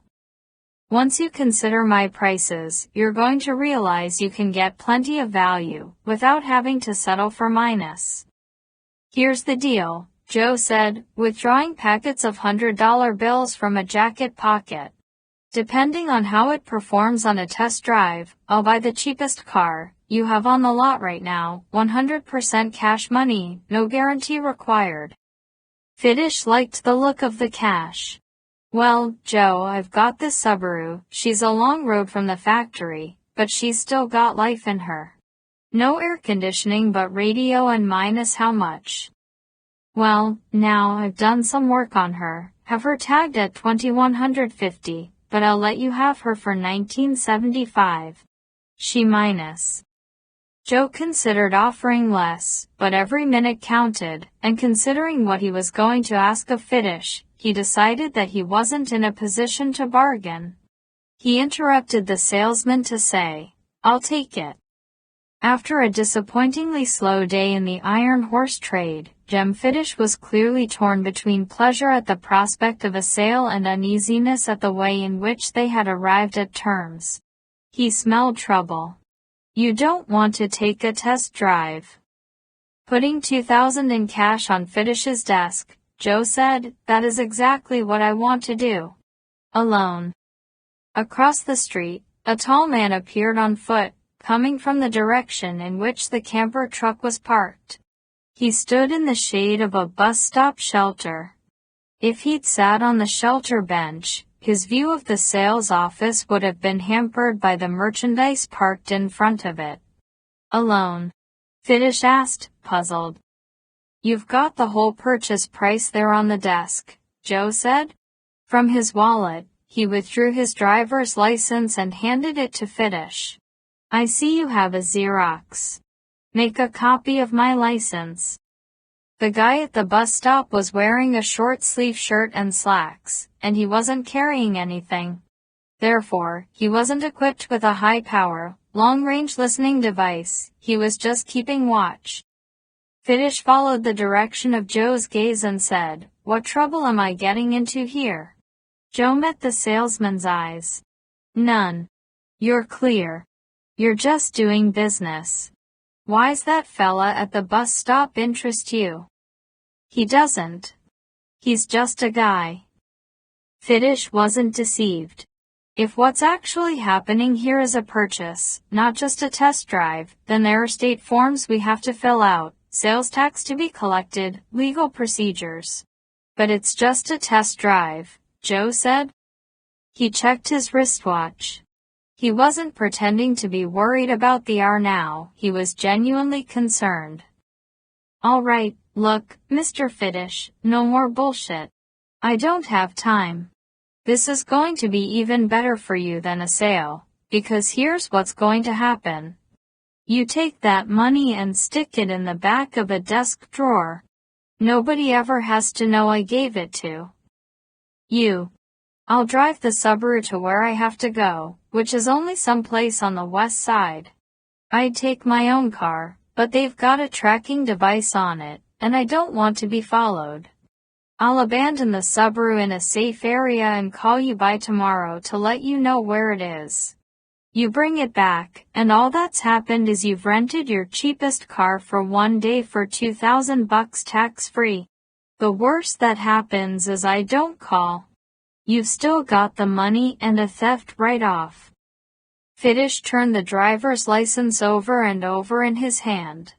"Is somebody going to ask me why I'd let you make a test drive alone, even with a copy of your license?" "The guy looked honest to me," Joe said, feeding Fiddish the lines he could use. "It was his picture on the license. And I just couldn't leave, 'cause I expected a call from a hot prospect who came in earlier and might buy the best piece of iron I have on the lot. Didn't want to risk missing that call." "You got it all figured out," Fiddish said.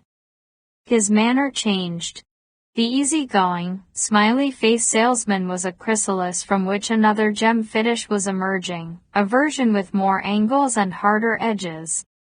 He stepped to the Xerox and switched it on. Nevertheless, Joe sensed that Fiddish had not yet made up his mind. "The fact is, Mr. Fiddish, even if they come in here and ask you some questions, there's nothing they could do to you, and nothing they'd want to bother doing." You in the drug trade? Fiddish asked bluntly. No. 'Cause I hate people who sell drugs. I do too. Ruining our kids, ruining what's left of our country. I couldn't agree more. Not that there is much left. Fiddish glanced through the window at the man at the bus stop. They cops. Not really. 'Cause I support the cops. They got a hard job these days, trying to uphold the law when the biggest criminals are some of our own elected officials. Joe shook his head. These aren't any kind of cops you've ever heard of. Fiddish thought for a while, and then he said, that was an honest answer. I'm being as truthful with you as I can be. But I'm in a hurry. They probably think I'm in here to call a mechanic or a tow truck or something. If I'm going to get that Subaru, I want it to be now, before they maybe tumble to what I'm really doing. After glancing at the window and the bus stop across the street, Fiddish said, they government. For all intents and purposes, yeah. You know why the drug problem just grows? Fiddish said. It's because half this current group of politicians, they've been paid off to let it happen and, hell, a bunch of the bastards are even users themselves, so they don't care. Joe said nothing, for fear that he would say the wrong thing. He didn't know the cause of Fiddish's anger with authority. He could easily misspeak and be viewed suddenly as not a like thinker but as one of the enemy. Frowning, Jem Fiddish made a Xerox copy of the driver's license. He returned the laminated card to Joe, who put it away in his wallet. At the desk again, Fiddish stared at the money. He seemed to be disturbed about cooperating not because he was worried about getting in trouble, but because the moral dimension, in fact, was of concern to him. Finally he sighed, opened a drawer, and slid the $2,000 into it. From another drawer, he withdrew a set of keys and handed them to Joe. Taking them gratefully, Joe said, "Where is it?" Fiddish pointed at the car through the window. "Half an hour. I probably got to call the cops and report it stolen, just to cover myself." "I understand. With luck, I'll be where I'm going by then." "Hell, don't worry, they won't even look for it anyway.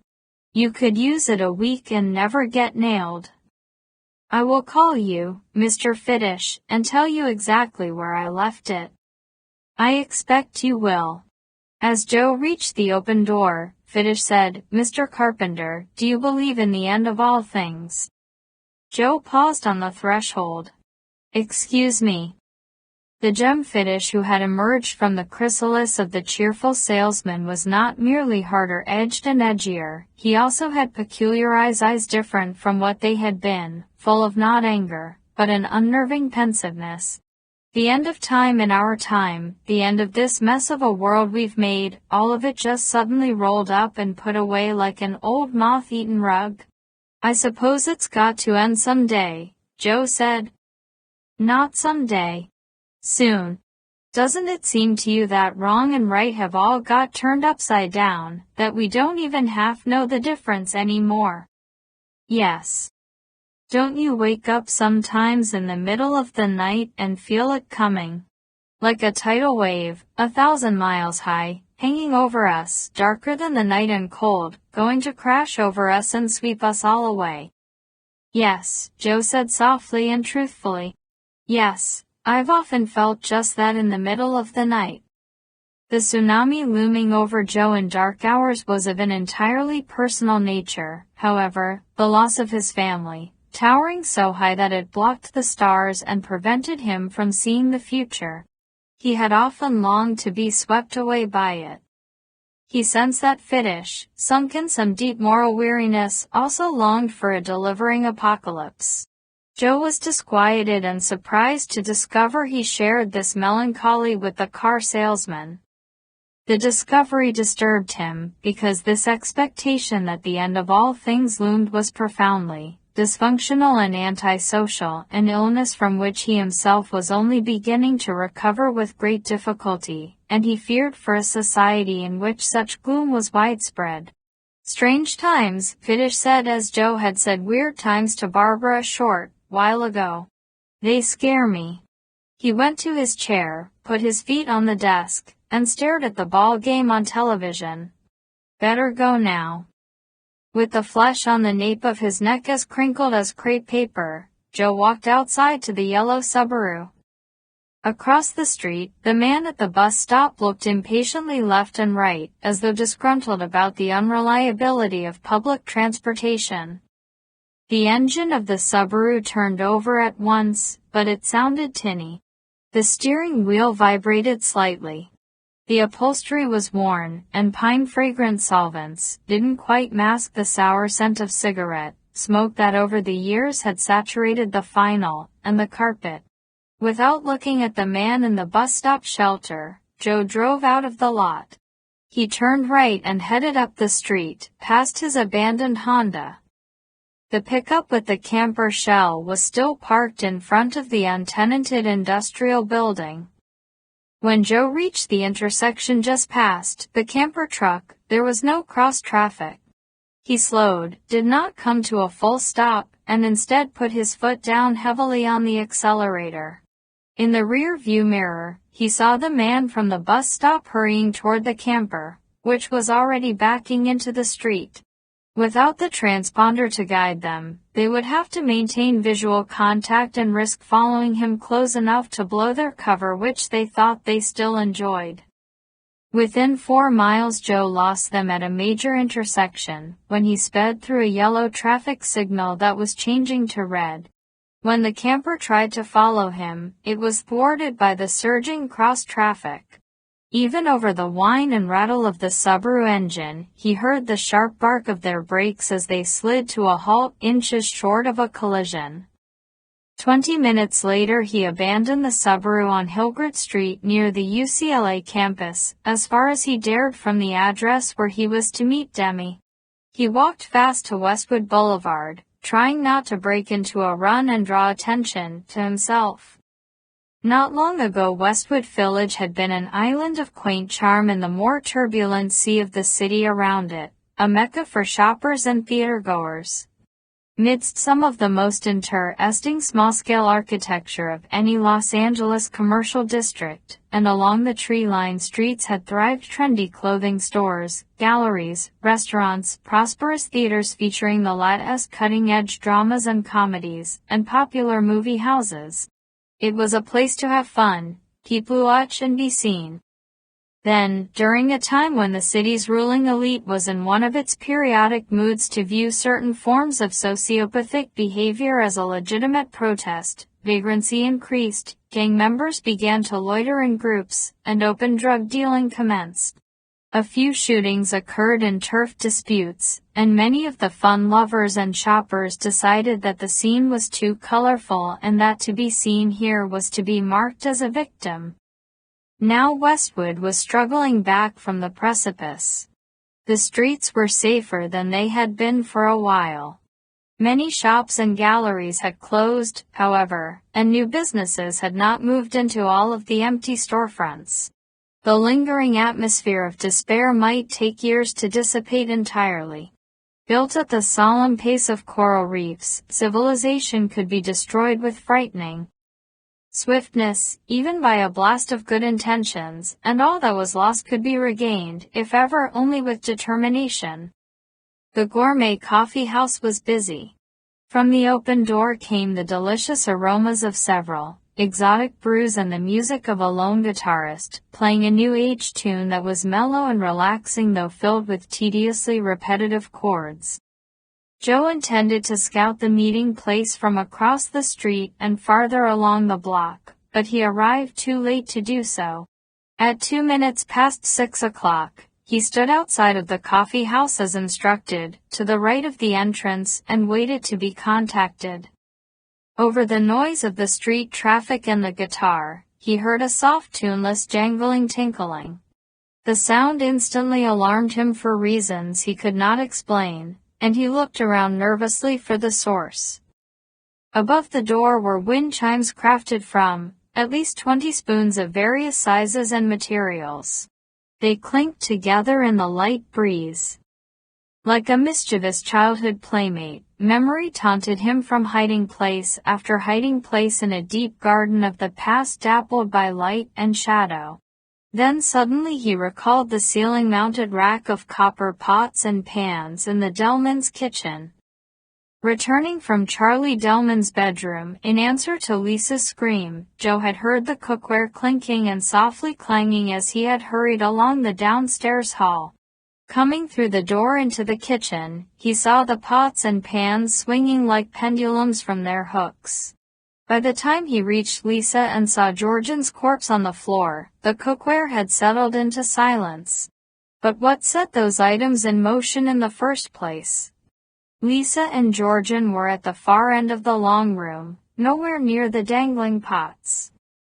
Like the flashing green numbers on the digital clock at Charlie Delman's bedside, like the swelling of flames in the 3 oil lamps on the kitchen table, this coppery music was important.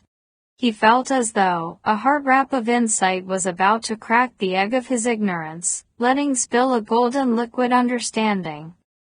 Holding his breath, mentally reaching for the elusive connection that would make sense of these things, Joe realized that the shell-cracking insight was receding. He strained to bring it back. Then, maddeningly, it was gone. Perhaps none of these things was important, not the oil lamps. Not the digital clock, not the jangling cookware. In a world viewed through lenses of paranoia, a pair of distorting spectacles that he had been wearing with good reason for the past day and a half, every falling leaf, every whisper of wind, and every fretwork of shadows was invested with a portentous meaning that, in reality, it did not possess. He was not merely a neutral observer, not merely a reporter this time, but a victim, central to his own story, so maybe he could not trust his journalistic instincts when he saw significance in these small, if admittedly strange, details. Along the sidewalk came a tall black kid, college age, wearing shorts and a UCLA t-shirt, gliding on rollerblades. Joe, puzzling over clues that might not be clues at all, paid little attention to the skater until the kid spun to a stop in front of him and handed him a cellular phone. "You'll need this," said the skater in a bass voice that would have been pure gold to any 50s doo-wop group.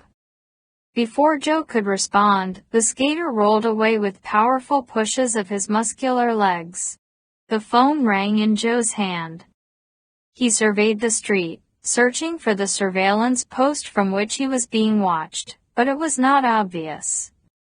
The phone rang again, and he answered it. "Yeah. What's your name?" a man asked. "Joe Carpenter." "Who are you waiting for?" "I don't know her name." "What do you call her?" "Demi." "Walk a block and a half south. Turn right at the corner and keep going until you come to a bookstore. It's still open. Go in, find the biography section." The caller hung up. After all, there wasn't going to be a pleasant get-acquainted chat over coffee. According to the business hours posted on the glass door, the bookstore closed on Sundays at 6 o'clock. It was 6:15.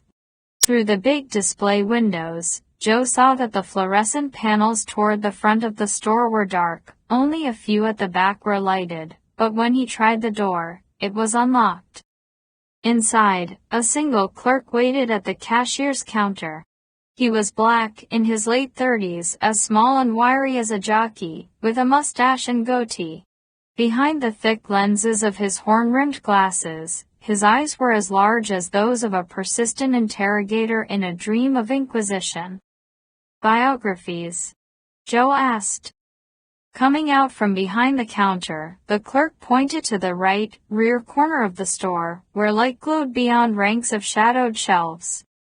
As he headed deeper into the maze of books, Joe heard the front door being locked behind him. In the biography aisle, another black man was waiting. He was a huge slab of ebony, and appeared capable of being an irresistible force or an immovable object, whichever was required. His face was as placid as that of Buddha, but his eyes were like Kansas windows with views of tornadoes. He said, "Assume the position." At once Joe knew he was dealing with a cop or former cop. Obediently, he faced a wall of books, spread his legs wide, leaned forward with both hands against the shelves, and stared at the spines of the volumes in front of him. One in particular caught his attention, a massive biography of Henry James, the writer. Henry James. For some reason even that name seemed significant. Everything seemed significant, but nothing was. Least of all, the name of a long-dead writer. The cop frisked him quickly and professionally, searching for a weapon or a transmitter. When he found neither, he said, "Show me some ID." Joe turned away from the shelves and fished his driver's license from his wallet. The cop compared the photo on the license with Joe's face, read his vital statistics and compared them to the reality, then returned the card. "See the cashier." "What?" "The guy when you came in." The wiry man with the goatee was waiting by the front door. He unlocked it as Joe approached. "You still have the phone." Joe offered it to him. "No, hold on to it," the cashier said. "There's a black Mustang parked at the curb. Drive it down to Wilshire and turn west. You'll be contacted." As the cashier opened the door and held it, Joe stared at the car and said, "Whose is it?" From behind the bottle-thick lenses, the magnified eye studied him as though he were a bacterium at the lower end of a microscope. "What's it matter whose?" "Doesn't, I guess." Joe went outside and got into the Mustang. The keys were in the ignition. At Wilshire Boulevard, he turned west. The car was almost as old as the Subaru that he had gotten from Gem Fitish. The engine sounded better, however, the interior was cleaner, and instead of pine-scented disinfectant masking the stink of stale cigarette smoke, the air held a faint tang of menthol aftershave. Shortly after he drove through the underpass at the San Diego freeway, the cellular phone rang. "Yeah." The man who had sent him to the bookstore now said, "You're going all the way to the ocean in Santa Monica. When you get there, I'll ring you with more directions." "All right. Don't stop anywhere along the way. You understand?" "Yes. We'll know if you do." They were somewhere in the traffic around him, in front or behind or both.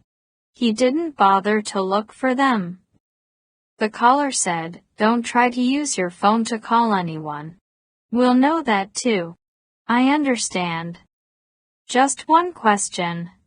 The car you're driving, why did you want to know whose it was?" Joe said, "Some seriously unpleasant bastards are looking for me. If they find me, I don't want to get any innocent people in trouble just because I was using their car." "Whole world's already in trouble, man. Haven't you noticed?" the caller asked, and then he disconnected.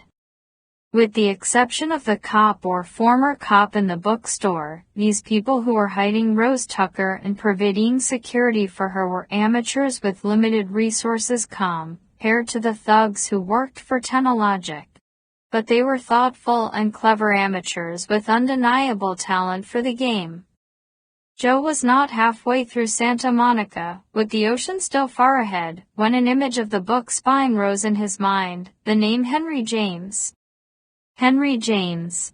So what? Then the title of one of James' best-known works came to him. The Turn of the Screw.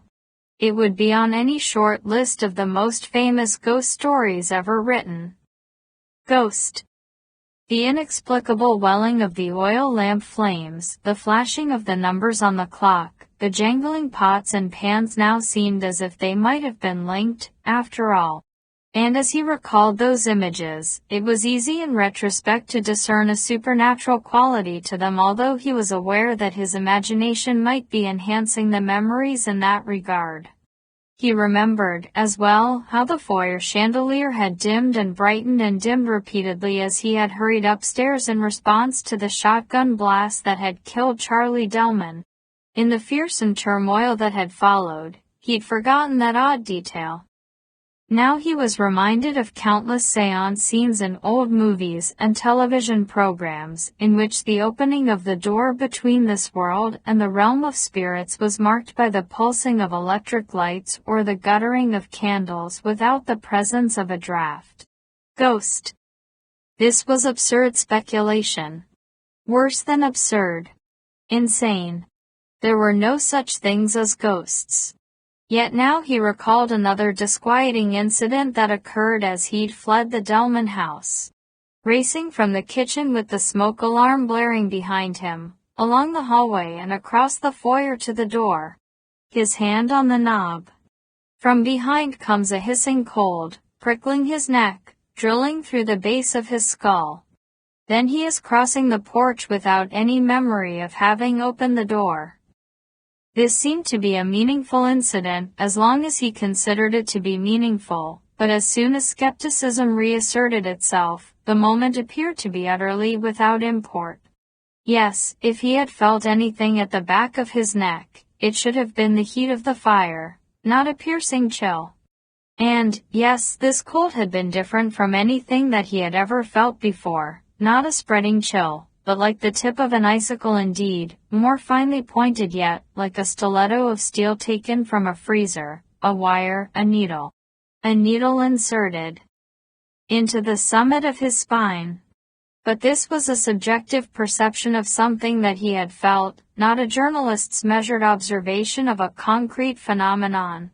He'd been in a state of sheer panic, and he'd felt a lot of peculiar things. They were nothing but normal physiological responses to extreme stress. As for the few seconds of blank memory between the time when he'd put his hand on the doorknob and when he'd found himself most of the way across the porch, well, that was also easily explained by panic, by stress, and by the blinding power of the overwhelming animal instinct to survive. Not a ghost. Rest in peace, Henry James. As he progressed through Santa Monica toward the ocean, Joe's brief embrace of superstition loosened, lost all passion. Reason returned. Nevertheless, something about the concept of a ghost continued to seem significant to him. He had a hunch that eventually, he would arrive at a rational explanation derived from this consideration of the supernatural. A provable theory that would be as logical as the meticulously structured prose of Henry James. A needle of ice, piercing to the gray matter in the center of the spine. An injection, a quick cold squirt of something. Did Nora Vadens feel that ghost needle an instant before she got up from the breakfast table to fetch the camcorder? Did the Delmans feel it? And Lisa? Did Captain Delroy Blaine feel it too, before he disengaged the autopilot, clubbed his first officer in the face, and calmly piloted Flight 353 straight into the earth? Not a ghost, perhaps, but something fully as terrifying and as malevolent as any evil spirit returned from the abyss of the damned, something akin to a ghost. When Joe was 2 blocks from the Pacific, the cell phone rang for the 3rd time. The caller said, "Okay, turn right on the coast highway and keep driving until you hear from us again." To Joe's left, less than 2 hours of sunlight lay over the ocean, like lemon sauce cooking in a pan, gradually thickening to a deeper yellow. In Malibu, the phone rang again. He was directed to a turnoff that would take him to Santa Fe by the Sea, a Southwest restaurant on a bluff overlooking the ocean. Leave the phone on the passenger's seat and give the car to the valet. He knows who you are. The reservation is in your name, said the caller, and he hung up for the last time. The big restaurant looked like an adobe lodge transported from New Mexico, with turquoise window trim, turquoise doors, and walkways of red clay tiles. The landscaping consisted of cactus gardens and beds of white pebbles and 2 large sorrel trees with dark green foliage and sprays of white flowers. The Hispanic valet was more handsome by far than any current or past Latin movie star, affecting the moody and smoldering stare that he had surely practiced in front of a mirror for eventual use in front of a camera. As the man on the phone had promised, the valet was expecting Joe and didn't give him a claim check for the Mustang. Inside, Santa Fe by the Sea featured massive, lodgepole pine ceiling beams, vanilla-colored plaster, and more red clay pears. The chairs and tables and other furnishings, which fortunately didn't push the Southwest theme to extremes, were J. Robert Scott knockoffs, though not inexpensive, and the decorator's palette was restricted to pastels used to interpret classic Navajo motifs. A fortune had been spent here, and Joe was acutely aware that by comparison to the decor, he was a scrubby specimen. He hadn't shaved since leaving for Colorado more than 12 hours ago. Because most contemporary male movie stars and directors indulged in a perpetually adolescent lifestyle, blue jeans were acceptable attire even at many Tony establishments in Los Angeles. But his new corduroy jacket was wrinkled and baggy from having been rain-soaked earlier, and he had the rumpled look of a traveler. Or a lush coming off a bender. The young hostess, as beautiful as any famous actress and no doubt passing time in food service, while waiting for the rote that would win her an Oscar, seemed to find nothing about his appearance to disdain. She led him to a window table set for two. Glass formed the entire west wall of the building. Tinted plastic blinds softened the power of the declining sun. The view of the coastline was spectacular as it curved outward both to the north and south, and the sea was the sea. "Your associate has been delayed," the hostess said, evidently referring to Demi. "She's asked that you have dinner without her, and she'll join you afterwards." Joe didn't like this development. Didn't like it at all. He was eager to make the connection with Rose, eager to learn what she had to tell him, eager to find Nina. He was playing by their rules, however. "All right. Thanks." If Tom Cruise had undergone cosmetic surgery to improve his appearance, he might have been as handsome as Joe's waiter. His name was Gene, and he seemed to have had a twinkle surgically inserted in each of his gas-flame blue eyes. After ordering a Corona, Joe went to the men's room and winced at the mirror. With his beard stubble, he resembled one of the criminal Beagle Boys in old Scrooge McDuck comics. He washed his hands and face, combed his hair, and smoothed his jacket. He still looked like he should be seated at not a window table, but a dumpster. Back at his table, sipping ice-cold beer, he surveyed the other patrons. Several were famous. An action movie hero 3 tables away was even more stubbled than Joe, and his hair was matted and tousled like that of a small boy just awakened from a nap. He was dressed in tattered black jeans and a pleated tuxedo shirt. Nearer was an Oscar-nominated actor and well-known heroin addict in an eccentric outfit fumbled from the closet in a state of chemical bliss, black loafers without socks, green plaid golf pants, a brown checkered sports coat, and a pale blue denim shirt. In spite of his ensemble, the most colorful things about him were his bloodshot eyes and his swollen, flame-red eyelids. Joe relaxed and enjoyed dinner. Pureed corn and black bean soups were poured into the same dish in such a way as to form a yellow and black yin and yang pattern. The mesquite grilled salmon was on a bed of mango and red pepper salsa. Everything was delicious. While he ate, he spent as much time watching the customers as he did staring at the sea.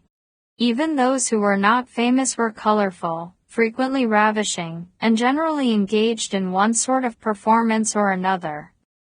Los Angeles was the most glamorous, tackiest, most elegant, seediest, most clever, dumbest, most beautiful, ugliest, forward-looking, retro-thinking, altruistic, self-absorbed, deal-savvy, politically ignorant, artistic-minded, criminal-loving, meaning-obsessed, money-grubbing, laid-back, frantic city on the planet.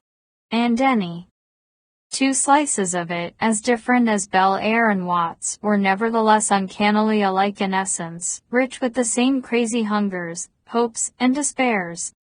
By the time he was finishing dinner with mango bread pudding and jalapeno ice cream, Joe was surprised to realize how much he enjoyed this people watching. He and Michelle had spent afternoons strolling places as disparate as Rodeo Drive and City Walk, checking out the twelve-footed entertainment, but he had not been interested in other people for the past year, only in himself and his pain. The realization that Nina was alive and the prospect of finding her were slowly bringing Joe out of himself and back to life. A heavy-set black woman in a red and gold muumuu and 2 pounds of jewelry had been spelling the hostess. Now she escorted 2 men to a nearby table.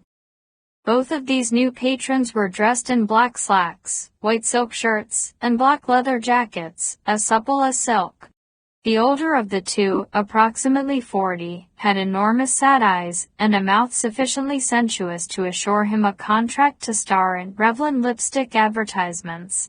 He would have been handsome enough to be a waiter except that his nose was red and misshapen from years of heavy drinking, and he never quite closed his mouth, which gave him a vacuous look. His blue-eyed companion, 10 years younger, was as pink-faced as if he had been boiled and plagued by a nervous smile that he couldn't control, as if chronically unsure of himself. The willowy brunette having dinner with the movie star/heroine addict developed an instant attraction for the guy with the Mick Jagger mouth, in spite of his rose-bloom nose.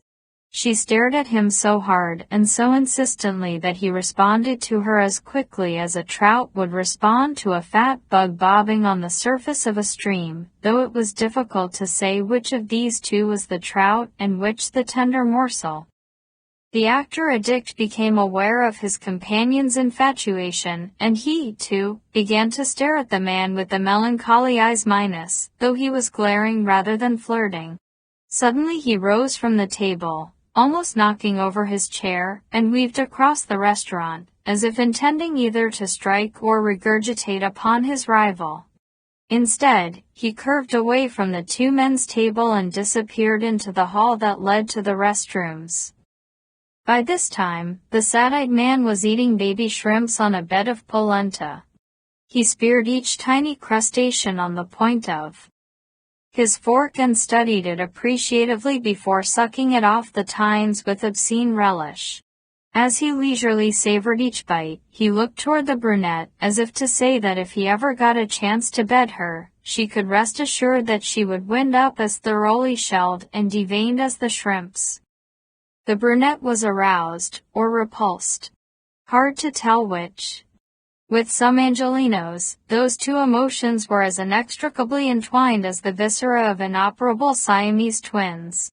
Anyway, she departed the actor-addict's table, and drew up a chair to sit with the 2 men in leather jackets. Joe wondered how interesting things would get when the wasted actor returned, no doubt with a white dust glowing around the rims of his nostrils, since current heroin was sufficiently pure to snort. Before events could develop, the waiter, Jean of the twinkling eyes, stopped by to tell him there would be no charge for dinner, and that Demi was waiting for him in the kitchen. Surprised, he left a tip and followed Jean's directions toward the hallway that served the restrooms and the cookery. The late summer twilight had finally arrived. On the griddle-flat horizon, a sun like a bloody yolk cooked toward a darker hue. As Joe crossed the restaurant, where all of the tables were now occupied, something about that 3-person tableau, the brunette, the 2 men in leather jackets, teased his memory. By the time that he reached the hallway to the kitchen, he was puzzled by a full-blown case of déjà vu. Before stepping into the hall, Joe turned for one look back. He saw the seducer with fork raised, savoring a speared shrimp with his sad eyes, while the brunette murmured something and the nervous pink-faced man watched. Joe's puzzlement turned to alarm.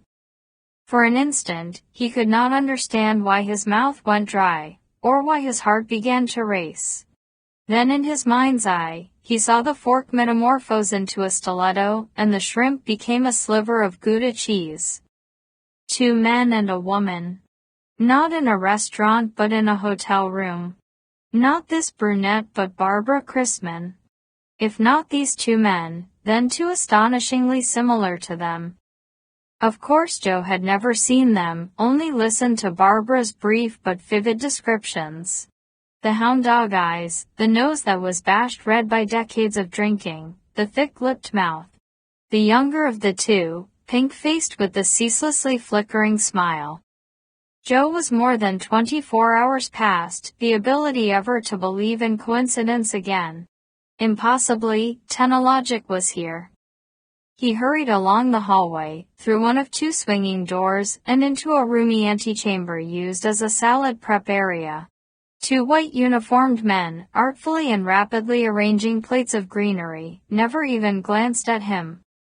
Beyond, in the main kitchen, the heavy-set black woman in the voluminous muumuu was waiting for him. Even her bright dress and the cascades of glittering jewelry could not disguise her anxiety. Her big mama, jazz singer face was pretty and lively and made for mirth, but there was no song or laughter in her now. "My name's Mahalia. Real sorry I couldn't have dinner with you, presentable Joe. That would have been a treat." Her sexy smoky voice pegged her as the woman whom he had named Demi. "But there's been a change of plans. Follow me, honey." With the formidable majesty of a great ship, leaving its dock, Mahalia set out across the busy and immaculate kitchen crowded with chefs, cooks, and assistants, past cooktops and ovens and griddles and grills, through steam and meat, smoke and the eye-watering fragrance of sautéing onions. Hurrying after her, Joe said, "Then you know about them." "Sure do. Been on the TV news today. The news people show you stuff to curl your hair, then try to sell you Fritos. This awful business changes everything." He put an arm on her shoulder, halted her. "TV news. Some people been murdered after she talks to them." Even with the large culinary staff and white flurries of activity around them, they were afforded privacy for their conversation by the masking clang of pots, rattle of skillets, whir of mixers, swish of whisks, clatter of dishes, buzz, clank, tink, ping pop, scrape chop, sizzle. "They call it something else on the news," Mahalia said, "but it's murder sure enough." "That's not what I mean," he said. "I'm talking about the men in the restaurant." She frowned. "What men?" "Two of them. Black slacks, white silk shirts, black leather jackets minus I walked them to their table." "You did, yeah. I just recognized them a minute ago." "Bad folks. The worst." Baffled, she shook her head. "But, sugar, we know you weren't followed." "I wasn't, but maybe you were. Or maybe someone else who's protecting Rose was followed. Devil himself would have a hard time finding Rose if he had to depend on getting to her through us. But somehow they've figured out who's been hiding her for a year, and now they're closing in." Glowering, wrapped by bulletproof confidence, Mahalia said, "Nobody's gonna lay one little finger on Rose." "Is she here?" "Waitin' for you." A cold tide washed through his heart. "You don't understand, the two in the restaurant won't have come alone. There's sure to be more outside. Maybe a small army of them." "Yeah, maybe, but they don't know what they're dealing with, honey." Thunderheads of resolve masked in her dark face. "We're Baptists." Certain that he could not have heard the woman correctly, Joe hurried after her as she continued through the kitchen. At the far end of the big room, they went through an open door into a sparkling scullery, where fruits and vegetables were cleaned and trimmed before being sent into the main cookery. This late in the restaurant's day, no one was at work here. Beyond the scullery was a concrete-floored receiving room that smelled of raw celery and peppers, damp wood and damp cardboard. On pallets along the right-hand wall, empty fruit and vegetable crates, boxes, and cases of empty beer bottles were stacked almost to the low ceiling. Directly ahead, under a red exit sign, was a wide, steel exterior door, closed now, beyond which suppliers' trucks evidently parked to make deliveries. To the left was an elevator. Rose is down below. Mahalia pressed the call button, and the elevator door slid open at once. What's under us? Well, one time, this was the service elevator to a banquet room and deck, where you could have big parties right on the beach, but we can't use it like the joint did before us. Coastal Commission put a hard rule on us. Now it's just a storeroom. Once you go down, I'll have some boys come move the pallets and empty crates to this wall. We'll cover the elevator real nice. Nobody'll know it's even here. Uneasy about being cornered, Joe said, yeah, but what if they come looking and they do find the elevator? Gonna have to stop calling you presentable, Joe. Better would be worryin' Joe. After a while, they will come looking. They won't just wait till closing time and go home. So once I'm down there, do I have another way out? He persisted. Never tore apart the front stairs, where the customers used to go down. Just covered the opening with hinged panels, so you don't really see it. You come up that way, though, you'll be right across from the hostess station, in the middle of Plainview. No good. So if something goes wrong, best to skedaddle out the lower door onto the deck. From there you have the beach, the whole coast. They could be covering that exit too. It's down at the base of the bluff. From the upper level, they can't know it's there. You should just try to relax, sugar. We're on the righteous side, which counts for something. Not much. Worryin' Joe. He stepped into the elevator, but blocked the sliding door with his arm in case it tried to close. How are you connected with this place, Mahalia? Half owner. The food's great. You can look at me the way I am and think I don't know. She asked good-naturedly. What are you to Rose? Gonna call you Curious Joe pretty soon. Rose married my brother Louis about 22 years ago. They met in college. Wasn't truly surprised when Louis turned out smart enough to go to college, but I was sure surprised he had the brains to fall for someone like Rose. Then, of course, the man proved he was a pure fool, after all, when he up and divorced her 4 years later. Rose couldn't have kids, and having kids was important to Louis, though with less air in his skull and any common sense at all, the man would have realized Rose was more treasure than a house full of babies. She hasn't been your sister-in-law for 18 years, but you're willing to put yourself on the line for her. Why not? You think Rose turned into a vampire when Louis, the fool, divorced her? She's been the same sweet lady ever I met her. I love her like a sister. Now she's waitin', Curious Joe. One more thing. Earlier, when you told me these people don't know who they're dealing with, you didn't say we're Baptists. That's exactly what I did say.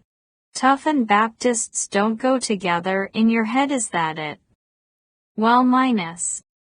Mama and Daddy stood up to the Klan down in Mississippi when the Klan had a whole lot more teeth than they do now, and so did my grandma and grandpa before them, and they never let fear weigh 'em down. When I was a little girl, we went through hurricanes, off the Gulf of Mexico and Delta floods, and encephalitis epidemics and poor times when we didn't know where tomorrow's food was comin' from, but we wrote it out, and still sung loud in the choir every Sunday. Maybe the United States Marines are some tougher than your average Southern Black Baptist, Joe, but not by much. Rose is a lucky woman with a friend like you. I'm the lucky one, said Mahalia. She lifts me up now more than ever. Go on, Joe. And stay down there with her till we close this place and figure a way we can slip you two out. I'll come for you when it's time. Be ready for trouble. Long before that, he warned her. Go.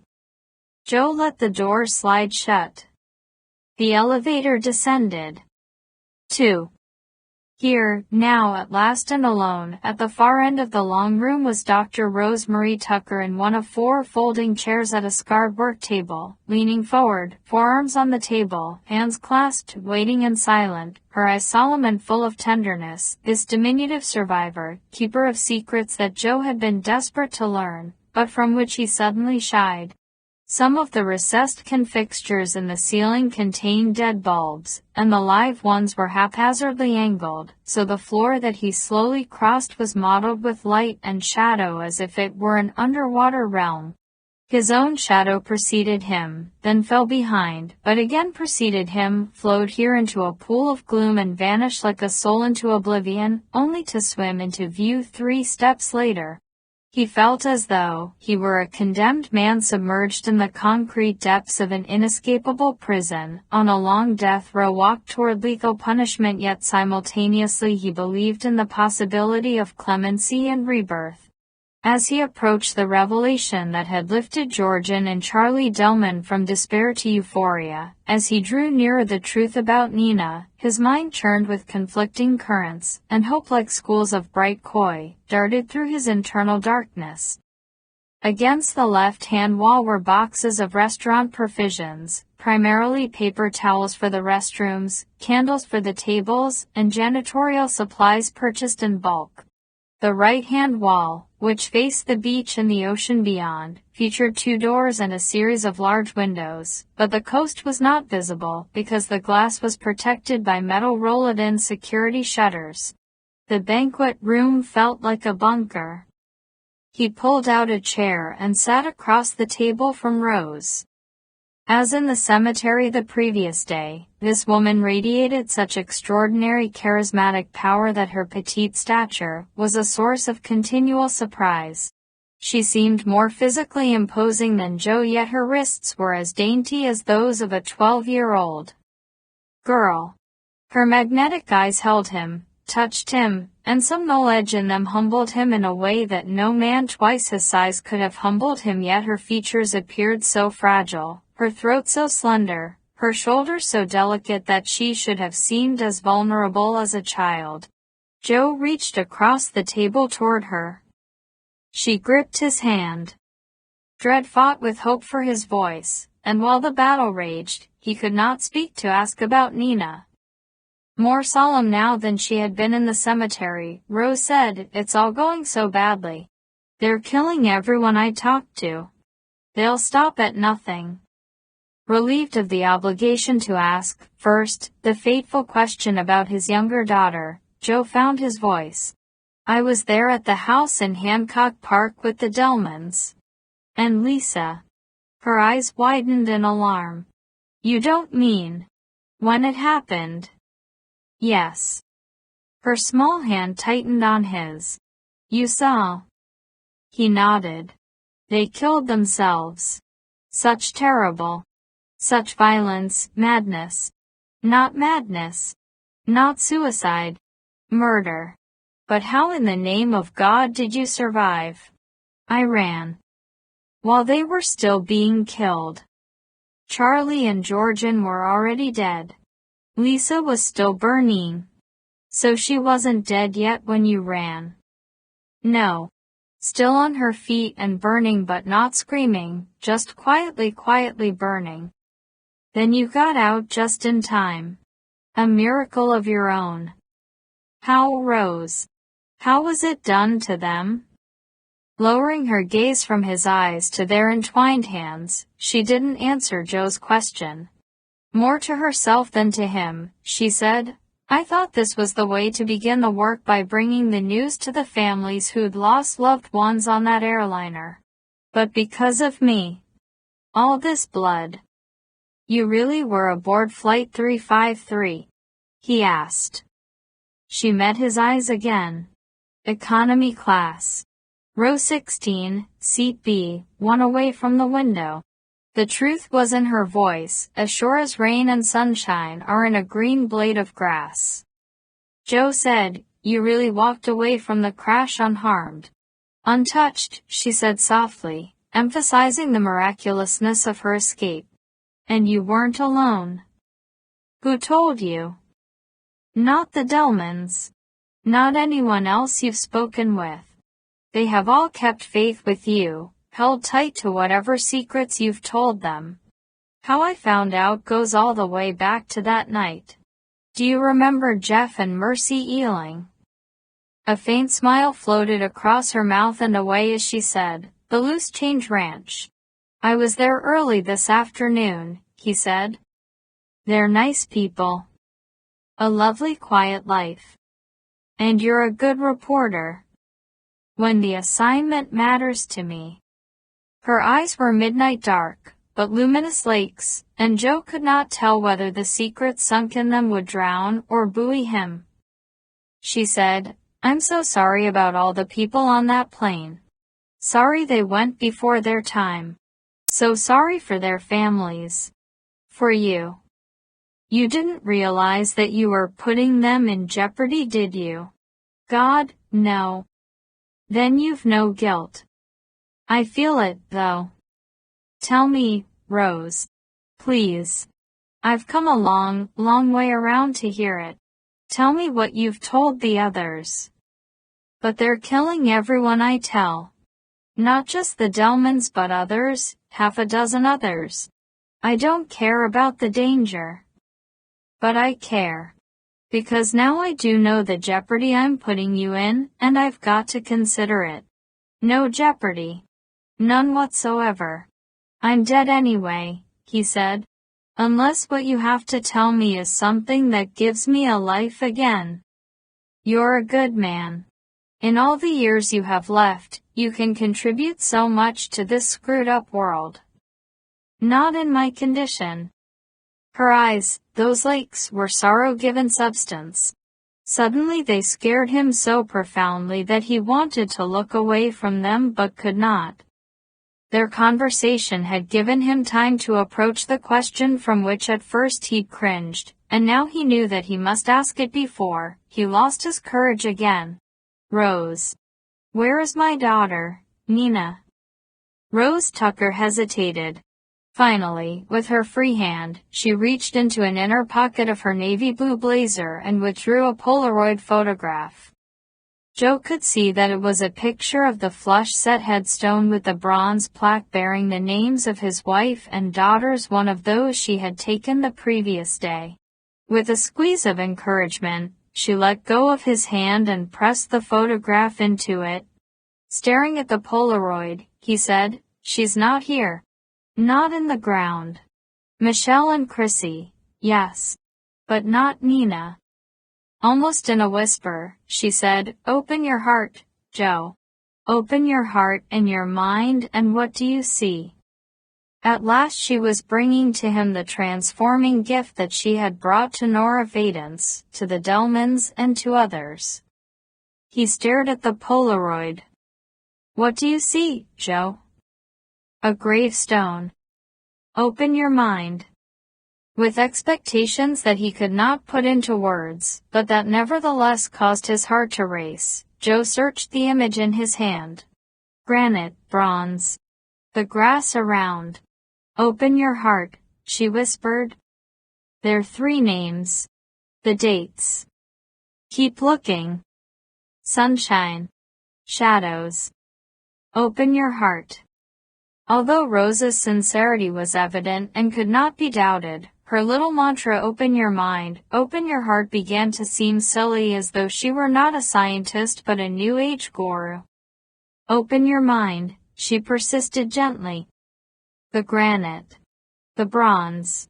The grass around." She said, "Don't just look. See." The sweet milk of expectation began to curdle, and Joe felt his expression turning sour. Rose said, "Does the photo feel strange to you?" "Not to your eyes. To your fingertips. Does it feel peculiar against your skin?" He was about to tell her no, that it felt like nothing more than what it was, like a damned Polaroid, glossy and cool, but then it did feel peculiar. First he became conscious of the elaborate texture of his own skin to an extent that he had never before experienced or imagined possible. He felt every arch, loop, and whirl as it pressed against the photo, and each tiny ridge and equally tiny trough of skin on each finger pad seemed to have its own exquisitely sensitive array of nerve endings. More tactile data flowed to him from the Polaroid than he was able to process or understand. He was overwhelmed by the smoothness of the photograph, but also by the thousands of microscopic pits in the film surface that were invisible to the unassisted eye, and by the feel of the dyes and fixatives and other chemicals of which the graveyard image was composed. Then to his touch, although not to his eye, the image on the Polaroid acquired depth, as if it were not merely a two-dimensional photograph, but a window with a view of the grave, a window through which he was able to reach. He felt warm summer sun on his fingers, felt granite and bronze and a prickle of grass. Weirder still, now he felt a color, as if wires had crossed in his brain, jumbling his senses, and he said blue, and immediately he felt a dazzling burst of light, and as if from a distance, he heard himself say, bright. The feelings of blueness and light quickly became actual visceral experiences. The banquet room began to fade into a bright blue haze. Gasping, Joe dropped the photograph as if it had come alive in his hand. The blue brightness snapped to a small point in the center of his field of vision, like the picture on a television screen when the off switch is clicked. This point shrank until the final pixel of light hung star-like for an instant, but then silently imploded and was gone. Rose Tucker leaned across the table toward him. Joe peered into her commanding eyes, and perceived something different from what he had seen before. The sorrow and the pity, yes. They remained. The compassion and the intelligence were still there in as full measure as ever. But now he saw, or thought he saw, some part of her that rode a mad horse of obsession, at a gallop toward a cliff over which she wanted him to follow. As though reading his thoughts, she said, Joe, what you're afraid of has nothing to do with me. What you're truly afraid of is opening your mind to something you've spent your life refusing to believe. Your voice, he said, the whisper, the repetitive phrases open your heart. Open your mind, like a hypnotist. You don't really believe that, she said as calmly as ever. Something on the Polaroid, he said, and heard the quiver of desperation in his voice. What do you mean? She asked. A chemical substance. No. An hallucinogenic drug. Absorbed through the skin. No. Something I absorbed through the skin, he insisted, put me in an altered state of consciousness. He rubbed his hands on his corduroy jacket.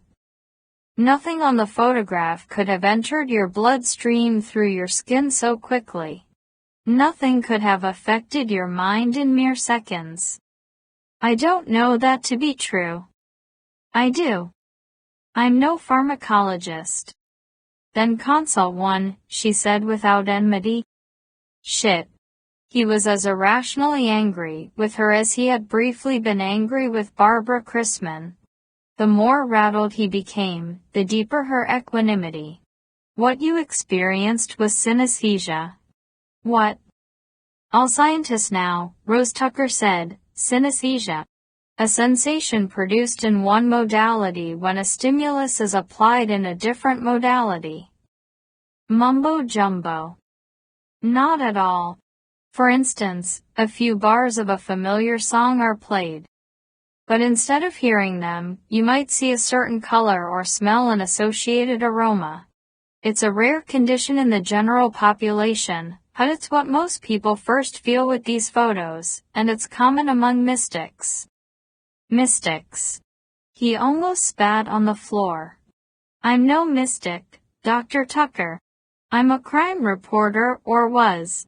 Only the facts matter to me. Synesthesia isn't simply the result of religious mania, if that's what you're thinking, Joe. It's a scientifically documented experience even among non-believers, and some well-grounded people think it's a glimpse of a higher state of consciousness. Her eyes, such cool lakes before, seemed hot now, and when he peered into them, he looked at once away, afraid that her fire would spread to him. He was not sure if he saw evil in her or only wanted to see it, and he was thoroughly confused. If it was some skin-permeating drug on the photograph, she said, as maddeningly soft-spoken as any devil ever had been, then the effect would have lingered after you dropped it. He said nothing, spinning in his internal turmoil. But when you released the photo, the effect ceased. Because what you're confronted with here is nothing as comforting as mere illusion, Joe. Where's Nina? He demanded. Rose indicated the Polaroid, which now lay on the table where he had dropped it. Look. See. No. Don't be afraid. Anger surged in him, boiled. This was the savage anger that had frightened him before. It frightened him now, too, but he could not control it. Where's Nina? Damn it. Open your heart, she said quietly. This is bullshit. Open your mind. Open it how far? Until I've emptied out my head. Is that what you want me to be? She gave him time to get a grip on himself. Then, I don't want you to be anything, Joe. You asked me where Nina is? You want to know about your family. I gave you the photograph so you could see. Her will was stronger than his, and after a while, he found himself picking up the photograph. Remember the feeling, she encouraged him. Let it come to you again. It did not come to him again, however, although he turned the photograph over and over in his hands. He slid his fingertips in circles across the glossy image, but could not feel the granite, the bronze, the grass. He summoned the blueness and the brightness, but they did not appear. Tossing the photograph aside in disgust, he said, I don't know what I'm doing with this. Infuriatingly patient, she smiled compassionately and held out a hand to him. He refused to take it. Although he was frustrated by what he now perceived as her New Age proclivities, he also felt that somehow, by not being able to lose himself, a second time in the phantasmal blue brightness, he had failed Michelle and Chrissy and Nina. But if his experience had been only an hallucination, induced with chemicals or hypnosis, then it had no significance, and giving himself to the waking dream once again could not bring back those who were irretrievably lost. A fusillade of confusions ricocheted through his mind.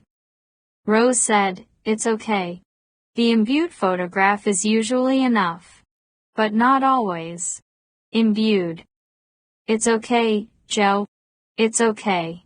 Once in a while there's someone like you. And then the only thing that convinces is galvanic contact. I don't know what you're talking about. The touch. What touch? Instead of answering him, Rose picked up the Polaroid snapshot and stared at it as though she could clearly see something that Joe could see not at all. If turmoil touched her heart and mind, she hid it well, for she seemed as tranquil as a country pond in a windless twilight. Her serenity only inflamed Joe. Where's Nina? Damn it. Where is my little girl? Calmly she returned the photograph to her jacket pocket. She said, Joe, suppose that I was one of a group of scientists engaged in a revolutionary series of medical experiments, and then suppose we unexpectedly discovered something that could prove to your satisfaction there was some kind of life after death. I might be a hell of a lot harder to convince than you. Her softness was an irritating counterpoint to his sharpness. It's not as outrageous an idea as you think. For the past couple of decades, discoveries in molecular biology and certain branches of physics have seemed ever more clearly to point toward a created universe. You're dodging my question. Where are you keeping Nina? Why have you let me go on thinking she's dead? Her face remained in an almost eerie repose. Her voice was still soft with a zen-like sense of peace. If science gave us a way to perceive the truth of an afterlife, would you really want to see this proof? Most people would say yes at once, without thinking how such knowledge would change them forever. Change what? They have always considered important, what they intend to do with their lives. And then, what if this were a revelation with an unnerving edge? Would you want to see this truth, even if it was as frightening as it was uplifting, as fearsome as it was joyous, as deeply and thoroughly strange as it was enlightening? This is just a whole lot of babble to me, Dr. Tucker, a whole lot of nothing, like healing with crystals and channeling spirits, and little gray men, kidnapping people and flying saucers. Don't just look. See. Through the red lenses of his defensive anger, Joe perceived her calmness as a tool of manipulation. He got up from his chair, hands fisted at his sides. What were you bringing to LA on that plane, and why did Technologic and its friends kill 320 people to stop you? I'm trying to tell you. Then tell me. She closed her eyes and folded her small brown hands, as though waiting for this storm in him to pass, but her serenity only fed the winds of his tempest. Horton Neller. Once your boss, once mine. How does he figure in this? Joe demanded. She said nothing. Why did the Delmans and Lisa and Captain Blaine commit suicide? And how can their suicides be murder like you say? Who are those men upstairs? What the hell is this all about? He was shaking. Where is Nina? Rose opened her eyes and regarded him with sudden concern, her tranquility at last disturbed. What men upstairs? 2 thugs who work for Technologic or some secret, damn police agency, or someone. She turned her gaze toward the restaurant. You're sure? I recognize them, having dinner. Getting quickly to her feet, Rose stared at the low ceiling as, though she were in a submarine sinking out of control into an abyss, furiously calculating the enormity of the crushing pressure, waiting for the first signs of failure in the hull. If 2 of them are inside, you can bet others are outside, Joe said. Dear God, she whispered. Mahalia is trying to figure a way to slip us past them after closing time. She doesn't understand. We've got to get out of here now. She's having boxes stacked in the receiving room to cover the entrance of the elevator minus. I don't care about those men, or their damn guns, Rose said, rounding the end of the table. If they come down here after us, I can face that, handle that. I don't care about dying that way, Joe. But they don't really need to come after us. If they know we're somewhere in this building right now, they can remote us. What? Remote us, she said fearfully, heading toward one of the doors that served the deck and the beach. Following her, exasperated, Joe said, What does that mean, remote us? The door was secured by a pair of thumb-turn deadbolts. She disengaged the upper one. He clamped his hand over the lower lock, preventing her from opening it. Where's Nina? Get out of the way, she demanded. Where's Nina? Joe, for God's sake, minus. This was the first time that Rose Tucker had seemed vulnerable, and Joe was going to take advantage of the moment to get what he most wanted. Where's Nina? Later. I promise. Now. From upstairs came a loud clatter. Rose gasped, turned from the door, and pressed her gaze upon the ceiling again as if it might crash down on them. Joe heard voices raised in argument, filtered through the elevator shaft, Mahalia's and those of at least 2 or 3 men. He was sure that the clatter was the sound of empty packing crates and pallets being dragged and tossed away from the cab door. When the men in the leather jackets discovered the elevator and knew there was a lower floor to the building, they might realize that they had left an escape gate open by not covering the beach.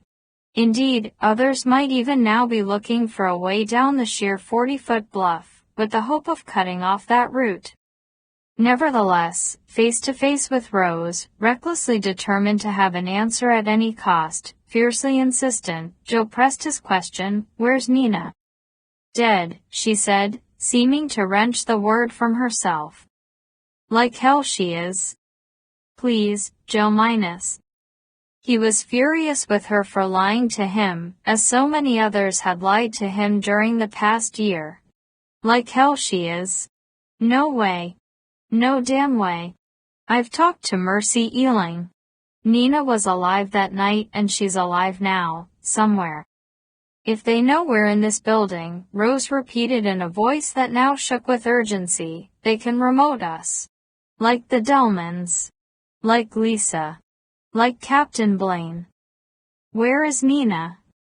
The elevator motor rumbled to life, and the cab began to hum upward through the shaft. "Where is Nina?" Overhead the banquet room lights dimmed, probably because the elevator drew power from their circuit. At the dimming of the lights, Rose cried out in terror, threw her body against Joe, trying to knock him off his feet, and clawed frenziedly at the hand that he had clamped over the lower deadbolt. Her nails gouged his flesh, and he hissed in pain, and let go of the lock, and she pulled open the door. In came a breeze that smelled of the ocean, and out went Rose into the night. Joe rushed after her onto a 20-foot wide, 80-foot long, elevated wood deck overhung by the restaurant. It reverberated like a kettle drum with each footfall. The scarlet sun had bled into a grave on the far side of Japan. The sky and the sea to the west were raven-kneading crow, as feathery smooth and sensuous and inviting as death. Rose was already at the head of the stairs. Following her, Joe found 2 flights that led down 14 or 16 feet to the beach. As dark as Rose was, and darkly dressed, she all but vanished in the black geometry of the steps below him. When she reached the pale sand, however, she regained some definition. The strand was more than 100 feet across at this point, and the phosphorescent tumble of surf churned out a low white noise that washed like a ghost sea around him. This was not a swimming or surfing beach, and there were no bonfires or even Coleman lanterns in sight in either direction. To the east, the sky was a postulant yellow, overlaid on black, full of the glow of the city, as insistent as it was meaningless. Cast from high above, the pale yellow rectangles of light from the restaurant windows quilted part of the beach. Joe did not try to stop Rose or to slow her. Instead, when he caught up with her, he ran at her side, shortening his stride to avoid pulling ahead of her. She was his only link to Nina. He was confused by her apparent mysticism, by her sudden transit from beatific calm to superstitious terror, and he was furious that she would lie to him about Nina now, after she had led him to believe, at the cemetery, that she would ultimately tell him the full truth.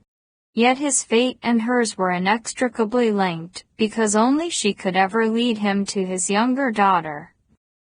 As they ran north through the soft sand and past the corner of the restaurant, someone rushed at them from ahead, and to the right, from the bluff, a shadow in the night, quick and big, like the featureless beast that seeks us in nightmares, pursuer through corridors of dreams. "Look out," Joe warned Rose, but she also saw the oncoming assailant and was already taking evasive action. Joe attempted to intervene when the hurtling dark shape moved to cut Rose off, but he was blindsided by a second man, who came at him from the direction of the sea. This guy was as big as a professional football linebacker, and they both went down, so hard that the breath should have been knocked out of Joe, but it wasn't. Not entirely he was wheezing, but breathing because the sand in which they landed was deep and soft, far above the highest lapping line of the compacting tide. He kicked, flailed, ruthlessly used knees and elbows and feet, and rolled out from under his attacker, scrambling to his feet as he heard someone shout at Rose farther along the strand, "Freeze, bitch." After which he heard a shot, hard and flat. He didn't want to think about that shot, a whip of sound snapping across the beach to the growling sea, didn't want to think about Rose with a bullet in her head and his Nina lost again forever, but he couldn't avoid thinking about it, the possibility like a lash burn branded forever across the surface of his brain. His own assailant was cursing him and pushing up now from the sand, and as Joe spun around to deal with the threat, he was full of the meanness and fury that had gotten him thrown out of the youth boxing league 20 years ago. Seething with church vandalizing rage, he was an animal now, a heartless predator, cut quick and savage, and he reacted as though the stranger were personally responsible for poor Frank being crippled with rheumatoid arthritis, as if this son of a bitch had worked some hoodoo to make Frank's joints swell and deform. As if this wretched thug were the sole perpetrator who had somehow put a funnel in Captain Blaine's ear and poured an elixir of madness into his head, so Joe kicked him in the crotch, and when the guy grunted and began to double over, Joe grabbed the bastard's head and at the same time drove a knee upward, shoving the face down into the knee and jamming the knee up hard into the face, a ballet of violence, and he actually heard the crunch of the man's nose disintegrating and felt the bite of teeth breaking against his kneecap. The guy collapsed backward on the beach, all at once choking, and spitting blood and gasping for breath, and crying like a small child, but this wasn't enough for Joe, because he was wild now, wilder than any animal, as wild as weather, a cyclone of anger and grief and frustration, and he kicked where he thought ribs would be, which hurt him almost as much as it hurt the broken man who received the blow, because Joe was only wearing Nikes, not hard-toed shoes, so he tried to stomp the guy's throat and crush his windpipe, but stomped his chest instead and would have tried again, would have killed him, not quite realizing that he was doing so, but then he was rammed from behind by a third attacker. Joe slammed face down onto the beach, with the weight of this new assailant atop him, at least 200 pounds, pinning him down. Head to one side, spitting sand, he tried to heave the man off, but this time his breath was knocked out of him. He exhaled all of his strength with it, and he lay helpless. Besides, as he gasped desperately for air, he felt his attacker thrust something cold and blunt against the side of his face, and he knew what it must be even before he heard the threat. "You want me to blow your head off? I'll do it," the stranger said, and his reverberant voice had a ragged homicidal edge. "I'll do it, you asshole." Joe believed him and stopped resisting. He struggled only for his breath. Silent surrender wasn't good enough for the angry man atop him. "Answer me, you bastard. You want me to blow your damn head off. Do you? No. Do you? No. Going to behave? Yes. I'm out of patience here." "All right. Son of a bitch," the stranger said bitterly. Joe said nothing more, just spit out sand and breathed deeply, getting his strength back with his wind, though trying to stave off the return of the brief madness that had seized him. "Where is Rose?" The man atop Joe was, breathing hard too, expelling foul clouds of garlic breath, not only giving Joe time to calm down, but getting his own strength back. He smelled of a thyme-scented cologne and cigarette smoke. "What's happened to Rose?" "We're going to get up now," the guy said. "Me first." Getting up, "I got this piece aimed at your head. You stay flat, dug right into the sand, the way you are, just the way you are, until I step back and tell you it's okay to get up." For emphasis, he pressed the muzzle of the gun more deeply into Joe's face, twisting it back and forth, the inside of Joe's cheek pressed painfully against his teeth. "You understand, Carpenter?" "Yes. I can waste you and walk away. I'm cool. Nobody can touch me. Not me, anyway. I mean, I got a badge." "Sure. You want to see it? I'll pin it to your damn lip." Joe said nothing more. They hadn't shouted police, which didn't prove that they were phony cops, only that they didn't want to advertise. They hoped to do their business quickly, cleanly and get out before they were required to explain their presence to the local authorities, which would at least tangle them in interjurisdictional paperwork, and might result in troubling questions about what legitimate laws they were enforcing. If they weren't strictly employees of Technologic, they had some measure of federal power behind them, but they hadn't shouted FBI or DEA or ATF when they had burst out of the night, so they were probably operatives with a clandestine agency paid for out of those many billions of dollars that the government dispensed off the accounting books, from the infamous black budget. Finally the stranger eased off Joe, onto one knee, then stood and hacked away a couple of steps. "Get up." Rising from the sand, Joe was relieved to discover that his eyes were rapidly adapting to the darkness.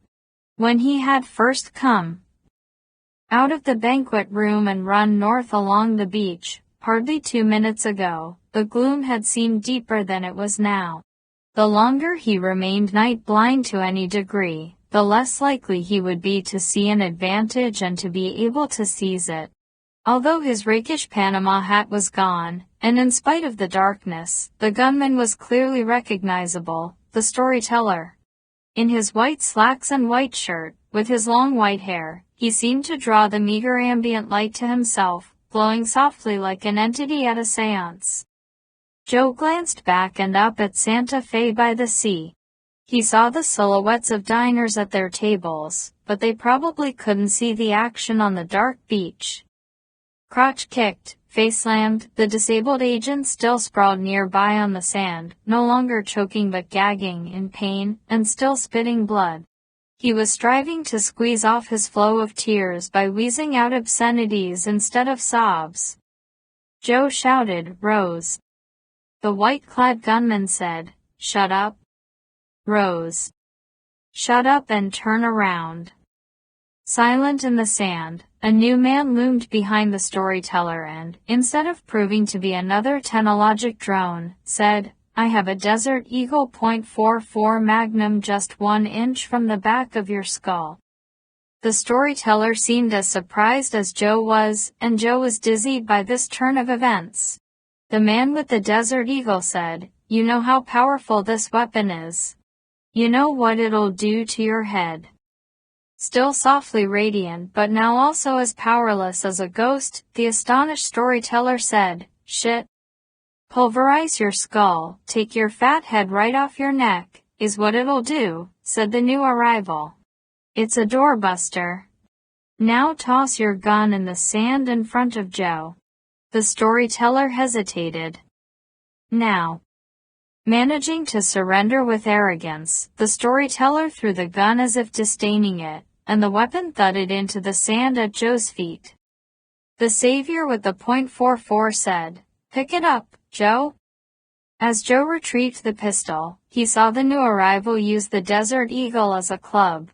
The storyteller dropped to his knees, then to his hands and knees, but did not go all the way out until struck with the pistol a second time, whereupon he plowed the sand with his face, planting his nose like a tuber. The stranger with the .44, a black man dressed entirely in black, stooped to turn the white-maned head gently to one side to ensure that the unconscious thug would not suffocate. The agent with the knee-smashed face stopped cursing. Now that no witnesses of his own kind were able to hear, he sobbed miserably again. The black man said, "Come on, Joe." More impressed than ever with Mahalia and her odd collection of amateurs, Joe said, "Where's Rose?" "This way, we've got her." With the disabled agents, sobs purling eerily across the strand behind them, Joe hurried with the black man north, in the direction that he and Rose had been heading, when they were assaulted. He almost stumbled over another unconscious man lying in the sand. This was evidently the first one who had rushed them, the one who had fired a gun. Rose was on the beach, but in the inky shadow of the bluff. Joe could barely see her in the murk, but she seemed to be hugging herself as though she were shivering and cold on this mild summer night. He was half surprised by the wave of relief that washed through him at the sight of her, not because she was his only link to Nina, but because he was genuinely glad that she was alive and safe. For all that she had frustrated and angered and sorely confused him, she was still special, for he recalled, as well, the kindness in her eyes when she had encountered him in the cemetery, the tenderness and pity. Even in the darkness, small as she was, she had an imposing presence, an aura of mystery, but also of consequence and prodigious wisdom, probably the same power with which great generals and holy women alike elicited sacrifice from their followers. And here, now, on the shore of the night sea, it was almost possible to believe that she had walked out of the deeps to the west, having breathed water as easily as she now breathed air, come to land with the wonderful secrets of another realm. With her was a tall man in dark clothes. He was little more than a spectral form except for masses of curly blonde hair that shone faintly like sinuous strands of phosphorate seaweed. Joe said, "Rose, are you all right?" "Just got battered around a little," she said in a voice taut with pain. "I heard a shot." He worried. He wanted to touch her, but he wasn't sure that he should. Then he found himself with his arms around her, holding her. She groaned in pain, and Joe started to let go of her, but she put one arm around him for a moment, embracing him to let him know that in spite of her injuries, she was grateful for his expression of concern. "I'm fine, Joe. I'll be okay." Shouting rose in the distance, from the bluff top beside the restaurant. And from the beach to the south, the disabled agent replied, calling feebly for help. "Gotta get out of here," said the blonde guy.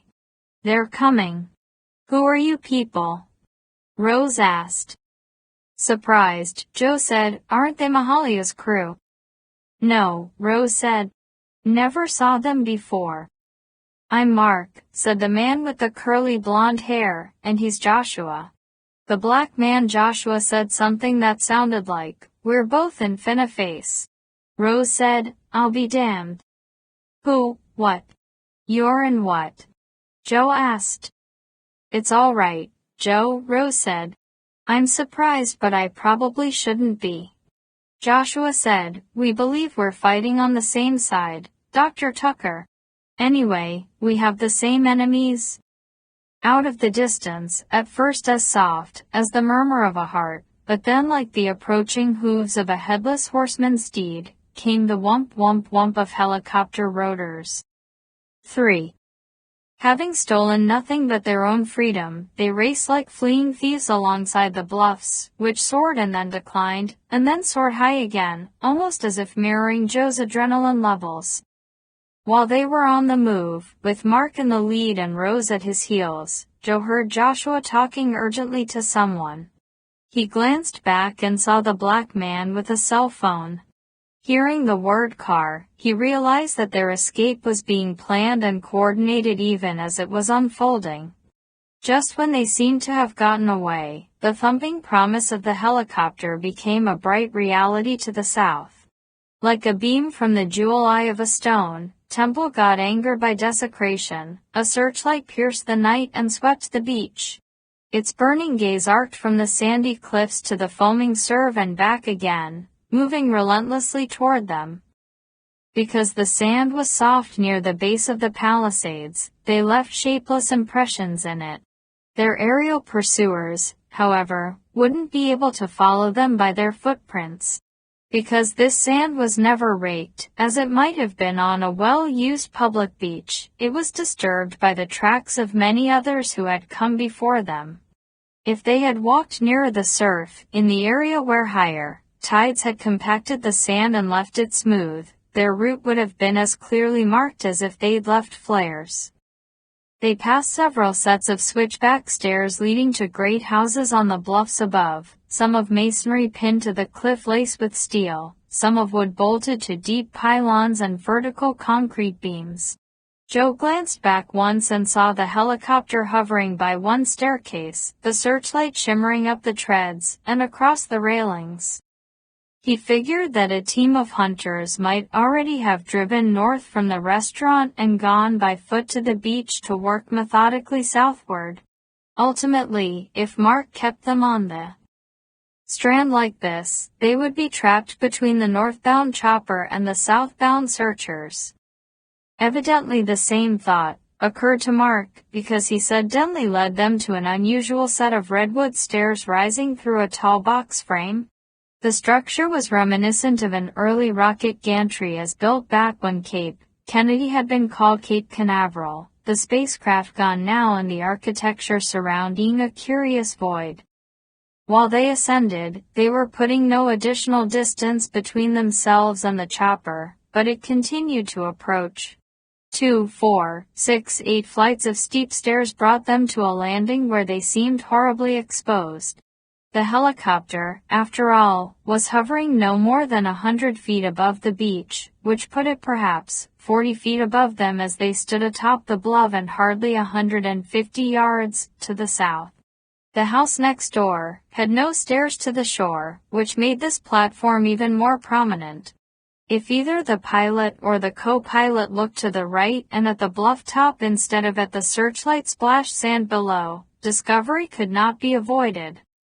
The upper landing was surrounded by a 6-foot-tall, wrought iron, gated security fence with a sharply inward-angled, spiked top to prevent unwanted visitors from gaining access by way of the beach below. It had been erected long ago in the days when the Coastal Commission didn't control such things. The helicopter was now little more than 100 yards to the south, moving forward slowly, all but hovering. Its screaming engine and clattering rotors were so loud that Joe could not have made himself heard to his companions unless he shouted. There was no easy way to climb the fence, not in the minute or two of grace they might have left. Joshua stepped forward with the doorbuster Desert Eagle, fired one round into the lock, and kicked the gate open. The men in the helicopter could not have heard the gunshot, and it was unlikely that the sound was perceived in the house as anything more than additional racket caused by the aircraft. Indeed, every window was dark, and all was as still as, though no one was home. They passed through the gate into expansive estate-sized property with low box hedges, formal rose gardens, bowl fountains currently dry, antique French terracotta walkways lit by bronze, tulip pathlights, and multi-level terraces with limestone balustrades rising to a Mediterranean mansion. There were phoenix palms, ficus trees. Massive California live oaks were underlit by landscape spots, magisterial, frost and black, free-form scaffoldings of branches. Because of the artfulness of the landscape lighting, no glare spoiled any corner. The romantic grounds cast off tangled shawls of shadow, intricate laces of soft light and hard darkness, in which the four of them surely could not be seen by the pilots even as the helicopter now drew almost even with the bluff on which the estate made its bed. As he followed Rose and Mark up stone steps onto the lowest terrace, Joe hoped that no security system motion detectors were installed on the exterior of the enormous house, only within its rooms. If their passage activated clags mounted high in the trees or atop the perimeter walls, the sudden dazzle would draw the pilot's attention. He knew how difficult it could be even for a lone fugitive on foot to escape the bright eye of a police search chopper with a good and determined pilot, especially in comparatively open environs, such as this neighborhood, which didn't offer the many hiding places of a city's mazes. The four of them would be altogether too easy to keep pinpointed once they had been spotted.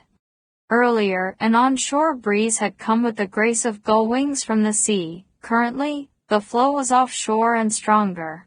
This was one of those hot winds, called Santa Anis, born in the mountains to the east, out of the threshold of the Mojave, dry and blustery and curiously wearing on the nerves. Now a loud whispering rose from the oaks, and the great fronds of the phoenix palms hissed and rattled and creaked as, though the trees were warning one another of gales that might soon descend. Joe's fear of an outer security line seemed unwarranted as they hurriedly climbed another short flight of stone steps to the upper terrace. The grounds remained subtly lighted, heavily layered with sheltering shadows. Out beyond the bluff's edge, the search chopper was parallel with them, moving slowly northward. The pilot's attention remained focused on the beach below. Mark led them past an enormous swimming pool. The oil-black water glimmered with fluid arabesques of silver, as though schools of strange fish with luminous scales were swimming just beneath the surface.